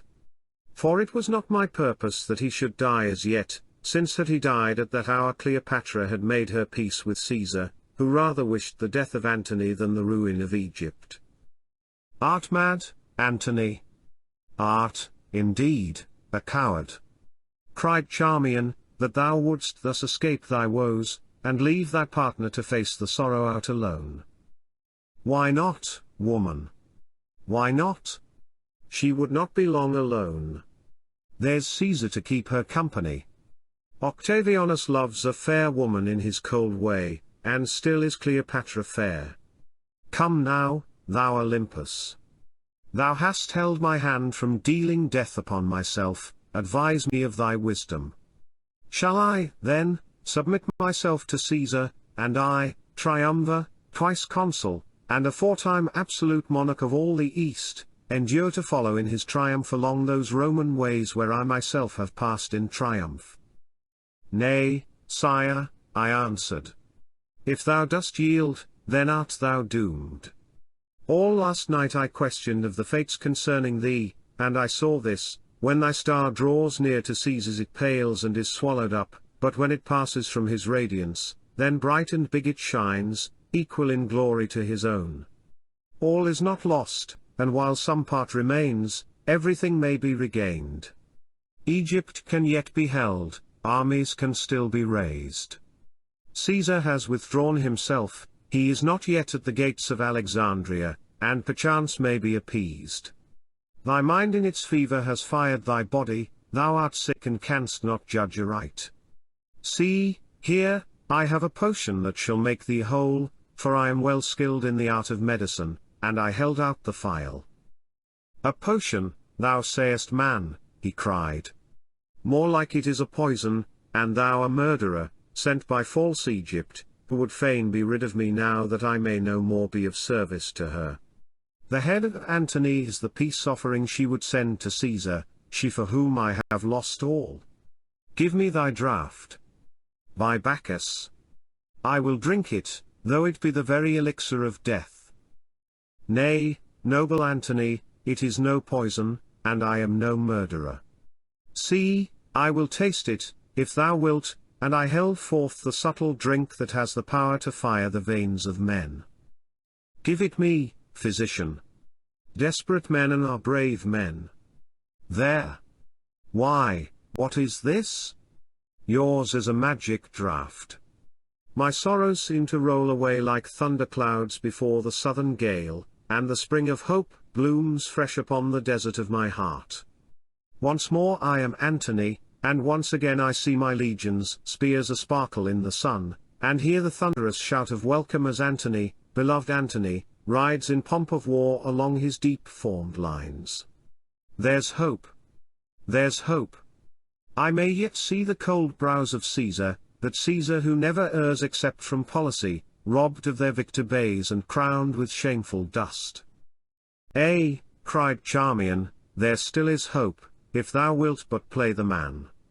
O my lord! Come back with us, come back to the loving arms of Cleopatra. All night she lies upon her golden bed, and fills the hollow darkness with her groans for Antony, who, enamored now of grief, forgets his duty and his love. I come. I come. Shame upon me, that I dared to doubt her.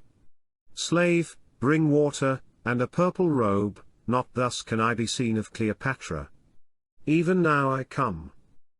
In this fashion, then, did we draw Antony back to Cleopatra, that the ruin of the twain might be made sure. We led him up the alabaster hall and into Cleopatra's chamber, where she lay, her cloudy hair about her face and breast, and tears flowing from her deep eyes. O Egypt, he cried, behold me at thy feet. She sprang from the couch. And art thou here, my love?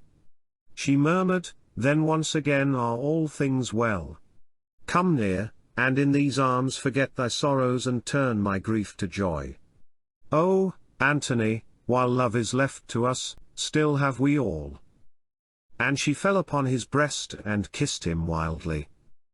That same day, Charmian came to me and bade me prepare a poison of the most deadly power. And this at first I would not do, fearing that Cleopatra would therewith make an end of Antony before his time. But Charmian showed me that this was not so, and told me also for what purpose was the poison. Therefore I summoned Atoir, the skilled in simples, and all that afternoon we laboured at the deadly work. And when it was done, Charmian came once more, bearing with her a chaplet of fresh roses, that she bade me steep in the poison. This then I did. That night at the great feast of Cleopatra, I sat near Antony, who was at her side, and wore the poisoned wreath. Now as the feast went on, the wine flowed fast, till Antony and the queen grew merry. And she told him of her plans, and of how even now her galleys were being drawn by the canal that leads from Bubastis on the Pelusiac branch of the Nile, to Clysma at the head of the bay of Heropolis. For it was her design, should Caesar prove stubborn, to fly with Antony and her treasure down the Arabian Gulf, where Caesar had no fleet, and seek some new home in India, whither her foes might not follow. But, indeed, this plan came to nothing, for the Arabs of Petra burnt the galleys, incited thereto by a message sent by the Jews of Alexandria, who hated Cleopatra, and were hated of her. For I caused the Jews to be warned of what was being done. Now, when she had made an end of telling him, the queen called on him to drink a cup with her, to the success of this new scheme, bidding him, as she did so, steep his wreath of roses in the wine, and make the draught more sweet. This, then, he did, and it being done, she pledged him. But when he was about to pledge her back, she caught his hand, crying, "Hold!" Whereat he paused, wondering.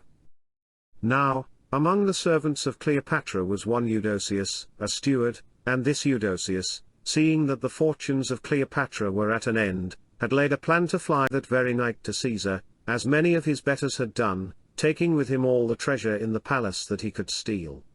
But this design being discovered to Cleopatra, she determined to be avenged upon Eudoceus. "Eudoceus," she cried, for the man stood near, "come hither, thou faithful servant.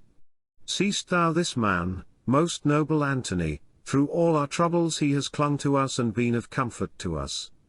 Now, therefore, he shall be rewarded according to his deserts and the measure of his faithfulness, and that from thine own hand. Give him thy golden cup of wine, and let him drink a pledge to our success, the cup shall be his guerdon." And still wondering, Antony gave it to the man, who, stricken in his guilty mind, took it, and stood trembling. But he drank not. "Drink? Thou slave, drink!" cried Cleopatra, half rising from her seat and flashing a fierce look on his white face. "By Serapis! So surely as I yet shall sit in the Capitol at Rome, if thou dost thus flout the Lord Antony, I'll have thee scourged to the bones, and the red wine poured upon thy open wounds to heal them. Ah! At length thou drinkest. Why, what is it, good Eudoceus? Art sick? Surely, then, this wine must be as the water of jealousy of those Jews, that has power to slay the false and strengthen the honest only. Go, some of you, search this man's room, methinks he is a traitor." Meanwhile the man stood, his hands to his head. Presently he began to tremble, and then fell, clutching at his bosom, as though to tear out the fire in his heart. He staggered, with livid, twisted face and foaming lips, to where Cleopatra lay watching him with a slow and cruel smile. "Ah, traitor! Thou hast it now," she said. "Prithee, is death sweet?" "Thou wanton," yelled the dying man, "thou hast poisoned me. Thus mayst thou also perish." And with one shriek he flung himself upon her. She saw his purpose, and swift and supple as a tiger sprang to one side, so that he did but grasp her royal cloak, tearing it from its emerald clasp. Down he fell upon the ground, rolling over and over in the purple chiton, till presently he lay still and dead, his tormented face and frozen eyes peering ghastly from its folds. "Ah," said the queen, with a hard laugh, "the slave died wondrous hard, and fain would have drawn me with him.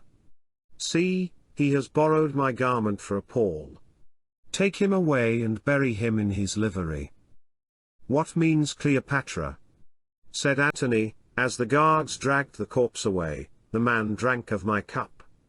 What is the purpose of this most sorry jest?" "It serves a double end, noble Antony. This very night that man would have fled to Octavianus, bearing of our treasure with him. Well, I have lent him wings, for the dead fly fast. Also this, thou didst fear that I should poison thee, my lord, nay, I know it. See now, Antony, how easy it were that I should slay thee if I had the will. That wreath of roses which thou didst steep within the cup is dewed with deadly bane. Had I, then, a mind to make an end of thee, I had not stayed thy hand. O Antony, henceforth trust me. Sooner would I slay myself than harm one hair of thy beloved head. See, here come my messengers. Speak, what did ye find?" "Royal Egypt, we found this. All things in the chamber of Eudoceus are made ready for flight, and in his baggage is much treasure." "Thou hearest?" she said, smiling darkly. "Think ye, my loyal servants all, that Cleopatra is one with whom it is well to play the traitor. Be warned by this Roman's fate." Then a great silence of fear fell upon the company, and Antony sat also silent. Chapter 6. Of the workings of the learned Olympus at Memphis, of the poisonings of Cleopatra, of the speech of Antony to his captains, and of the passing of Isis from the land of Chem. Now I, Harmachis, must make speed with my task, setting down that which is permitted as shortly as may be, and leaving much untold.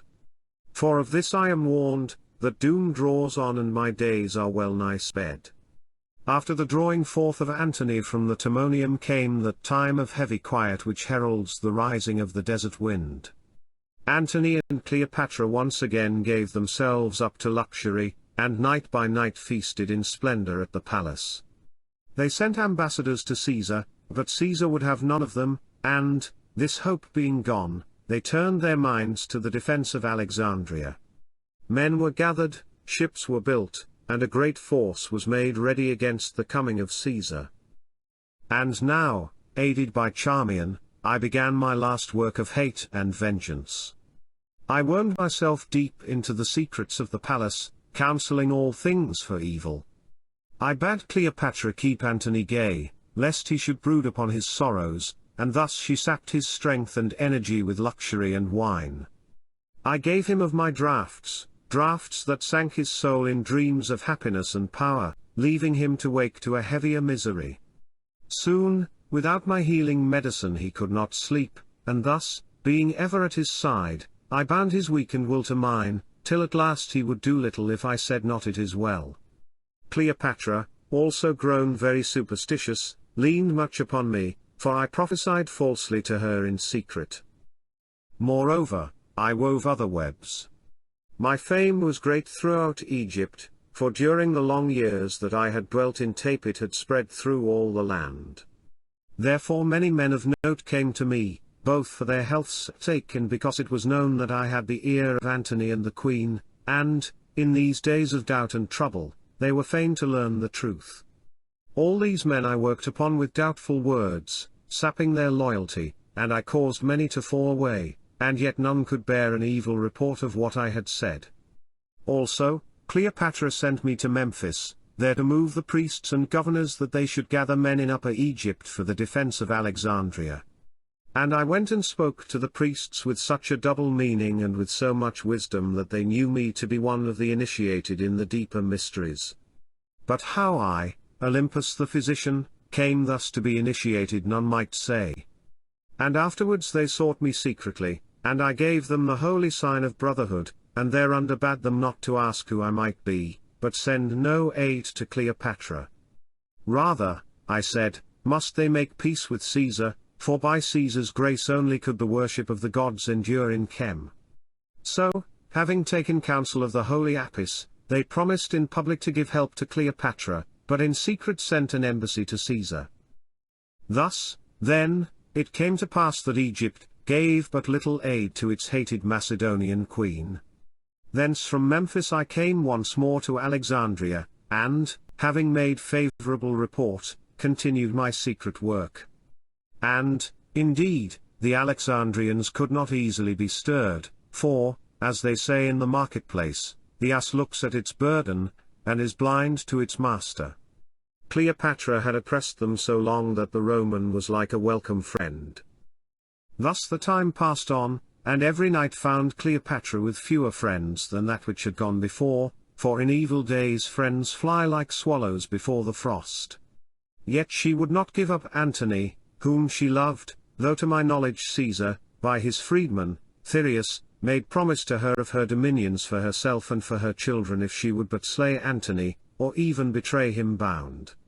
But to this her woman's heart, for still she had a heart, would not consent, and, moreover, we counselled her against it, for of necessity we must hold him to her, lest, Antony escaping or being slain, Cleopatra might ride out the storm and yet be queen of Egypt. And this grieved me, because Antony, though weak, was still a brave man, and a great, and, moreover, in my own heart I read the lesson of his woes. For were we not akin in wretchedness? Had not the same woman robbed us of empire, friends and honor? But pity has no place in politics, nor could it turn my feet from the path of vengeance it was ordained that I should tread. Caesar drew nigh, Pelusium fell, the end was at hand. It was Charmian who brought the tidings to the Queen and Antony, as they slept in the heat of the day, and I came with her. "Awake," she cried. "Awake! This is no time for sleep. Seleucus hath surrendered Pelusium to Caesar, who marches straight on Alexandria." With a great oath, Antony sprang up and clutched Cleopatra by the arm. "Thou hast betrayed me, by the gods I swear it. Now thou shalt pay the price." And snatching up his sword he drew it. "Stay thy hand, Antony," she cried. "It is false, I know naught of this." And she sprang upon him, and clung about his neck, weeping. "I know naught, my lord. Take thou the wife of Seleucus and his little children, whom I hold in guard, and avenge thyself. O Antony, Antony! Why dost thou doubt me?" Then Antony threw down his sword upon the marble, and, casting himself upon the couch, hid his face, and groaned in bitterness of spirit. But Charmian smiled, for it was she who had sent secretly to Seleucus, her friend, counseling him to surrender forthwith, saying that no fight would be made at Alexandria. And that very night Cleopatra took all her great store of pearls and emeralds, those that remained of the treasure of Menkaura, all her wealth of gold, ebony, ivory, and cinnamon, treasure without price, and placed it in the mausoleum of granite which, after our Egyptian fashion, she had built upon the hill that is by the temple of the holy Isis. These riches she piled up upon a bed of flax, that, when she fired it, all might perish in the flame and escape the greed of money-loving Octavianus. And she slept henceforth in this tomb, away from Antony, but in the daytime she still saw him at the palace. But a little while after, when Caesar with all his great force had already crossed the Caponic mouth of the Nile and was hard on Alexandria, I came to the palace, whither Cleopatra had summoned me. There I found her in the alabaster hall, royally clad, a wild light in her eyes, and, with her, Iras and Charmian, and before her guards, and stretched here and there upon the marble, bodies of dead men, among whom lay one yet dying. "Greeting, thou Olympus," she cried. "Here is a sight to glad a physician's heart, men dead and men sick unto death.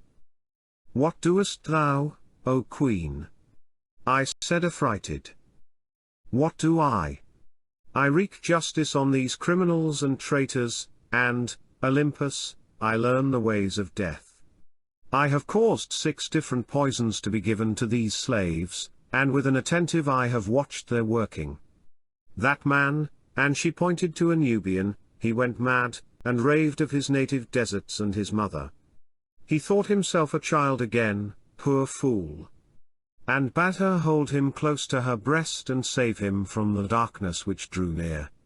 And that Greek," he shrieked, and, shrieking, died. And this, he wept and prayed for pity, and in the end, like a coward, breathed his last. Now, note the Egyptian yonder, he who still lives and groans, first he took the draught, the deadliest draught of all, they swore, and yet the slave so dearly loves his life he will not leave it. See, he yet strives to throw the poison from him, twice have I given him the cup and yet he is athirst. What a drunkard we have here! Man, man, knowest thou not that in death only can peace be found? Struggle no more, but enter into rest." And even as she spoke, the man, with a great cry, gave up the spirit. "There," she cried, "at length the farce is played, away with those slaves whom I have forced through the difficult gates of joy." And she clapped her hands. But when they had borne the bodies thence she drew me to her, and spoke thus. "Olympus, for all thy prophecies, the end is at hand. Caesar must conquer, and I and my lord Antony be lost. Now, therefore, the play being well nigh done, I must make ready to leave this stage of earth in such fashion as becomes a queen.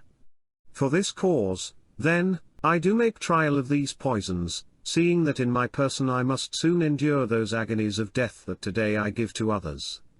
These drugs please me not, some wrench out the soul with cruel pains, and some too slowly work their end. But thou art skilled in the medicines of death. Now, do thou prepare me such a draught as shall, pangless, steal my life away. And as I listened the sense of triumph filled my bitter heart, for I knew now that by my own hand should this ruined woman die and the justice of the gods be done. Spoken like a queen, O Cleopatra, I said. Death shall cure thy ills, and I will brew such a wine as shall draw him down a sudden friend and sink thee in a sea of slumber whence, upon this earth, thou shalt never wake again. Oh! Fear not death, death is thy hope, and, surely, thou shalt pass sinless and pure of heart into the dreadful presence of the gods. She trembled. And if the heart be not altogether pure, tell me, thou dark man, what then? Nay, I fear not the gods. For if the gods of hell be men, there I shall queen it also. At the least, having once been royal, royal I shall ever be. And, as she spoke, suddenly from the palace gates came a great clamour, and the noise of joyful shouting. Why, what is this? She said, springing from her couch. Antony! Antony! Rose the cry, Antony hath conquered. She turned swiftly and ran, her long hair streaming on the wind. I followed her, more slowly, down the great hall, across the courtyards, to the palace gates. And here she met Antony, riding through them, radiant with smiles and clad in his Roman armor. When he saw her he leapt to the ground, and, all armed as he was, clasped her to his breast. What is it? She cried, is Caesar fallen?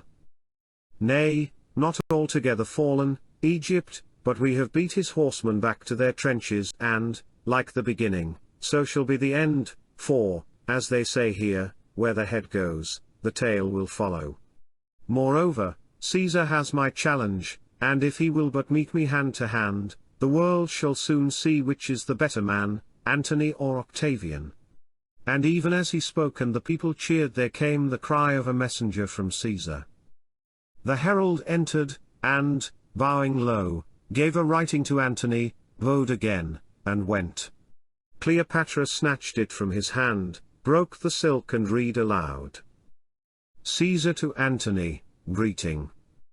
This answer to thy challenge, can Antony find no better way of death than beneath the sword of Caesar? Farewell. And thereafter they cheered no more. The darkness came, and before it was midnight, having feasted with his friends who tonight went over his woes and tomorrow should betray him, Antony went forth to the gathering of the captains of the land forces and of the fleet, attended by many, among whom was I. When all were come together, he spoke to them, standing bareheaded in their midst, beneath the radiance of the moon. And thus he most nobly spoke. Friends and companions in arms, who yet cling to me, and whom many a time I have led to victory, hearken to me now, who tomorrow may lie in the dumb dust, disempired and dishonored. This is our design, no longer will we hang on poised wings above the flood of war, but will straightway plunge, perchance thence to snatch the victor's diadem, or, failing, there to drown. Be now but true to me, and to your honor's sake, and you may still sit, the most proud of men, at my right hand in the capital of Rome.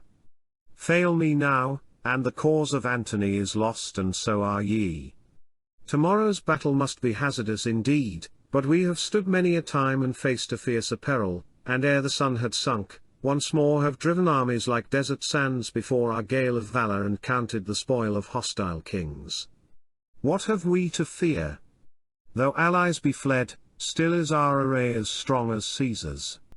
And show we but as high a heart, why, I swear to you, upon my princely word, tomorrow night I shall deck yonder canopic gate with the heads of Octavian and his captains. Cheer, and cheer again. I love that martial music which swells, not as from the indifferent lips of clarions, now neath the breath of Antony and now of Caesar, but rather out of the single hearts of men who love me.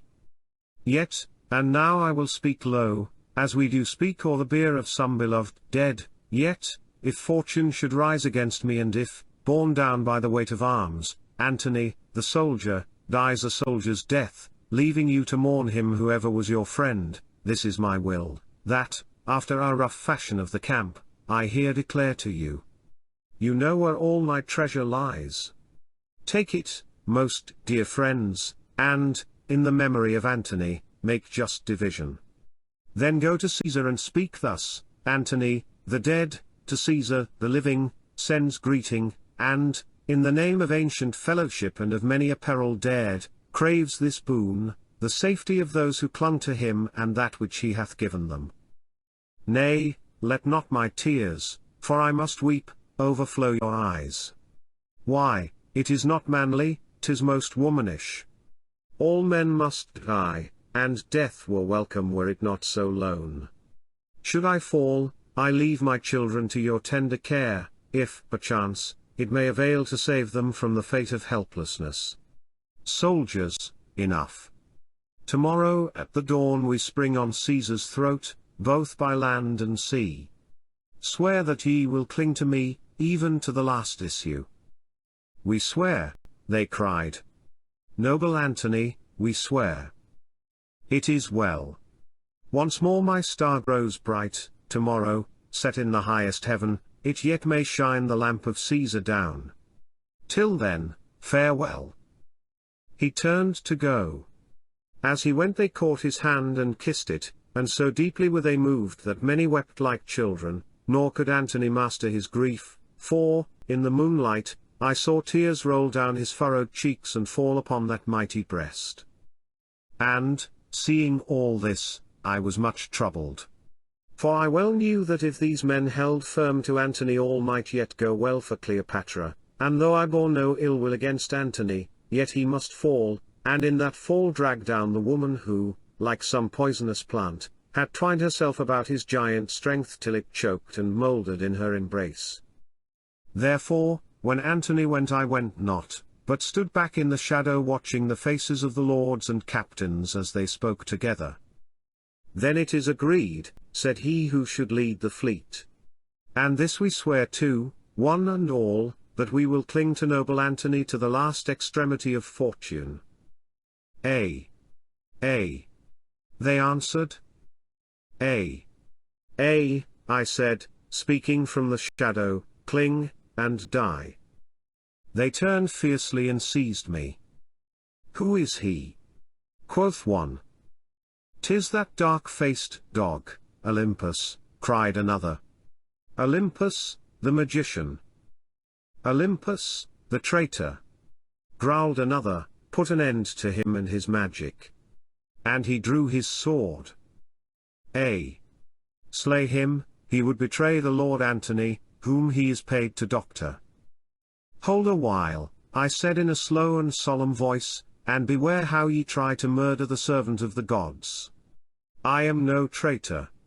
For myself, I abide the event here in Alexandria, but to you I say, flee to Caesar. I serve Antony and the queen, I serve them truly, but above all I serve the holy gods, and what they make known to me, that, lords, I do know. And I know this, that Antony is doomed, and Cleopatra is doomed, for Caesar conquers. Therefore, because I honor you, noble gentlemen, and think with pity on your wives, left widowed, and your little fatherless children, that shall, if ye hold to Antony, be sold as slaves, therefore, I say, cling to Antony if ye will and die, or flee to Caesar and be saved. And this I say because it is so ordained of the gods. The gods? They growled, what gods? Slit the traitor's throat, and stop his ill-omened talk. Let him show us a sign from his gods or let him die, I do mistrust this man, said another. Stand back, ye fools, I cried. Stand back, free mine arms, and I will show you a sign, and there was that in my face which frightened them, for they freed me and stood back. Then I lifted up my hands and putting out all my strength of soul searched the depths of space till my spirit communed with the spirit of my mother Isis. Only the word of power I uttered not, as I had been bidden. And the holy mystery of the goddess answered to my spirit's cry, falling in awful silence upon the face of the earth. Deeper and deeper grew the terrible silence, even the dogs ceased to howl, and in the city men stood still afeared. Then, from far away, there came the ghostly music of the sistra. Faint it was at first, but ever as it came it grew more loud, till the air shivered with the unearthly sound of terror. I said naught, but pointed with my hand toward the sky. And behold! Bosomed upon the air, floated a vast veiled shape that, heralded by the swelling music of the sistra, drew slowly near, till its shadow lay upon us. It came, it passed, it went toward the camp of Caesar, till at length the music died away, and the awful shape was swallowed in the night. "It is Bacchus," cried one. "Bacchus, who leaves lost Antony." And, as he spoke, there rose a groan of terror from all the camp. But I knew that it was not Bacchus, the false god, but the divine Isis who deserted Chem, and, passing over the edge of the world, sought her home in space, to be no more known of men. For though her worship is still upheld, though still she is here and in all earths, Isis manifests herself no more in Egypt. I hid my face and prayed, but when I lifted it from my robe, lo! All had fled and I was alone. Chapter 7. Of the surrender of the troops and fleet of Antony before the Canopic Gate, of the end of Antony, and of the brewing of the draught of death. On the morrow, at dawn, Antony came forth and gave command that his fleet should advance against the fleet of Caesar, and that his cavalry should open the land battle with the cavalry of Caesar. Accordingly, the fleet advanced in a triple line, and the fleet of Caesar came out to meet it. But when they met, the galleys of Antony lifted their oars in greeting, and passed over to the galleys of Caesar, and they sailed away together. And the cavalry of Antony rode forth beyond the hippodrome to charge the cavalry of Caesar, but when they met, they lowered their swords and passed over to the camp of Caesar, deserting Antony. Then Antony grew mad with rage and terrible to see. He shouted to his legions to stand firm and wait attack, and for a little while they stood. One man, however, that same officer who would have slain me on the yesternight, strove to fly, but Antony seized him with his own hand, threw him to the earth, and, springing from his horse, drew his sword to slay him. He held his sword on high, while the man, covering his face, awaited death. But Antony dropped his sword and bade him rise. "Go," he said. "Go to Caesar, and prosper. I did love thee once. Why, then, among so many traitors, should I single thee out for death?" The man rose and looked upon him sorrowfully. Then, shame overwhelming him, with a great cry he tore open his shirt of mail, plunged his sword into his own heart and fell down dead. Antony stood and gazed at him, but he said never a word. Meanwhile the ranks of Caesar's legions drew near, and so soon as they crossed spears the legions of Antony turned and fled. Then the soldiers of Caesar stood still mocking them, but scarce a man was slain, for they pursued not. "Fly, Lord Antony! Fly," cried Eros, his servant, who alone with me stayed by him. "Fly ere thou art dragged a prisoner to Caesar." So he turned and fled, groaning heavily. I went with him, and as we rode through the Canopic Gate, where many folk stood wondering, Antony spoke to me. "Go, thou, Olympus, go to the queen and say, Antony sends greeting to Cleopatra, who hath betrayed him. To Cleopatra he sends greeting and farewell." And so I went to the tomb, but Antony fled to the palace. When I came to the tomb I knocked upon the door, and Charmian looked forth from the window. "Open," I cried, and she opened. "What news, Harmachis?" she whispered. "Charmian," I said, "the end is at hand. Antony is fled." "It is well," she answered, I am aweary. And there on her golden bed sat Cleopatra. Speak, man, she cried. Antony has fled, his forces are fled, Caesar draws near. To Cleopatra the great Antony sends greeting and farewell. Greeting to Cleopatra who betrayed him, and farewell. It is a lie. She screamed, I betrayed him not. Thou, Olympus, go swiftly to Antony and answer thus, to Antony, Cleopatra, who hath not betrayed him, sends greeting and farewell. Cleopatra is no more. And so I went, following out my purpose. In the alabaster hall I found Antony pacing to and fro, tossing his hands toward heaven, and with him Eros, for of all his servants Eros alone remained by this fallen man. Lord Antony, I said, Egypt bids thee farewell. Egypt is dead by her own hand. Dead. Dead, he whispered, and is Egypt dead? And is that form of glory now food for worms? Oh, what a woman was this! E'en now my heart goes out towards her.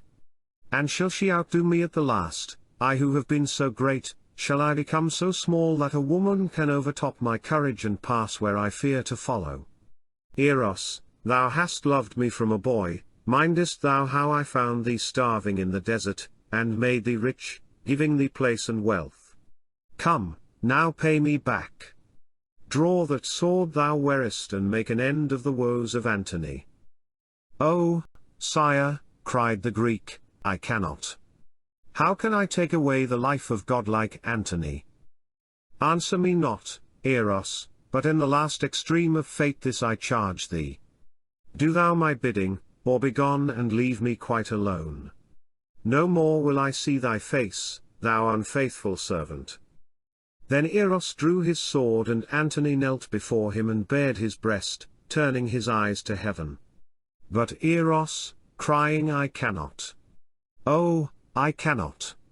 Plunged the sword to his own heart, and fell dead. Antony rose and gazed upon him. Why, Eros, that was nobly done, he said. Thou art greater than I, yet I have learned thy lesson. And he knelt down and kissed him.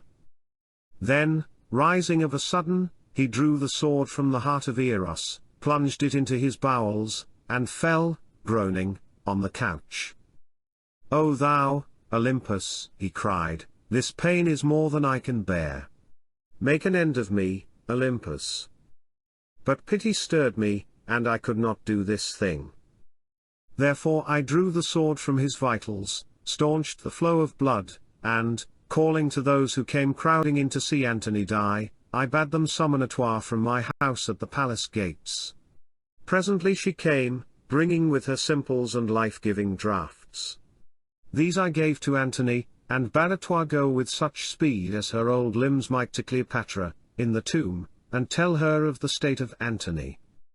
So she went, and after a while returned, saying that the queen yet lived and summoned Antony to die in her arms. And with her came Diomedes. When Antony heard, his ebbing strength came back, for he was fain to look upon Cleopatra's face again. So I called to the slaves, who peeped and peered through curtains and from behind pillars to see this great man die, and together, with much toil, we bore him thence till we came to the foot of the mausoleum. But Cleopatra, being afraid of treachery, would no more throw wide the door, so she let down a rope from the window, and we made it fast beneath the arms of Antony. Then did Cleopatra, who the while wept most bitterly, together with Charmian and Iras the Greek, pull on the rope with all their strength, while we lifted from below till the dying Antony swung in the air, groaning heavily, and the blood dropped from his gaping wound. Twice he nearly fell to earth, but Cleopatra, striving with the strength of love and of despair, held him till at length she drew him through the window-place, while all who saw the dreadful sight wept bitterly, and beat their breasts, all save myself and Charmian. When he was in, once more the rope was let down, and, with some aid from Charmian, I climbed into the tomb, drawing up the rope after me. There I found Antony, laid upon the golden bed of Cleopatra, and she, her breast bare, her face stained with tears, and her hair streaming wildly about him, knelt at his side and kissed him, wiping the blood from his wounds with her robes and hair.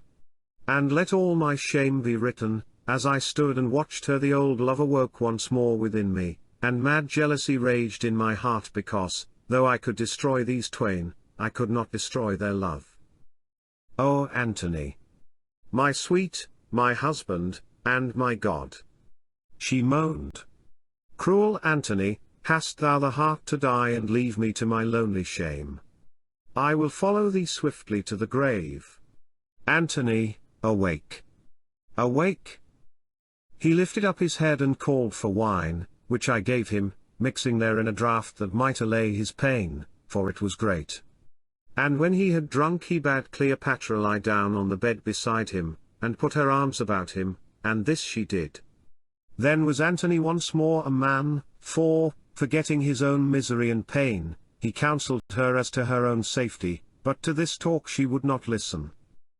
The hour is short, she said, let us speak of this great love of ours that hath been so long and may yet endure beyond the coasts of death.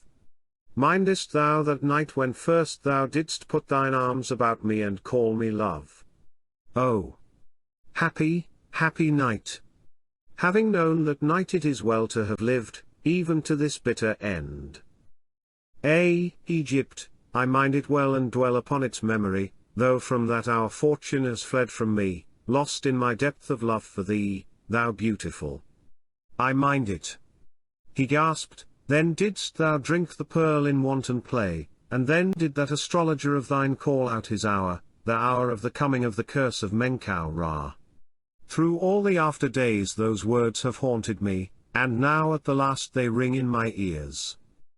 He is long dead, my love, she whispered. If he be dead, then I am near him. What meant he? He is dead, the accursed man. No more of him. Oh! Turn and kiss me, for thy face grows white. The end is near. He kissed her on the lips, and for a little while so they stayed, to the moment of death, babbling their passion in each other's ears, like lovers newly wed.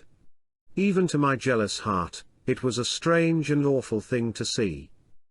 Presently, I saw the change of death gather on his face. His head fell back. Farewell, Egypt, farewell. I die. Cleopatra lifted herself upon her hands, gazed wildly on his ashen face, and then, with a great cry, she sank back swooning. But Antony yet lived, though the power of speech had left him. Then I drew near and, kneeling, made pretence to minister to him. And as I ministered I whispered in his ear. Antony, I whispered, Cleopatra was my love before she passed from me to thee. I am Harmachis, that astrologer who stood behind thy couch at Tarsus, and I have been the chief minister of thy ruin. Die, Antony. The curse of Menkaura hath fallen.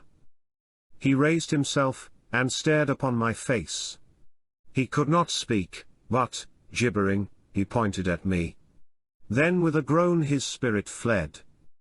Thus did I accomplish my revenge upon Roman Antony, the world loser. Thereafter, we recovered Cleopatra from her swoon, for not yet was I minded that she should die. And taking the body of Antony, Caesar permitting, I and Atua caused it to be most skilfully embalmed after our Egyptian fashion, covering the face with a mask of gold fashioned like to the features of Antony. Also I wrote upon his breast his name and titles, and painted his name and the name of his father within his inner coffin, and drew the form of the holy note folding her wings about him. Then with great pomp Cleopatra laid him in that sepulchre which had been made ready, and in a sarcophagus of alabaster. Now, this sarcophagus was fashioned so large that place was left in it for a second coffin, for Cleopatra would lie by Antony at the last. These things then happened. And but a little while after I learned tidings from one Cornelius Dolabella, a noble Roman who waited upon Caesar, and, moved by the beauty that swayed the souls of all who looked upon her, had pity for the woes of Cleopatra. He bade me warn her, for, as her physician, it was allowed me to pass in and out of the tomb where she dwelt, that in 3 days she would be sent away to Rome, together with her children, save Caesarion, whom Octavian had already slain, that she might walk in the triumph of Caesar. Accordingly I went in, and found her sitting, as now she always sat, plunged in a half-stupor, and before her that blood-stained robe with which she had staunched the wounds of Antony. For on this she would continually feast her eyes. "See how faint they grow, Olympus," she said, lifting her sad face and pointing to the rusty stains, "and he so lately dead. Why, gratitude could not fade more fast. What is now thy news? Evil tidings is writ large in those dark eyes of thine, which ever bring back to me something that still slips my mind." "The news is ill, O Queen," I answered.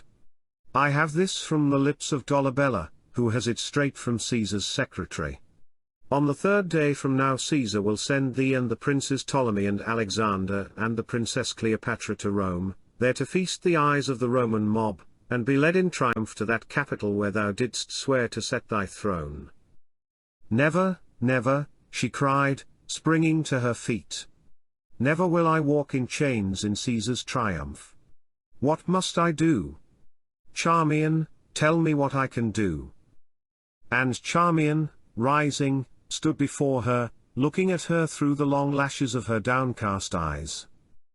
"Lady, thou canst die," she said quietly. Of a truth I had forgotten, I can die. Olympus, hast thou the drug?"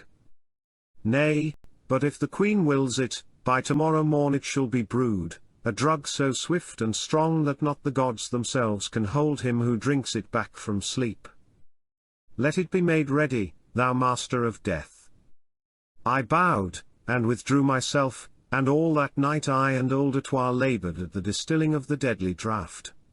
At length it was done, and Etoile poured it into a crystal phial, and held it to the light of the fire, for it was white as the purest water. "La! La!" she sang, in her shrill voice, "a drink for a queen. When 50 drops of that water of my brewing have passed those red lips of hers, thou wilt indeed be avenged of Cleopatra, O Harmachis. Ah, that I could be there to see thy ruin ruined. La! La! It would be sweet to see. Vengeance is an arrow that ofttimes falls upon the archer's head," I answered, bethinking me of Charmian's saying. Chapter 8. Of the Last Supper of Cleopatra, of the Song of Charmian, of the drinking of the draught of death, of the revealing of Harmachis, of the summoning of the spirits by Harmachis, and of the death of Cleopatra. On the morrow Cleopatra, having sought leave of Caesar, visited the tomb of Antony, crying that the gods of Egypt had deserted her. And when she had kissed the coffin and covered it with lotus flowers she came back, bathed, anointed herself, put on her most splendid robes, and, together with Iras, Charmian, and myself, she supped. Now as she supped her spirit flared up wildly, even as the sky lights up at sunset, and once more she laughed and sparkled as in bygone years, telling us tales of feasts which she and Antony had eaten of.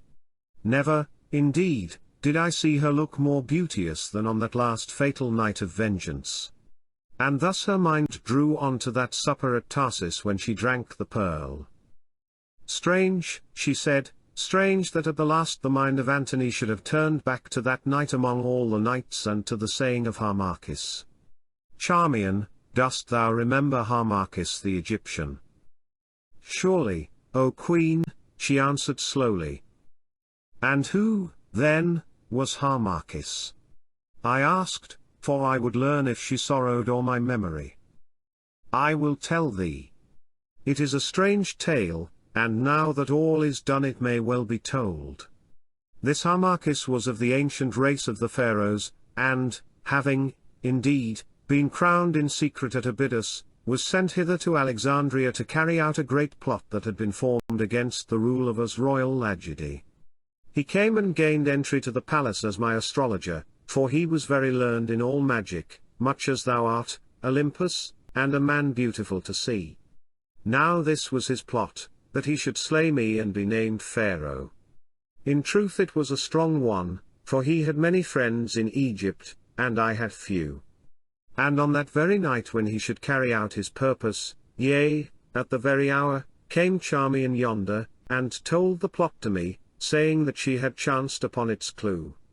But, in after days, though I have said little thereon to thee, Charmian, I misdoubted me much of that tale of thine, for, by the gods, to this hour I believe that thou didst love Harmachis, and because he scorned thee thou didst betray him, and for that cause also hast all thy days remained a maid, which is a thing unnatural. Come, Charmian, tell us, for naught matters now at the end. Charmian shivered and made answer, It is true, O Queen, I also was of the plot, and because Harmachis scorned me I betrayed him, and because of my great love for him I have remained unwed. And she glanced up at me and caught my eyes, then let the modest lashes veil her own. So I thought it. Strange are the ways of women. But little cause, methinks, had that Harmachis to thank thee for thy love. What sayest thou, Olympus? Ah, and so thou also wast a traitor, Charmian. How dangerous are the paths, which monarchs tread. Well, I forgive thee, for thou hast served me faithfully since that hour. But to my tale. Harmachis I dared not slay, lest his great party should rise in fury and cast me from the throne. And now mark the issue. Though he must murder me, in secret this Harmachis loved me, and something thereof I guessed. I had striven a little to draw him to me, for the sake of his beauty and his wit, and for the love of man Cleopatra never strove in vain. Therefore when, with the dagger in his robe, he came to slay me, I matched my charms against his will, and need I tell you, being man and woman, how I won? Oh, never can I forget the look in the eyes of that fallen prince, that forsworn priest, that discrowned Pharaoh, when, lost in the poppied draught, I saw him sink into a shameful sleep whence he might no more wake with honor. And, thereafter, till, in the end, I wearied of him, and his sad learned mind, for his guilty soul forbade him to be gay, a little I came to care for him, though not to love. But he who loved me, clung to me as a drunkard to the cup which ruins him. Deeming that I should wed him, he betrayed to me the secret of the hidden wealth of the pyramid of her, for at the time I much needed treasure, and together we dared the terrors of the tomb and drew it forth, even from dead Pharaoh's breast. See, this emerald was a part thereof. And she pointed to the great scarabaeus that she had drawn from the holy heart of Menkaura. And because of what was written in the tomb, and of that thing which we saw in the tomb, pest upon it? Why does its memory haunt me now?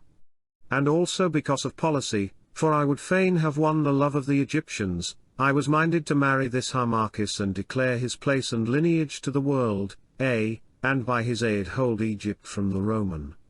For Delius had then come to call me to Antony, and after much thought I determined to send him back with sharp words. But on that very morning, as I tired me for the court, came Charmian yonder, and I told her this, for I would see how the matter fell upon her mind. Now mark, Olympus, the power of jealousy, that little wedge which yet has strength to rend the tree of empire, that secret sword which can carve the fate of kings. This she could in no wise bear, deny it, Charmian, if thou canst, for now it is clear to me, that the man she loved should be given to me as husband, me, whom he loved. And therefore, with more skill and wit than I can tell, she reasoned with me, showing that I should by no means do this thing, but journey to Antony, and for that, Charmian, I thank thee, now that all is come and gone. And by a very little, her words weighed down my scale of judgment against Harmachis, and I went to Antony. Thus it is through the jealous spleen of yonder fair Charmian and the passion of a man on which I played as on a lyre, that all these things have come to pass. For this cause Octavian sits a king in Alexandria, for this cause Antony is discrowned and dead, and for this cause I, too, must die tonight. Ah! Charmian! Charmian! Thou hast much to answer, for thou hast changed the story of the world, and yet, even now, I would not have it otherwise. She paused a while, covering her eyes with her hand, and, looking, I saw great tears upon the cheek of Charmian. And of this Harmachis, I asked, where is he now, O Queen? Where is he? In Amenti, forsooth, making his peace with Isis, perchance. At Tarsus I saw Antony, and loved him, and from that moment I loathed the sight of the Egyptian, and swore to make an end of him, for a lover done with should be a lover dead. And, being jealous, he spoke some words of evil omen, even at that feast of the pearl, and on the same night I would have slain him, but before the deed was done, he was gone. And whither was he gone? Nay, that know not I Brennus, he who led my guard, and last year sailed north to join his own people. Brennus swore he saw him float to the skies, but in this matter I misdoubted me of Brennus, for methinks he loved the man.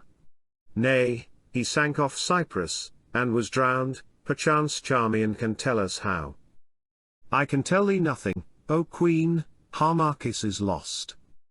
And well lost, Charmian, for he was an evil man to play with, although I bettered him I say it. Well he served my purpose, but I loved him not, and even now I fear him, for it seemed to me that I heard his voice, summoning me to fly, through the din of the fight at Actium.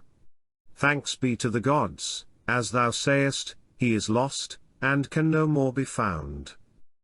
But I, listening, put forth my strength, and, by the arts I have, cast the shadow of my spirit upon the spirit of Cleopatra so that she felt the presence of the lost Harmachis.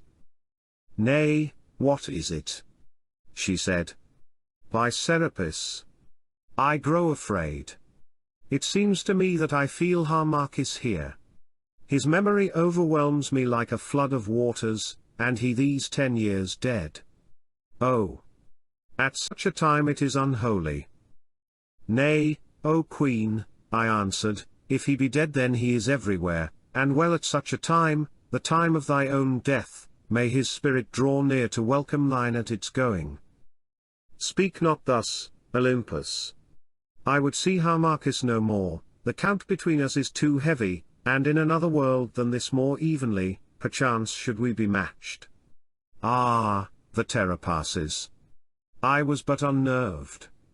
Well the fool's story hath served to while away the heaviest of our hours, the hour which ends in death. Sing to me, Charmian, sing, for thy voice is very sweet, and I would soothe my soul to sleep. The memory of that Harmachis has wrung me strangely. Sing, then, the last song I shall hear from those tuneful lips of thine, the last of so many songs. It is a sad hour for song, O Queen, said Charmian, but, nevertheless, she took her harp and sang. And thus she sang, very soft and low, the dirge of the sweet-tongued Syrian Meleager. Tears for my lady dead. Heliodore. Salt tears and strange to shed. Over and o'er. Go tears and low lament. Fair from her tomb. When where my lady went. Down through the gloom. Sighs for my lady dead. Tears do I send. Long love remembered. Mistress and friend. Sad are the songs we sing. Tears that we shed. Empty the gifts we bring. Gifts to the dead. Ah, for my flower, my love. Hades hath taken. Ah, for the dust above. Scattered and shaken. Mother of blade and grass. Earth, in thy breast. Lull her that gentlest was. Gently to rest. The music of her voice died away, and it was so sweet and sad that Iris began to weep and the bright tears stood in Cleopatra's stormy eyes. Only I wept not, my tears were dry. 'Tis a heavy song of thine, Charmian, said the queen. Well, as thou saidst, it is a sad hour for song, and thy dirge is fitted to the hour. Sing it over me once again when I lie dead, Charmian. And now farewell to music, and on to the end. Olympus, take yonder parchment and write what I shall say. I took the parchment and the reed, and wrote thus in the Roman tongue. Cleopatra to Octavianus, greeting. This is the state of life. At length there comes an hour when, rather than endure those burdens that overwhelm us, putting off the body we would take wing into forgetfulness. Caesar, thou hast conquered, take thou the spoils of victory. But in thy triumph Cleopatra cannot walk. When all is lost, then we must go to seek the lost. Thus in the desert of despair the brave do harvest resolution. Cleopatra hath been great as Antony was great, nor shall her fame be diminished in the manner of her end. Slaves live to endure their wrong, but princes, treading with a firmer step, pass through the gates of wrong into the royal dwellings of the dead. This only doth Egypt ask of Caesar, that he suffer her to lie in the tomb of Antony. Farewell. This I wrote, and having sealed the writing, Cleopatra bade me go find a messenger, dispatch it to Caesar, and then return. So I went, and at the door of the tomb I called a soldier who was not on duty, and, giving him money, bade him take the letter to Caesar. Then I went back, and there in the chamber the three women stood in silence, Cleopatra clinging to the arm of Iras, and Charmian a little apart watching the twain. If indeed thou art minded to make an end, O Queen, I said, the time is short, for presently Caesar will send his servants in answer to thy letter, and I drew forth the phial of white and deadly bane and set it upon the board. She took it in her hand and gazed thereon. How innocent it seems, she said, and yet therein lies my death. 'Tis strange. Queen, and the death of 10 other folk. No need to take so long a draught. I fear, she gasped, how know I that it will slay outright? I have seen so many die by poison and scarce one has died outright. And some, I cannot think on them. Fear not, I said, I am a master of my craft. Or, if thou dost fear, cast this poison forth and live. In Rome thou mayst still find happiness, in Rome, where thou shalt walk in Caesar's triumph, while the laughter of the hard-eyed Latin women shall chime down the music of thy golden chains. Nay, I will die, Olympus. Oh, if one would but show the path. Then Iras loosed her hand and stepped forward. Give me the draught, physician, she said. I go to make ready for my queen. It is well, I answered, on thy own head be it. And I poured from the phial into a little golden goblet. She raised it, curtsied low to Cleopatra, then, coming forward, kissed her on the brow, and Charmian she also kissed. This done, tarrying not and making no prayer, for Iras was a Greek, she drank, and, putting her hand to her head, instantly fell down and died. Thou seest, I said, breaking in upon the silence, it is swift. Olympus, thine is a master drug. Come now, I thirst, fill me the bowl, lest Iras weary in waiting at the gates. So I poured afresh into the goblet, but this time, making pretence to rinse the cup, I mixed a little water with the bane, for I was not minded that she should die before she knew me. Then did the royal Cleopatra, taking the goblet in her hand, turn her lovely eyes to heaven and cry aloud. O ye gods of Egypt! Who have deserted me, to you no longer will I pray, for your ears are shut unto my crying and your eyes blind to my griefs. Therefore, I make entreaty of that last friend whom the gods, departing, leave to helpless man. Sweep hither, death, whose winnowing wings enshadow all the world, and give me ear. Draw nigh, thou King of kings.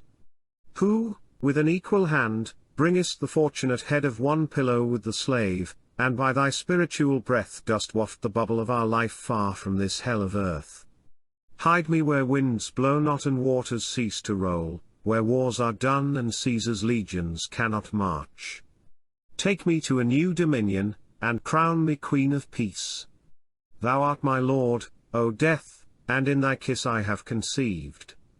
I am in labor of a soul, see, it stands newborn upon the edge of time. Now, now, go, life. Come, sleep. Come, Antony. And, with one glance to heaven, she drank, and cast the goblet to the ground. Then at last came the moment of my pent-up vengeance, and of the vengeance of Egypt's outraged gods, and of the falling of the curse of Menkaura. What's this? She cried, I grow cold, but I die not. Thou dark physician, thou hast betrayed me. Peace, Cleopatra. Presently shalt thou die, and know the fury of the gods. The curse of Menkaura hath fallen. It is finished. Look upon me, woman. Look upon this marred face, this twisted form, this living mass of sorrow. Look. Look. Who am I? She stared upon me wildly. Oh. Oh. She shrieked, throwing up her arms, at last I know thee. By the gods, thou art Harmachis. Harmachis risen from the dead. Harmachis risen from the dead to drag thee down to death and agony eternal. See, thou Cleopatra, I have ruined thee as thou didst ruin me.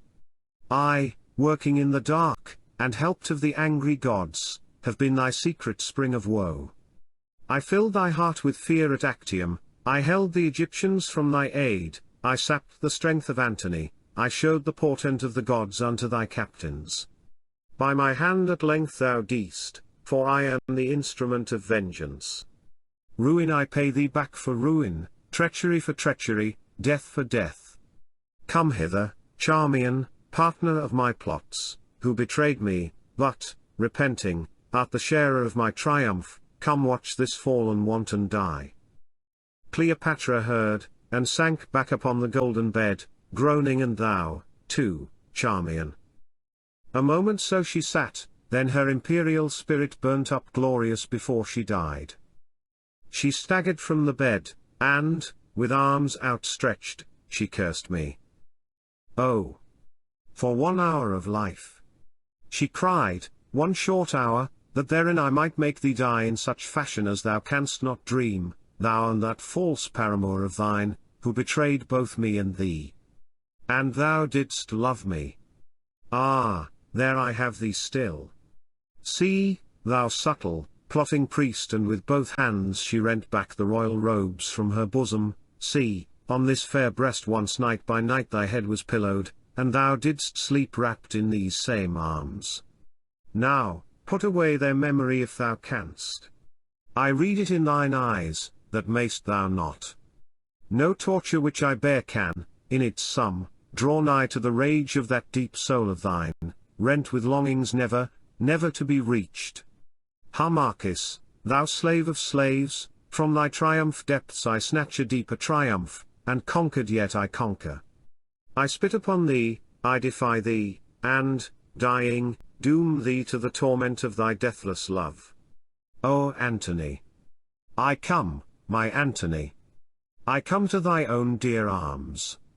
Soon I shall find thee, and, wrapped in a love undying and divine, together we will float through all the depths of space, and, lips to lips and eyes to eyes, drink of desires grown more sweet with every draught. Or if I find thee not, then I shall sink in peace down the poppied ways of sleep, and for me the breast of night, whereon I shall be softly cradled, will yet seem thy bosom, Antony. Oh, I die. Come, Antony, and give me peace. Even in my fury I had quailed beneath her scorn, for home flew the arrows of her winged words. Alas! And alas! It was true, the shaft of my vengeance fell upon my own head, never had I loved her as I loved her now. My soul was rent with jealous torture, and thus I swore she should not die. Peace! I cried, what peace is there for thee? Oh! Ye holy three, hear now my prayer. Osiris, loosen thou the bonds of hell and send forth those whom I shall summon. Come Ptolemy, poisoned of thy sister Cleopatra, come Arsinoe, murdered in the sanctuary by thy sister Cleopatra, come Sepa, tortured to death of Cleopatra, come divine Menkau-Ra, whose body Cleopatra tore and whose curse she braved for greed, come one, come all who have died at the hands of Cleopatra. Rush from the breast of Note and greet her who murdered you. By the link of mystic union, by the symbol of the life, spirits, I summon you. Thus I spoke the spell, while Charmian, affrighted, clung to my robe, and the dying Cleopatra, resting on her hands, swung slowly to and fro, gazing with vacant eyes. Then the answer came. The casement burst asunder, and on flittering wings that great bat entered which last I had seen hanging to the eunuch's chin in the womb of the pyramid of her. Thrice it circled round, once it hovered o'er dead Iras, then flew to where the dying woman stood. To her it flew, on her breast it settled, clinging to that emerald which was dragged from the dead heart of Menkau-Ra. Thrice the grey horror screamed aloud, thrice it beat its bony wings, and lo! It was gone. Then suddenly within that chamber sprang up the shapes of death. There was Arsinoe, the beautiful, even as she had shrunk beneath the butcher's knife. There was young Ptolemy, his features twisted by the poisoned cup. There was the majesty of Menkau-Ra, crowned with the urious crown. There was grave Sepa, his flesh all torn by the torturous hooks. There were those poisoned slaves, and there were others without number, shadowy and dreadful to behold, who, thronging that narrow chamber, stood silently fixing their glassy eyes upon the face of her who slew them. Behold! Cleopatra, I said. Behold thy peace, and die. Said Charmian. Behold and die. Thou who didst rob me of my honor, and Egypt of her king. She looked, she saw the awful shapes, her spirit, hurrying from the flesh, mayhap could hear words to which my ears were deaf. Then her face sank in with terror, her great eyes grew pale, and, shrieking, Cleopatra fell and died, passing, with that dread company, to her appointed place. Thus, then, I, Harmachis, fed my soul with vengeance, fulfilling the justice of the gods, and yet knew myself empty of all joy therein. For though that thing we worship doth bring us ruin, and love being more pitiless than death, we in turn do pay all our sorrow back, yet we must worship on, yet stretch out our arms towards our lost desire, and pour our heart's blood upon the shrine of our discrowned God. For love is of the spirit, and knows not death. Chapter 9? Of the farewell of Charmian, of the death of Charmian, of the death of the old wife, Atwa, of the coming of Harmachis to Abouthes, of his confession in the hall of 36 pillars, and of the declaring of the doom of Harmachis. Charmian unclasped my arm, to which she had clung in terror. Thy vengeance, thou dark Harmachis, she said, in a hoarse voice, is a thing hideous to behold. O lost Egypt, with all thy sins thou wast indeed a queen. Come, aid me, prince, let us stretch this poor clay upon the bed and deck it royally, so that it may give its dumb audience to the messengers of Caesar as becomes the last of Egypt's queens. I spoke no word in answer, for my heart was very heavy, and now that all was done I was weary. Together, then, we lifted up the body and laid it on the golden bed. Charmian placed the urious crown upon the ivory brow, and combed the night-dark hair that showed never a thread of silver, and, for the last time, shut those eyes wherein had shone all the changing glories of the sea. She folded the chill hands upon the breast whence passion's breath had fled, and straightened the bent knees beneath the broidered robe, and by the head set flowers. And there at length Cleopatra lay, more splendid now in her cold majesty of death than in her richest hour of breathing beauty. We drew back and looked on her, and on dead Iras at her feet. It is done.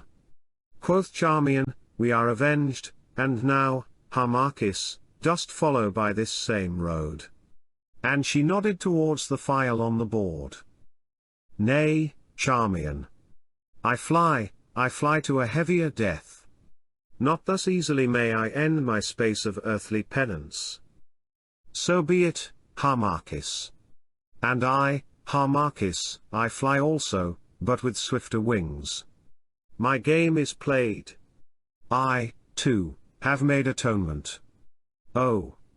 What a bitter fate is mine, to have brought misery on all I love, and, in the end, to die unloved. To thee I have atoned, to my angered gods I have atoned, and now I go to find a way whereby I may atone to Cleopatra in that hell where she is, and which I must share. For she loved me well, Harmachis, and, now that she is dead, methinks that, after thee, I loved her best of all. So of her cup and the cup of Iras I will surely drink. And she took the phial, and with a steady hand poured what was left of the poison into the goblet. Bethink thee, Charmian, I said, yet mayst thou live for many years, hiding these sorrows beneath the withered days. Yet I may, but I will not. To live the prey of so many memories, the fount of an undying shame that night by night, as I lie sleepless, shall well afresh from my sorrow-stricken heart. To live torn by a love I cannot lose. To stand alone like some storm-twisted tree, and, sighing day by day to the winds of heaven, gaze upon the desert of my life, while I wait the lingering lightning's stroke. Nay, that will not I, Harmachis. I had died long since, but I lived on to serve thee, now no more thou needest me, and I go. Oh, fare thee well. For ever fare thee well. For not again shall I look upon thy face, and where I go thou goest not. For thou dost not love me, who still dost love that queenly woman thou hast hounded to the death. Her thou shalt never win, and I thee shall never win, and this is the bitter end of fate. See, Harmachis, I ask one boon before I go and for all time become naught to thee but a memory of shame.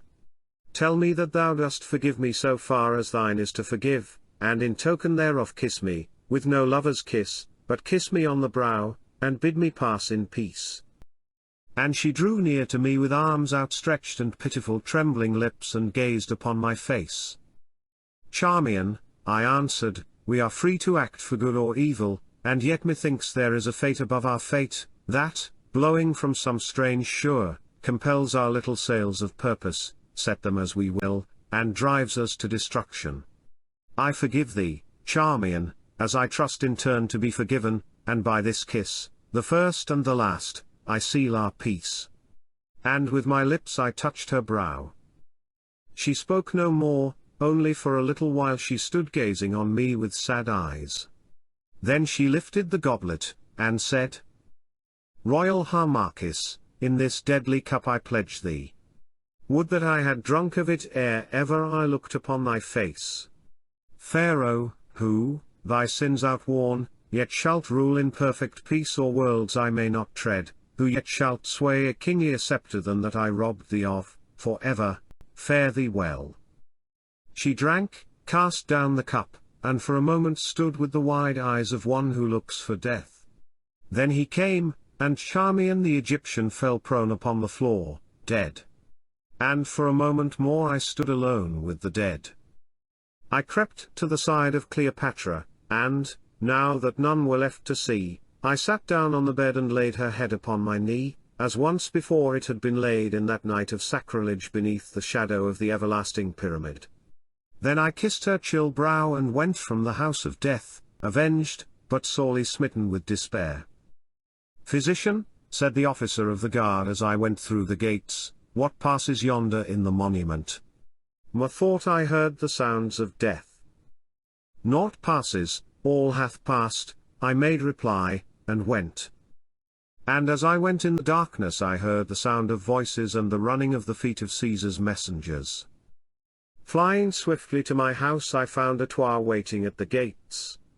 She drew me into a quiet chamber and closed the doors. Is it done?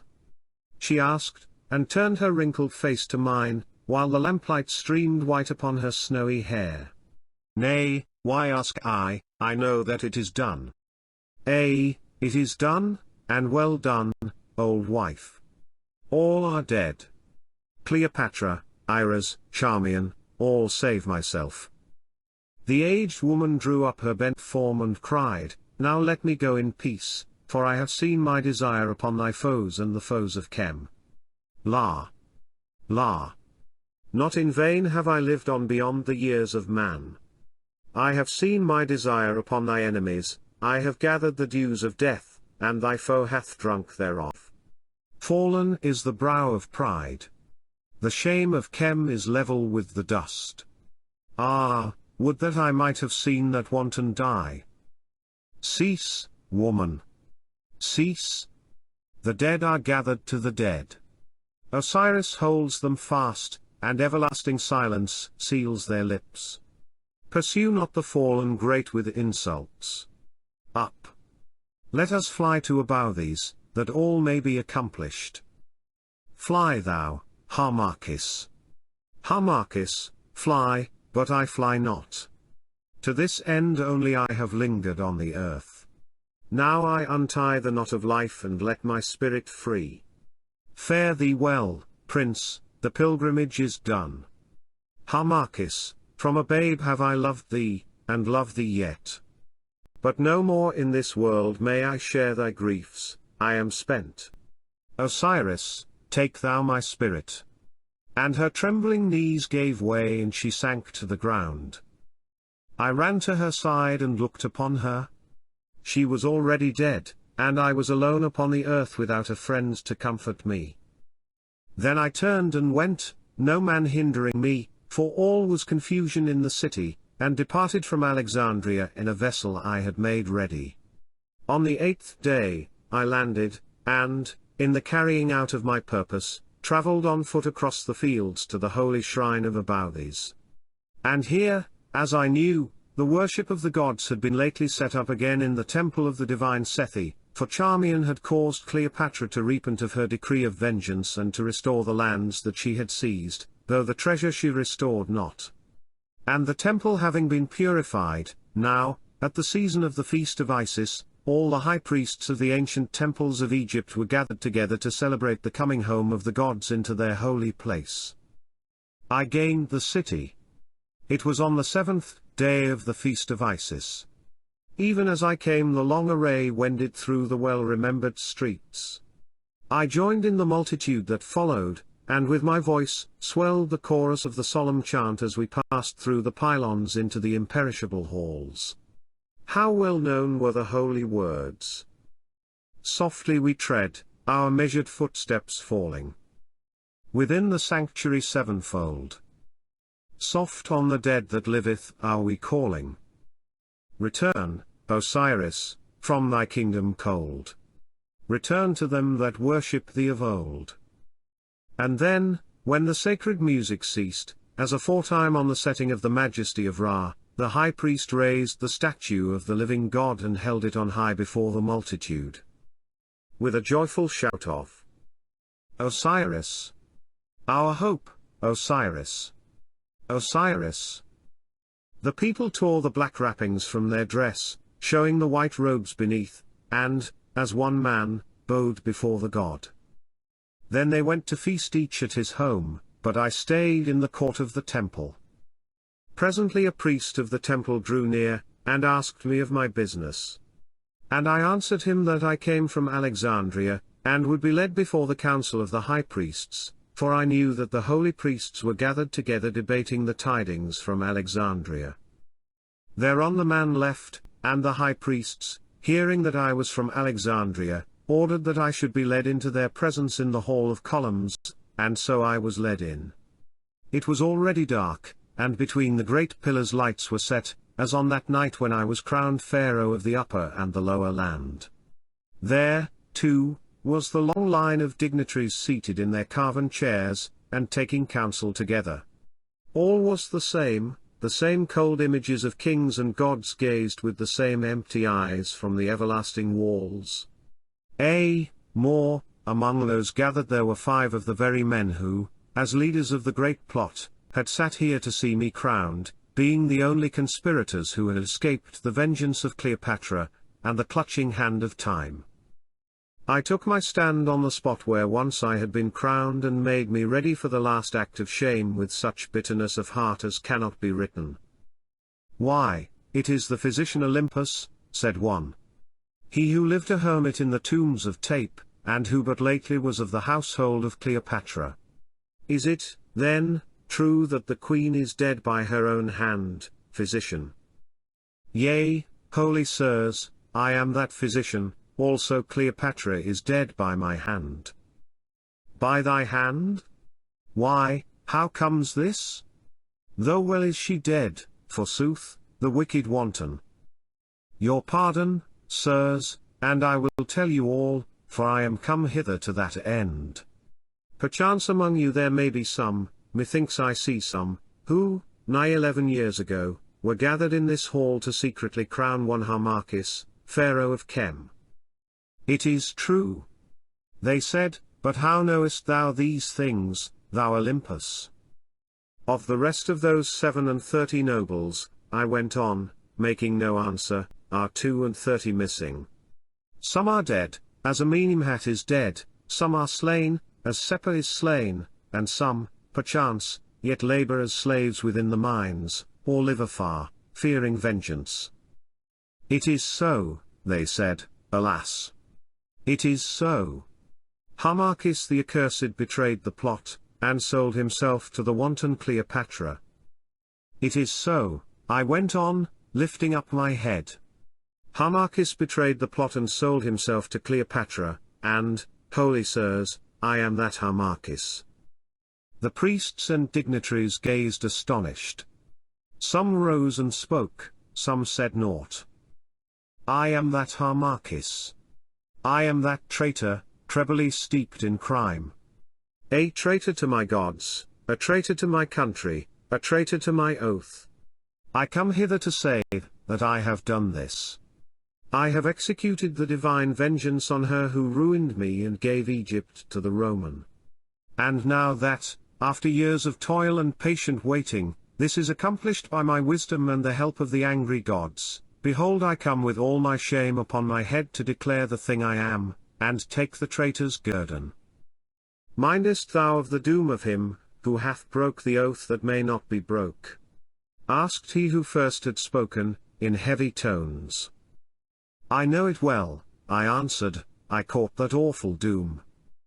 Tell us more of this matter, thou who wast Harmachis.